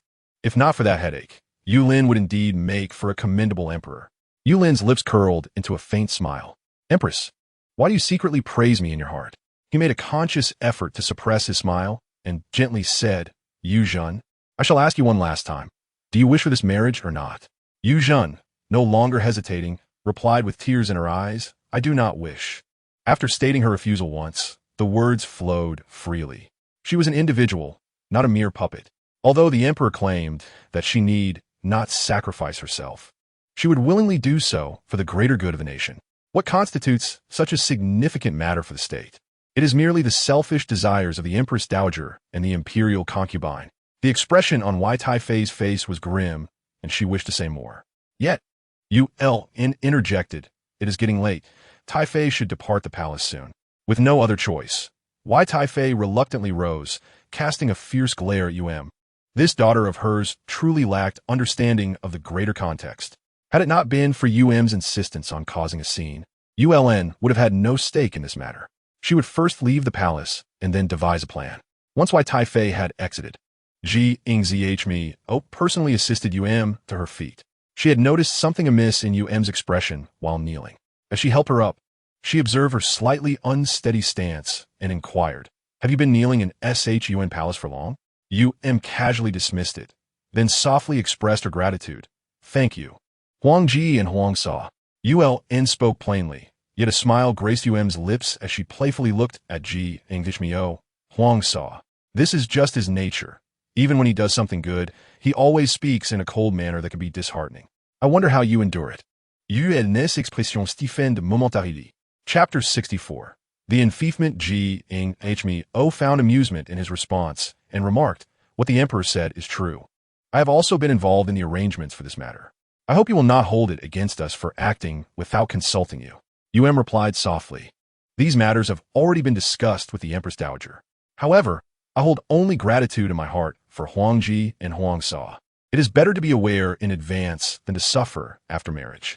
Jiang Zhimiao paused, a hint of warmth flickering in her gaze.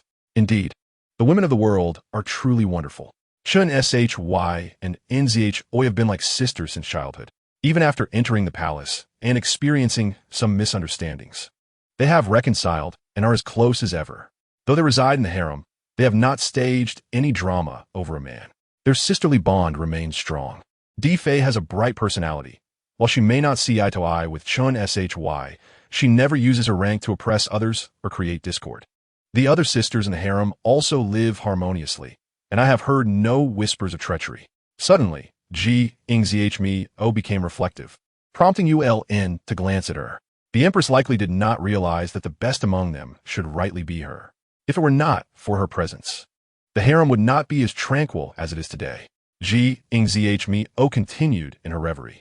And then there is Shi Qi, who once admired Yu Hu. However, upon realizing that Yu Hu could not be her soulmate, she decisively chose to let go.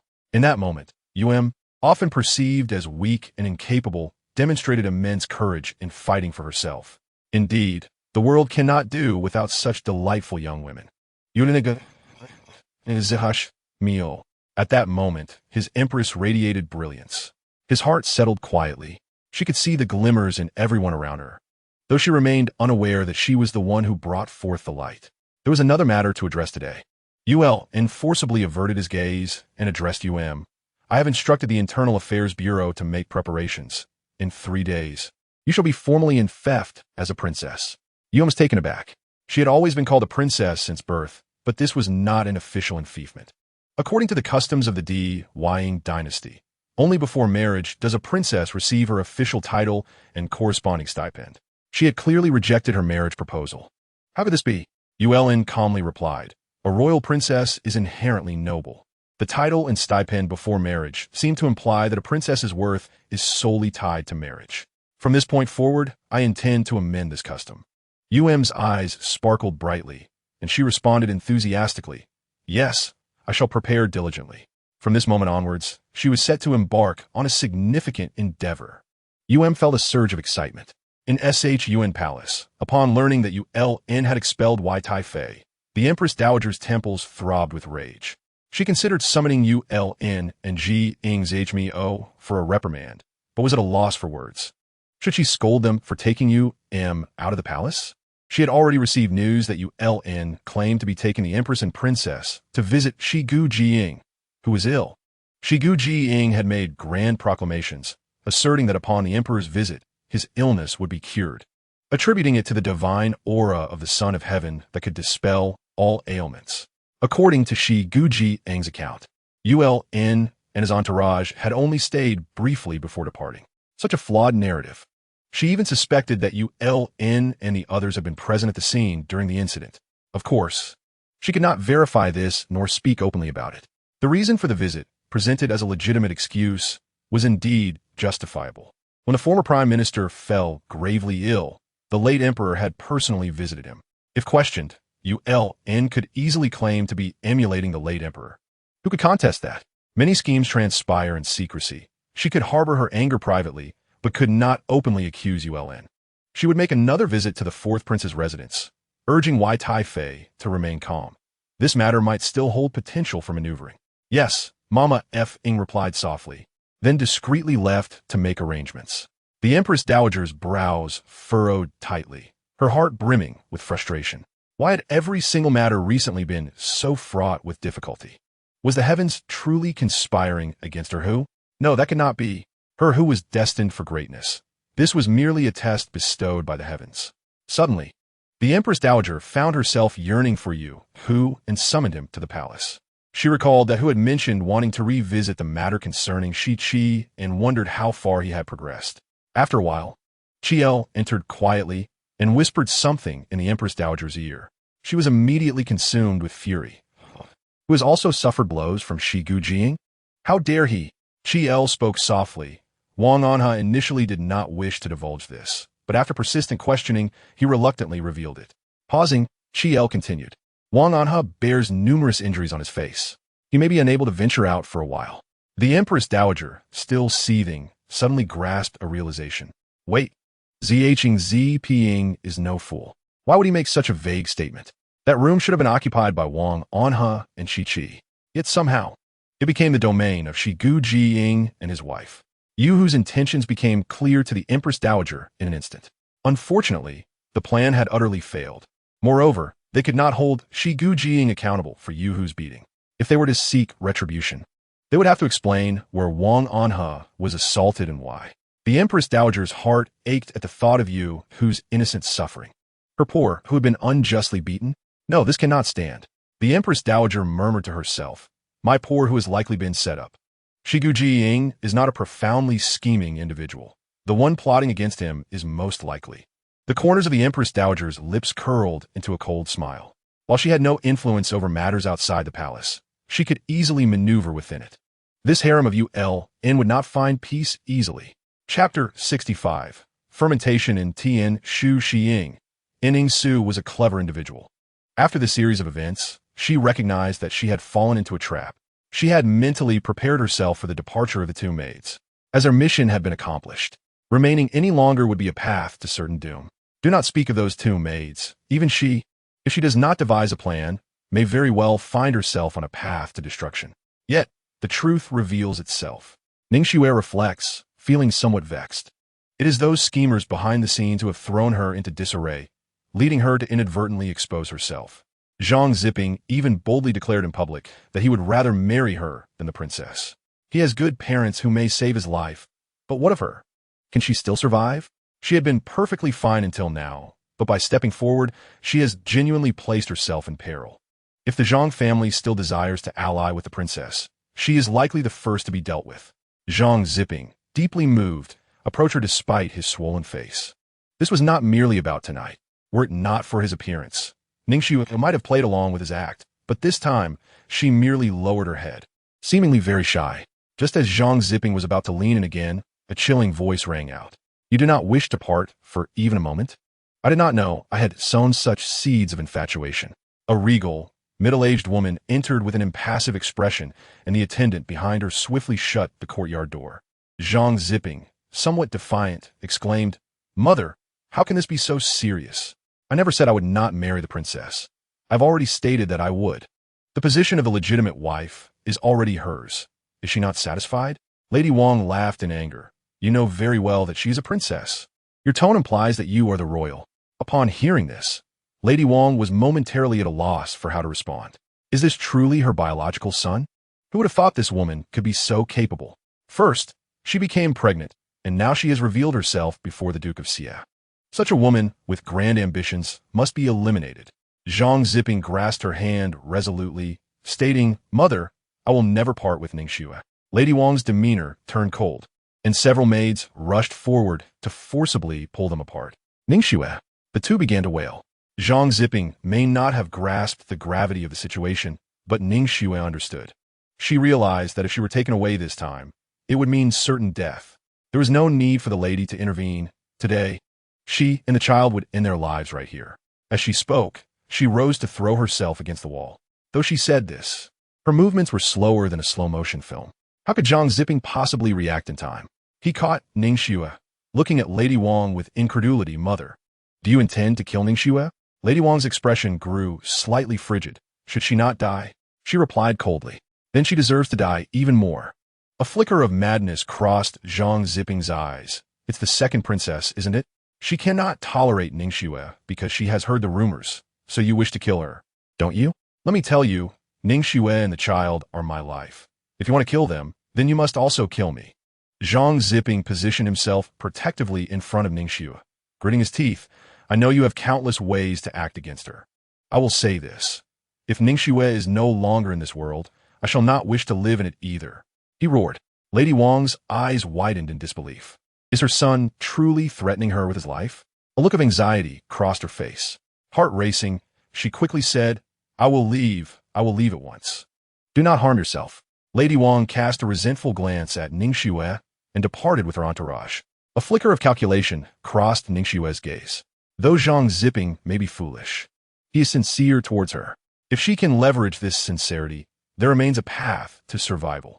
As Jiang Zhimiao caused a commotion for Ning Xue, His remarkable performance amidst the turmoil gradually spread through various channels. Chapter 66. Even a script would not dare to write this. A few officials dined in a private room, speaking in hushed tones. What? The royal princess is inferior to a courtesan? He actually uttered such words. He truly fears no repercussions. Not only did he avoid execution, but it is said that the Empress Dowager wishes to further advance this marriage. The Empress Dowager? How absurd. The emperor is currently in a fierce debate with her over the second princess. With the emperor's presence, this matter should not come to fruition. The princess represents the dignity of the royal family. How could she marry such a person? If the Empress Dowager persists, I shall even take her down. Brother Lin, you are truly formidable. It is the duty of us officials to speak out on such matters. This incident will soon spread, and those who submit petitions will not be limited to us. Indeed, we shall know more at tomorrow's court meeting. In tea houses throughout the capital, storytellers recounted the same tale. Can you believe what that woman said?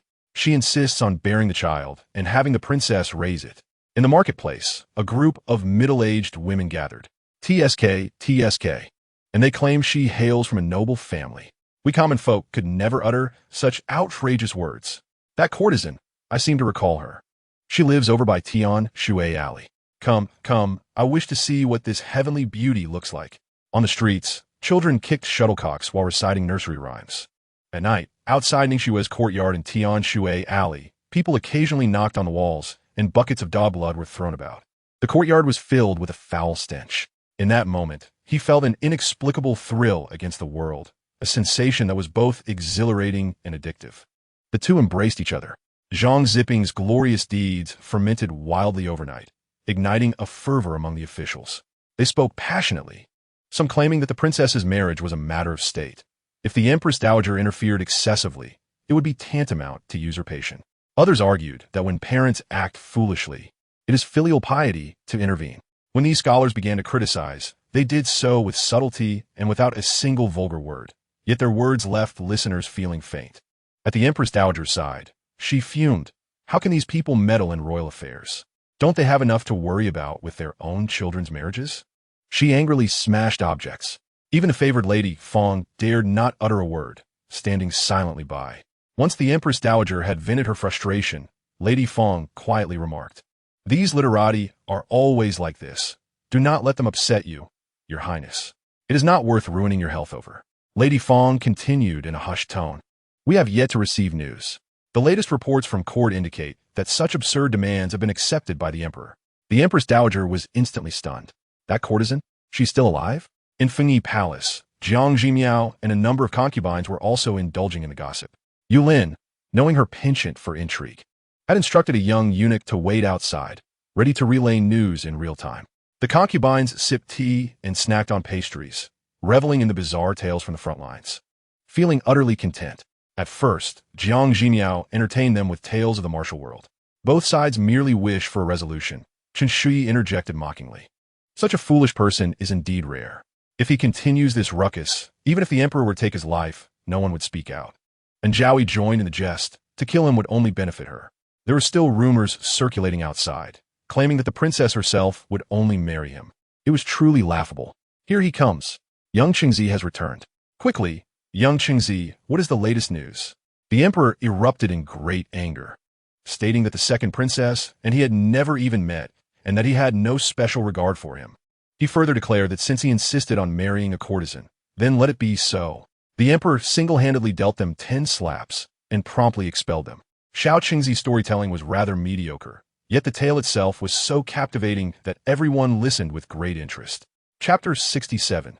The Empress Dowager is ill? Xiao Qingzi paused for a moment and said, "The emperor has issued a decree, instructing the Ministry of Rites to prepare for the ennoblement of the second princess as Princess Annal in 2 days, with an annual stipend of 500 taels of silver and 600 hu of grain." Jiang Zhimiao was already aware of this and could not help but inquire, how did the court officials react? This time, Yulin has set a precedent. Among these officials, there are many traditionalists, so there should be some opposition. Surprisingly, most officials accepted the decree with enthusiasm. Xiao Qingzi reported honestly. Only then did Jiang Zhimiao reveal a smile. "I understand. You may leave now." The more detestable these two were, the more they evoked sympathy. Out of a sense of compensation for the princess, many chose to remain silent. Although this was a precedent, under Yulin's management, the goal was achieved smoothly. This is the essence of cunning, Jiang Zhimiao mused. If it were not for Yu Hua's extraordinary advantages and Yulin's limited lifespan, even a legendary hero would find it challenging to succeed. The expressions of the concubines in the harem shifted slightly.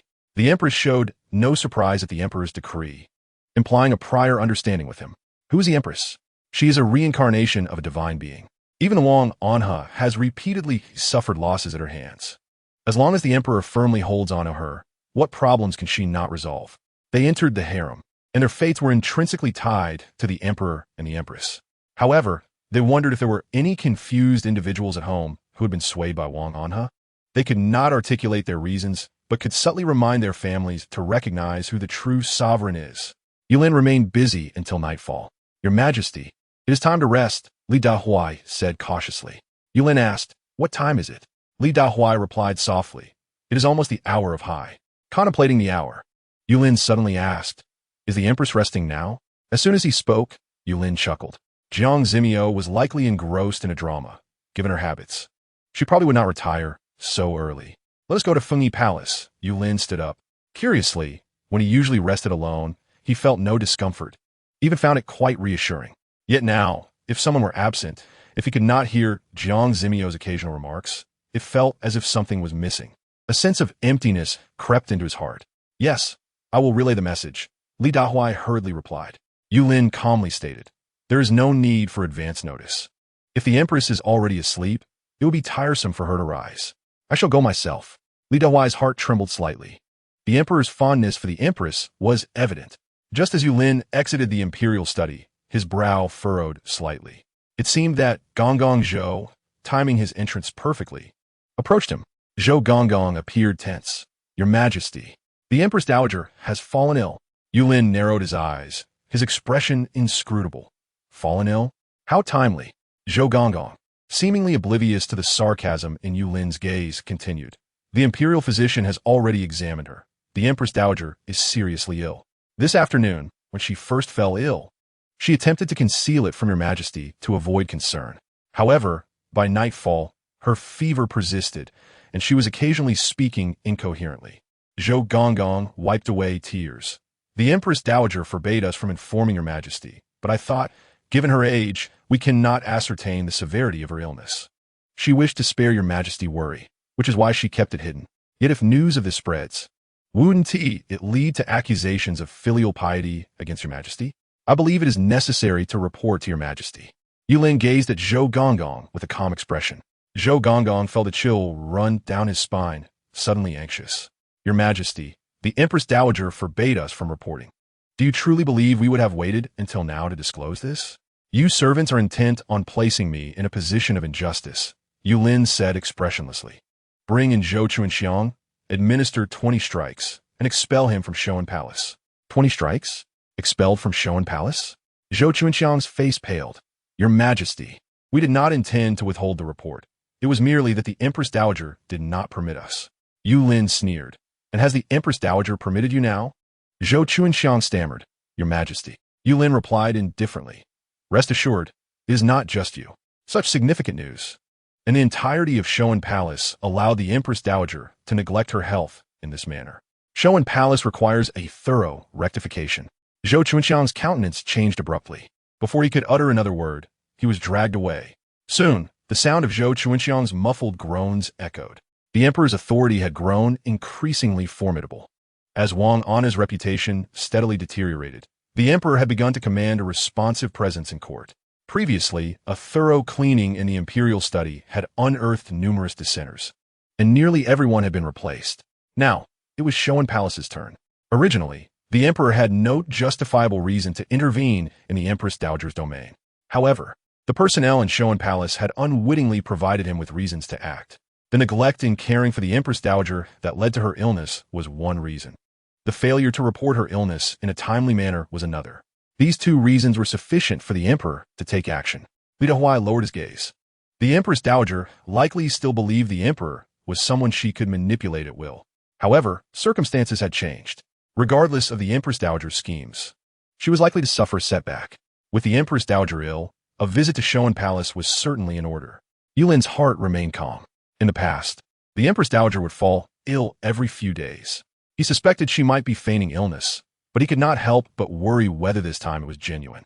He had been foolish then, still harboring hopes for her.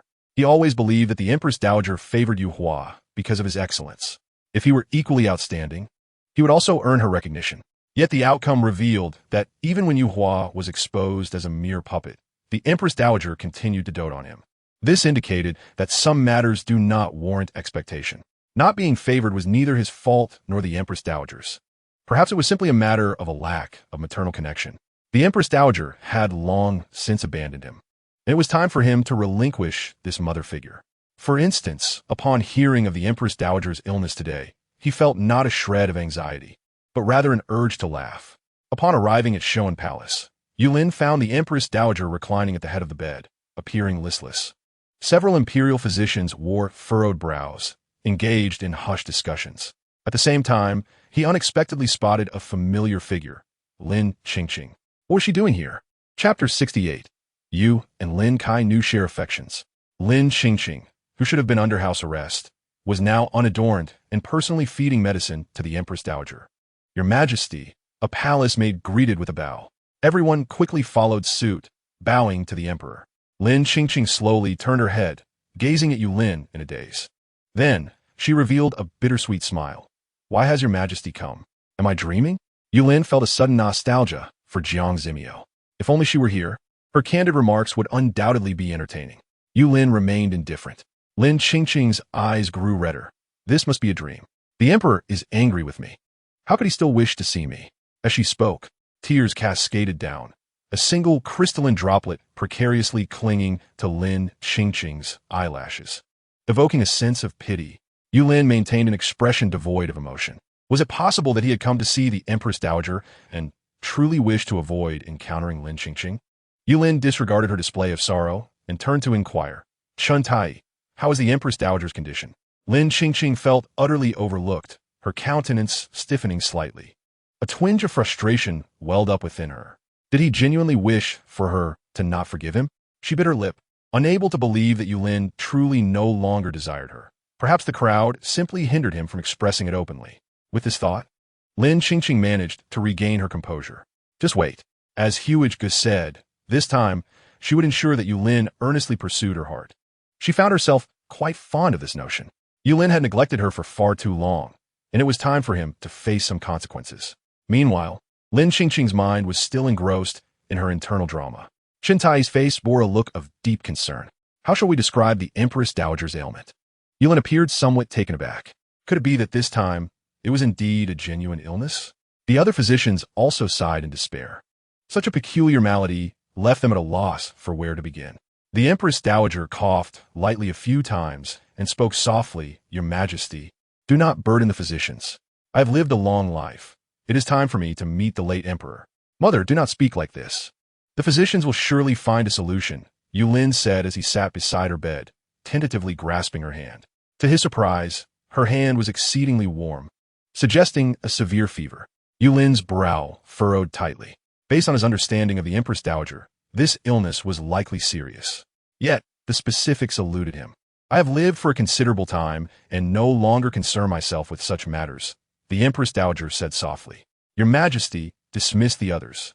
I have something to discuss with you. Yulin waved his hand, and everyone else withdrew. Lin Qingqing made to rise as well. The Empress Dowager interjected, Lin Kai-nu, you should remain. Yes, Lin Qingqing responded quietly. Your Majesty, the Empress Dowager continued gently, I have lived long enough to be untroubled by life and death. What weighs on my heart is you and Hua Er. I had hoped to witness Hua Er's marriage, but now it seems that may not come to pass. He is your brother. After I am gone, please forgive his transgression for the sake of our shared bloodline. Arrange a suitable marriage for him, and allow him to leave the capital. A flicker of something unusual crossed Yulin's eyes. The Empress Dowager's words seemed intended to create an atmosphere of benevolence before death. Yet, why did he find it so hard to believe? In the depths of his heart, he knew the Empress Dowager had lived longer than he. 3 years hence, when he met his untimely demise in the palace, it was the Empress Dowager who had summoned Yu Hua to the palace at once. At that time, she had been full of vitality. Had he not heard the whispers of his heart, he might have been deceived by her current demeanor. For now, he chose to observe this as a spectacle. I know you have long resented me for favoring He Wong, but it is because I have high hopes for you, wishing for you to become a wise ruler, that I have been so demanding, the Empress Dowager said, softening her tone. Yulin could not deny her words. I understand, my son, he replied, neither moved nor in tears. The Empress Dowager's expression stiffened momentarily. Why had her tried-and-true method of eliciting sympathy failed this time? Perhaps her eldest son was merely concealing his emotions. You must take care of your brother. As for me, there are matters I cannot let go of, the Empress Dowager continued, revealing a hint of worry. Since the Empress entered the palace, she has been domineering and has caused unrest among the concubines, filling the palace with grievances. Yulin interjected. Are you referring to those concubines who simply pass their days drinking tea and snacking? Yet you, your majesty, have remained silent while I lavish my affection upon her. Such actions could surely lead to turmoil in the court. The Empress Dowager's expression bore the weight of concern. What do you mean by that, mother? Yulin probed cautiously. The Empress Dowager coughed lightly. During my illness, only Lin Kai Nu has diligently cared for me. I have observed that she is a good child, and she has been with you the longest. There is a bond between you. The Empress's favoritism leads to disaster, your majesty. It is time to distribute your affections evenly. The Empress Dowager's words were laden with meaning. Lin Qingqing could not help but lower her head, feeling a pang in her heart. This time, Yu Hua had specifically advised her to employ every method to gain favor, ensuring that Yulin's heart remained with her. He had subtly suggested that if all else failed, she should offer herself to Yulin. Her body and heart were meant for Huage, yet now that Huage needed her, she felt compelled to comply. Huage had assured her that he would not resent her for her sacrifices in the future. Yulin's gaze narrowed slightly, a trace of an elusive smile gracing his lips. The Empress Dowager's illness had indeed served a purpose. Mother, your words have become increasingly intriguing, Yulin remarked. Previously, when I favored Lin Kai Nu, the court was in disarray, yet you said nothing. Now, after only a few days of favoring the Empress, before the court could even respond, you declare this as a path to disaster. I find myself puzzled by the reasoning behind this. The Empress Dowager's expression shifted slightly. Why was he proving so difficult? Had he not held a deep affection for Lin Qingqing? She had extended a hand for him to take, yet he refused to comply. The Empress Dowager cast a glance at Lin Qingqing. This scheme was ultimately a matter of the Emperor's heart. Now, it was up to Lin Qingqing to demonstrate her own capabilities. A slight tremor coursed through Lin Qingqing as she raised her tear-streaked eyes. Chapter 69. An Assessment, Your Majesty. Do you still harbor resentment towards me? Lin Qingqing's voice trembled as tears streamed down her cheeks. I admit, I was wrong before. I should not have sought clandestine meetings with an He Wong out of admiration for his talents. However, after being confined for so long, I have come to realize my mistakes. Lin Qingqing gazed at Yulin with misty eyes. In the past, I mistakenly equated admiration with affection, causing you to wait for me in vain. Yet, through this ordeal, I have come to understand that I have long since fallen in love with you. My feelings for an He Wong were merely gratitude and admiration. Your Majesty, I have finally clarified my own heart. Have you truly decided to cast me aside? Lin Qingqing looked at Yulin with a pitiful expression, revealing her vulnerability for the first time. In the past, she had always maintained her pride, waiting for Yulin to shower her with affection. But now, circumstances had changed, and for the sake of Hua Ji's grand plan, she had no choice but to humble herself. Your Majesty, every word I speak today is sincere, she said, inching closer to him. Yulin narrowed his eyes and stood, moving away from her. Lin Qingqing refused to give up. She followed suit, her frail form leaning against him. Mother! Suddenly, a wail echoed through the room. Why did you not inform me of your illness? I have brought my sisters to see you. The voice startled the Empress Dowager, her brows furrowing. Yulin's lips curled into a barely perceptible smile. In the next moment, Jiang Zhimiao entered, accompanied by a procession of palace concubines. Upon entering, Jiang Zhimiao immediately spotted Lin Qingqing clinging to Yulin and raised an eyebrow in surprise. Lin Qingqing, sensing the attention, fell dramatically against Yulin. What brings the Empress here? Yulin, oblivious to her subtle actions, strode directly towards Jiang Zhimiao. Lin Qingqing, taken aback by Yulin's departure, lost her balance and fell to the ground. Jiang Zhimiao blinked her eyes, contemplating, oh, to trip on our first encounter. And again, is Lin Kainu becoming addicted to this? She cast a sidelong glance at Yulin. Why do you ask me how I came here? Wasn't it you who sent the little eunuch to summon me? The Empress Dowager's health has deteriorated significantly. As the Empress, I must bring my sisters along to show my respect. After a moment of venting, Jiang Zhimiao's face revealed a concerned smile. I have heard that the Empress Dowager is unwell, and I am genuinely worried. I believe that the other concubines, being dutiful, must also be deeply concerned, which is why I brought them along. Empress Dowager, Jiang Zhimiao said earnestly, seeing us being so filial, surely your health must be improving somewhat? The Empress Dowager's face darkened, and she coughed twice. The Empress has arrived, quite timely. This is filial piety, is expected. Jiang Zhimiao waved her hand grandly, and a row of palace maids lined up behind her, each holding bedding and pillows. Rest assured, mother, from this day forth, I shall reside here. I shall not depart until your health improves. With this declaration, Jiang Zhimiao displayed her determination. Zhu Yu and Yun Xiang immediately took several young maidens to tidy up the adjacent quarters. Jiang Zhimiao was evidently prepared for a prolonged stay. The Empress Dowager's lips trembled slightly. Was she not truly ill? Initially, it was merely a pretense for the arrival of the imperial physician. With Jiang Zhimiao's commotion, would she be forced to maintain this charade indefinitely? Empress, the affairs of the harem are quite busy. You need not involve yourself in everything. Lin Kainu is here to serve me. The Empress Dowager hastily interjected. Lin Xiainu. Jiang Zhimiao feigned surprise as she noticed the fallen Lin Qingqing. Lin Kainu, while the weather is hot, the ground may be cooler, yet you should not resort to such undignified behavior for the sake of relief.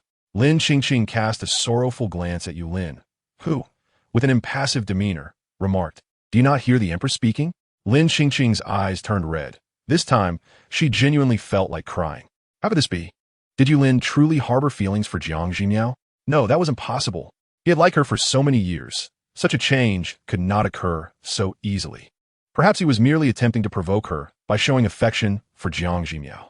Yet, Yulin was already quite vexed for too long. When would he honestly confront his feelings and reconcile with himself? Lin Qingqing sighed.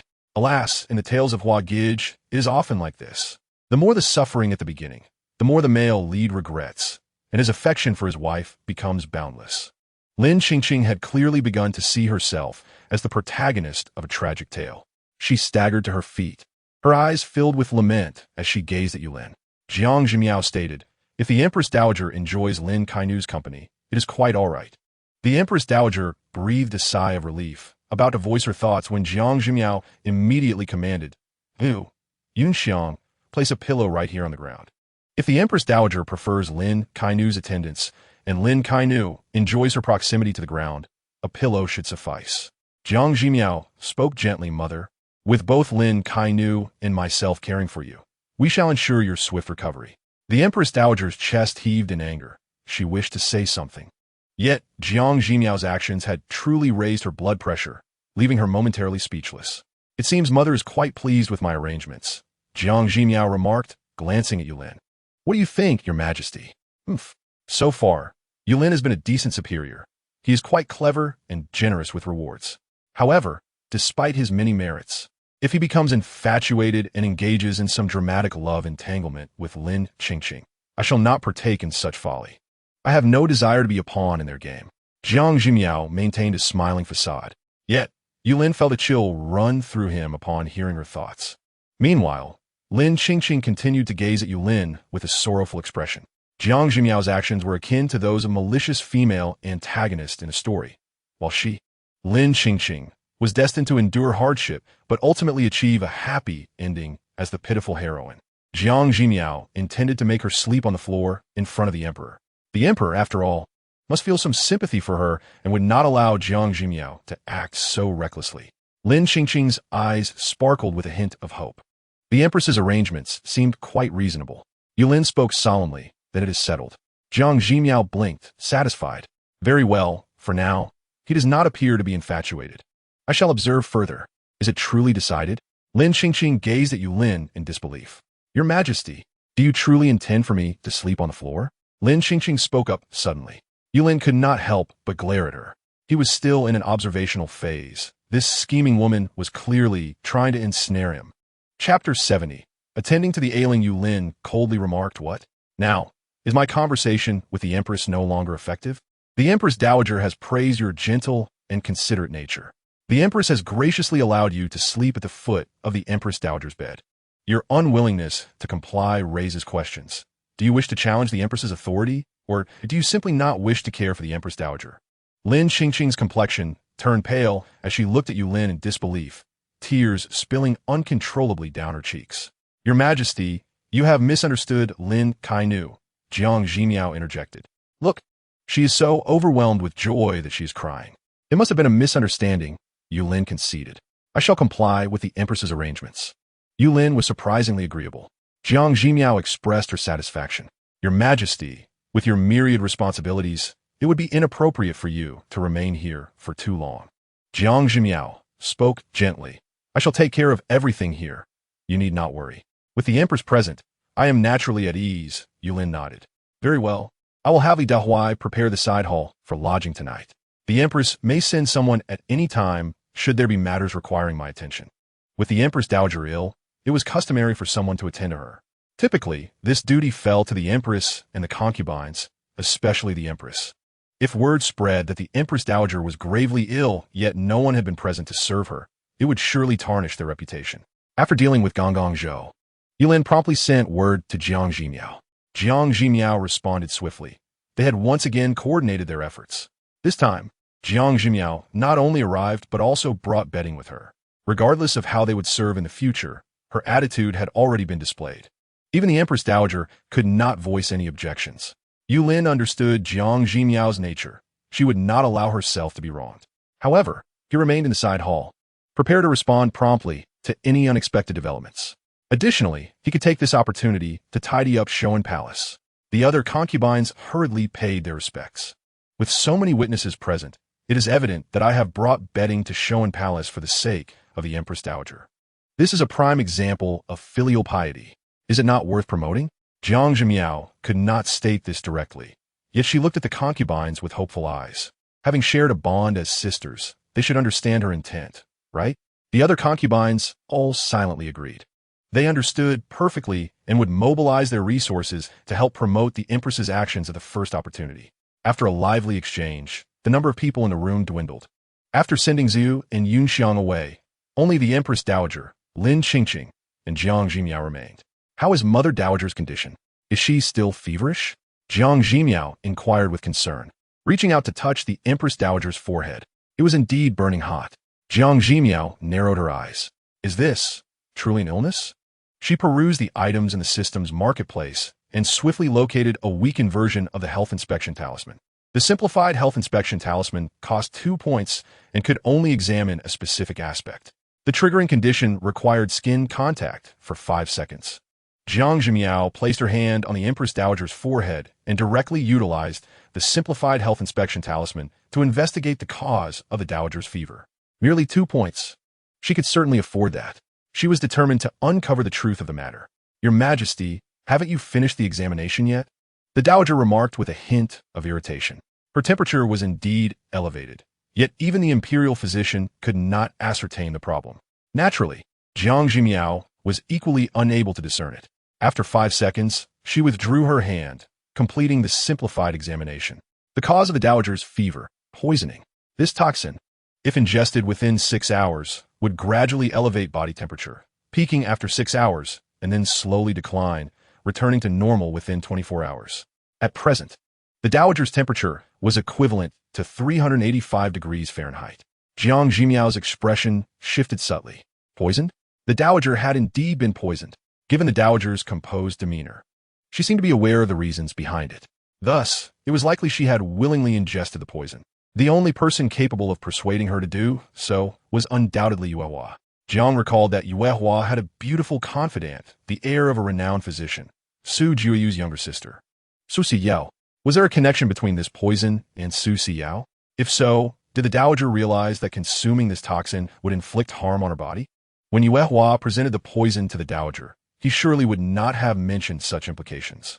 Jiang Zhimiao's expression grew increasingly profound. Yuehua was indeed a devoted son. The Dowager passed away shortly after Yuehua ascended the throne. Could it be that his devotion led to her demise? While she mused internally, Jiang Zhimiao refrained from conveying her thoughts to the dowager, knowing she would be met with disbelief. It was best to keep her son close and secure. Turning to Lin Qingqing, she said, "Lin Kainu, the dowager requested you remain here to tend to her. However, I observe that you bear no resemblance to someone capable of providing care. This bowl of medicine remains half-fed. The dowager has a high fever, and yet you failed to fetch some warm water to sponge her down." Lin Qingqing pursed her lips, her gaze towards Jiang Zhimiao, filled with resentment. "Why are you not attending to her?" Jiang Zhimiao commanded, yielding her position.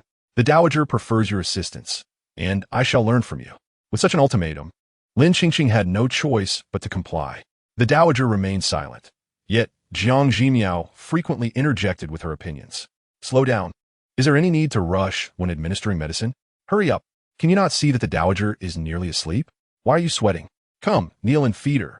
The ground is cooler." Once the medicine was administered, Jiang Zhimiao insisted, "Still not off to fetch warm water? Sponge her down. She remains feverish.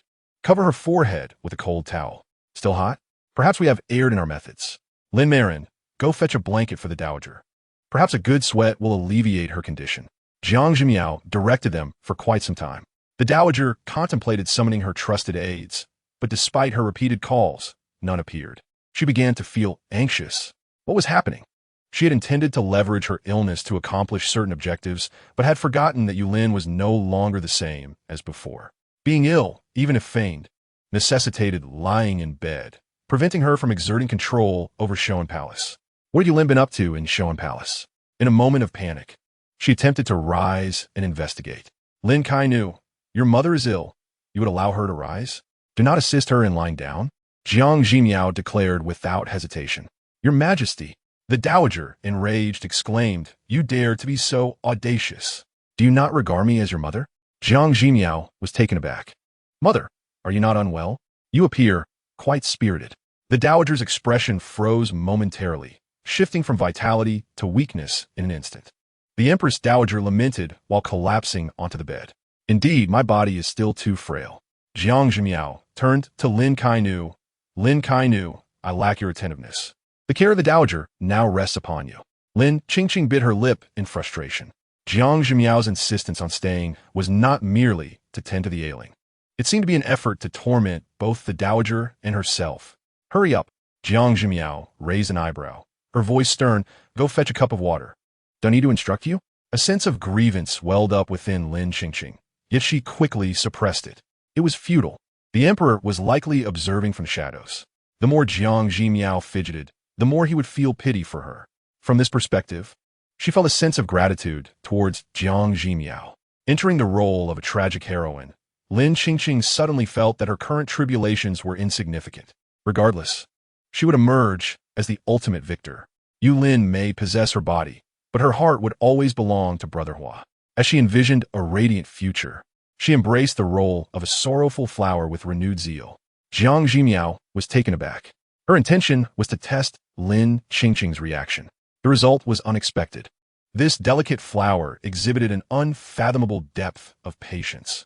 To Jiang Zhimiao's bewilderment, Lin Qingqing's gaze held a hint of pity towards her, even as she knelt. Jiang Zhimiao could not fathom this sentiment. The long night stretched on. To ensure the dowager received proper care, Jiang Zhimiao decided not to sleep. She had tea and snacks brought in, along with a comfortable reclining chair, all while engrossed in a drama and occasionally assigning tasks to Lin Qingqing, who was busily engaged. The dowager and Lin Qingqing, one providing care and the other receiving it, both bore equally grim expressions. The dowager lowered her voice. "Do not remain foolishly here. Go see what has transpired in Showan Palace. Why is it that I cannot summon anyone?" Lin Qingqing subtly nodded, observing that Jiang Zhimiao seemed preoccupied, and quietly made her way towards the exit. "Where are you going, Lin Kainu?" Jiang Zhimiao's voice drifted over. Lin Qingqing grew flustered. I wish to relieve myself." Jiang Zhimiao suddenly realized, "Relieve yourself? The dowager cannot do without you at this moment. There is a chamber pot conveniently placed behind the screen. Please avail yourself." Lin Qingqing's expression turned glum. Jiang Zhimiao had no intention of allowing her to leave. The dowager could no longer contain herself. "Your Majesty." Jiang Zhimiao glanced over, and in that instant, the voice of the Empress Dowager unconsciously softened. "I am saying, Lin Kainu has toiled through the night, and deserve a moment of respite. Let her step out and rest for a while.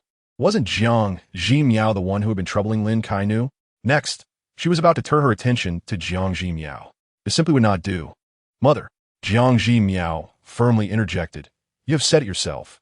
Lin Kainu is the most attentive and caring. There is no one else who can tend to you as well as she does. Moreover, as long as you recover, Lin Kainu will undoubtedly do so without any complaints. Jiang Zhimiao glanced at Lin Qingqing. Lin Kainu, is that not so? Lin Qingqing, filled with despair, could only nod in agreement. Yes.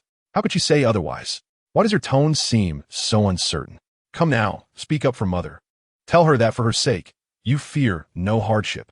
Do not say merely for a day or two.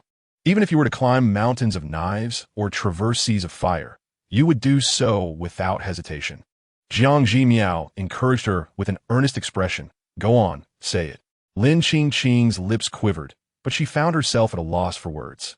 Mother, Lin Kainu's personality is quite reserved. She cannot express such affectionate words. However, it matters not, for I shall speak on her behalf, Jiang Zhimiao gently remarked. I too wish to care for you personally, but Lin Kainu's filial piety is evident, and you prefer her service. I shall bear the burden and relinquish this opportunity for filial piety to Lin Kainu. The Empress Dowager pressed her hand against her chest, feeling a pang of frustration. Useless wretch, she muttered through gritted teeth. Lin Qingqing felt a twinge of resentment as well. She wished to be of use. Yet what could she do as merely a maid? In that moment, both Lin Qingqing and the Empress Dowager suddenly grasped a profound truth. In an era where imperial power reigned supreme, particularly within the harem, their authority was ultimately derived from the reigning sovereign, Yulin. The comfortable life they had previously enjoyed was granted by the emperor. Now, Yulin had no intention of extending such favors. They found themselves unable to even step outside the door. Regret washed over the Empress Dowager. Why had Hua Er failed to secure Xiechio? The Xie family had contributed to the founding of the Great Yong Dynasty and had been favored by the royal family throughout generations. While the Duke of Xie appeared to have withdrawn, he still wielded significant influence among the garrison troops stationed in the capital. Had Hua Er married Xiechio, Yulin would not have been so audacious. Alas, the Duke of Xie had clearly aligned himself with Yulin, and with him, the garrison troops were entirely at Yulin's disposal. In the early days of his reign, he was but a puppet emperor. Now, however, he had truly seized power. An emperor in control of real authority could accomplish anything with ease. Hua Er had intended to feign illness to manipulate Yulin, but Yulin had turned the situation around to seize control of Showdown Palace. The Empress Dowager felt a sharp pang of pain. Yulin showed her no courtesy whatsoever. This child, who had once seemed cold, had always displayed a modicum of filial piety towards her. Now, such a transformation could only be the result of some insidious instigator's whispers. As for who that instigator was, the Empress Dowager could not help but cast a resentful glance at Jiang Zhimiao. Who else could it be but Jiang Zhimiao? Noticing the Empress Dowager's gaze, Jiang Zhimiao turned and flashed her a sweet smile. Mother, are you hungry? Jiang Zhimiao cheerfully offered her a handful of melon seeds. The Empress Dowager's expression darkened immediately. This time, she was not feigning illness. She was genuinely infuriated. Is it customary to offer a patient melon seeds? Jiang Zhimiao suddenly realized. Mother is unwell and probably finds it inconvenient. The Empress Dowager snorted disdainfully, acknowledging that Jiang Zhimiao had not yet crossed the line. Jiang Zhimiao promptly handed the seeds to Lin Qingqing. But mother wishes to eat. Please help her with that. As she spoke, she placed a large bag beside Lin Qingqing. Here, take your time peeling these. Lin Qingqing felt a strong urge to inquire how Jiang Zhimiao had discerned her desire for the seeds, but she decided to let it be. After all, it was Lin Qingqing who was being harassed, not her. As long as Jiang Zhimiao could be kept occupied for a while, she could do as she pleased. Peel away, let the seeds rest aside. The Empress Dowager turned and drifted off to sleep. Lin Qingqing, staring at the large bag of melon seeds, had no time to rest and resigned herself to the task. I am a protagonist. The suffering I endure now is for the happiness of the future. Jiang Zhimiao will surely face dire consequences later. She repeatedly reinforced this thought in her mind, barely managing to endure. That night, Jiang Zhimiao attended to the Empress Dowager's illness. Yulin was not idle either. With the Empress Dowager unwell, it was evident that someone had failed in their duties. The absence of immediate action to summon the imperial physician and the lack of timely reporting indicated a severe laxity in Showdown Palace. Was it not time to restore order? Several of the Empress Dowager's confidants, such as Mama Fong and Xiu Li, were temporarily detained by Yulin. Other palace maids and eunuchs were also summoned for questioning. Mama Fong, how could things have escalated to this point? In the cramped room, Xiu Li trembled in fear. Mama Fong's expression was equally grim. She was aware that the Empress Dowager was feigning illness. In the Great Yong Dynasty, filial piety was paramount. Under normal circumstances, Yulin would have rushed over immediately, concerned for the Empress Dowager and acquiescing to her various reasonable and unreasonable requests. But this time, Yulin's reaction was to seize the opportunity presented by the Empress Dowager's illness to overhaul the entire show and palace. Mama Fong and her associates wished to see the Empress Dowager, yet the palace was surrounded by imperial guards, making it impossible for them to gain access. Mama Fong wanted to notify Yu Hua. Among the imperial guards, there were a few informants placed by Yu Hua, making it convenient to relay messages. However, she was horrified to discover that Yu Hua's informants had vanished entirely. With the recent purges in the imperial study and Showdown Palace, the emperor intended to eradicate the dissenters within the harem. Let us wait a little longer, Mama Fong said, though she felt a rising panic. Once the Empress Dowager recovers, we will be out of danger. Yulin cannot keep the Empress Dowager confined forever. When she emerges, she will surely rescue us. Xiu Li and the others nodded in agreement, but their faces remained etched with worry. Having spent so long in the depths of the palace, they had become acutely aware of the brewing storm. This day, truly, would herald a transformation. Would they, the Empress Dowager's confidants, truly manage to escape unscathed? With the Empress's cooperation, Showdown Palace underwent a dramatic transformation overnight. A significant portion of the palace maids and eunuchs were replaced. And out of concern for the Empress Dowager's safety, Yulin even stationed a squad of guards specifically to oversee Showdown Palace. Jiang Zhimiao, preoccupied with watching dramas and troubling Lin Qingqing, remained oblivious to the events unfolding outside.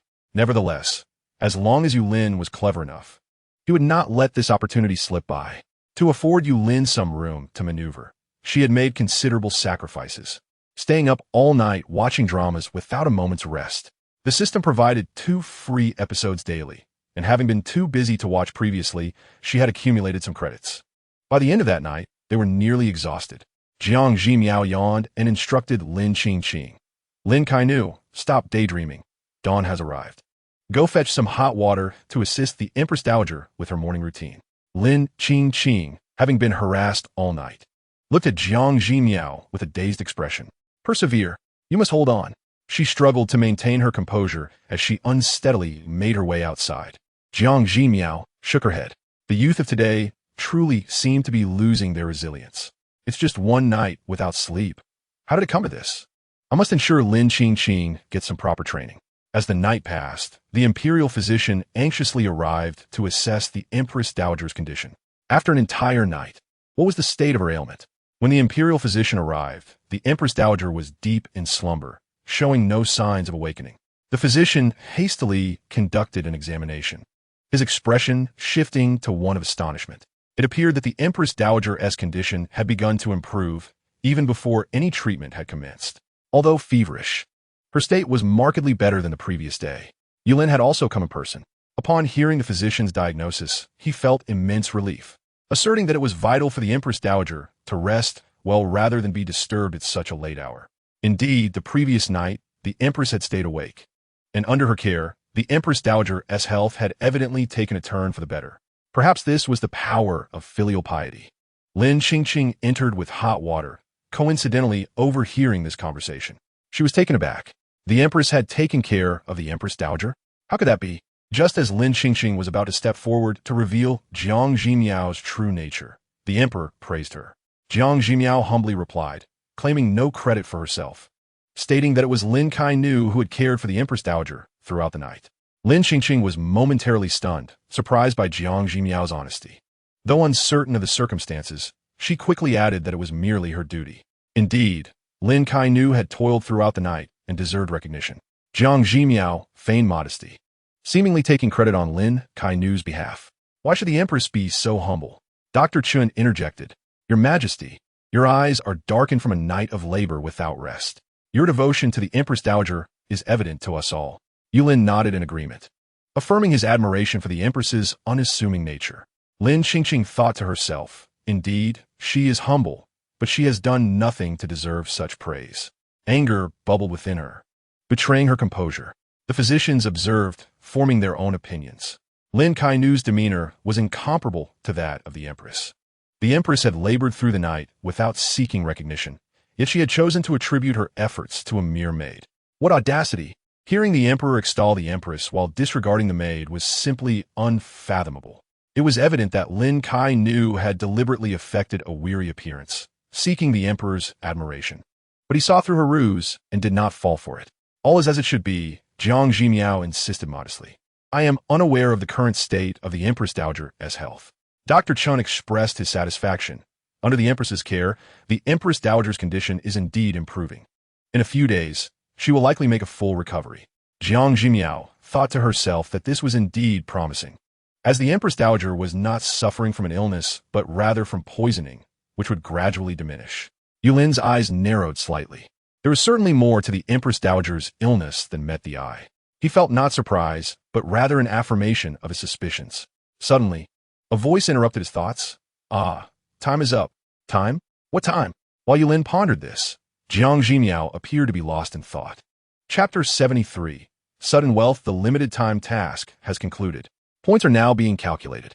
Jiang Zhimiao listened intently to the system's voice, filled with anticipation. The limited time task set by Zhang Ziping had finally ended. Once news of Zhang Ziping sacrificing his identity for love spread, the shock value surged to a new peak. How many points would she earn this time? Jiang Zhimiao could hardly contain her excitement. After the calculations were complete, she had amassed a total of 73,500 shock points, translating to 730 points.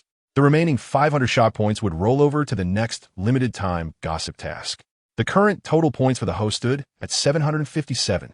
Jiang Zhimiao was overwhelmed with joy, nearly fainting from exhilaration. This was what one might call sudden wealth. She scrolled through the leaderboard of shock points. Among them, Zhang Ziping's father alone contributed 500 shock points, truly a human shock machine. Regardless, she felt immense gratitude towards this top contributor. Jiang Zhimiao continued to browse, noting that most names were unfamiliar until she reached the 5th position, where she spotted Xie Cheng's name. At 10th, she recognized Li Dahuai's name. Her gaze lingered on Li Dahuai's name for a moment, feeling a sense of pride. With so many participants, for Li Dahuai to break into the top 10 demonstrated his extraordinary capabilities. His potential was indeed remarkable. For the next limited time task, she would surely bring this exceptional contender along. Just as Jiang Zhimiao was reveling in her good fortune, someone entered to report, Your Majesty, the Empress, and the concubines have arrived and are waiting at the entrance of Showan Palace. The physicians nodded in agreement, recognizing the influence of their superiors. The Emperor and Empress's devotion inspired the same in the concubines. Jiang Zhimiao spoke gently. I must trouble the physicians to attend to the Empress Dowager. She may need to regain her strength, and since she is not yet awakened, I shall go greet the waiting concubines. Rest assured, Your Majesty, the Empress Dowager's breathing is steady, and her condition is improving. We shall remain here to ensure her safety, Dr. Chen quickly assured her. I will accompany you, Yulin said as he rose. The Emperor and Empress departed together. Lin Qingqing watched their retreating figures, gritting her teeth as she followed. She understood that Yulin's actions were intended to provoke her, but she remained undeterred. Though he appeared to be inflicting pain upon her, he too was suffering internally. One day, when he fully confronted his feelings, he would surely treat himself with greater kindness. In the side hall, Yulin and Jiang Zhimiao received the concubines together. Lin Qingqing found a place at the back. She greeted the Emperor and then the Empress. Yulin rarely encountered such a well-organized group of concubines and was about to speak when Defei interjected eagerly. Your Majesty, upon hearing of the Empress Dowager's ailment. The Empress hastened to Showan Palace, personally attending to her without a moment's rest. Such filial piety has deeply moved me, and I took the liberty of informing my mother, who was equally touched. I believe many others are now moved as well. Yulin could not help but glance at Defei. I see now. This group of women has come to showcase their merits. Jiang Zhimiao's eyes sparkled with excitement. Wow, Defei, you are quite perceptive. This is the understanding among sisters. On the surface, Jiang Zhimiao appeared modest. It is but a trivial matter. There is no need for such fanfare. De Fei declared earnestly, Your Highness's noble actions deserve recognition. It is fitting that the world learns of your exemplary conduct, serving as a model for all. Jiang Zhimiao replied, Please do not do this next time. Sisters, this is impressive. Jiang Zhimiao was not motivated by a desire for fame. As the empress, she had little need for accolades. After all, the Empress Dowager was the emperor's mother, and with such a mantle of filial piety, she was sure to emerge unscathed. Jiang Zhimiao aimed to broadcast her devotion widely, ensuring that people would regard her as dutifully pious. The best outcome would be that if anyone accused her of being unfilial, the world would deem such claims as outrageous. In that moment, she would hold the upper hand. Ah, the Empress Dowager has praised you, Yulin remarked with a knowing glance, just as he was about to speak. Su Jiu stood up. Your Majesty, I too have sent a letter to my mother, who has promised to host a feast with the theme of learning filial piety from the Empress. Jiang Zhimiao's eyes lit up. Oh, a feast? How wonderful. The other concubines began to compete fervently. I had someone write a play script, ensuring the Empress's filial piety would be vividly portrayed. I also had a melodic piece composed. As for my side, the script is already being penned. Jiang Zhimiao expressed her immense satisfaction. This is what we call tacit understanding. Truly sisters at heart. Lin Qingqing, seated at the end, wore a perplexed expression. Had these women lost their senses? Why abandon the emperor to curry favor with the empress? Observing closely, Lin Qingqing noted that when these concubines flattered the emperor's countenance grew particularly grim. How foolish these women were. Their blunder was not merely in neglecting the emperor while flattering the empress. They brazenly discussed their familial connections in the emperor's presence. Although our dynasty does not prohibit concubines from corresponding with their families, such communication must receive the emperor's consent and be vetted by the eunuchs before being sent out. Last night, the emperor had been in Showan Palace, far too preoccupied to concern himself with trivialities. These concubines had taken the liberty of corresponding with their families. It would have sufficed to do so discreetly, yet they spoke so openly. Was this not a path to ruin? Lin Qingqing felt a surge of self-satisfaction. In this world, only she possessed the insight to see through such matters. Once the hall quieted, Lin Qingqing stood, gazing gently at Yulin. The empress undoubtedly harbors filial affection. Yet it is the emperor who truly bears the burden. By day, he must manage the state affairs, and last night, he vigilantly kept watch in the side hall for the sake of the Empress Dowager. Just thinking of this fills me with great emotion.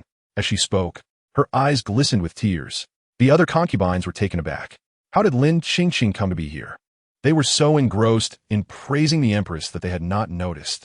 Lin Qingqing gazed at Yulin with a tenderness that surely moved the emperor. Among so many concubines, only she genuinely considered the emperor's well-being. Unlike Jiang Zhimiao, who had done nothing yet rushed to proclaim her virtue. Such behavior was unbecoming. Upon hearing this, Jiang Zhimiao turned her gaze to Yulin. She merely regarded him calmly, yet Yulin's spine suddenly stiffened. Chapter 74. Shocking Revelations. Yulin frowned and spoke coldly. Lin Kainu, by rights, you are still under house arrest. Out of consideration for your care of the Empress Dowager, I will not hold your unauthorized departure from Chushu Palace against you. However, this is not a place for you to speak. Lin Qingqing's expression shifted. Disbelief flickered across her face as she glanced at Yulin. Yet soon, she regained her composure. Such a tumultuous love. She understood it. Without turmoil, how could love run deep? Despite Yulin currently siding with the Empress and treating her with disdain, in those tales of tumultuous love told by Brother Hua, the one who suffers is the true beloved. The favored one is merely the wicked supporting character. Lin Qingqing calmed herself, her eyes shimmering with unshed tears, and softly said, I am merely deeply concerned for the emperor's health. While speaking, she deliberately glanced at the other concubines. She was worried about the emperor. What were the others? What were they doing?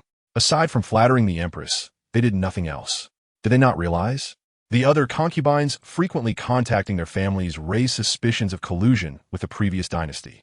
Only she, without parents, belongs wholly to the emperor. Surely, the emperor's heart is moved at this moment. Yulin was indeed touched, so much so that he wished to have Lin Kainu removed from the hall. Such an understanding and empathetic flower of rhetoric. Jiang Zhimiao's remarks nearly made Yulin's expression falter. What understanding? What flower of rhetoric? He knew nothing at all. Lin Kainu Yulin said expressionlessly. You have overstepped. Lin Qingqing remained unperturbed. The emperor's expression had grown so grim, clearly indicating he had taken her words to heart. These concubines were doomed. She would need to find a way to inform Brother Hua. Yulin's dissatisfaction with the harem would surely be useful to him. Yulin, maintaining his stoic demeanor, said, "The Empress Dowager has lifted your house arrest to allow you to care for her properly. She is currently asleep, and you should be at her bedside. Li Dahuai, escort Lin Kainu out." Li Dahuai promptly complied, gesturing for Lin Kainu to leave.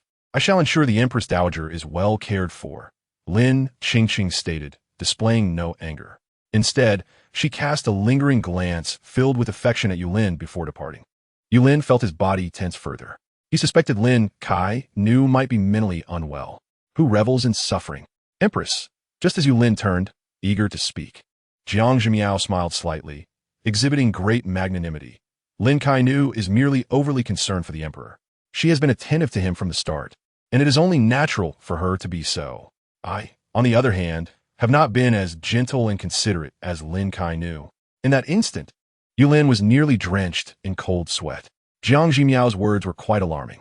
He pondered how to respond. Suddenly, Jiang Zhimiao's attention shifted. "Oh, today's gossip has arrived." Gossip? Yulin was momentarily taken aback. This was his first encounter with morning gossip. "Let me see. The Empress Dowager is not ill. She has been poisoned. The source of the poison is the illegitimate daughter of the Minister of Revenue, Su Mingyuan, Su Siyu." Su Jiyu's complexion changed slightly. It was her sister. The earlier gossip had revealed that the bracelet she wore contained chronic poison. The kind-hearted empress had taken the bracelet away. She had also privately written to her mother, warning her to be cautious of Su Siyu and to investigate her background. Her mother had yet to uncover the truth. How could Su Siyu's poison reach the Empress Dowager? No. While Su Siyu may have the ability to concoct poison, Shoan Palace is heavily guarded. She could not possibly deliver poison there. Unless... Su Jiyu's gaze shifted. The others recalled something as well, their expressions stunned. The Empress's heartfelt musings had hinted that Su Siyu would eventually become Yu Hua's woman. Thus, the poison source being Su Siyu means the one administering it must be the Wang of Anha. The Empress Dowager must have willingly consumed the poison. What chaos is this? Were they after? This gossip is wasted. I'd already guessed it last night, Jiang Zhimiao muttered internally, continuing to read the next piece of gossip. As she read, her eyes widened. What? This is getting outrageous? Jiang Zhimiao stammered internally. The others were intrigued. What could this possibly be? Despite so many explosive pieces of gossip, they had never seen the Empress react so. Within the Empress Dowager's palace, the wet nurse Fong originally served Yu Hua. After her family faced misfortune at the hands of robbers, her daughter was the only survivor. The Empress Dowager promised to investigate the truth for Fong and entrusted her daughter, now a close mate to Yu Hua, Manji, to his care. Jiang Zhimiao paused. Everyone listened intently. And then, Fong remained at the Empress Dowager's side to serve her. During one of Yu Hua's drunken stays in the palace, Fong personally attended to him, requesting he take extra care of Manji.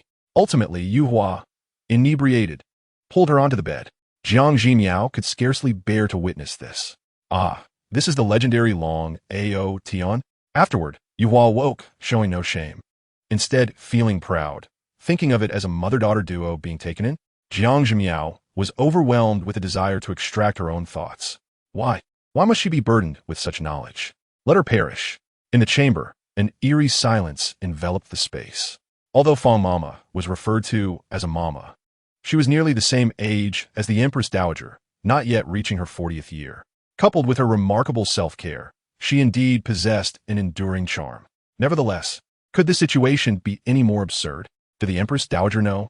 Yulin was stunned for quite some time before gradually regaining a semblance of composure. Is this truly permissible? It was no wonder Fong Mama had been so supportive of Yu Hua. This hidden agenda explained her actions. Yulin felt as if his entire being had been compromised. Another thought crossed his mind. Is there gossip like this every day? Is this the genuine reason why the concubines in the harem report to the Empress Dowager with such punctuality? How much had he missed? Jiang Zhimiao took a moment to gather her courage before perusing the third piece of gossip. Does it truly need to be this shocking? Despite her thoughts, her eyes sparkled with curiosity. Gossip has a way of compelling one to look away, yet simultaneously igniting an insatiable desire to glance back. Today marked the last piece of gossip. Jiang Zhimiao held her breath as she continued reading. The others instinctively mirrored her, holding their breath in anticipation. The final piece of gossip concerns Fong Mama once more. Jiang Zhimiao proceeded with caution. Fong Mama's family is no longer among the living. A question mark slowly materialized in Jiang Zhimiao's mind. The previous gossip had stated that Fong Mama's family had suffered a calamity, with only her sole daughter surviving. This daughter was none other than Man Ji, the close mate of Yu Hua. Yet, in this latest gossip, it was revealed that all her family members had perished. The contradictory statements momentarily left Jiang Zhimiao in shock. However, she quickly regained her wits. Her expression shifted subtly. Gossip cannot err. Thus, at the time of the robbery, Fong Mama's daughter indeed survived. Now, with no relatives left, it stands to reason that her daughter must have met her demise for other reasons. Man Ji, who serves Yu Hua, is not the surviving child. Moreover, the truth behind the downfall of the Fong family, having narrowly escaped the ambush, reveals that the little girl met a tragic end due to the machinations of a hidden hand. A notion began to take root in Jiang Zhimiao's mind, yet it lacked substantial evidence, leading her to refrain from pursuing this line of thought further. Her knowledge of the plot was still scant, and this book was shrouded in thick fog. With over 700 points accumulated, it was insufficient to purchase the entire narrative. Unlocking 50 points, however, would be adequate. Once she found the time to unlock additional plot lines, some of the obscurity would dissipate. Regardless, it appeared that Fong Mama had endured considerable suffering. To protect her only daughter, she had remained by the Empress Dowager's side for many years. In the end, that daughter turned out to be an imposter, while her true daughter had passed long ago. It sounded as though Fong Mama was indeed a tragic figure. However, the adversarial stance between both parties could not be altered. To speak out recklessly might not earn her any credence. Most importantly, this was a story of a domineering protagonist. Such narratives do not permit the women of the male lead to be swayed. What if Fong Mama, even upon learning the truth, still harbored no resentment towards Yu Hua? This piece of gossip would have to be set aside for now. Perhaps in the future, an opportunity would arise to uncover a bombshell. The three pieces of gossip shared today contained a wealth of information. The crowd, satiated with their share of intrigue, wore expressions of contentment. Just then, Li Dahuai entered, whispering something in Yulin's ear. Yulin's expression remained unchanged as he turned to Jiang Zhimiao. The Empress Dowager has awakened and requests to see Fong Mama and the others immediately. Upon hearing this name after reading the gossip, Jiang Zhimiao's demeanor shifted subtly. She cleared her throat. It is only natural for the Empress Dowager to want those who have been by her side for over a decade or two. Yulin nodded in agreement. He had spent the night reorganizing show and palace and reprimanding the Empress Dowager's trusted aides. However, the Empress Dowager remained, and he could not simply execute them all. It was only a matter of time before they would be released. With the Empress Dowager's health fluctuating, I am genuinely concerned and have announced the cancellation of today's court assembly. Yulin sighed and stood up. Since the Empress Dowager has awakened, I shall personally pay her a visit. Jiang Zhimiao immediately rose. I shall accompany you. How should I put it? I have encountered Fong Mama several times before, but today, for some reason, I have an unusual urge to see her. The other concubines stood as well, all wearing anxious expressions, declaring that they must see the Empress Dowager with their own eyes to feel at ease. Jiang Zhimiao waved her hand. Very well, let's all go. A large group set forth, eager to visit and pay their respects to the Empress Dowager. By this time, the Empress Dowager had awakened, having endured a day and a night of turmoil. The poison had significantly diminished, and her external symptoms were merely a low fever. The Empress Dowager regained some vitality, calling for Fong Mama and the others to attend her. As the group approached, the Empress Dowager was visibly agitated. Upon seeing Yulin, her expression turned icy. Emperor, I am merely ill, not deceased. Those by my side are accustomed to serving me. It is one thing to have not seen them throughout the night, but today, do you intend to keep me from seeing anyone? Has my voice ceased to hold any authority in show and palace? The Empress Dowager was genuinely furious. She had requested to see Fong Mama and the others, yet none dared to allow her outside. After a night, to what extent had Yulin infiltrated her palace? The thought alone gave her a headache. Mother, Yulin replied calmly.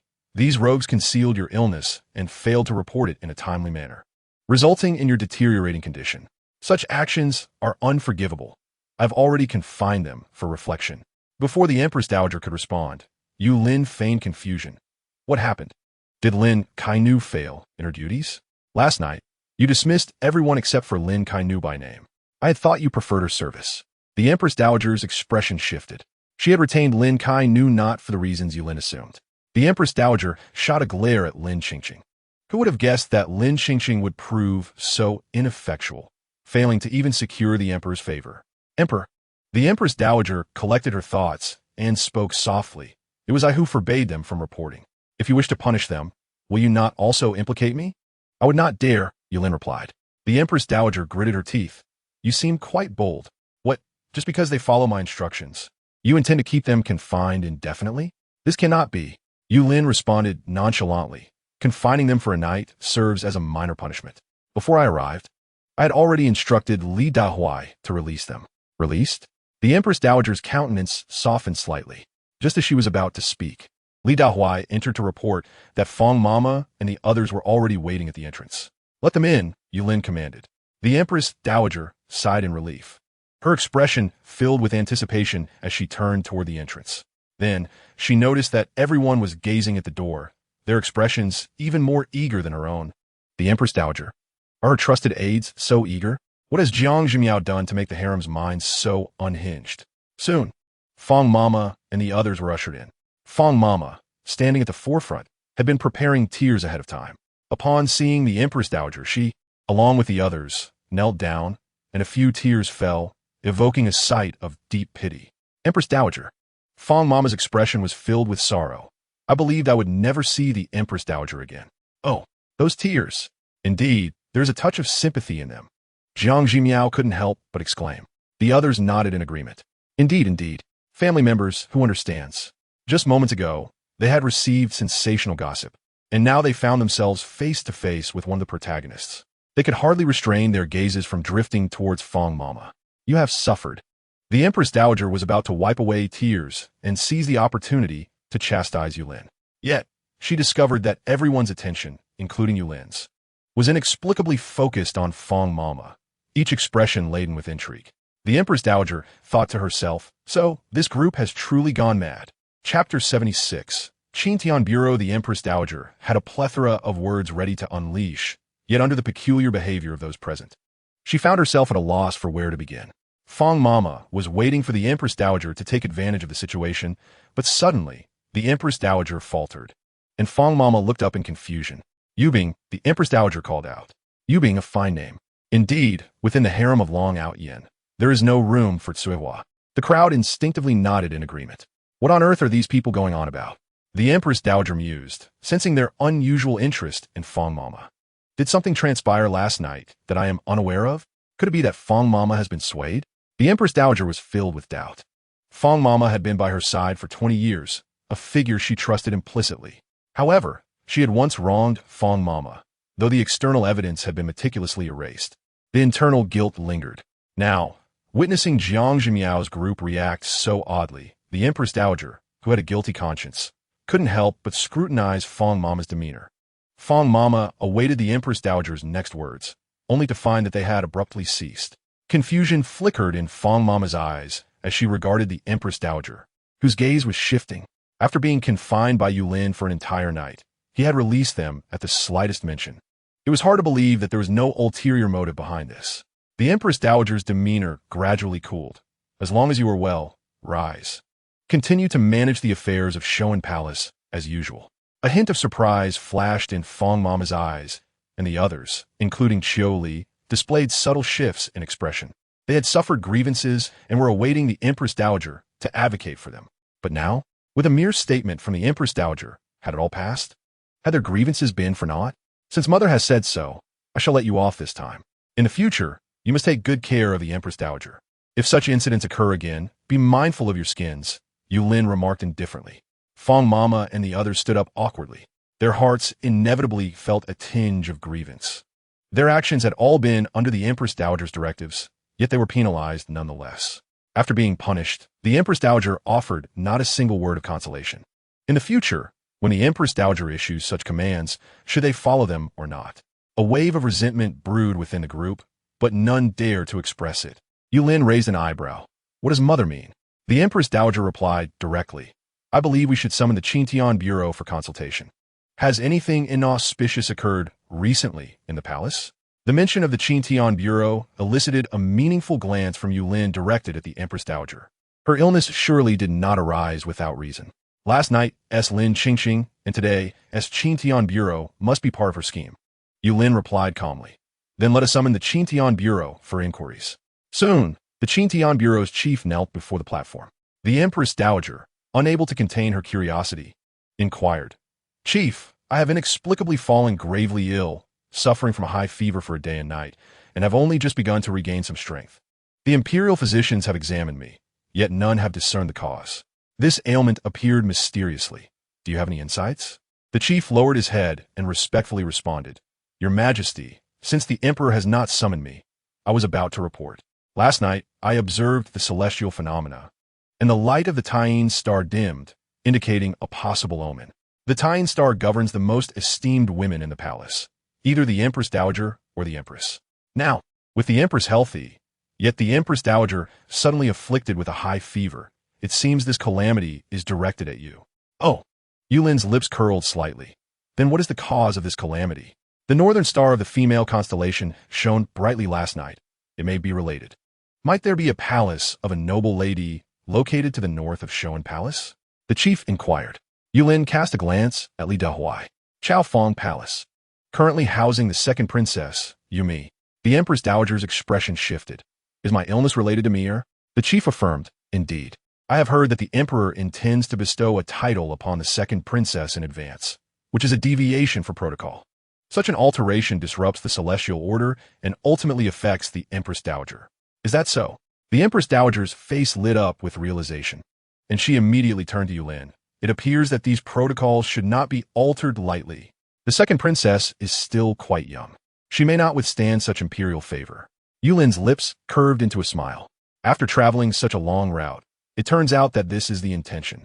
Chief, I indeed have a matter that puzzles me, Jiang Zhimiao interjected, lifting her gaze. The chief hastily lowered his head.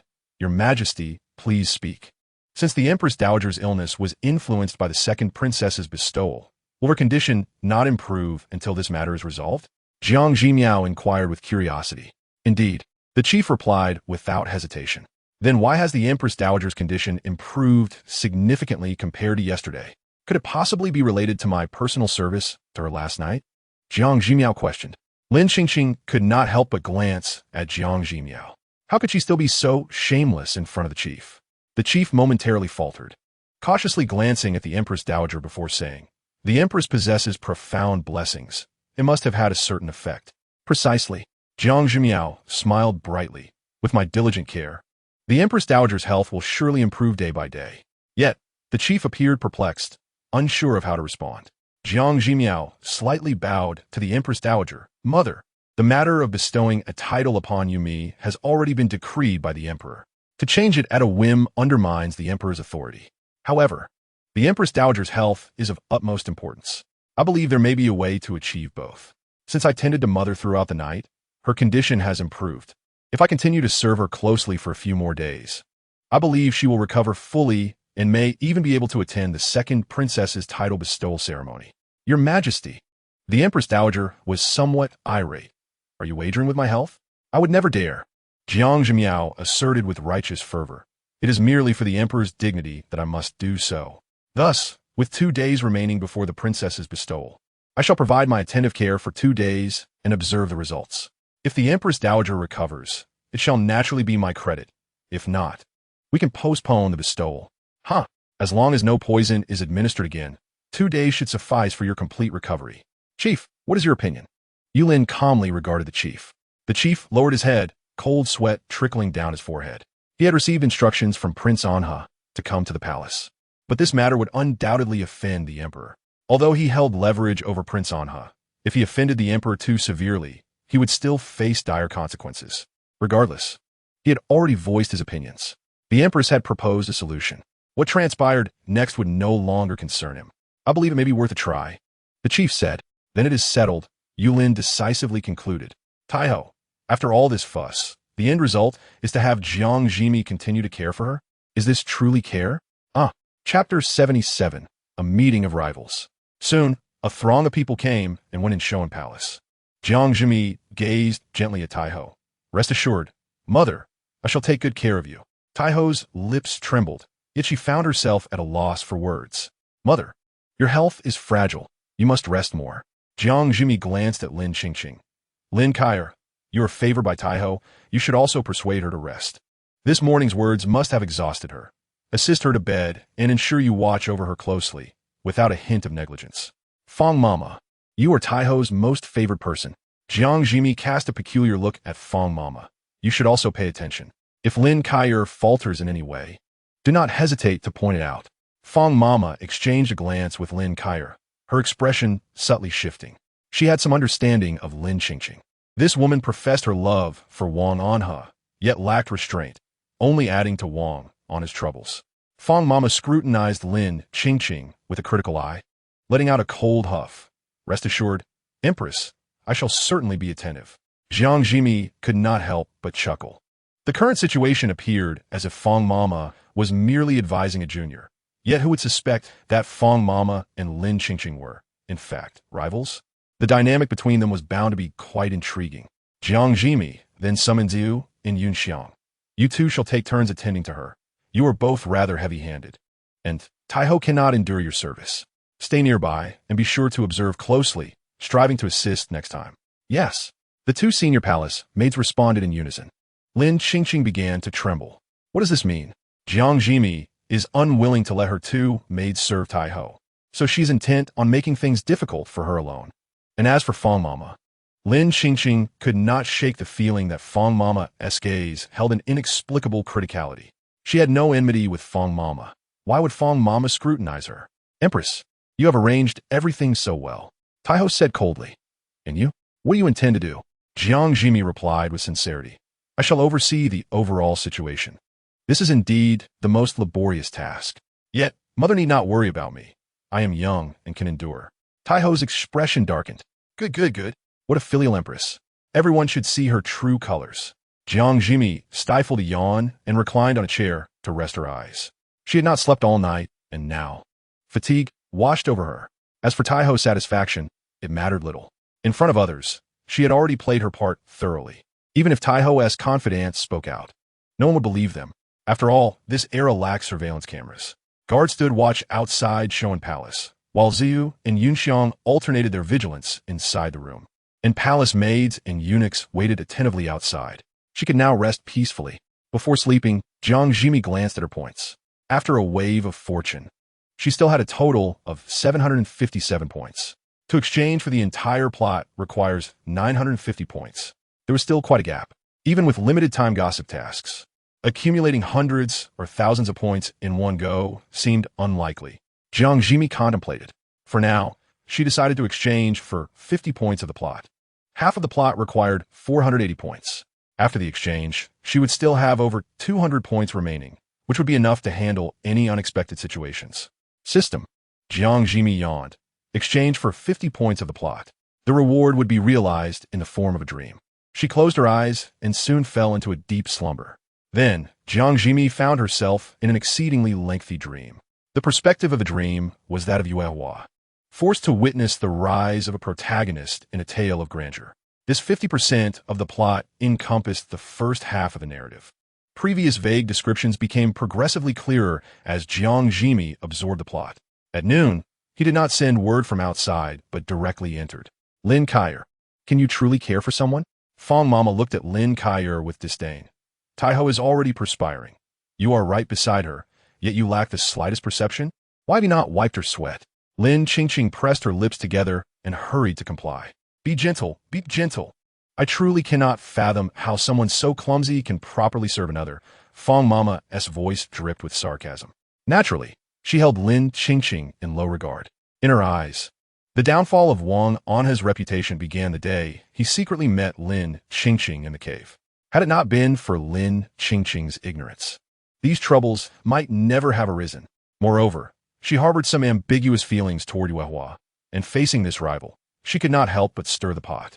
Taiho, unaware that Fong Mama was dealing with a rival, narrowed her eyes slightly as she observed Fong Mama making things difficult for Lin Qingqing. Indeed, Fong Mama had already been swayed. Now, she no longer concealed her intentions, shamelessly aiding Jiang Zhimiao in tormenting Lin Qingqing. To Taiho, Lin Qingqing represented her own image. Fang Mama's support of Jiang Zhimiao against Lin Qingqing was nothing short of betrayal. A flicker of anger surged within Taiho. Yet she stifled it. For 20 years, Fang Mama had been by her side and knew many of her secrets. She could only wonder how much Fang Mama had revealed. However, concerning truly vital matters, she likely had not disclosed anything. Otherwise, Yulin would not remain so composed. Taiho lowered her gaze, a glimmer of murderous intent flashing beneath. It seemed Fang Mama could no longer be trusted. When Yulin entered, he immediately spotted Jiang Zhimiao, deeply asleep in the chair. "Your Majesty." Lin Qingqing had just been sent to fetch water when she looked up to see Yulin standing at the door. She felt a mix of grievance and excitement. The grievance stemmed from her first experience of such hardship. The excitement arose from the realization that Yulin was indeed paying attention to her situation. The torment she endured resonated within him, a sentiment she comprehended. Lin Qingqing gazed at Yulin with a sorrowful, pitiful expression, awaiting his affection. Yet, Yulin's gaze remained fixed on Jiang Zhimiao, never wavering. Suddenly, he frowned. Following his gaze, Lin Qingqing's expression brightened. Jiang Zhimiao's arrogance was bound to incite the emperor's disdain. With anticipation in her eyes, she watched as Yulin strode purposefully toward Jiang Zhimiao. "Your Majesty, please do not be too angry. The Empress is merely," Lin Qingqing began. But she witnessed Yulin carefully draw the curtains shut, ensuring no sunlight would disturb the Empress's slumber. "Be mindful. Do not let any light in to affect the Empress's sleep," Yulin instructed the nearby palace maid. Lin Qingqing's complexion twisted. Chapter 78. Is it truly resolved? Lin Qingqing took a deep breath. "Do not be angry. Do not be angry. Patience is key." The emperor was intentionally doing this for her benefit. He was deliberately provoking her. She understood it all. Jiang Zhimiao, such a malevolent supporting character, would only meet a more tragic end the more she flaunted her arrogance. Lin Qingqing reassured herself, her expression easing slightly. However, gazing at the peacefully sleeping Jiang Zhimiao, she could not suppress a surge of hatred. Jiang Zhimiao had tormented her to the point where she had yet to find rest. It seemed Jiang Zhimiao sensed Lin Qingqing's resentful gaze. Her eyelashes fluttered, and she slowly opened her eyes. Although she had been dreaming, however, she had rested quite well and had already regained much of her energy. With a single breath, she had unlocked a multitude of plot lines.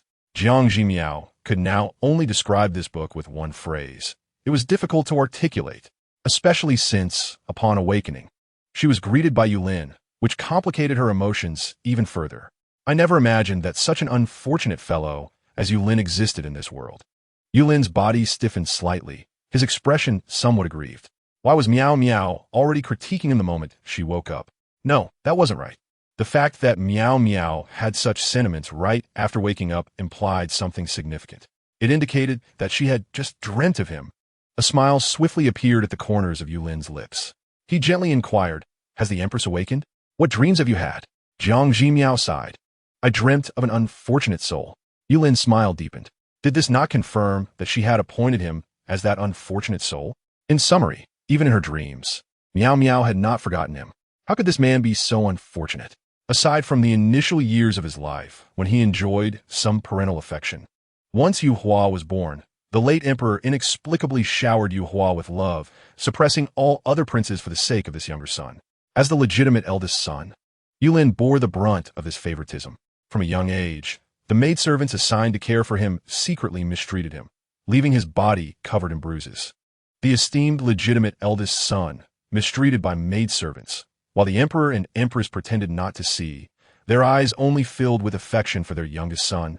Later, one of those maidservants, wielding a dagger, threatened Yulin, claiming that even if she killed him, no one would care. In a fit of anger, the young Yulin seized the dagger and, caught off guard, killed the maidservant. When he was being abused, no one cared. Yet, when he killed that maidservant, the next day the court was abuzz with rumors of the eldest son committing murder, deemed unfit to inherit the throne. Upon hearing the rumors, Yulin locked himself away in the palace for 3 days and nights without stepping outside. When he finally emerged, he had developed a persistent headache that could erupt at any moment. Jiang Zhimiao, while feeling a sense of sorrow, found herself perplexed. This incident was merely a trivial part of Yulin's experiences. There were countless similar events.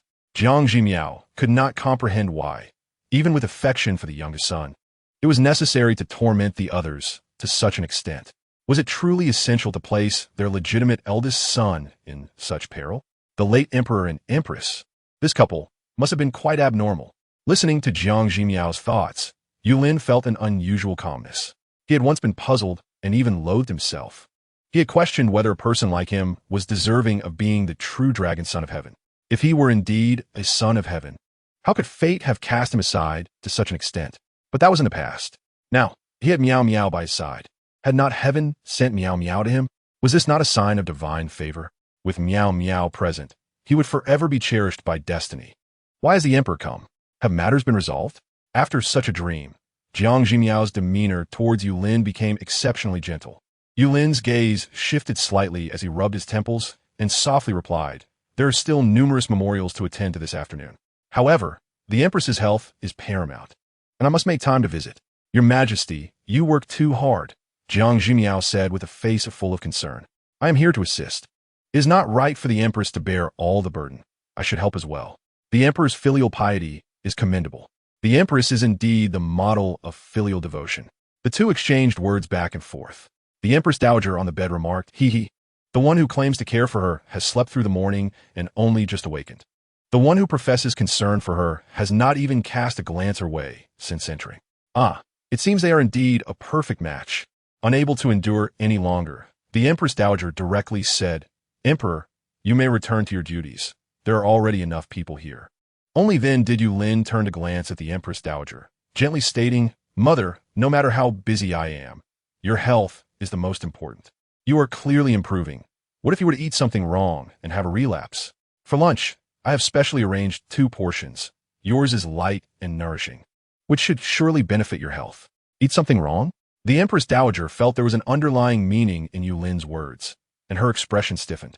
In the midst of her hesitation, Yulin had already summoned a bowl of thick, boiled rice porridge. A fragrant aroma wafted in from outside, prepared with great care by the imperial chefs. "Lin Kai, Granny Fong, you two attend to the Empress Dowager with the porridge. The Empress and I will return after finishing our meal," Yulin instructed, leading Jiang Zhimiao away. The enticing fragrance lingered in the air. Lin Qingqing, who had not eaten since yesterday, could not help but swallow hard. The Empress Dowager, inhaling the rich aroma, looked at the plain bowl of rice porridge without any seasoning and gritted her teeth. Yulin did not come specifically to keep her company. He had come to torment her instead. This imperial couple was indeed a harmonious match, perfectly in sync. After being meticulously cared for by Jiang Zhimiao for 2 days, the day of the princess's conferral ceremony soon arrived. Jiang Zhimiao, observing the Empress Dowager's expression of numbness, expressed her concern. "Mother, the imperial physician said your health is nearly restored, but I see that your complexion seems off. How about this? I will inform His Majesty to postpone the conferral ceremony for another 2 days, and I will continue to attend to you here. I shall not leave your side until you recover. Also, Lin Kai has done well these past few days. She should continue to serve you. What do you think, Mother?" Before the Empress Dowager could respond, Lin Qingqing, filled with trepidation, exclaimed, No. The Empress Dowager's health is completely well. There is not a single issue. The current pallor is simply due to lying down for too long. As long as she gets up and walks around, she will recover.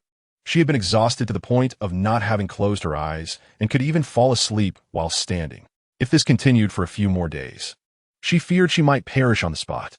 Lin Qingqing's eagerness to dismiss the Empress Dowager's condition earned her a glare.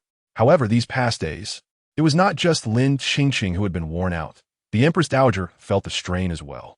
The emperor was determined to confer the princess, and delaying it a few days made little difference. The Empress Dowager gritted her teeth and said softly, "Indeed, my illness has nearly recovered." "Really?" Jiang Zhimiao expressed her concern. "Mother, please do not force yourself if you feel I am working too hard. I'm still young. I'm not tired." The Empress Dowager squeezed out the words through clenched teeth. "I'm truly well." "That is wonderful," Jiang Zhimiao replied with relief. "Then today, for the princess's conferral ceremony, I trust that the Empress Dowager can attend in person. Seeing you, there will surely delight the second princess." Chapter 79. What sound? "You want me to attend the ceremony in person?" The Empress Dowager's expression shifted.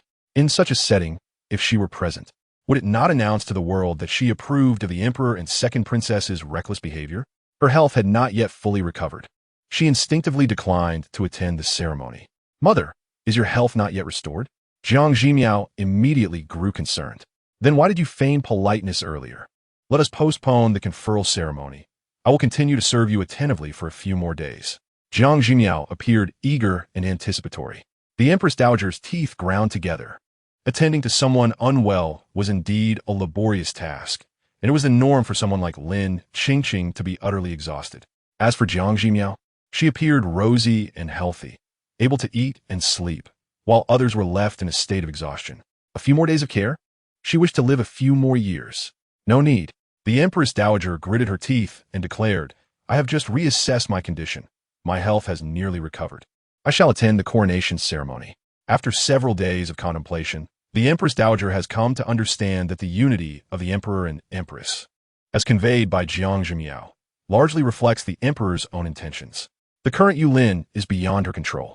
Pretending to be ill is futile, and the Qi Tianjian holds no sway. This coronation is inevitable. Whether or not she makes an appearance is of little consequence. Such is the reality. Although the Empress Dowager feigned illness and even summoned the Qi Tianjian, the preparations for the princess's coronation have never ceased. On this day, the grand doors of the Tai Chi Hall swung wide open. Yulin occupied the central seat, with the Empress Dowager on the left and the Empress on the right. Outside the hall, palace maids and eunuchs attended to their duties, while further out stood members of the royal family, followed by officials of various ranks. The fourth prince, Yu Chun, surveyed the crowd, gazing at his sister dressed in auspicious robes, her demeanor exuding a hint of authority. He was aware of their mother's intentions. She was determined to use his sister's marriage to curry favor with Yu Hua, claiming it was for his own future. However, Yu Chun could never comprehend how pleasing Yu Hua would benefit his prospects.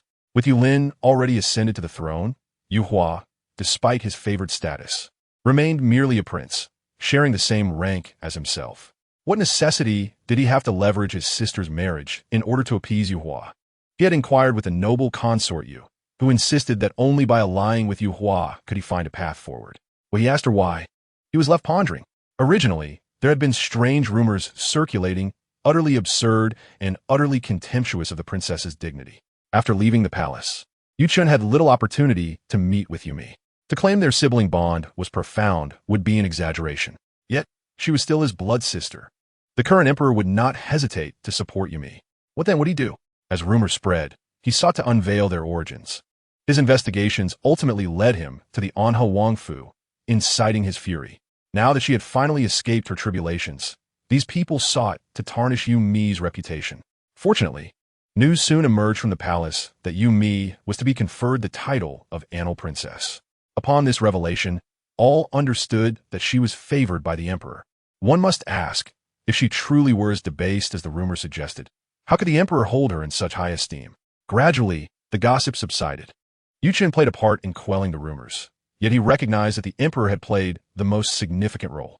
Despite lacking a close sibling bond with Yumi, the emperor could have remained indifferent to this marriage, yet he chose to intervene. Noble consort Yu often claimed that the emperor was harsh and ungrateful, warning that following him would lead to ruin. Yet, Yu Chun observed no such traits in him. Would a cruel and ungrateful man go to such lengths for an inconsequential princess? For Yumi, he even broke ancestral traditions. Such a person, as long as he did not commit any treasonous acts, Yu Chun felt he had no reason to fear the emperor's wrath. The only cause for concern was Yulin's sudden brutality.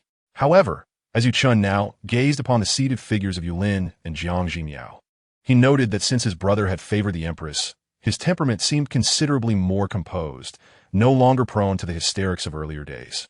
Yu Chun lowered his gaze, realizing that some decisions must be made independently. While noble consort Yu was his mother, her words were not to be taken as absolute. At the very least, the auspicious hour had arrived. The officials awaited the ceremony. Yu Mi, who had prepared for this day for several days, felt a surge of anxiety as the officials approached. Though she had mentally prepared herself, the reality struck her as the officials bearing their insignia approached. She had rehearsed various rites in the Chaofeng Palace. Once the ceremonies concluded and the imperial decree was read, Yu Mi received the seal of the princess, henceforth becoming the Annal Princess of the Daong Kingdom. As Yu Mi reflected on this, a sudden voice echoed in her mind. Under this blazing sun, poor Yu Mi feels as though she might melt away. Yue, mi pauzid. Taken aback. Was this the voice of the Empress? No, that couldn't be right. Her brother and the Empress were still in the hall waiting for her to express her gratitude, and there was still a considerable distance between them. How could the Empress's voice reach her so clearly? Moreover, while the Empress cherished her, she would surely not voice such sentiments publicly in this setting. Before Yumi could fully comprehend, an even more astonishing occurrence unfolded. Strange images materialized in her mind. A group of people danced and sang, their voices resonating with a lively melody. Or were they singing? Today is a fine day. All that one wishes can come to pass. Tomorrow shall also be a fine day. A millennium cannot be wasted. Was this music playing? This tune was entirely different from the popular music of the Daong era. Yet the lyrics were catchy and somewhat intoxicating. The lively dancers made Yumi feel an urge to join their movements. Indeed, this ancient rendition of a joyous day is both fitting and fresh. Alas, such a fitting song is only appreciated by me. The voice of Jiang Zhimiao continued to resonate. Yumi's expression shifted dramatically. This was not a figment of her imagination. It was indeed the voice of the Empress. Moreover, the peculiar music and imagery must have been conjured by her. What extraordinary abilities were at play here? Second princess. As Yumi received the seal, she fell into a daze. After several prompts, she abruptly regained her senses. Princess, it is time to express gratitude to the Emperor, Empress, and Empress Dowager, a eunuch whispered. Yumi promptly acknowledged this and was led to the front of the hall. She raised her gaze, cautiously looking towards Jiang Zhimiao. Indeed, aside from feeling a tad warm, this attire is flawless. Yumi today is truly captivating, Jiang Zhimiao's voice praised. Yumi's cheeks flushed slightly. Now face to face, Yumi surmised that the thoughts echoing in her mind were likely the Empress's true feelings. Yet, she wondered why she had been unable to hear them before, and why they had suddenly become clear. Gratitude to the Emperor for bestowing honor. Gratitude to the Empress Dowager for bestowing honor. Gratitude to the Empress for bestowing honor. Yumi performed her respects one by one. The Empress Dowager leaned back in her seat, her expression somewhat weary. She truly had no desire to display any goodwill. However, Jiang Zhimiao had forewarned that if her countenance appeared poor during the ceremony, it would signal that her health had not fully recovered, and she would have to personally attend to her for a few more days. Ultimately, the Empress Dowager, feeling too lazy to fuss further, forced a smile, offered her commendation, and concluded the matter. Yulin had been observing Yumi's demeanor. Upon noticing her immediate focus on Jiang Zhimiao and the slight flush on her face, he felt assured his suspicions were correct. With her newly conferred rank, Yumi could now hear Zhimiao's innermost thoughts. Others assumed he granted her the privilege of early coronation to demonstrate his affection for the second princess. Only Yulin understood that this was but a portion of the truth. The most significant reason was that with rank, Yumi could hear Zhimiao's thoughts. The existence of Miao Miao is indeed a divine blessing. Hearing her innermost thoughts, as opposed to being oblivious to them, transports one to entirely disparate realms. Yue ought to explore this newfound world. With Miao Miao present, her future will undoubtedly transform into something extraordinary. As the ceremony concluded, Yue re-entered the inner palace, once again encountering Jiang Zhimiao and the other consorts within the Feng Yi Palace. Today marks a momentous occasion for Princess and Le, and I have arranged a banquet here in the Feng Yi Palace. Jiang Zhimiao cheerfully proclaimed, "Let's all celebrate together, sisters." The gathering responded with laughter and agreement. Just as Jiang Zhimiao's words hung in the air, the Fei stood up and said, "Your Majesty, I have an amusing tale to share. Pray do tell." Jiang Zhimiao's eyes sparkled with anticipation. "I love a good story." Naturally, Jiang Zhimiao straightened her posture, suddenly recalling Yue's presence, and instinctively glanced in her direction. Yue maintained a calm demeanor, replying, "Sister-in-law, his affairs are of no concern to me, but if misfortune befalls him, it could be quite fortuitous." Indeed, my sister's mindset is commendable," Jiang Zhimiao remarked in admiration. Yue's cheeks flushed slightly. "Sister, have you already embraced me as a sibling in your heart?" Although it was a formal designation, the term carried an affectionate connotation. And Zhao Yi cast a knowing glance at Fei, having received word that this was likely instigated by her. However, and Zhao Yi would remain discreet about it. "And then what happened?" Yue inquired, her curiosity piqued. "In the beginning, these two are so deeply in love. Could mere days have ushered in change?" A chuckle escaped Yue as she struggled to contain her amusement. Instantly, she covered her mouth, exclaiming, "Sister-in-law, I have lost my composure. Jiang Zhimiao waved her hand dismissively. What is there to fret over? Laugh as you wish. Yin Xiang, hurry and fetch some refreshments. We must discuss this delightful gossip. Yin Xiang, accustomed to such requests, swiftly brought forth seeds and pastries. Until the gossip shared by the Empress was made public, they had refrained from discussing it. Now that it was open for conversation, they could hardly contain their excitement. The air within Feng Yi Palace buzzed with merriment. Initially, Yue Wei felt somewhat disoriented, as if she had unlocked the door to a new world. Soon, she could no longer resist joining in the laughter, her smile brightening with joy. Family, who understands? This delight in jest is even more exhilarating than my own elevation. As night fell, Jiang Zhimiao hosted a banquet within Feng Yi Palace. While arranging the festivities, she suddenly felt a moment of confusion, as if she had forgotten someone. After pondering, she reassured herself that she had greeted all the sisters. They were already indulging in snacks. It seemed these poor souls had once suffered from hunger, as Jiang Zhimiao observed the consorts visibly flourishing in health. Even Chun Shu Yi, who once resembled a wilting willow, now bore a rosy complexion. Ah, everyone has arrived. Surely, I haven't overlooked anyone. The banquet commenced with a lively atmosphere. In the imperial study, Yulin finished reviewing the last memorial. Your Majesty, dinner is ready. Shall we proceed? Lida Hua inquired cautiously. Yulin's gaze shifted as he rose. Let's head to Feng Yi Palace. After the conferral ceremony, I promised to dine with the Empress tonight. A gentle smile graced Yulin's lips. He was concerned that Jiang Zhimiao might be kept waiting. Thus he hurriedly completed his tasks to arrive in time for the meal. Understood, Lida Hua replied with a smile. Within Feng Yi Palace, the lamps blazed with brilliance. Inside, Jiang Zhimiao raised her cup, declaring, Today marks our first evening gathering as sisters. After dinner, do not rush to depart. Stay and let us drink and play cards. Tonight, we shall revel until dawn. Jiang Zhimiao downed her drink, her spirits exuberant. The others responded, yet privately pondered. So the Empress's tolerance for alcohol is but a single cup? Is sister-in-law intoxicated? Yue Wei whispered, witnessing this unprecedented scene. The others shared similar sentiments, displaying an unusual calmness. Defei patted Yue Wei's shoulder. Can you hear it now? Yue Wei blinked in surprise, a glimmer of astonishment in her eyes. You all can too? Is it not exclusive to me? Defei nodded knowingly. With time, you will grow accustomed to it, just as we have. Yue Wei nodded earnestly. So they have been privy to this for a while now. Suddenly, Yue Wei recalled the rumors that Jiang Zhimiao was rather strict, requiring the consorts to pay their respects at dawn. It now seemed evident that they had eagerly anticipated such moments. Jiang Zhimiao made a series of declarations before shaking her head to regain clarity and then seated herself. Today, as free quota remains unspent. What shall we watch for these 2 episodes? The eyes of the consorts brightened. They need not seek anything else.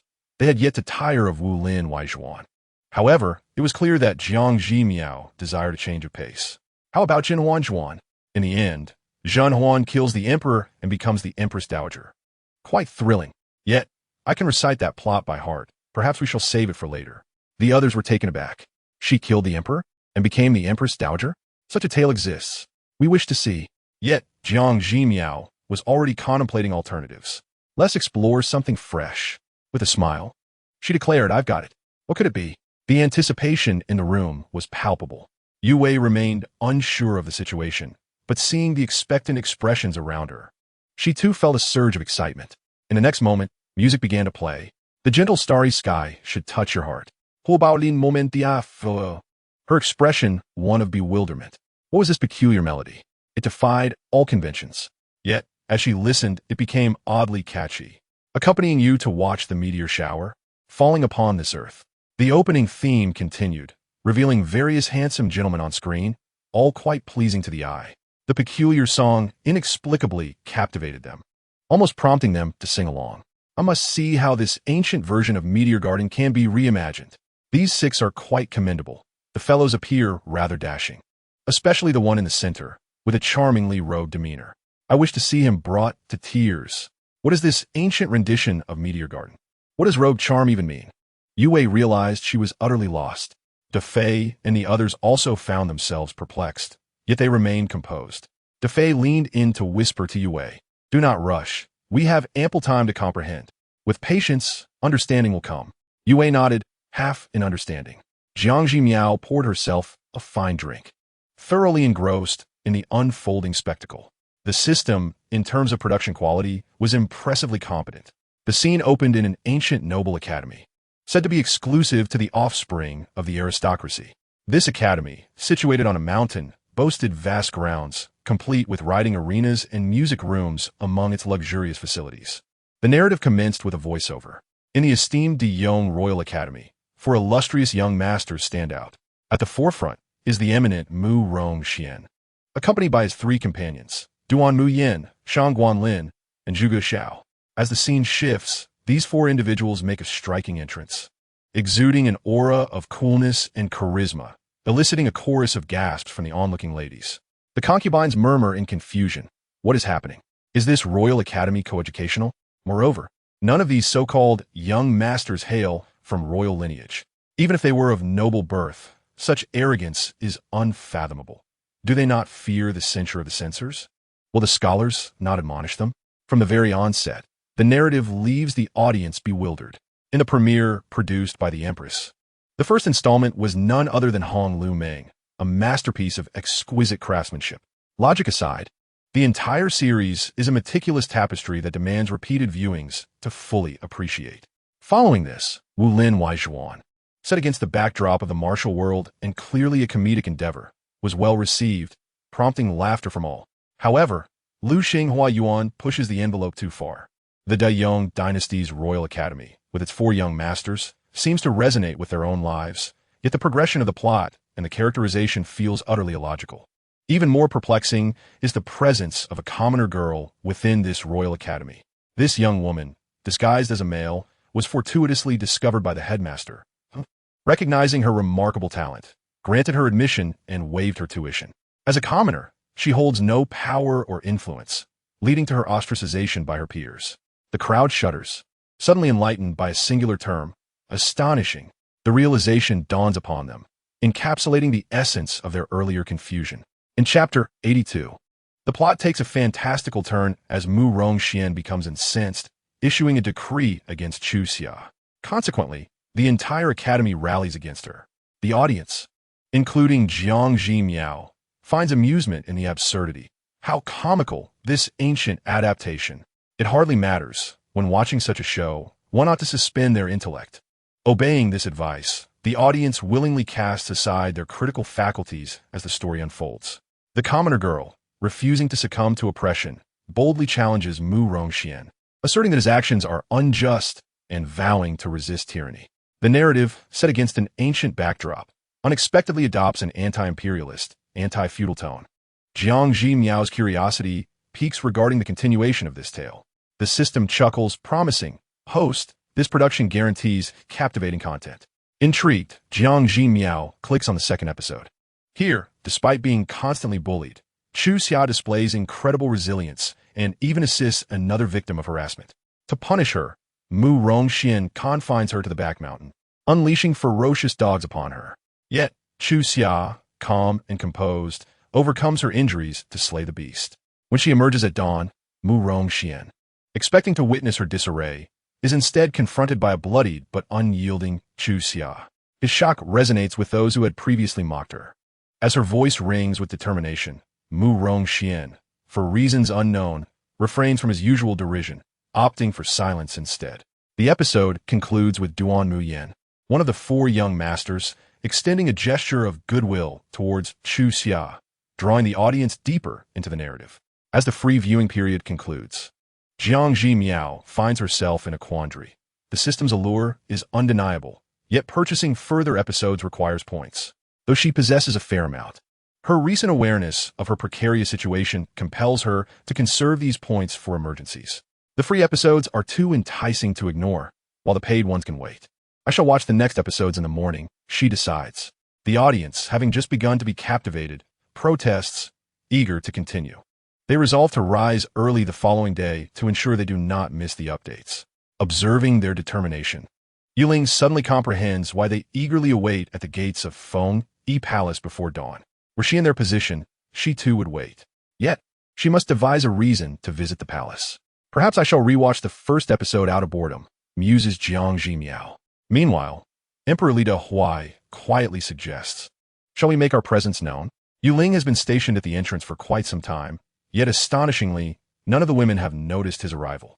Mu Rongxian is rather unremarkable aside from his looks. Jiang Zhimiao critiques, yet this poor victim, Chu Xia, possesses a captivating charm. Yu Ling, frustrated, notes. She would rather rewatch the episode than acknowledge my presence. Is Mu Rongxian truly that handsome? Ignoring Jiang Zhimiao's comment about his lack of utility, Yu Ling is incensed that she praised another's beauty while casting aspersions on him. Li Huai, sweating at the tension in the air, thinks, "Oh, dear Empress, could you please acknowledge your husband, who is on the verge of losing his temper?" Suddenly, Yu Ling strides purposefully towards Jiang Zhimiao, leaving Li Huai flustered. "Your Majesty, please do not be angry." The Empress merely, before he can finish, Yu Ling stands before Jiang Zhimiao, feigning a look of grievance. "Empress, we agreed to dine together this evening." Li Huai is momentarily stunned, and upon hearing Yu Ling's voice, Jiang Zhimiao realizes her oversight. She had forgotten to summon the Emperor. "Your Majesty," she exclaims, feeling a twinge of guilt. "I only thought it might be inappropriate for you to join us, given that it is a gathering of women." Yu Ling grits his teeth, pondering how he, as Emperor, could be deemed inconvenient among his own concubines. He glances at the others, who nod in agreement, further aggravating him. "Your Majesty has yet to dine." Jiang Zhimiao hastily interjects, "Please eat a bit." Feeling guilty, she serves him some food. Yu Ling's demeanor visibly brightens as he picks up bamboo shoots from his bowl, casting a glance towards the others, as if to proclaim, "I have the Empress serving me." The onlookers mutter, "How childish." Yet, they cannot help but feel a twinge of jealousy. Observing their expressions, Yu Ling feels a sense of satisfaction as he continues to eat. "Empress," he remarks casually, "this soup appears quite delectable." Jiang Zhimiao, taken aback for a moment, quickly responds, eager to serve him a bowl. "Indeed, it is quite good, Your Majesty." "Please share it with everyone," he commands. Li Huai responded with a sense of confusion. Jiang Zhimiao. Li Huai, still perplexed, carried the porridge and walked around the room. Under the guidance of Yu Lin, he paused in front of each person.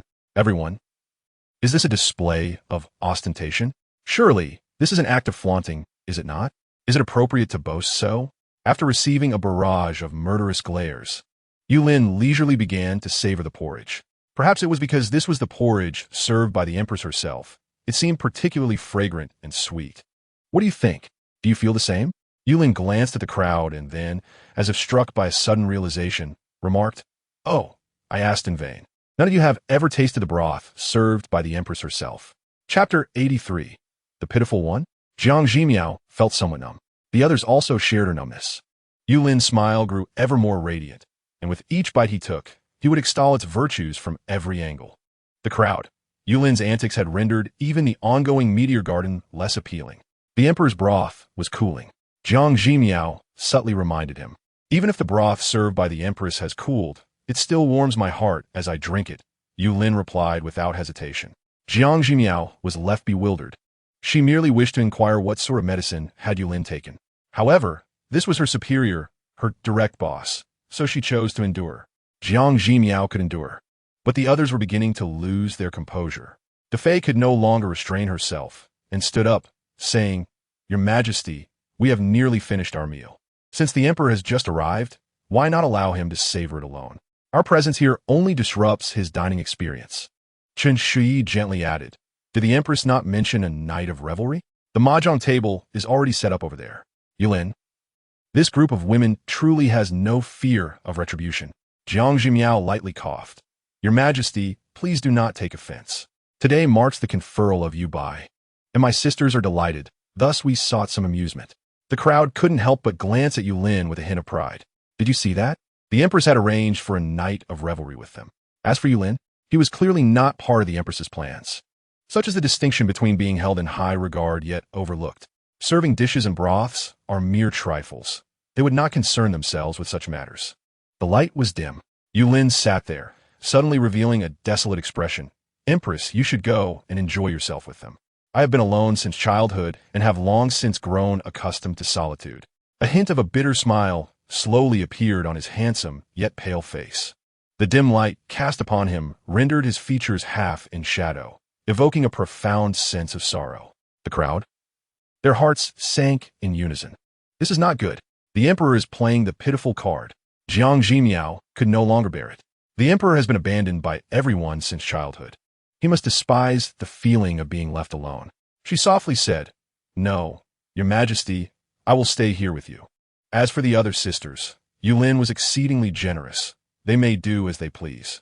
Jiang Zhimiao cast an apologetic glance at the others. "It suffices that I am here with the emperor. You may go and enjoy yourselves." Fei bit her lip, enduring and enduring, but ultimately could not help but glare at Yulin. Yulin remained unperturbed. As a victor, he must maintain his composure and need not stoop to the level of these perceived failures. Fei and the others, feeling helpless, could only leave. As they reached the door, the crowd, this emperor, truly a dog. Clearly, the empress had no intention of dismissing them, yet he created a separate hall and arranged for entertainment. While they grumbled internally, they dared not voice their complaints and could only acquiesce. Yu Bai quietly remarked, "Brother, he must be doing this on purpose, right?" She had never realized her elder brother was such a petty person. Fei is nortev sofli. What else could it be if not intentional? Indeed, it is only natural for the emperor to be captivated by the empress's grace. Yet, he ought to possess some self-awareness. Despite being impotent, he still clings to the empress like this. Unfortunately, this gossip could not be shared with Yu Bai. Otherwise, Fei would have loved to confide in her and gossip away. Let it be. Fei gritted her teeth. The affairs of the previous dynasty are hectic. How can the emperor continue to monopolize the empress? Yu Bai instinctively nodded. Then she felt something was amiss. Aren't you the emperor's consort? Shouldn't you be vying for the empress's favor? Why does it seem as though the roles have been reversed? Yu Bai pondered for a moment, but quickly accepted the situation. What is so strange about it? She is connected to Yulin by blood. It is only natural for her to feel closer to the empress, not to mention the others. What worried Yu Bai now was how she could find an excuse to join the other concubines in paying respects to her sister-in-law early the next morning. Meteor Garden is indeed a captivating drama. She was still waiting to see how Chu Xia would counterattack. Upon reaching a fork in the road, Yu Bai anxiously parted ways with Fei. She took a deep breath and finally made up her mind. Never mind, even if it means being shameless. She would sneak into Fengyi Palace and await the group. As long as she was sufficiently brazen, her sister-in-law would surely not chase her away, right? Having resolved this matter, Yu Bai felt a wave of relief wash over her. Fengyi Palace. When Jiang Zhimiao accompanied Yulin out after their meal, she discovered that everyone had already dispersed. Jiang Zhimiao felt a tinge of regret. "I was a bit dazed. What was I thinking organizing a sisterhood night out in this era? It is rather shocking." Yulin, maintaining a calm demeanor, remarked, "Empress, it seems they left quite early. After all, they all have their own matters to attend to." Li Dahuai glanced at Yulin. "Your Majesty, do you not have any inkling as to why they departed?" Yulin cast him a blank stare. Li Dahuai promptly lowered his head. Indeed, Jiang Zhimiao felt somewhat embarrassed. It was her oversight. "The Empress's considerations are quite thorough," Yulin said gently. "Regardless of whether others are present or not, I shall always be here." Jiang Zhimiao paused for a moment. Then her expression softened with sympathy. This poor child. How much he must despise being alone. Yulin remained silent for a while. What he sought was not this reaction. However, so be it. It can be viewed as a form of connection, perhaps. He then revealed a melancholic expression. "In my youth, I was punished to stand outside all night for having written a character poorly. I gazed at the moon then, feeling nothing but solitude and chill. Now, with the Empress's company, I can at least discern some semblance of charm in it." Jiang Zhimiao's gaze softened further. "Oh dear, my superior is such a pitiful soul. What can be done? I must offer him comfort. After all, he pays me quite handsomely. Your Majesty, do not dwell on the past. From now on, I will always be here with you," Jiang Zhimiao said gently. "If all goes well, I hope to retire in this company." The moonlight was gentle. Jiang Zhimiao's exquisite features seemed to be enveloped in a soft glow. Yulin gazed at her, entranced, and blurted out, "Meow meow." Jiang Zhimiao looked at him in surprise. That term felt rather affectionate. "I have never had anyone I could trust wholeheartedly." "Meow meow, you will be that person, right?" Yulin inquired, his expression unchanging. "Oh dear, it seems this pitiful soul craves security." "Just an alliance?"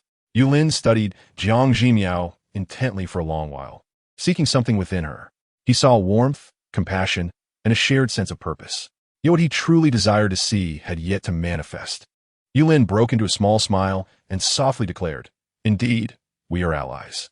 Chapter 84, Quite Proficient. Late at night, Yulin turned to look at the peacefully sleeping Jiang Zhimiao, extending his hand with the intention of gently caressing her face. Suddenly, memories of their first night together flooded back to him. He recalled the myriad of enchanting qualities that Jiang Zhimiao possessed, and an unsettling thought had crossed his mind, one of extinguishing her life. In hindsight, this notion filled him with an overwhelming sense of dread. After hesitating for a moment, he withdrew his hand, ultimately refraining from touching Jiang Zhimiao. He acknowledged that his feelings for her had evolved into something profound and distinct. However, he was a man on the brink of death. Regardless of the predetermined fate of dying in 3 years or the eventuality of 5, escape seemed implausible. He understood that Jiang Zhimiao yearned to save him, yet some destinies, even if faint, remained beyond the reach of human intervention. He recalled Jiang Zhimiao's earlier musings. If he could survive that deadly ordeal, it would be the best outcome.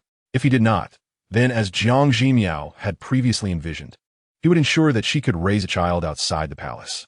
With her formidable abilities, she could effortlessly navigate the complexities of life. Should she wish to remain in the palace, she would ascend to the exalted status of Empress Dowager. If she desired to leave, he would arrange everything accordingly. Therefore, before that ultimate fate arrived, he would not allow Jiang Zhimiao to comprehend the true nature of his feelings for her. A man on the cusp of death was not entitled to speak of emotions or future possibilities. 3 years passed, and Yulin sighed, feeling the urgency of time pressing upon him. If he was to perish in 3 years, he must ensure that he could maintain control over the situation, guaranteeing that after his death, Jiang Zhimiao could continue to live a life of nobility. He knew he had to strive even harder. The following day, as dawn broke, Yulin rose quietly, employing his considerable experience to avoid disturbing Jiang Zhimiao. He cast a lingering glance at her before stepping outside without hesitation. His time was fleeting, and the tasks ahead were numerous. There was no room for delay. By the time Jiang Zhimiao awoke, Yulin had already vacated his position. Rubbing her eyes, she inquired about the time of his departure. Zhuai Yu reported a rather early hour, leaving Jiang Zhimiao momentarily stunned. So early? Summer mornings dawn early, but at this hour, it seemed the sun had yet to rise. The emperor, appearing hurried, likely had much to attend to following his recent ascension, she surmised. Jiang Zhimiao sighed, realizing Yulin's fervent efforts were likely influenced by Yu Hua. Having gleaned the initial plot from a book, she was privy to some of Yu Hua's secrets. However, the narrative acquired from the system could not be straightforwardly conveyed. How could she guide this matter? Perhaps she should prepare a pot of green bean and lily soup? As she pondered, she proceeded to the grand hall to meet the concubines, as was her custom. Upon entering, Jiang Zhimiao paused, taken aback. Oh dear, was today a special occasion? Lin Qingqing had arrived, sporting 2 dark circles under her eyes. She had barely managed to enter her own domain. And yet here came Yu Pei, eager to join the fray. Princess Annal, Jiang Zhimiao has only just begun, Yu Pei said, fearfully anticipating Jiang Zhimiao's rejection. Sister-in-law. Chaofeng Palace is far too desolate. Everyone here is beautiful and speaks eloquently. I enjoy their company. Please do not send me away. With a pitiful gaze, Yu Pei implored Jiang Zhimiao, who, feeling her heart soften, relented. Very well, you may stay and converse with the others. Thank you, sister-in-law. Yu Pei's face lit up with joy. After the customary pleasantries, Jiang Zhimiao intended to indulge in the day's gossip when an announcement interrupted her thoughts. It was none other than Yulin arriving. At this hour, he must have just concluded the morning court session. Jiang Zhimiao felt a stir of surprise. Given his busy demeanor, what compelled him to carve time from his schedule? Lin Qingqing's eyes sparkled. Despite having just awakened, she was determined to persevere. She resolved to embody the spirit of a resilient protagonist, vowing to stand firm against Jiang Zhimiao. Not only did she intend to reveal Yulin's perception of Jiang Zhimiao's true nature, but she aimed to scout for allies among the concubines. She refused to believe that, despite vying for the affections of the same man, they could coexist harmoniously without discord. Moreover, she possessed a natural ally, subtly glancing at Chen Shui, whom Huagu had long deemed a pawn in the palace, poised to assist her when the moment arose. Aside from Chen Shui, the boisterous Defei, the reckless Jiaoyi, and Su Jiefu were all targets for her division. With determination in mind, Lin Qingqing was poised for action. Yet, before she could initiate her plans, Yulin's arrival sent a thrill of excitement through her. Reflecting on past occurrences, she noted that each time the emperor visited the court, she had been present. When absent, he refrained from appearing. What did this signify? It indicated that though he may not verbally acknowledge it, he held her in the highest regard. Lin Qingqing felt a flicker of forgiveness for Yulin's previous coldness, provided he demonstrated genuine remorse in the future. As Yulin entered, Lin Qingqing composed herself, adopting a pitiful and sorrowful demeanor. Before Jiang Zhimiao could respond, she rushed to greet him. Your servant pays her respects to the emperor. Jiang Zhimiao's expression was one of disbelief. Is Lin Qingqing truly this conspicuous? However, she paid little mind to the spectacle, returning the greeting and inviting Yulin to take a seat. Yulin cast a critical glance at Lin Qingqing. With everyone seated, he addressed Lin Kainu. His voice icy. Are you unwell? Lin Qingqing's heart leapt with joy as she pitifully replied, Your Majesty, I am quite well. I was merely attending to the Empress Dowager these past few days, and my body has yet to recover fully. I dared not neglect my duties to the Empress, and I regret any unintended disrespect. While she cast sorrowful glances at Yulin, she slyly undermined Jiang Zhimiao. Yulin narrowed his eyes. Are you implying that the Empress compelled you to attend court, resulting in your malaise? Lin Qingqing hastily shook her head. I did not mean that, Your Majesty. The Empress has always been kind-hearted. Please do not hold her accountable. Yulin sighed, glancing at Jiang Zhimiao. Indeed, Empress, you are ever so kind-hearted. Jiang Zhimiao blinked, perhaps. But such kindness cannot continue indefinitely. Yulin stated, punishments must be meted out when warranted. Your servant shall heed your command, Jiang Zhimiao replied. Today, I shall administer the punishment myself, Yulin announced, fixing his gaze on Lin Qingqing.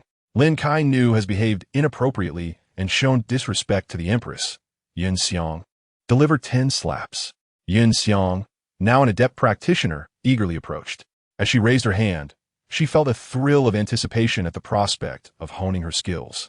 With every practice, she envisioned herself as Yin Gu or Yin Mama, capable of delivering a single slap that could render a child unconscious. Yin Xiang, stand beside her. Should she dare to speak out of turn, continue the punishment, Yulin instructed. Understood. Yin Xiangsui gleefully stood by, eagerly watching Lin Qingqing as she yearned to practice her palm technique further. Your Majesty, Lin Qingqing exclaimed, covering her left cheek in distress, only to later shield her right cheek as well. With both sides aching, she resorted to covering her face with both hands, adopting a rather peculiar posture. In a mere moment, she transformed through a multitude of expressions, ultimately letting her hands fall while casting an aggrieved glance at Yulin. If your Majesty harbors such disdain for this humble servant, there is no need for others to intervene. I shall take matters into my own hands. She abruptly stood and flung herself towards the wall, intent on inflicting harm upon herself, all to gauge Yulin's heartache. Yulin, Jiang Zhimiao, the onlookers. Lin Qingqing continued to hurl herself against the wall, awaiting someone to stop her, but of course, none came forth. Thus, she collided with the wall. Bang! To evoke sympathy from Yulin, Lin Qingqing exerted considerable force. Beyond her rosy cheeks, her forehead quickly bore a crimson mark, commonly referred to as the 3 reds standing tall. Your Majesty, are you satisfied now? Lin Qingqing glared at Yulin, filled with indignation. Come now, let us see you feign indifference. If I do not make you feel profound sorrow today, I shall not bear the surname Lin. Yulin was momentarily taken aback by Lin Qingqing's audacity, rendered speechless. What on earth was going through her mind? He found himself struggling to follow her erratic train of thought. Was this not sufficient? Observing Yulin's silence, Lin Qingqing suddenly felt a surge of pleasure. So, you choose to remain silent? Feeling an immense ache within? Let us see you feign indifference. Today, I shall ensure you comprehend the meaning of heart-wrenching pain. In a sudden move, Lin Qingqing slammed herself against the wall once more. This time, her forehead not only reddened but began to swell. Oh my! Jiang Zhimiao gasped in astonishment. The crowd widened their eyes, taken aback by the spectacle. Is this truly possible? Lin Qingqing gritted her teeth, enduring the excruciating pain as she continued to strike herself until her forehead began to bleed, finally halting her actions. Your Majesty, is this sufficient?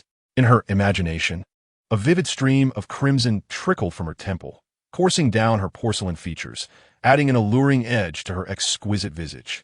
Yulin, witnessing this scene, felt a mix of shock and sorrow. Though he maintained his stoic demeanor, Within, he harbored a deep-seated resentment towards Jiang Zhimiao. In reality, a lump had formed on Lin Qingqing's forehead, resembling a peculiar creature sprouting horns. Blood oozed from her bruised cheek, further amplifying her erratic demeanor. Yulin was indeed taken aback. Should Lin Kainu perish here, it would certainly reflect poorly. Moreover, she still held some value. Lin Qingqing cast a glance at Yulin, a hint of cold amusement flickering in her heart. As expected, Yulin was indeed distressed. However, she would not easily show her gratitude. Lin Qingqing let out a couple of cold laughs, but due to her head injury, the laughter left her slightly dizzy. Is Lin Kainu being driven to madness? Jiang Zhimiao mused. This behavior was decidedly abnormal. The crux of it was, after a bout of self-inflicted torment, Lin Qingqing, having regained her composure, cast a subtly triumphant glance at her. Jiang Zhimiao was left wondering about the source of her delight. Normal individuals found it challenging to keep pace with the erratic thoughts of a seemingly deranged mind. Yin Xiang, fetch some ointment for Lin Kainu, Jiang Zhimiao instructed. As Yin Xiang was about to respond, Lin Qingqing proudly interjected, "No need. A humble servant must accept punishment for her transgressions." With that, she deliberately turned to show Yulin the injury on her forehead. "Are you distressed now? I hope you feel utterly heartbroken." "Yulin," Jiang Zhimiao quickly amended. Then Yin Xiang, bring a cloth for Lin Kainu to clean herself, lest the blood stain the grand hall. Yin Xiang promptly responded with enthusiasm. The Fengyi Palace had grown accustomed to keeping a variety of fruit platters on hand. In the nearby, Yi Kailin smiled as she retrieved a cloth from beneath the fruit platter, offering it to Yin Xiang. "Use this," gratefully accepting. Yin Xiang began to dab Lin Kainu's wound. The coarse texture of the cloth made Lin Qingqing wince. Jiang Zhimiao, growing weary of the farce, opened the gossip system to see what tales were circulating today. As Jiang Zhimiao became lost in thought, the others instinctively straightened in their seats, with Yulin also straining to listen. Unbeknownst to Yu Ming, something significant was about to unfold, but observing the reactions of the crowd piqued her curiosity.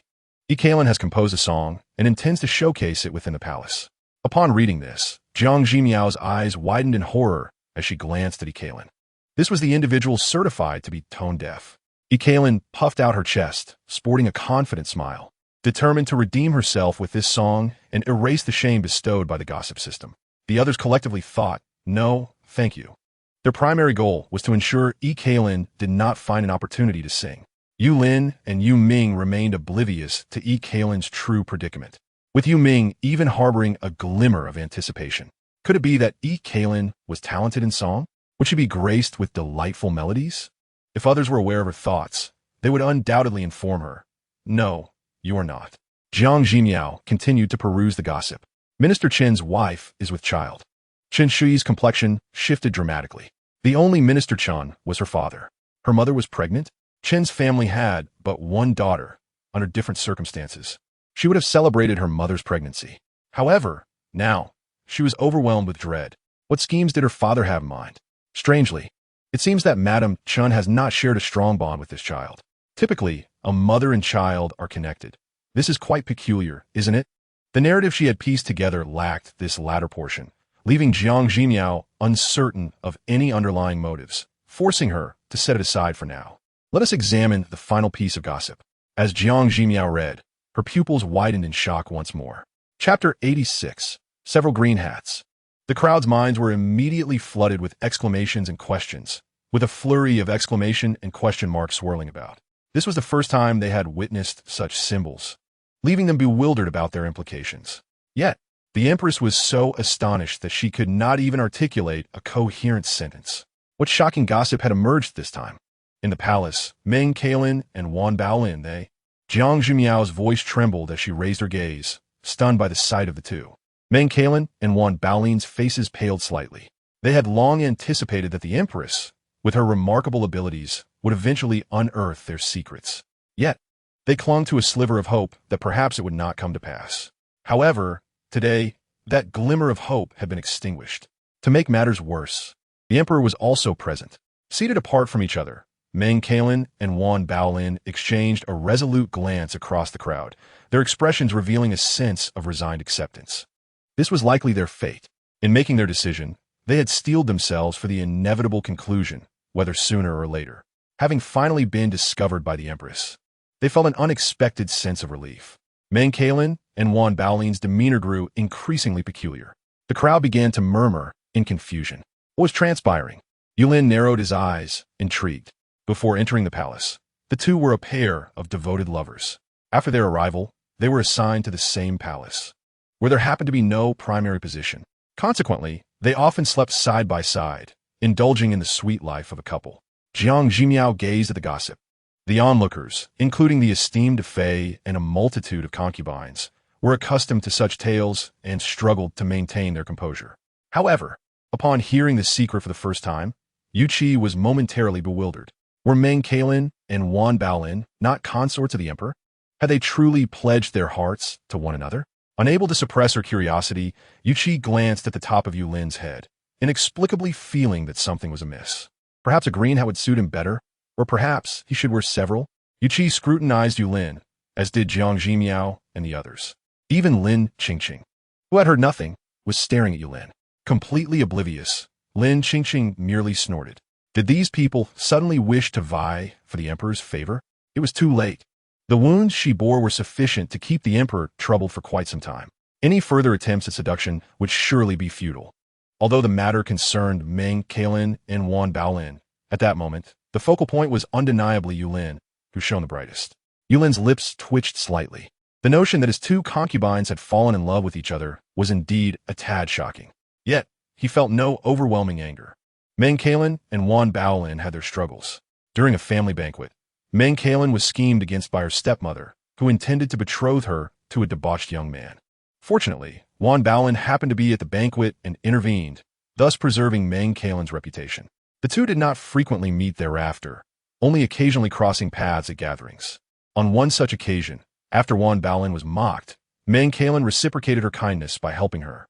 Gradually, feelings blossomed between them, though they maintained a facade of indifference, never voicing their affections, until the ascension of the new emperor, when rumors spread that he was tyrannical and merciless. One could not fathom how one might perish in his harem. In a bid for revenge for Meng Kelin's previous defiance, her stepmother submitted her name for selection. Upon learning of this, Wan Baolin voluntarily sought to enter the harem. When Meng Kelin discovered this, she disregarded all else and met Wan Baolin before entering the palace. They poured out their hearts to one another, fully aware of their feelings.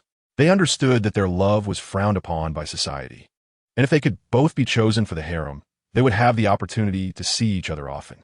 Jiang Zhimiao sighed, while the others lowered their heads, so beginning to wipe away tears. What a touching story. In daily life, their affection was entirely concealed. Unlike Chen Shuyi and Zhaoyi, who frequently appeared together, Meng Kelin and Wan Baolin hardly exchanged words in public. Yet, in the silence of their separation, how much fervent emotion lay hidden within their hearts. It was truly poignant. Yulin found himself at a loss for how to react, his mind momentarily numb. Meng Kelin forced a wry smile and slowly stood. Your Highness, I can no longer conceal today's events. It was better to confess willingly and shoulder the blame herself. If the emperor wished to execute her, so be it. She only hoped to spare Wan Baolin's life. It is not your fault, but mine. The usually taciturn Wan Baolin suddenly stood in agitation. Your Highness, I have something to say. I am guilty beyond redemption. Wan Baolin appeared resolute, as if prepared to risk everything. Jiang Zhimiao was taken aback. Were they truly about to expose everything? This was unnecessary. If they revealed such matters, the emperor would have no choice but to take action. Just as Jiang Zhimiao was about to intervene, Yulin spoke coolly. What could you two possibly have to say? Such a commotion is quite distasteful. Both Meng Kelin and Wan Baolin's faces turned pale. Yulin snorted. This is utterly disrespectful.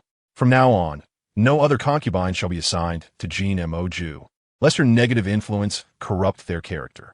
Meng Kelin and Wan Baolin were momentarily stunned. No other occupants? The emperor clearly intended to grant them space. I find you too tiresome. Li Daohuai, remember this. No need to report their names again, punish them with lifelong disfavor, and prohibit them from ever ascending in rank.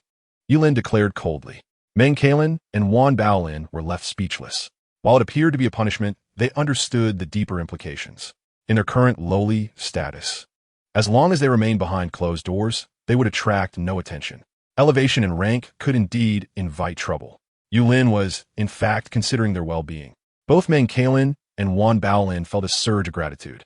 The emperor had clearly heard the voice of the empress, acknowledging the unconventional nature of their love. Yet, he chose to support them.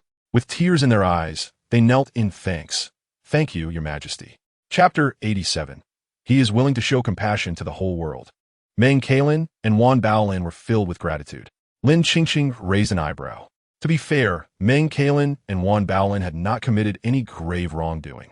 Yet, the emperor had suddenly erupted in fury, imposing such severe punishment upon them. As consorts, to be forever deprived of favor and rank was akin to a death sentence.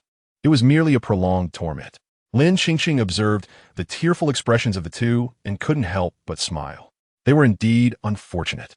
Had it been any other day, they would likely have gone unscathed. Yet today, they had inadvertently crossed paths with the emperor in a foul mood.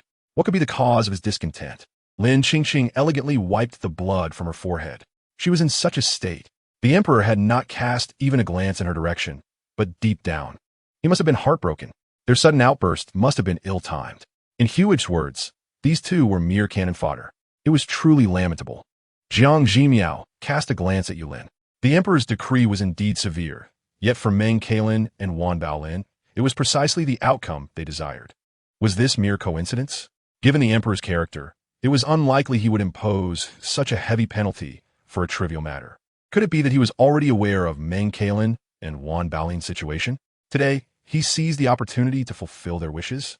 This was certainly plausible. The emperor was not as simple as he appeared. Perhaps he had already known the truth before their entrance into the palace.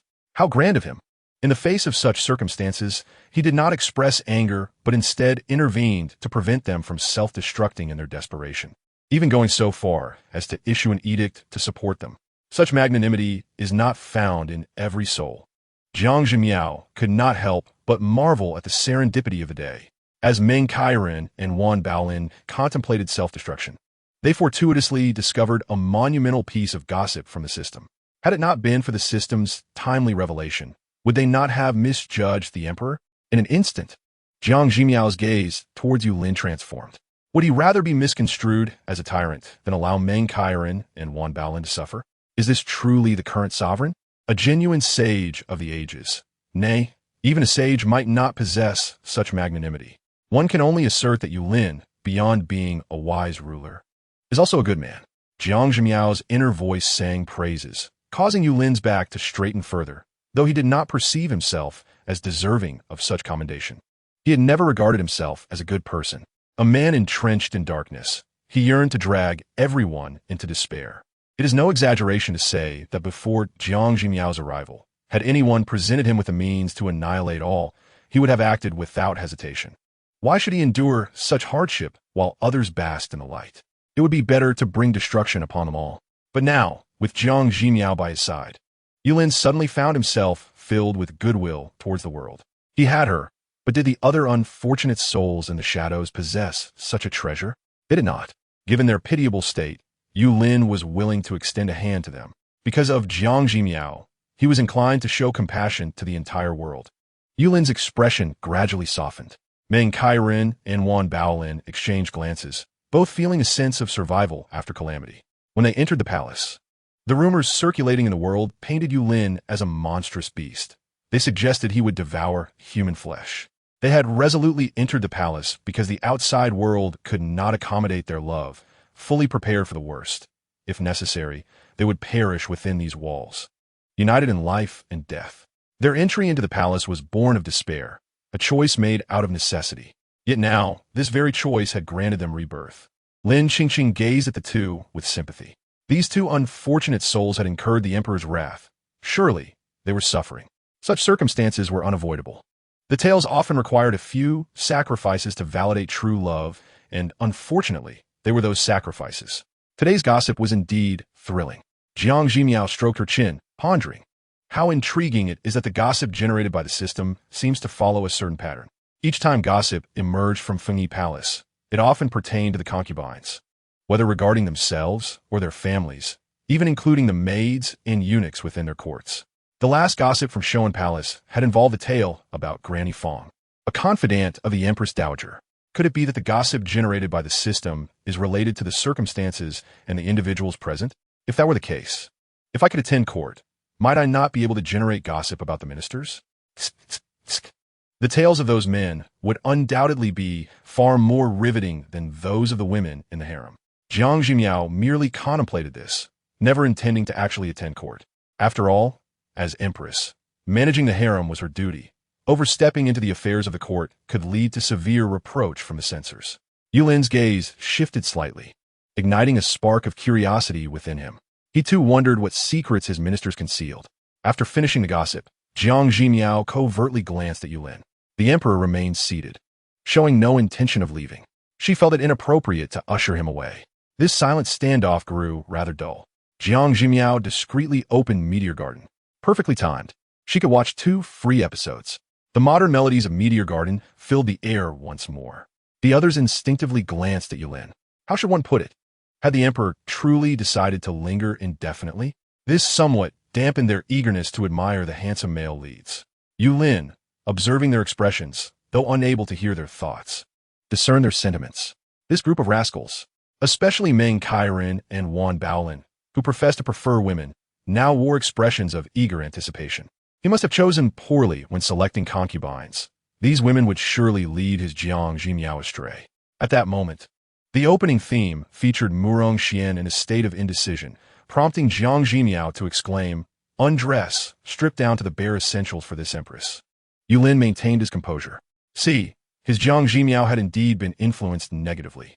The others felt an inexplicable weight upon their backs, as though they had been unjustly burdened with blame. It was likely an illusion. Yet, following the empress and watching the drama remained paramount. Chapter 88. Is it right just because it has always been thus? This ancient version of Meteor Garden is truly quite fascinating. The second episode's cliffhanger occurs precisely when the second male lead makes his appearance. The implication is abundantly clear. Following this, the second male lead is likely to assist the female protagonist. Jiang Zhimiao eagerly anticipated this direction.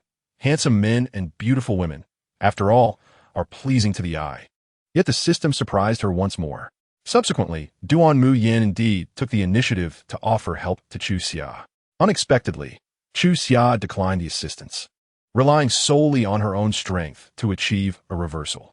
This turn of events not only garnered her greater attention from the scholars, but also prevented Murong Xian from acting with impunity. All the scholars proclaimed, Chu Xia possesses the talent of a top scholar. After 2 episodes, Murong Xian consistently suffered setbacks, yet it seemed he had developed a peculiar fondness for Chu Xia. By the end of the 4th episode, Murong Xian was left in a state of panic, questioning his own sexuality. This was no longer merely an ancient version of Meteor Garden. It had transformed into an entirely different rendition of story of Yanxi Palace. Sister Wei was formidable, and Sister Chu appeared equally invincible. This drama opened a new door for the audience. They never imagined the story could unfold in such a manner. This direct sensory stimulation was even more irresistible than during the time of Dream of the Red Chamber. While they understood that Dream of the Red Chamber was destined for eternal circulation, this drama likely served merely as ephemeral entertainment. Nevertheless, in this moment, the sensory impact of this interpretation was utterly compelling. A glimmer of envy flashed in the eyes of Defei. In the drama, Chu Xia harbored the aspiration of becoming a renowned minister, thus disguising herself as a man and diligently studying, wishing to partake in the imperial examination as a woman to realize her dreams. In reality, the notion of a woman disguising herself to participate in the exam is preposterous. Yet, in the narrative, Defei could not help but hope that Chu Xia would fulfill her aspirations. Defei momentarily recalled her own past. From a young age, she had trained in martial arts under her father, who claimed her skills were no less than her brother's. Following such praise, he would often add, "What a pity you are a girl." Indeed, what a pity she was a girl. Therefore, she could only enter the courtyard of a certain individual one day, relinquish her weapons, and take up the needle, striving to embody the demeanor expected of a woman. But why must it be so? Why must a woman conform to such expectations? Defei had once posed this query to her mother, who would always sigh and respond, "It has always been this way." Has it always been this way? And thus, must it be deemed correct? Defei, filled with resentment, recognized her powerlessness to alter the situation. She yearned to gallop across the battlefield, to safeguard her territory, yet could she truly do so? Her current worth lay solely in playing the role of a pawn. As long as she remained in the harem, the emperor could rest assured about her brother stationed at the border. As for her genuine desires, they were of no concern to anyone. The others fell into a contemplative silence, inexplicably curious about the path that Chu Xia would carve for herself in this drama, a matter that held a peculiar significance for them. However, with today as 2 episodes concluded, they were left to anxiously await the next update. Lin Qingqing observed her companions, her gaze subtly shifting. It was her first time completing the entire ceremonial greeting. Jiang Zhimiao, what an imposing presence she had. Although there was nothing of particular importance at hand, she insisted on having everyone sit in stillness. The other concubines were equally outraged, yet dared not voice their grievances. The emperor had surely witnessed it all and would soon devise a means to deal with Jiang Zhimiao. Her brazen conduct as empress was tantamount to courting disaster. Lin Qingqing resolved to stoke the flames further. She feigned weakness, pressing her hand to her forehead and letting out a soft moan before closing her eyes, adopting the pose of fainting. She had sustained an injury, yet Jiang Zhimiao had refused to relent. Was this not deliberate? Her fainting act would serve to reveal Jiang Zhimiao's true malevolence to the emperor more vividly. Master, Huixin, a little anxious, supported Lin Qingqing and with a look of grievance, implored, "Your Majesty, my master has been injured and delayed treatment, and now she has fainted here." Huixin fully grasped Lin Qingqing's intent and cast a sorrowful, indignant glance at Jiang Zhimiao. "Empress, are you satisfied now?" Jiang Zhimiao. Meow meow meow. The sisters in the harem were generally inescapable, a fact Jiang Zhimiao had grown accustomed to. She had almost forgotten that Lin Qingqing had joined the fray today. "Fainted, you say?" Yu Lin furrowed his brow. "Your Majesty, Lin Kai, she is frail. The Empress is clearly doing this on purpose." Huixin wore a face of indignation. She shared Lin Qingqing's sentiments, convinced that Yu Lin still harbored deep feelings for her master, and that this was merely a petty quarrel.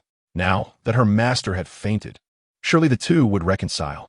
Huixin gazed at Yu Lin with hopeful anticipation. Yu Lin, devoid of expression, regarded her coolly.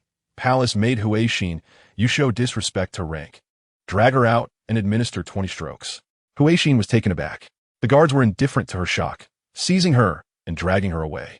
Soon, anguished cries from a woman echoed from outside. Lin Qingqing's eyelashes fluttered, yet she dared not awaken.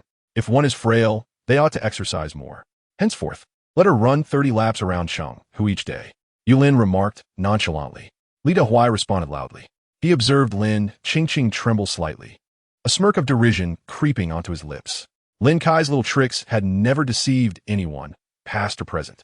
It was only that the previous emperor had willingly played along. Now, with the empress present, the emperor had fully awakened. How could he still be ensnared by her charms? Under the relentless sun, she sweat profusely, yet resolutely kept her eyes shut. A wave of despair washed over Lin Qingqing. She felt as if the entire world mocked her. Yu Lin, is this your method of humiliation? You will regret this. You will undoubtedly regret this. Lin Qingqing, filled with resentment, had previously felt some guilt for secretly aiding Hua Ge. Yet from now on, such feelings would be extinguished. From this moment forward, she would be a woman devoid of a heart. Even if Yu Lin wept bitterly before her, she would personally send him to hell, devoid of even a shred of remorse. Chapter 89. Cold and indifferent, she had been beaten to near death, struggling even to rise. Huixin, in pain and delirious, managed to nod. With no other choice but to follow Lin Qingqing down this dark path, she pressed on. Lin Qingqing, seeing Huixin's bloodied state, instinctively covered her nose.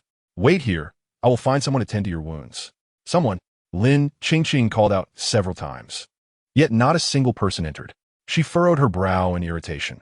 Were these palace maids so shallow? Just because she had a quarrel with the emperor, had they all turned their backs on her? Storming outside, Lin Qingqing soon realized that within the entirety of Shushu Palace, apart from herself and Huixin, there was not a soul to be found. She walked to the entrance and finally spotted a few patrolling guards.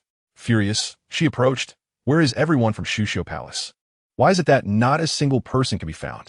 One guard glanced at her and replied, The emperor has decreed that aside from Kai Nu and Huixin, all other maids and eunuchs have been dismissed. Lin Qingqing was rendered speechless. What did this mean? Yu Lin had merely punished Meng Kailin and Wan Baolin, restricting their promotions. He had not ordered the removal of their attendants. And yet here, He had unceremoniously expelled everyone without a word. The emperor, how ruthless he was! Was he intent on tormenting her? Lin Qingqing quickly steeled herself, biting her lip, resolute yet fragile. You tell him, even if I die, I shall never beg for mercy. Then, the stench of blood assaulted her senses once more as she beheld Huixin's wounds, causing her expression to stiffen. Master, have you found anyone? Huixin looked at Lin Qingqing with hopeful eyes. The same 20 strokes could lead to some being beaten to death, while others merely sustained light injuries. Her wounds, while not fatal, would require at least 10 to 15 days of rest to heal completely. She recalled that Lin Qingqing had healing ointments. If only some could be applied to alleviate the pain. Lin Qingqing's expression hardened. All the servants in Shuxiu Palace have been dismissed. The emperor is still sulking. Huixin's demeanor shifted. She gritted her teeth against the pain, pleading with Lin Qingqing. Master, I am truly in excruciating pain. Could you grant me some ointment? Lin Qingqing's expression wavered. She indeed possessed the healing balm for external injuries. Once, she had merely scratched herself, and the emperor had bestowed upon her the finest ointment. Back then, Yu Lin had treated her with utmost kindness. As she reminisced, a sense of longing welled up within her. Huixin waited, but when Lin Qingqing did not respond, she had to remind her again, Master, the ointment bestowed by His Majesty must be saved for emergencies. Lin Qingqing quickly asserted, she is just a maid. I do not wish to waste such a valuable item on Huixin. Huixin gazed at Lin Qingqing in disbelief. After all, it was because of Lin Qingqing that she had sustained these injuries. Do not worry, I will find another way to address your injuries, Lin Qingqing assured her. As she spoke, she glanced at Huixin's mangled back and instinctively covered her nose. Now, only she and Huixin remained in Shuxiu Palace. Must she endure the stench of blood in the same room as Huixin? Surely, she would suffocate from the foul odor. Huixin's eyes widened. She had been beaten so brutally. Was Lin Qingqing's intention to abandon her? Hurry, I cannot withstand this stench. Lin Qingqing pulled out a handkerchief and desperately covered her nose. Huixin's lips trembled. She yearned to say something, yet found herself at a loss for words. She was an orphan, her true identity being a covert agent meticulously trained by Yuhua. Yuehua secretly sheltered many orphan girls. Some were taught martial arts, others were instructed in medicine, and some were imparted the secrets to enthrall men. She was of average talent, unable to master any significant skills. Along with some sisters in similar circumstances, she was sent through various channels, some to the palace, others to the homes of high-ranking officials. After entering the palace, she was bestowed upon Lin Qingqing through the Empress Dowager's favor. Her time with Lin Qingqing was brief, and they did not develop a strong master-servant bond. However, due to the circumstances surrounding Wang Anha, she was unwaveringly devoted to Lin Qingqing. Lin Qingqing's current actions, however, were disheartening. Huixin was filled with mixed emotions. From a young age, she was instilled with the notion of sacrificing everything for Wang Anha's grand plans. She had tirelessly strived in this direction. Yet ultimately, she too was but a human. If she were to perish in this battle, she would not necessarily regret it. Yet now, she found herself truly disheartened. Lin Qingqing continued to urge her on. Huixin could only struggle to rise. Her entire body ached, and with the slightest movement, she collapsed to the ground. Thus, she resorted to crawling out using her elbows. Just as she managed to crawl out, Lin Qingqing's voice of complaint rang out behind her. You've dirted the floor tiles. The next moment, the sound of water splashing followed. Water splattered onto Huixin, and as she looked up at the scorching sun, an inexplicable chill washed over her. Huixin was unaware of how she managed to crawl over. She could not even climb onto the bed, and could only lie there, enduring each passing second. Time passed, and eventually, Lin Qingqing entered. Huixin's eyes brightened. Surely her mistress would still care for her, right? Lin Qingqing covered her nose and remarked, Huixin, there is no one else in Shuxiu Palace. Shouldn't you fetch the lunch? Huixin was taken aback. In her current state, she was to fetch lunch? Lin Qingqing, observing Huixin's condition, seemed to realize something and frowned awkwardly. With her status, she could not possibly fetch the meal herself. That was the duty of servants. Never mind. She did not believe Yu Lin could let her starve. Lin Qingqing turned and departed. Enduring hunger for a day would merely serve to slim her figure. Huixin lay on the ground, feeling utterly despondent. These 20 court battles would not kill her, but at this moment, she would rather be dead. Just as Huixin was wishing to end her life, The sound of footsteps echoed. Could it be that Lin Xiyu still wanted her to fetch the meal? Chapter 90. Scolding Huixin lifted her head, momentarily taken aback. It was not Lin Xiyu. It was Zuiyu from the Empress's palace. Two young palace maids followed Ziyu, carrying a food box and medicinal ointment. Ziyu raised an eyebrow. The Empress has a kind heart and wishes to spare your life. However, whether you can survive depends on your own abilities. Ziyu turned and commanded, treat her wounds. If she can eat, give her a little food. If not, do not worry about it. Zuiyu then took another food box to check on Lin Qingqing. Lin Qingqing raised an eyebrow. What brings you here? Her gaze, however, could not help but linger on the food box. I happened to fetch lunch from Chuxiu Palace. Why not leave it here for Ziyu? Zuiyu inquired. Lin Qingqing could not help but scoff. It appeared that Jiang Zhimiao was indeed clever, recognizing that the emperor's anger was only temporary, and had come to curry favor in advance. Unfortunately, she was ungrateful. Though she said this, Zuiyu would most likely still leave it behind. In this way, she would have both face and substance. As Lin Qingqing pondered this, Zuiyu nodded. I understand. She grasped the food box and departed. One could only say that Huixin was truly unfortunate. Lin Xiyu was even more ruthless than anticipated. Jiang Zhimiao, upon hearing about the situation in Chuxiu Palace, was momentarily astonished. What was Lin Qingqing's condition? Even if her nature was cold, shouldn't she at least pretend otherwise in such a situation? Or did her thoughts solely revolve around her brother Hua, leaving her mind a mere muddle? Jiang Zhimiao fell into contemplation. Having read half of the plot, she knew that Yue Hua had begun secretly cultivating spies years ago. As a formidable figure, Yue Hua's fortune had indeed yielded considerable results. Some women were trained into elite assassins. Others became top courtesans, and some became favored concubines of ministers, subtly speaking well of Yue Hua. Even within the palace, many had been strategically placed. Huixin was one of them. Jiang Zhimiao's battlefield now lay in the harem, and her current aim was to eliminate Yue Hua's spies one by one. However, aside from a few minor characters described in detail, most were merely mentioned in passing, leaving her devoid of specific information. Jiang Zhimiao extended kindness to Huixin, hoping to see if there was a possibility of unearthing a breakthrough from known pieces on the chessboard. If Lin Qingqing were to cooperate, the likelihood of her success would increase. Of course, failure would not matter. After all, it was merely a casual endeavor, and she had not invested excessive thought into Huixin. Even though Huixin had been brainwashed by Wang Anhe and had been in the palace for several years, under smooth circumstances, she would naturally remain loyal. But what if events like today were to recur? Jiang Zhimiao did not believe she could remain willingly devoted forever.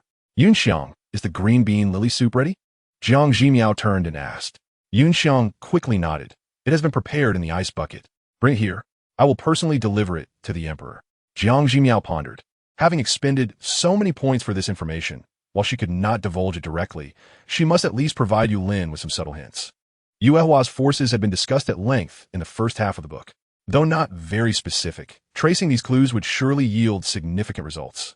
As Jiang Zhimiao approached the imperial study, she could not help but feel speechless. Why was it that every time she came to see Yu Lin, something occurred? This time, she was uncertain what had transpired. In the blazing midday sun, kneeling at the entrance of the imperial study was an elderly man with graying hair. Mr. Cheng, please stop kneeling, Li Dahuai urged, his face contorted with worry. The emperor has his own judgments. Kneeling here is futile. Just as Li Dahuai was about to continue persuading, he looked up and spotted Jiang Zhimiao. Empress, Li Dahuai exclaimed, his eyes lighting up. Jiang Zhimiao approached. Am I truly such an unfortunate omen today? Though unreasonable, this man had an excellent reputation, and if he were to die kneeling here, it would tarnish the emperor's name. Li Dahuai's face was a mask of helplessness. He had previously considered having someone take the old man away. However, the moment anyone approached him, he would become desperate, even declaring that if the emperor did not heed the words of this loyal subject, he would die here or elsewhere. Jiang Zhimiao remarked, Isn't that just being unreasonable? Li Dahuai agreed. Indeed, it is unreasonable. Yet he is of advanced age and has a stellar reputation, making it difficult to handle. What does the emperor say? Jiang Zhimiao inquired. Li Dahuai lowered his voice. The emperor said that the sun is strong outside, and if he kneels for a while longer, he will faint from the heat, and then he will be thrown out. Yu Lin was clearly also exasperated. Jiang Zhimiao could not help but chuckle. The emperor is merely speaking in anger. If you ask me, Who wouldn't be angry in the face of such behavior? Li Dahuai wore a pained expression. He glanced at the elderly Cheng Long, who was still kneeling and shouting, feeling quite vexed. In his 70s or 80s, he appeared remarkably spirited. Jiang Zhimiao also cast a glance. Chen Long seemed to have triggered some mechanism. Upon noticing Jiang Zhimiao's gaze, he began to scold her vehemently. Chapter 91. Excessive Intimacy. The Empress. I have heard that since the grand wedding, His Majesty has showered you with exceptional favor, and he has yet to visit the chambers of any other concubines. I had presumed that the daughter raised by Jiang Qingxiang would be a refined lady of great understanding. Yet, as the matriarch of the harem, you cling to His Majesty. Is this the upbringing of the Jiang family? I have also heard that you intervened in the recent princess's title conferral. Political meddling in the harem is a grave taboo. Furthermore, when the Empress Dowager was gravely ill, did you ever personally attend to her, or did you merely command others? You, a woman, jealous and unfilial, while also meddling in state affairs, are unworthy of your position. Today, I implore His Majesty to depose the Empress. If His Majesty refuses to listen, I would rather die here on my knees than allow a treacherous Empress to disrupt the governance. Chen Long spoke with great conviction. Jiang Zhimiao was momentarily taken aback. Oh, so she is already deemed a treacherous Empress? Previously, in the plot of that book, she was merely a pawn. Now, being labeled a treacherous Empress, is that not an upgrade? It certainly is. At least it proves that she has become more significant. Jiang Zhimiao looked at Chen Long with a cheerful expression and asked, Old sir, after scolding for so long, are you thirsty? Come, continue your tirade a while longer. Let her feel what it is like to be a grand villain. Chen Long paused, preparing to unleash another round of curses, but suddenly he felt a sharp kick to his chest, causing him to fall backward. Yu Lin emerged in a fury, his cold gaze fixed on Chen Long. If you truly wish to court death, you may hang yourself at home. There is no need to offend my eyes here. Chen Long was stunned, but in the next moment, a wave of elation surged within him. He had been trying to provoke Yu Lin into a rage, yet Yu Lin had remained unperturbed, treating his words as mere background noise. Now, he had merely scolded Jiang Zhimiao a few times, and His Majesty was completely taken aback. His Majesty's words left the old minister in a state of panic. Chen Long lamented theatrically. Everything I do is for Daong, for His Majesty. I beseech you, depose the treacherous Empress and reinstate capable ministers. Only then will our Daong have hope. Please, Your Majesty, ponder this carefully. Chen Long dramatically knelt on the ground. Yu Lin gazed at the pretentious old man, his eyes brimming with fury. What was done to his reputation was inconsequential. However, now these people sought to label Miao Miao with the title of treacherous Empress. They were courting death. Yu Lin's eyes slowly turned blood red as he approached Chen Long. Chen Long bowed his head. He was not afraid of death, but of not dying. It is said that the highest achievement of a censor is to leave a mark in history. The quickest way to attain that is to die in front of the palace, sacrificing oneself in admonition. If he could die, he would earn a future for his family. He would welcome it. Your Majesty, Jiang Zhimiao suddenly reached out, grasping Yu Lin's hand.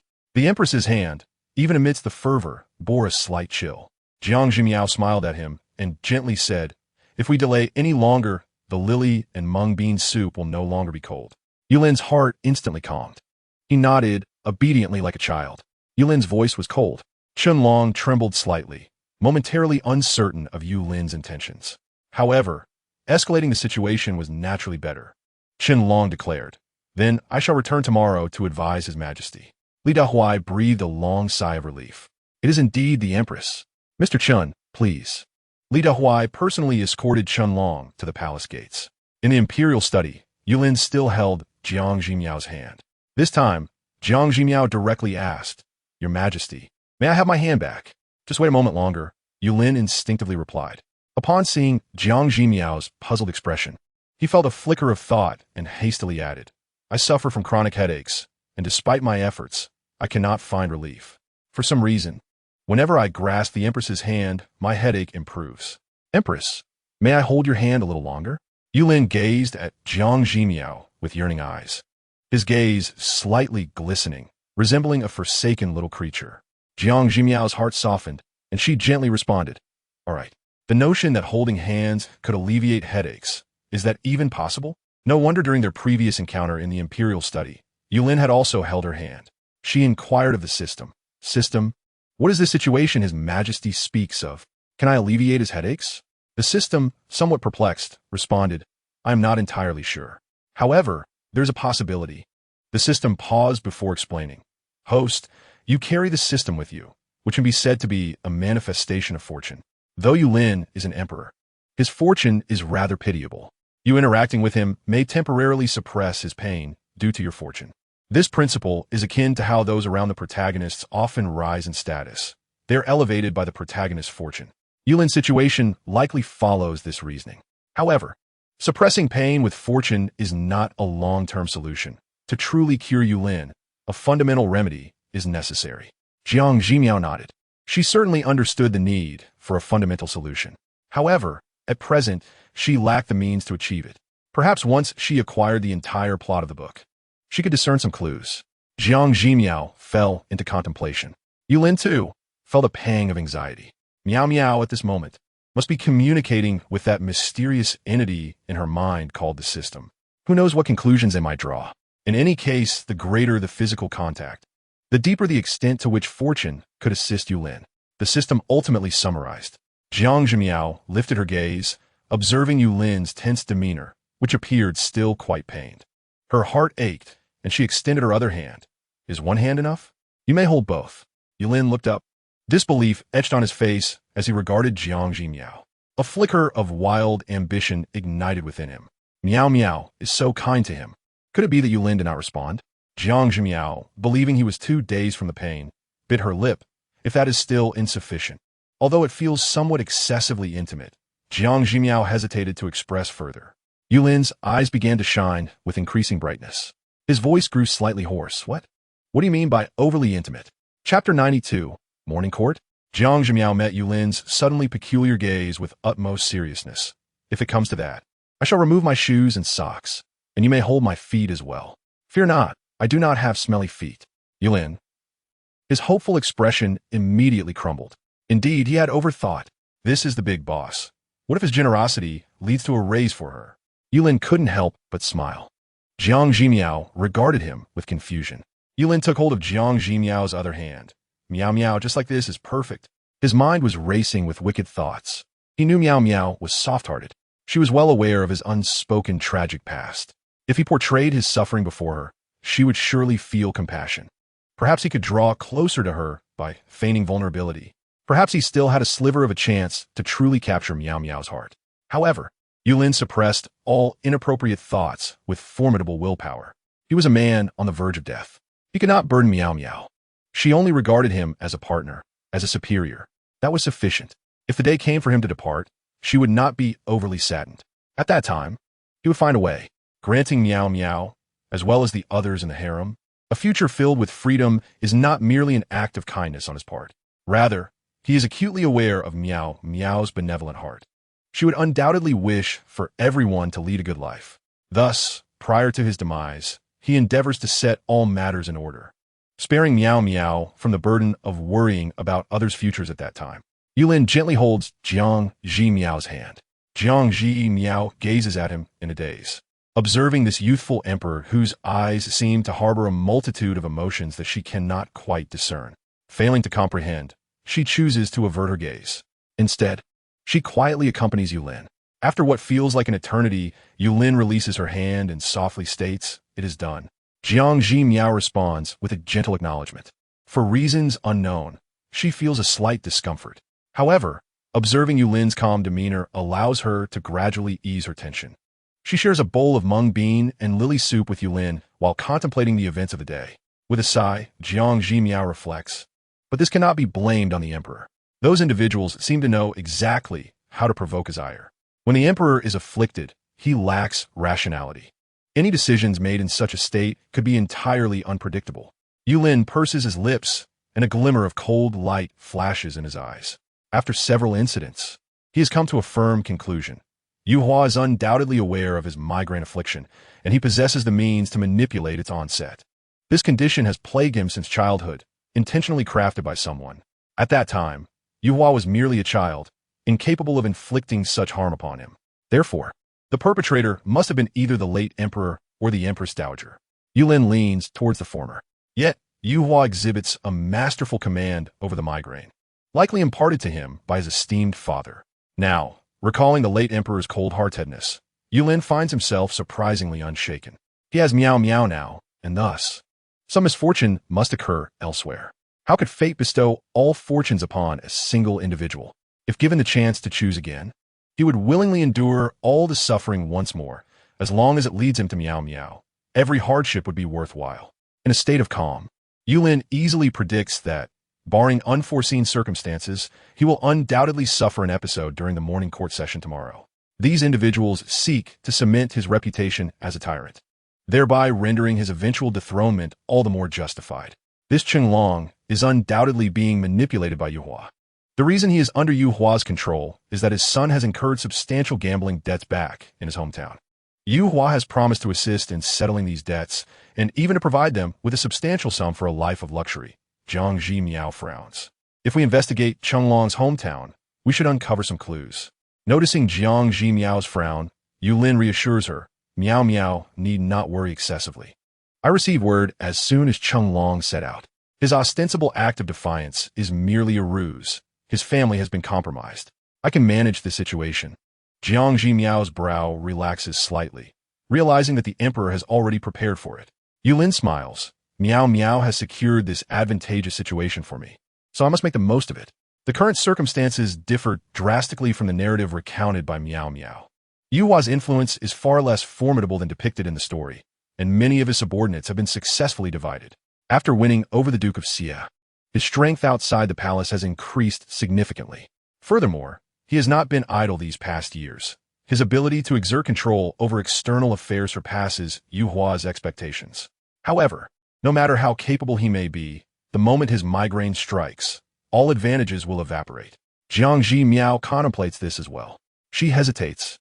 If the emperor suffers an episode during tomorrow's morning court, then no amount of preparation will be of any use.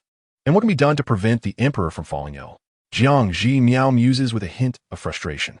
Miao Miao, Yulin suddenly interjects, tomorrow at court. Those individuals will undoubtedly attempt every means to provoke my affliction. Once the migraine manifests, I will lose all rationality. Even the greatest advantages will become liabilities. Miao Miao, will you accompany me to court tomorrow? Jiang Zhimiao had been contemplating the same, but she cleared her throat and replied, Is it customary for the empress to attend court? Yulin calmly responds, Such a precedent does not exist in Yong, but it was observed in the previous dynasty. The empress of that time shared a deep bond with the emperor, and they would both occupy the same seat during court sessions. Wow, like Li Ji and Wu Zetian? Did that empress eventually become a female emperor? Jiang Zhimiao expresses her astonishment. Yulin's gaze shifts slightly. The empress of the former dynasty did not ascend to the throne, but Miao Miao's implication suggests that in her timeline, a female emperor exists, and that she is the current empress? Yulin suddenly finds himself presented with a new perspective. Previously, he had thought to arrange everything for Jiang Zhimiao before his demise. Now, an innovative idea blossoms. Rather than attempting to protect Jiang Zhimiao, why not empower her to wield supreme authority herself? Perhaps allowing her to attend court tomorrow would serve as a subtle signal, gradually acclimating everyone to this new reality. Then let us attend court together tomorrow, Jiang Zhimiao declares. Regardless of precedent, as long as Yulin does not mind, I need not concern myself with it. The greatest obstacle is... Jiang Zhimiao's delicate face scrunches up in irritation. Yulin cannot help but feel anxious. What could the greatest obstacle be? Will we not have to rise early for court? Oh heavens! I've finally earned the chance to sleep in, and now I cannot? Thankfully, it is only for one day. If it were every day, death would be preferable. As a working individual, I have already endured enough in my past life. Jiang Zhimiao rambles on. Yulin's lips twitch slightly. Thus, the greatest hindrance to Miao Miao attending court every day is the early hour of the session. Tomorrow's court session must be delayed until the hour of Chun. At that time, the system will drop the gossip. Based on my observations, the gossip dropped by the system is related to the context and the individuals present. If gossip were to drop during court, it might pertain to the ministers. Should a few pieces related to Qinglong emerge? Heh. Jiang Zhimiao expresses her anticipation. Yulin shares her enthusiasm. As Jiang Zhimiao and Yulin converse, she discreetly provides him with insights regarding her investigation before departing with satisfaction. The following day, Yulin and Jiang Zhimiao rise together, tidying themselves briefly before sharing a smile. It is indeed their first time attending court together. Jiang Zhimiao feels a sense of novelty, even finding the early morning less burdensome than expected. Empress, Yulin presents a seal to Jiang Zhimiao. She takes it curiously and inspects it, noticing it is engraved with the words Feng Guling. Your Majesty, what is this? Jiang Zhimiao inquires, puzzled. Yulin chuckles. Since we are attending court, I thought to bestow upon the Empress an official title. This is a position I established for you overnight. What do you think? Jiang Zhimiao accepts it with a smile. Your Majesty, at your age, still possessing the playful spirit of a child. She assumes Yulin is merely jesting. Yulin replies earnestly, this is no trivial matter. I personally drafted the imperial edict, and it bears the royal seal, signifying a genuine official title. Last night, I dispatched it to the Ministry of Personnel, and the Chancellor has already filed it. All right then, it is indeed a legitimate title. Jiang Zhimiao has become even more amusing, and it seems her father has joined in the frivolity as well. The reason her father does not oppose this is likely because he considers it a playful venture between couples. After all, this position holds no real authority, and she does not receive an official salary. It is rather a jest. In any case, the Empress now holds an official title. Yulin remarked with a smile. Everyone assumes he is merely jesting, yet he alone understands that this is no trifling matter. This represents an experiment for Yulin. Before entering the palace, Jiang Zhimiao likely lacked the ability to have her thoughts heard. He had previously tested Jiang Qingxiang, who displayed no reaction whatsoever. After entering the palace and receiving the Empress's seal, the noble consorts and ladies could hear her thoughts. Now, Yulin is curious. Once Zhimiao has taken on her official duties, will those officials also be able to hear her thoughts? The prospect excites Yulin. If the court officials can indeed hear her inner musings, it would be quite spectacular. He is not concerned about eavesdroppers. For one, Lin Qingqing and the Empress Dowager cannot hear Jiang Zhimiao's thoughts. Yulin speculates there must be an additional condition. For instance, those harboring ill intentions toward Zhimiao are unable to perceive her thoughts. Lin Qingqing and the Empress Dowager hold malice toward Zhimiao. Thus they are excluded from hearing her inner voice. If this hypothesis proves true, he can discern the loyalty of various officials based on their behavior, distinguishing those faithful to him from those aligned with the Yuehua faction. After all, Zhimiao has thwarted Yuehua's plans on several occasions, and those on that side likely harbor resentment toward her. On the other hand, secrets gleaned from Zhimiao cannot be casually disseminated but can be understood implicitly. The virtuous will remain virtuous, while the corrupt will awaken to their own follies. In the Taiji Hall, officials gather in small groups, their gazes drawn to a particular direction.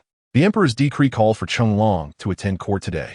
Cheng Long stands among the officials, his demeanor grave, as if he has resolved to undertake something significant.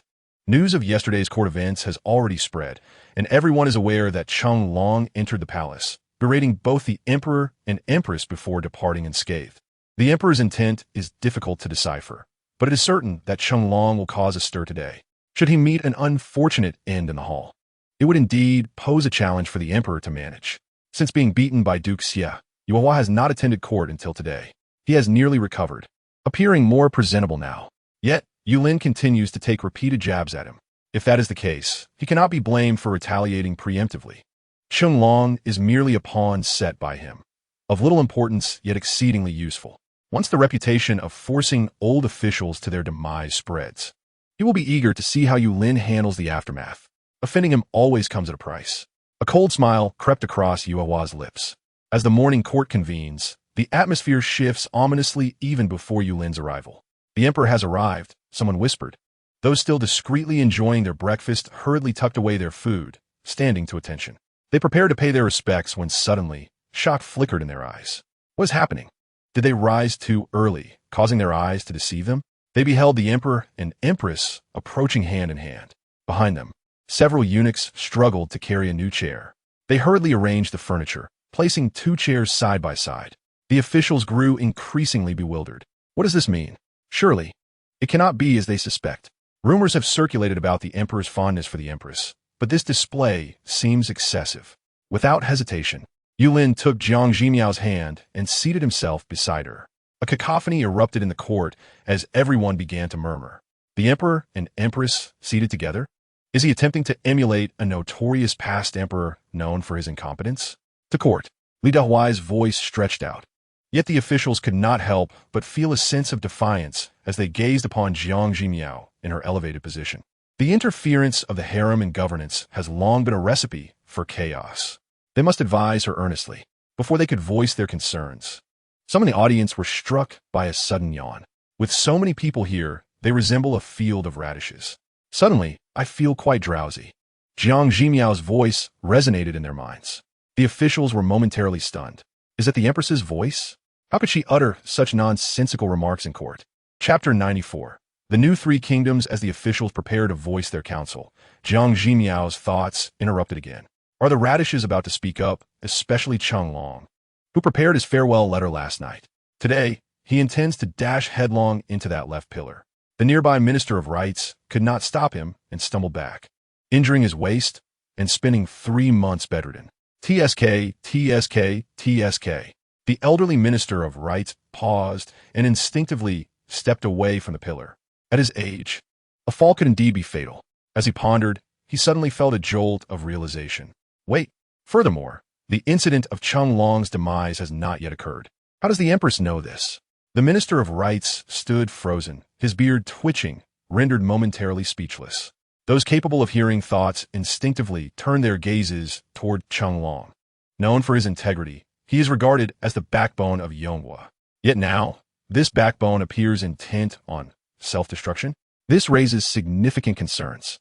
As a loyal subject, one should primarily advise the emperor, aiming for the prosperity of the nation.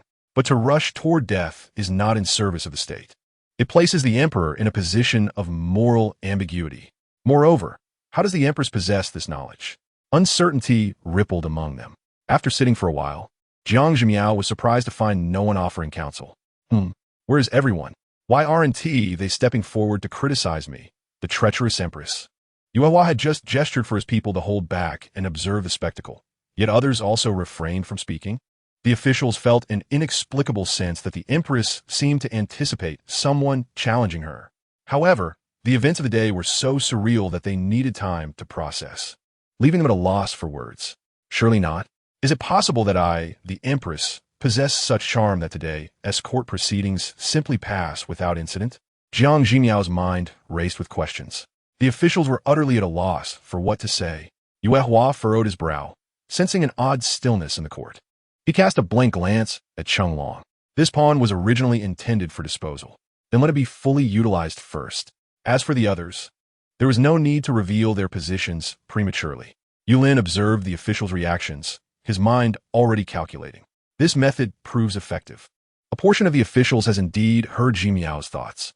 At least for now, these officials harbor no malice toward her. Conversely, another group of officials clearly cannot hear her inner voice. They are very likely to harbor malice towards Miao Miao, much like the Lin Kai knew. The probability that these individuals are loyal to Yuehua is exceedingly high. Yulin observed Yuehua's subtle actions, unable to suppress a nuanced smile.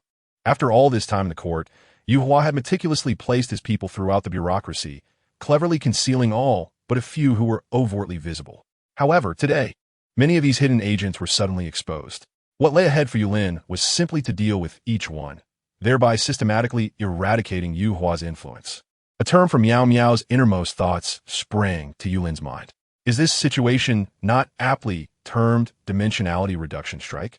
Yuehua could never have anticipated that such a method would lead to the exposure of all his supporters. Absurd! How utterly absurd! Cheng Long, having received instructions, suddenly shouted. Yu Zhong stepped forward. He gazed at Yulin and Jiang Zhimiao with deep sorrow. Your Majesty, how can a woman be involved in matters of state? The participation of women in governance is a harbinger of national ruin. What place does such an action hold for the affairs of state? And what of the young? If the late emperor were to know, he would surely regret bestowing the throne upon such an inept ruler. As he spoke, Cheng Long began to weep. Oh, late emperor, if only you knew from beyond. After his tears, he resumed his tirade against Jiang Zhimiao. Such a treacherous consort, it is utterly unheard of. Following this, he turned his ire towards Prime Minister Jiang. It is evident that Jiang Chengxiang harbors ulterior motives, having raised such a daughter, a traitor indeed. Cheng Long raged on, thoroughly indulging in his performance. Yet, as he continued, he suddenly sensed something amiss. Under normal circumstances, those he insulted would exhibit expressions of rage and helplessness. This was when he felt most satisfied. However, this time, after berating a group of individuals, not a single one of them reacted, each seemingly lost in a daze. A daze? This was nothing short of an affront to him. Qiang Long's beard quivered with fury as he began to admonish all the officials. Your Majesty engages in such foolishness, and yet not one among the court dares to speak truth. How can you, who merely occupy your positions, justify it to the late emperor, to the common people, and to your own conscience? You are tyrants, and your ministers are traitors. Not a single man among you. Qiang Long's performance escalated, and he believed he had delivered a severe reprimand. Yet, aside from a few nodding in agreement on Yuhua's side, the rest remained in a stupor. Qiang Long's face flushed crimson. Impossible, this cannot be. His talent for insult could not have diminished so drastically. Is there no one to stand up and chastise this court? How utterly dull. Very well, I shall wait until the appointed hour to address this. There is ample time to find something to occupy myself. Something to occupy myself? What could that be? The assembly of officials exchanged bewildered glances. Today is a rare opportunity to attend court. I shall choose a fitting distraction. I anticipate a quarrel will ensue shortly, and to match this atmosphere, you shall be my selection. Jiang Zhimiao swiftly decided on 2 episodes of a free drama for the day. Come forth, Romance of the Three Kingdoms. As one of the 4 great classical novels, it had previously stirred significant waves. Yet, Jiang Zhimiao dared to assert that if this group were to witness the romance of the Three Kingdoms, they would likely become even more captivated. This tale has crafted numerous iconic figures, showcasing strategy, warfare, civil ministers, and military generals. For these individuals, it remains a history both unfamiliar and profoundly grandiose. Alas, it is regrettable that she could only enjoy it alone. Jiang Zhimiao promptly started the romance of the Three Kingdoms.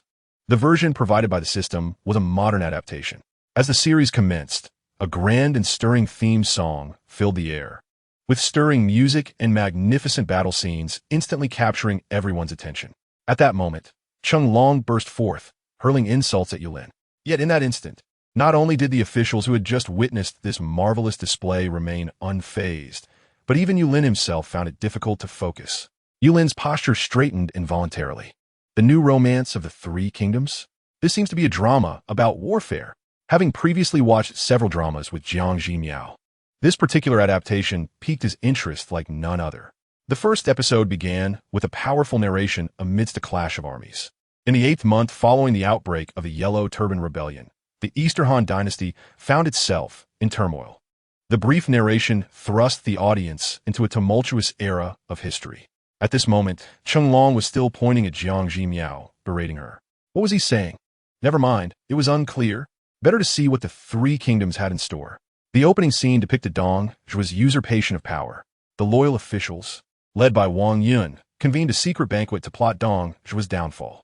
At this early stage, various characters made their appearances, portraying a kingdom in turmoil and the loyalists who bore their grievances in silence, alongside Cao Cao, who feigned allegiance to Dong Zhuo while secretly nurturing noble ambitions.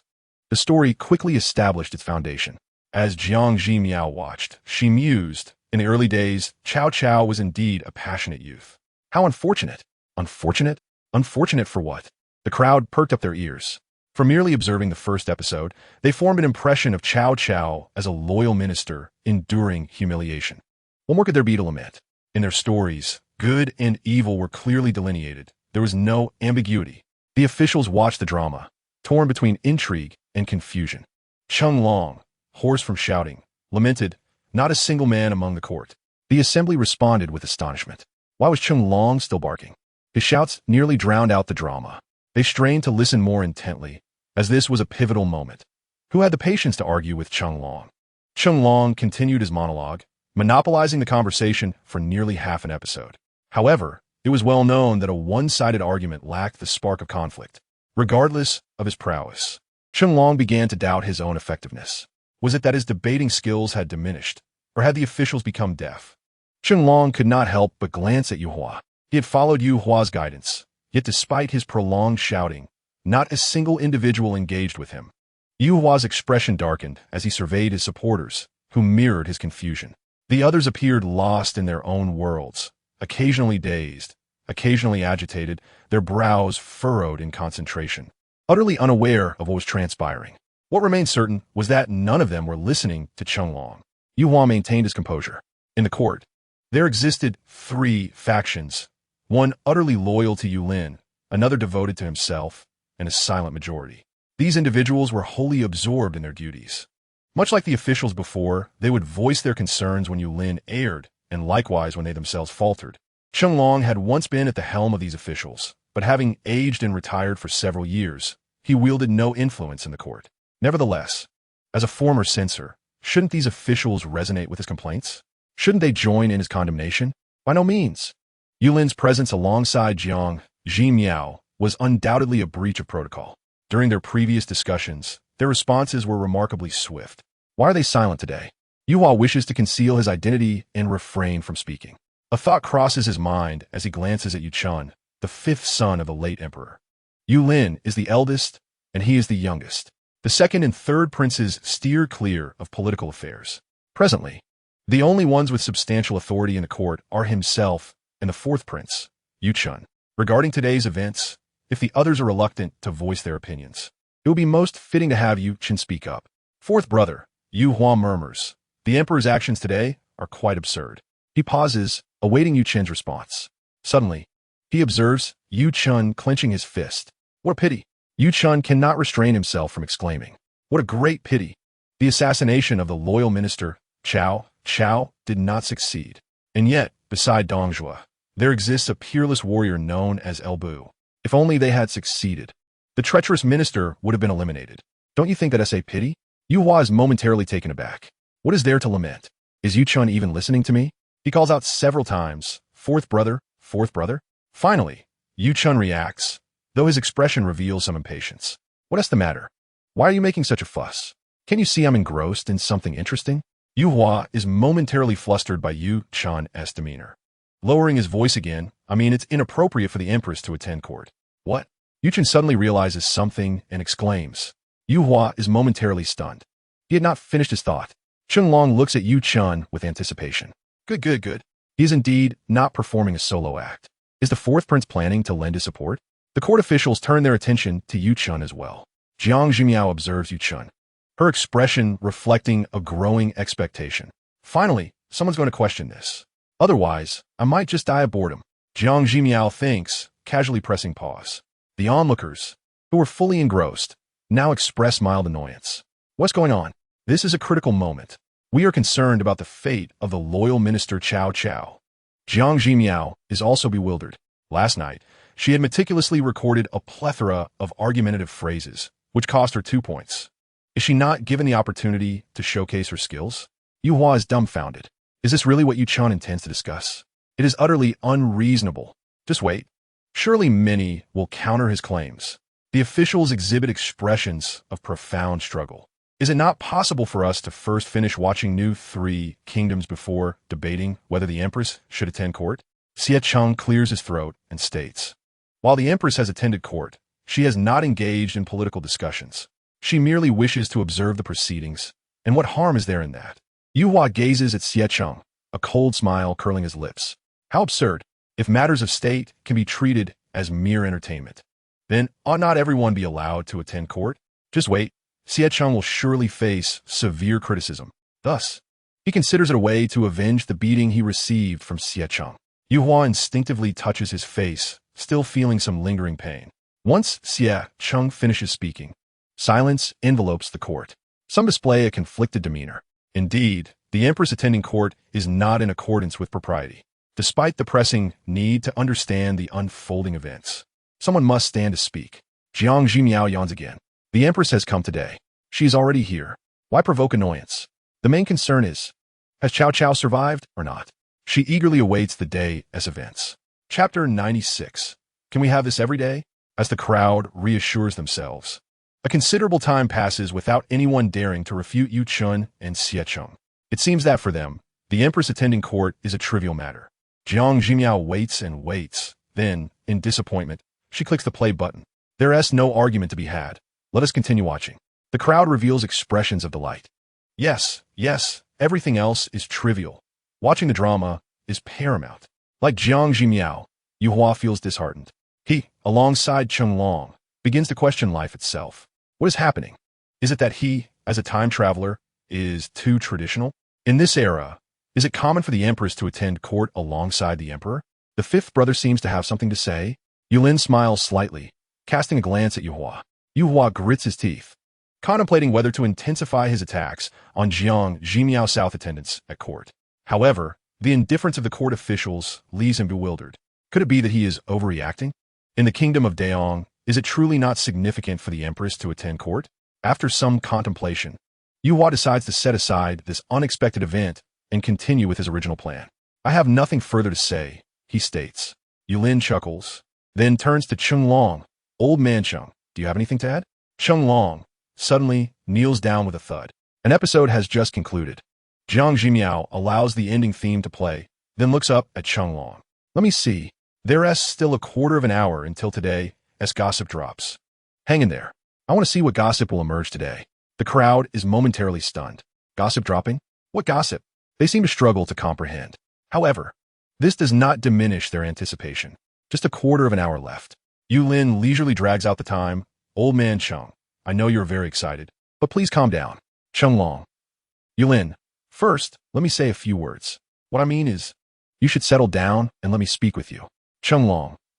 Yulin, the affairs of the world are not as simple as you might think.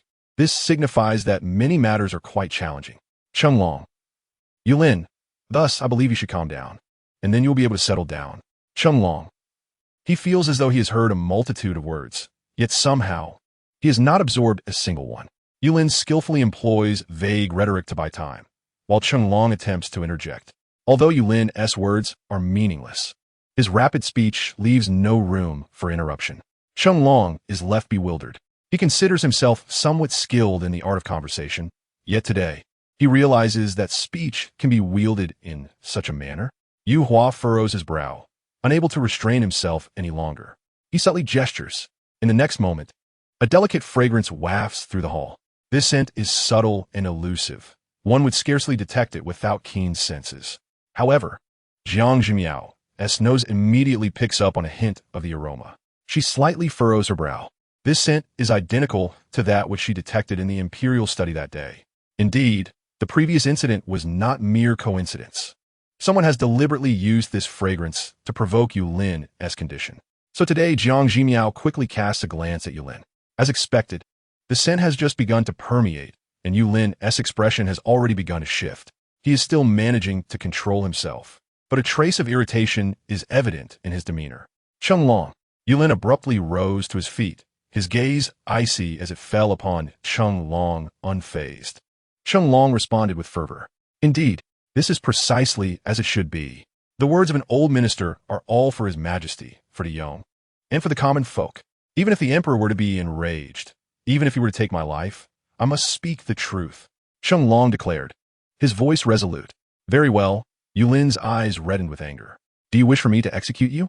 Do you think I lack the courage? Cheng Long retorted loudly. Your Majesty may take my life. However, my intentions for the nation and its people are known to the heavens. Very well. A cruel smile crept upon Yulin's lips. If that is the case, then the court officials trembled in fear. How could the emperor erupt with such fury at this moment? Though Cheng Long's intentions were unclear, executing him in the court would be the worst course of action. Even if the emperor had reason, taking a life would render him unreasonable. Yet, they had all witnessed the emperor's wrath before. At such times, he transformed into a tyrant, a stark contrast to his usual demeanor. They had attempted to offer counsel, but during his fury, the emperor would never heed their words. Even so, we must speak. Prime Minister Jiang gritted his teeth, preparing to intervene. Your Majesty, at that moment, Jiang Zhimiao spoke up unexpectedly. The furious Yulin seemed to regain some semblance of composure, staring vacantly at Jiang Zhimiao. She smiled radiantly at him. Your Majesty, you seem to have forgotten to hold this humble servant's hand. The court officials were taken aback. What was this? A display of affection amidst the emperor's wrath? Such gestures would be futile when he was enraged, and they feared today would end poorly.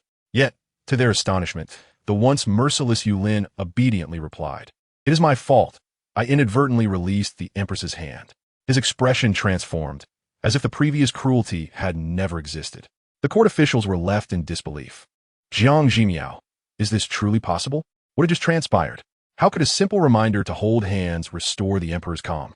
They had always feared the emperor's sudden wrath, for he often exuded the grace of a wise ruler. But once angered, he became a tyrant. Yet, a mere mention from the empress had pacified him. Yu Hua observed the suddenly composed Yulin, his eyes betraying a hint of disbelief. His previous schemes had failed, and now he recognized the truth. Yulin's calmness was due to Jiang Zhimiao. What influence did she wield over him? Could she possibly possess knowledge of medicinal potions? As Yu Hua pondered, Jiang Zhimiao displayed an eager expression.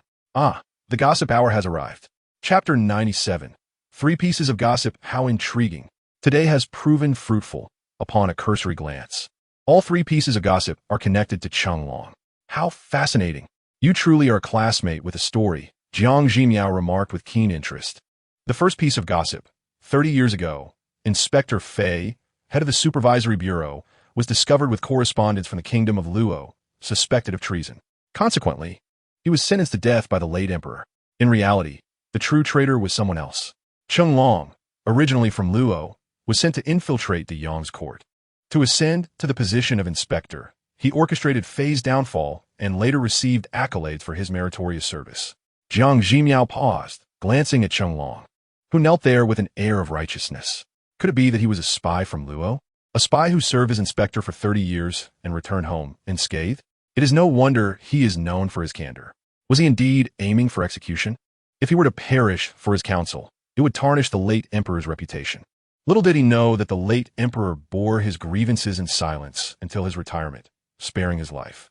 Now, he seeks to employ the same tactics on the current emperor. Jiang Zhimiao mused, causing the faces of the court officials to pale. The monumental case from 30 years past was still vivid in the memories of the older officials.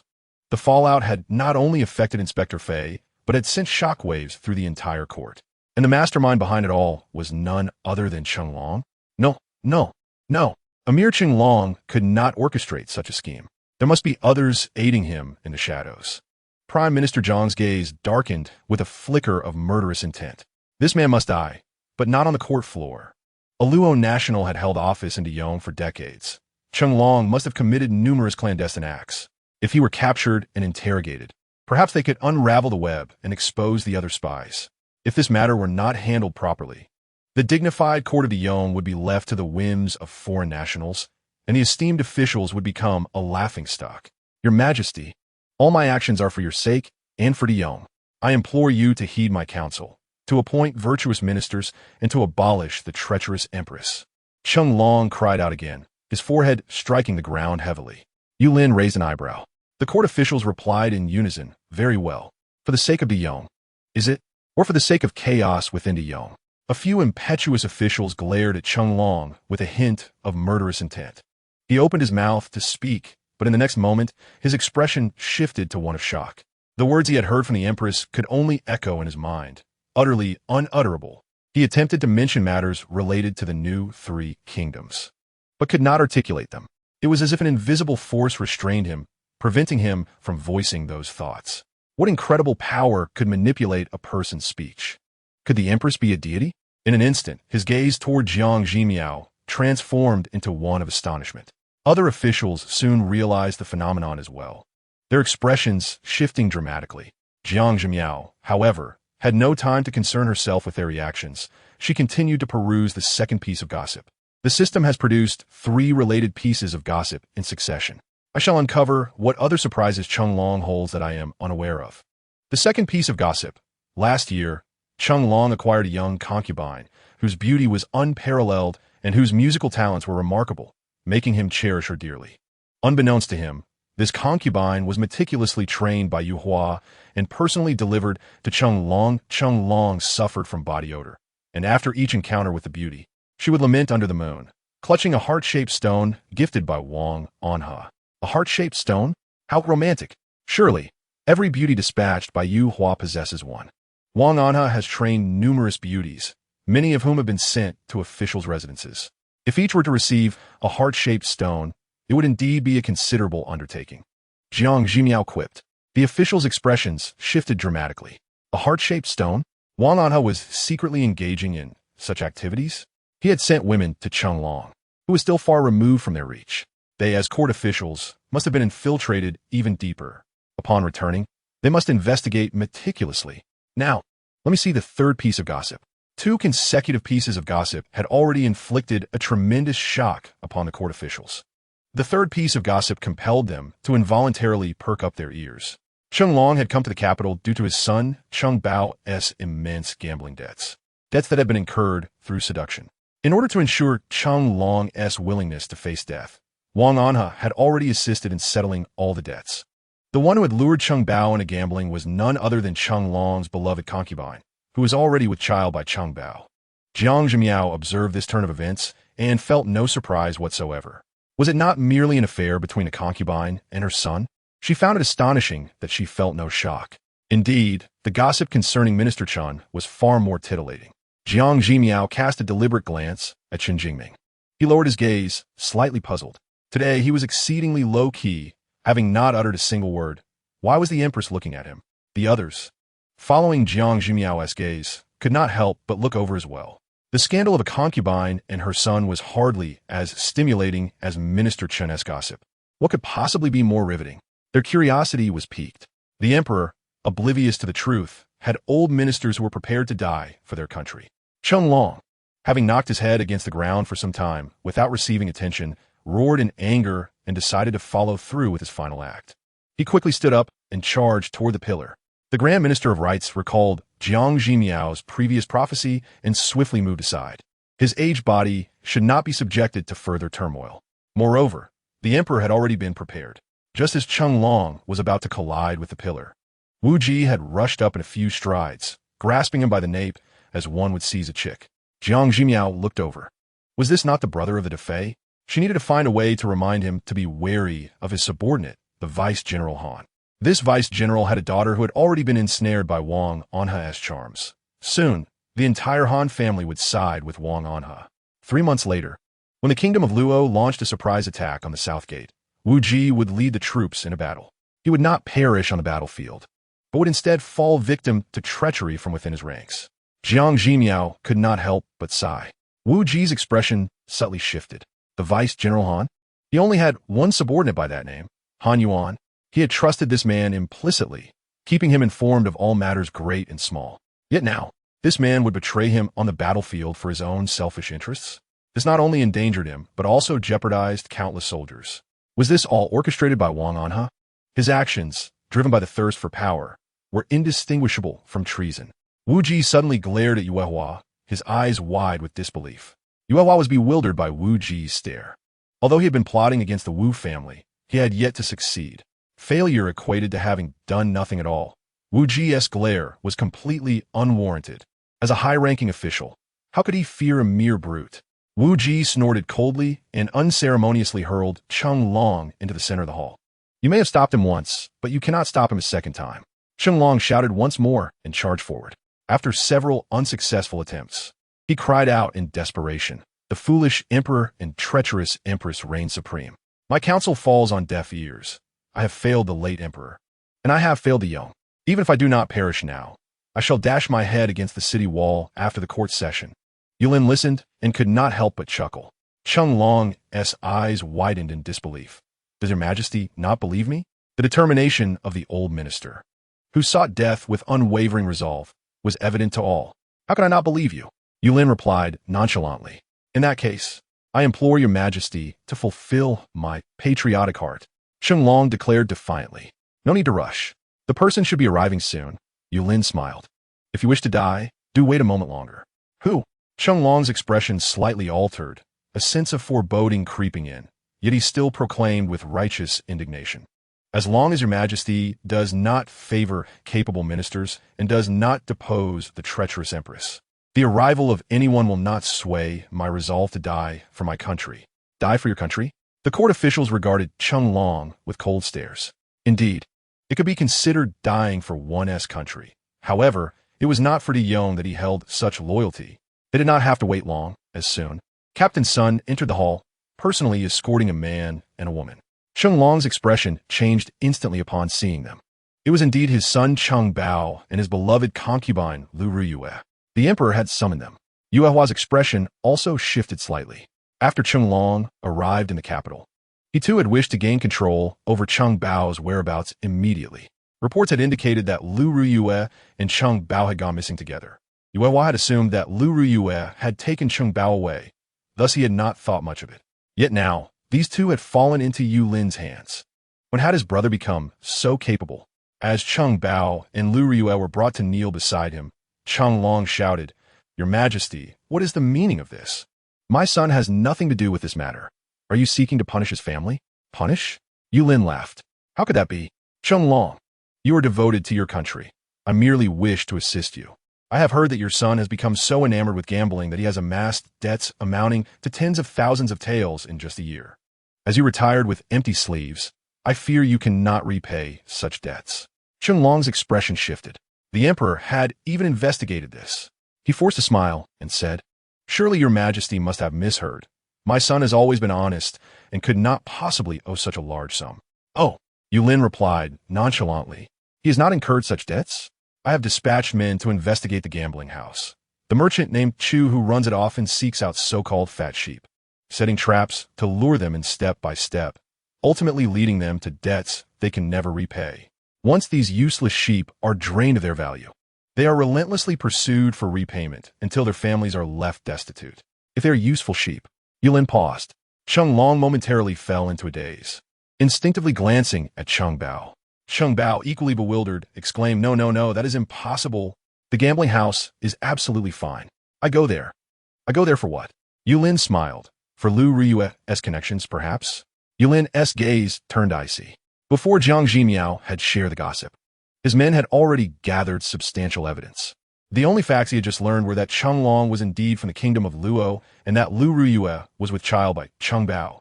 When he spoke Lu Ruyue's name, Cheng Bao trembled slightly. "Your Majesty, you know this too?" Cheng Long was still in the dark, frowning at Lu Ruyue as he pondered. "Very well. Chu and Lin shall be sent to the Ministry of Justice for thorough interrogation," Yu Lin instructed, turning to the Minister of Justice. "Is there any issue?" The Minister of Justice, with a solemn expression, assured, "I shall conduct a careful investigation to uncover the mastermind behind this." The identity of the mastermind was known to him through Jiang Zhimiao's inner thoughts. Wang Anhe and Yuehua. Who could have anticipated that just months ago Yuehua, who held considerable esteem both in the court and among the people, was secretly involved in such sordid affairs, now that they had captured a nail in his coffin? It was time to dig deeper. Yuehua's expression grew increasingly grim. There was no doubt that Chu and Lin were his men, and over the years, such dealings had significantly bolstered his finances.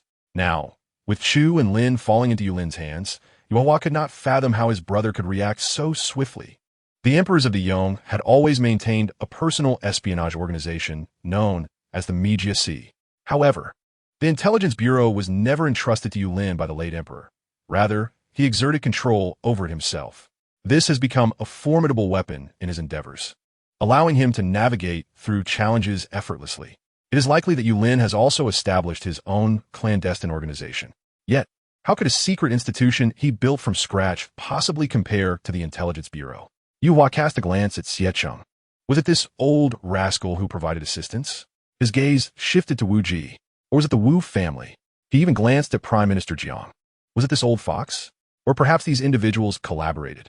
The speed at which Yu Lin discovered Cheng Long's movements and launched a counterattack suggests that the force he has developed is formidable and cannot be underestimated. This time, he had indeed underestimated his opponent. The notion of debts and repayments was merely a self-directed farce by Wang Anhe. He suppressed the impulse to look at Yuehua. Now that he was aware, what could he do? Could he publicly expose Wang Anhe? Not to mention the lack of evidence. Even if he had it, he would not present it. For the sake of the Luo kingdom, Wang Anhe's covert ambitions for the throne and the turbulent currents within Daong represent the most advantageous scenario. Should Yu Lin secure his position, with the loyalty of both ruler and subjects, what chance would the Luo kingdom have? Cheng Bao stared blankly at the stack of accounts, then suddenly turned to Lu Ruyue. It was you, wasn't it?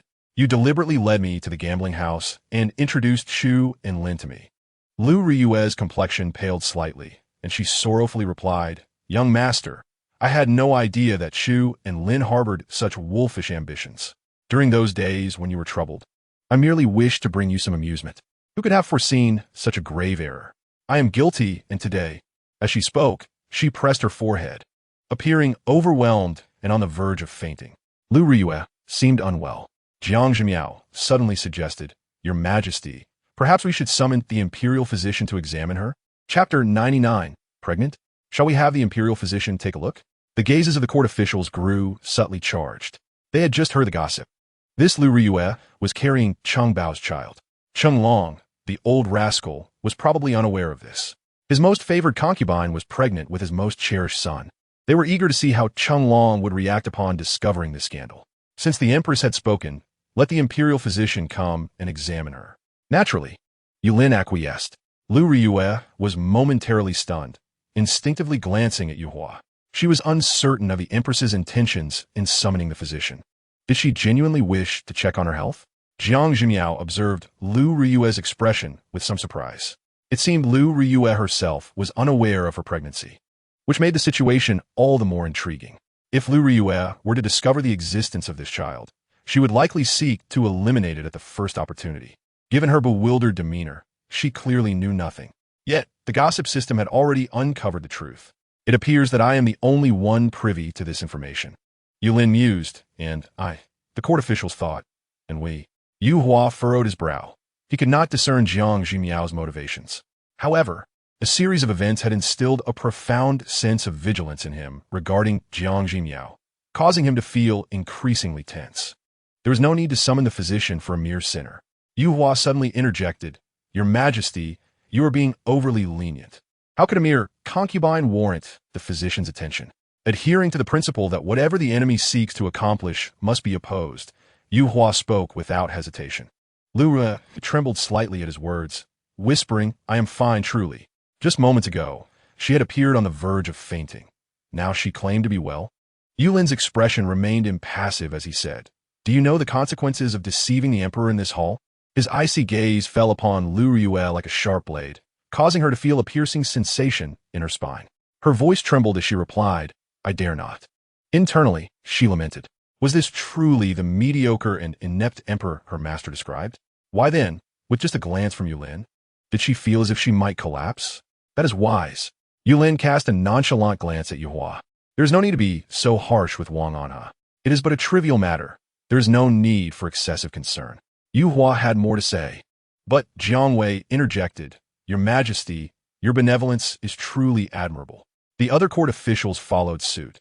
"Your Majesty, your benevolence is truly admirable." It was a jest. They were all eager to witness the unfolding drama. Without the imperial physician's arrival, how could the performance continue? Yuhua's expression shifted slightly, just as Jiang Wei's words fell. A majority of the court officials instantaneously responded. Was Yulin's authority truly at such a level? No, that was impossible. He was merely a puppet. How could he possess such influence? A sense of panic began to creep into Yu Hua's heart, feeling as though everything in the court had slipped from his grasp at that very moment. This transformation commenced with Jiang Zhimiao's arrival at court. Yu Hua could not help but cast a glance at Jiang Zhimiao. Was this woman his nemesis? Why did nothing good ever come of encountering her? Soon, the imperial physician was summoned to the hall. "Imperial physician Chen, please examine this lady," Yulin commanded. Imperial physician Chen hurried forward. Lu Riyue, dazed, extended her hand. With his vast experience, imperial physician Chen diagnosed the situation in an instant. Unaware of Lu Riyue's identity, he glanced at the three kneeling figures before quickly identifying the target. Imperial physician Chen smiled slightly at Cheng Bao. "There is nothing serious. Your wife is with child." Jiang Zhimiao nearly burst into laughter. This imperial physician, Chen, was quite the unwitting facilitator. Jiang Zhimiao eagerly observed Cheng Long's expression. Cheng Long was utterly dumbfounded. His eyes widened in disbelief. Pregnant? How could Lu Riyue be pregnant?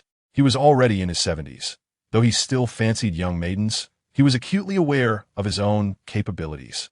The child in Lu Riyue's womb could not possibly be his. Pregnant? No, that was impossible. Lu Riyue instinctively panicked. Cheng Long trembled with rage, unable to contain himself, and struck Lu Riyue fiercely. "Wretched woman, tell me, whose child is it?" Imperial physician Chen was taken aback by this turn of events. Had he made a blunder? He glanced anxiously at Yulin. Yulin bestowed upon him an approving look. Imperial physician Chen felt bewildered. Had he inadvertently done something commendable? Lu Riyue, her face swollen from the blow, cried out in protest. "My lord, I have never wronged you." "Father, My lady is not that kind of person. Cheng Bao instinctively shielded Lu Ruyue. Step aside. A surge of fury overwhelmed Cheng Long. In that moment, he forgot the circumstances entirely. Consumed by a singular desire to annihilate the woman who had brought him such endless humiliation, Cheng Long did not know where he found the strength. He forcefully shoved Cheng Bao aside and kicked Lu Ruyue in the abdomen. Lu Ruyue let out a wail, blood trickling down her thigh. Ruyue, Ruyue, what has happened to you? Cheng Bao could no longer contain himself, rushing forward to embrace Lu Ruyue in distress. Cheng Long. Jiang Zhimiao, how to put it? At this moment, a bag of melon seeds would be perfect. Yulin, next time, let us see if we can bring some melon seeds. The courtiers exclaimed, this old dang is infuriating. Dr. Chun observed the chaotic scene and promptly interjected. I merely stated that this young master has been gazing at this lady with concern, so it is not my fault for mistaking identities. Cheng Long shot him a glare. Dr. Chun appeared innocent, for he spoke nothing but the truth. Cheng Bao trembled. Father, I was merely momentarily worried. However, the cause of his worry remained uncertain. Was it for Lu Ruyue or her unborn child? Xie Cheng expressed his astonishment. Cheng Long, you are being excessively harsh. This is your own grandson. Indeed, you are of an age where you should not quarrel with the youth, as it is your bloodline at stake. Cheng Long, despite your advancing years, why can you not exhibit a broader heart? It is merely a matter of your son and your concubine having become entangled. At your age, seeking a young woman is already a disservice to her. Your son is merely alleviating your burdens. The courtiers, in a few words, sought to solidify the child's identity. Their ridicule piercing through the air, they chuckled derisively. To think that someone from Luo Guo could ascend to such heights and even return in glory. They felt an indignation brewing within, believing they had been duped by Cheng Long. With this rare opportunity at hand, they yearned to see him brought to his knees. Cheng Long's face flushed with rage, his body trembled slightly, and he felt lightheaded. He yearned to uphold his integrity and perish within the Grand Hall. A loyal minister, who had maintained righteousness throughout his life, seeking to advise his sovereign, would be immortalized in history through his noble sacrifice. However, to be found in such a disgraceful predicament, having his son entangled with a concubine, would only lead him to be remembered as a fool. How ruthless, truly ruthless. Yu Hua was cunning, orchestrating a series of schemes that led him to the capital for his own demise. Yu Lin was even more calculating. He had already investigated the matter thoroughly and awaited Cheng Long's self-destruction. This pair of brothers was far from ordinary. It appeared that Yu Lin was significantly more formidable than Yu Hua. While Yu Hua's intelligence was evident and well-known, Yu Lin's reputation prior to his ascension was quite dismal. Everyone feared that if he were to take the throne, he might become an unprecedented tyrant. Yet, within a few months of his reign, he managed to reverse that notoriety. Ironically, it was now the Prince of Anha who found himself embroiled in controversy. Cheng Long trembled as he spoke. Gentlemen, you jest. Bauer is merely kind-hearted. This child has no relation to him. It must be that this wretched woman found some illicit lover. Cheng Long gritted his teeth. Though he hailed from Luo Guo, he had arrived at Yong at a young age. In this world, the only being he truly cared for was Cheng Bao. Cheng Bao was his sole bloodline, and only through his existence did Cheng Long feel he had truly lived. Without Cheng Bao, he would have nowhere to call home. Cheng Long was consumed by a singular thought. He must protect Cheng Bao at all costs. Is that so? Yu Lin remarked nonchalantly. If that is the case, I suspect this woman is involved in the gambling house incident. This child may very well belong to Chu He and Lin, the Minister of Justice.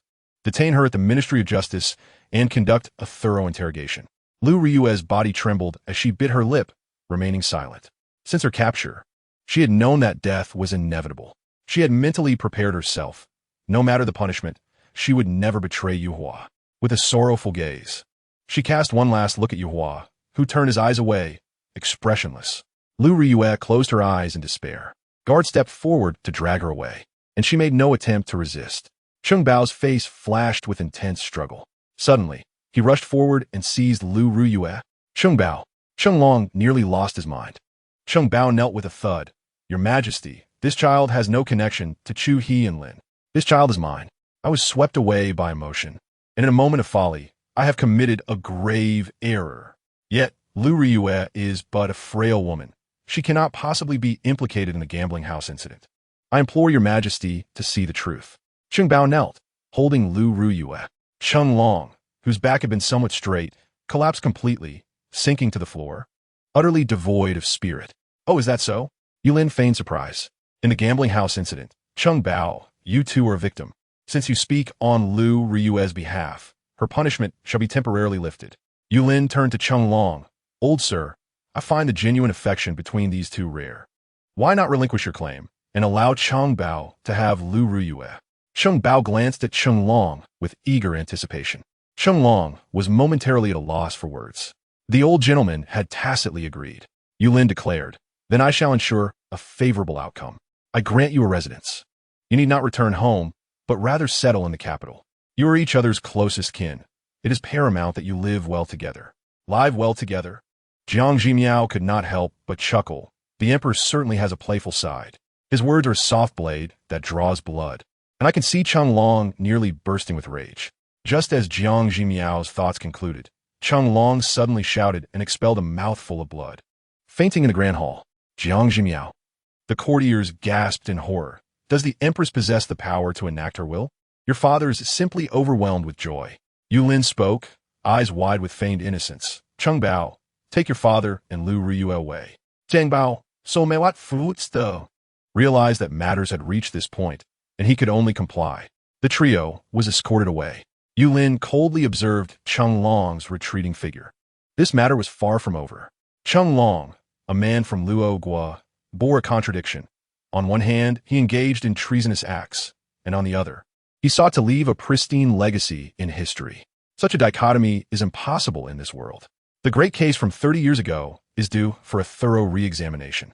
He desires a good reputation, and I shall ensure Chung Long is forever nailed to the pillar of shame. Yulin calmly stated, I have recently reviewed the case files and discovered numerous inconsistencies in old cases. I am resolute in my decision to reopen the investigation. Besides the case from 30 years ago, Yulin also presented several other dubious cases. Your Majesty, these old cases have long been settled. Is there truly a need to reinstate the investigation? Yuhua interjected. The Prince of Anha is mistaken. Shall we allow injustice to persist simply because it is an old case? I support the reopening of investigations. Minister Jiang stepped forward. Then, many others rallied in support, fully aware of what Yulin truly intended to investigate. A spy from Luo Guo wished to escape and scathe while aiming for historical recognition. He nearly succeeded. Investigate. These old cases must be thoroughly examined. However, reopening old cases requires considerable manpower and resources. The emperor has just ascended and has many pressing matters to attend to. Chun Jingming remarked. Indeed, we must prioritize other important issues, Yu Hua's supporters echoed. Jiang Zhimiao, growing weary of the courtly discussions, yawned and opened the second volume of the New Three Kingdoms. Nevertheless, her hand remained firmly clasped around Yulin's. Yulin glanced down at their intertwined fingers, a small smile gracing his lips. What follows next? Yuehua observed that some court officials had become rather peculiar. They engaged in heated arguments, only to lapse into intermittent dazes afterward. Following these moments of stupor, they would suddenly re-emerge to bicker once more, perpetuating an endless cycle. Indeed, the court today was undeniably amiss. In Chapter 101, titled Strange, Chun Jingming and others' objections failed to bear fruit. With the support of the majority, the resolution to re-examine old cases was passed. In an unspoken agreement, they waited until Jiang Zhimiao had finished broadcasting the second episode before halting the discussions. The appearance of the enchanting Diao Chan ensued. After Cao Cao's escape, he encountered Chun Gong, who had forsaken his family to join him in a noble cause. This mutual admiration stirred their emotions deeply. They had thought that after watching these two episodes, their hearts would be at ease.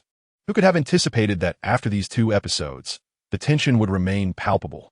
In Cao Cao's moment of utter destitution, Chun Gong chose to abandon everything to support his endeavors. It is no wonder that he became Cao Cao's cherished light, even when their ideals ultimately diverged. And Chun Gong nearly betrayed Cao Cao. When it came time for execution, Cao Cao could not bring himself to part with him. What can one say? It is simply too enthralling.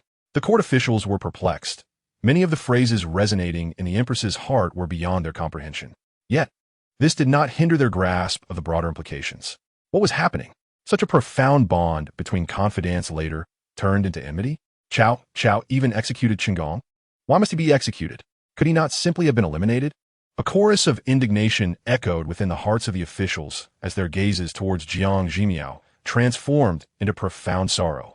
The empress had left them a tantalizing bait, and now they, like fish yearning for sustenance, were left wanting, for she would not return the following day. What were they to do? Would the unfolding story remain an eternal enigma? Jiang Zhimiao sensed the weight of their glances filled with lamentation. She mused, "It seems there are still many dissatisfied with my presence at court. However, they possess enough decorum not to voice their grievances. No matter. I shall indulge in a leisurely slumber tomorrow, and they should find solace in that." With this thought, she departed hand in hand with Yulin. The court officials lamented. No, that is not their intent. Typically, by the conclusion of morning court, the officials would walk away with a lighter step than when they arrived. Yet this time, many bore grim expressions, their pace markedly slow. Yu Chun, too, followed the crowd with an expression of deep contemplation. Yu Ehua's gaze flickered as he approached his elder brother. "Fourth brother, have you not noticed that everyone seems rather odd today?" Yu Chun glanced at him. "Not at all." Yu Ehua paused, feeling an uncharacteristic wariness emanating from Yu Chen's gaze. "Fourth brother, do you not think the emperor's schemes are rather terrifying?" Yu Ehua whispered as soon as he speaks. The entire court echoes in agreement. The court is swiftly becoming a realm of the emperor's sole voice, leaving us with no opportunity to speak. Yu Chun let out a cold snort. Is it not possible that the emperor's decisions are so astute that the majority refrains from dissent? He nearly scoffed at Yu Ehua. Had he not heard the empress's heartfelt words today, he would have remained oblivious to the existence of Yu Ehua, who, though cloaked in humanity, behaved with utter disregard for human decency. Yu Ehua's ambitions for the throne did not escape Yu Chen's notice. What nonsense was this? Were it not for Yu Ehua's grasp, Yu Chun would have preferred silence. Surprised by Yu Chen's apparent support for Yulin, Yu Ehua hesitated, then softly proposed, "Fourth brother, I am hosting a banquet at home tonight. Shall we share a drink?" "No need," Yu Chen decisively rejected. Before Yu Ehua could inquire further, he distanced himself as if fleeing from a plague. Yu Ehua's expression darkened. Yu Chun had not only declined his invitation, but also offered no justification. Had he resolved to sever ties with him? As a figure of great ambition, Yu Ehua had never experienced such cold treatment, which was evident on his face. He nodded expressionlessly. Today's court had indeed been a complete failure for him. The pawn Qinglong had failed to fulfill his role, and Yulin had deftly seized upon Lu Ruyue and Chu Helen. While these two were not particularly significant characters, Yu Ehua still felt an overwhelming sense of frustration. At the Anhe Wangfu, as Yu Ehua regained his composure, Chun Jingming meticulously analyzed the situation for him. He advised Yu Ehua to disregard the court officials for the moment and prioritize cleaning up loose ends. This individual had significant financial dealings with Yu Ehua, and if Yulin discovered this, the consequences would be dire. This person must not enter the capital. It would be better if he were to perish on the road. Chun Jingming coldly asserted. Yu Ehua nodded. This task is simple. The escorts will not be numerous. Eliminating Chu Helen will be effortless. It is good that the prince is confident. But caution is still required, Chun Jingming reminded. Yu Ehua nodded in agreement, stating, "Minister Chun, I am truly grateful for your strategies these past years. Once I ascend the throne, the position of second to none shall surely be yours." Chun Jingming smiled. "Your Highness, rest assured, I shall exert myself to the utmost." Satisfied, Yu Ehua nodded. "As for the matter of Chu Helen, I shall leave it to you to handle. The situation in court today was indeed unusual. I shall seek to gather intelligence." Chun Jingming responded promptly. "I shall hurry." Unable to fathom the reasons behind the court's turmoil, Yu Ehua feared he would be unable to sleep.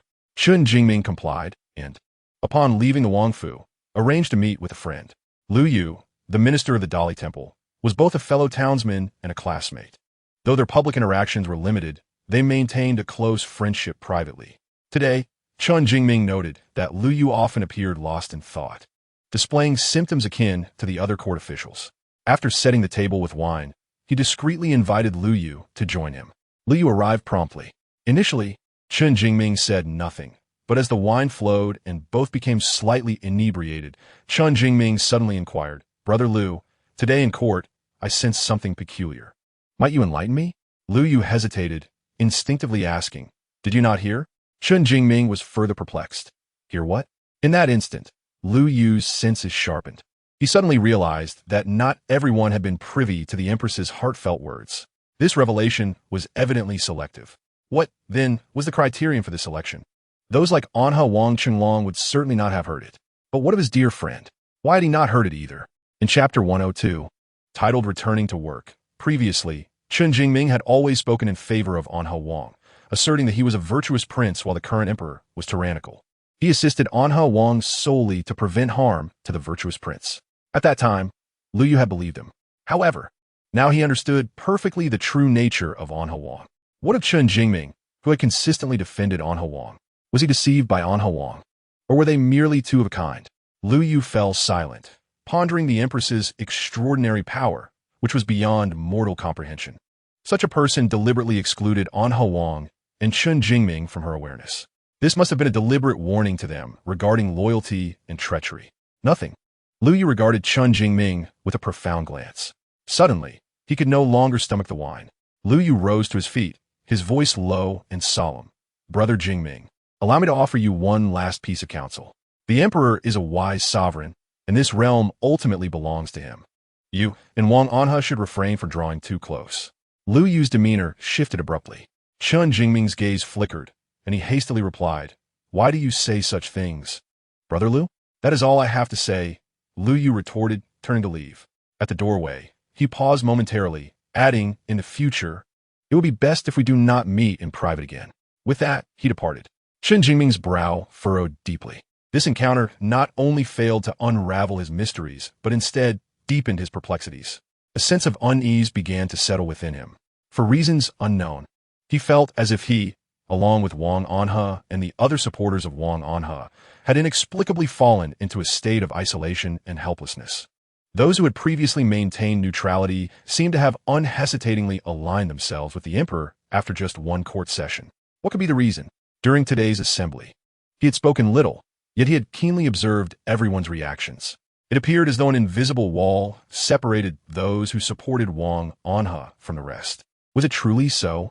Chen Jingming suddenly opened his eyes wide, recalling a certain individual. Hanlin Yuan's editor, Yang Fu. This man had been promoted by Wang Anha, yet he seemed unaffected by that wall. His reactions mirrored those of the other court officials. Yang Fu must know something. Chen Jingming's spirits lifted, and he sought Yang Fu that very night. Upon seeing the cloaked Chen Jingming, Yang Fu felt an unexpected wave of relief. What transpired in court today? Chen Jingming inquired directly. Yang Fu hesitated for a moment. He attempted to articulate something, but when he opened his mouth, only incoherent sounds escaped, rendering him speechless. Chen Jingming looked at him in bewilderment. Yang Fu took out paper and pen, hoping to write, yet a series of unfortunate events thwarted his efforts. The pen broke. The paper became wet. He found himself unable to convey his thoughts. Having tried before, this second attempt only deepened his frustration. Yang Fu, feeling dejected, wished to speak, yet found himself at a loss for words.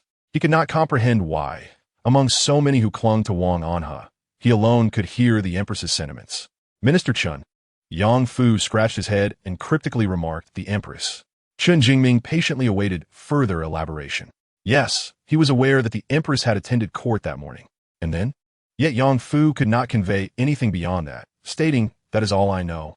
Chen Jingming's expression turned puzzling. After waiting so long, only to hear about the Empress? He attempted to inquire further, but was unable to extract any more information. Resigning himself, he stood to leave, instructing Yang Fu to seek him out immediately should he find a way to articulate his thoughts. As Chen Jingming departed, Yang Fu involuntarily shivered. He had allied himself with Wang Anha, yet his involvement had been minimal, and prior to today, he had paid little attention to the Empress Jiang Zhimiao. However now, panic began to creep in. With such an empress supporting him, could Wang Anha truly prevail? Yang Fu tossed and turned, unable to sleep the entire night. The following day, court was reconvened. Yang Fu, lacking in spirit, nestled himself at the back. Suddenly, he lifted his gaze. The emperor and empress entered hand in hand once more. Yang Fu perked up his ears, eager to discern the empress's thoughts. Yet, no matter how intently he listened, his mind was a blank slate.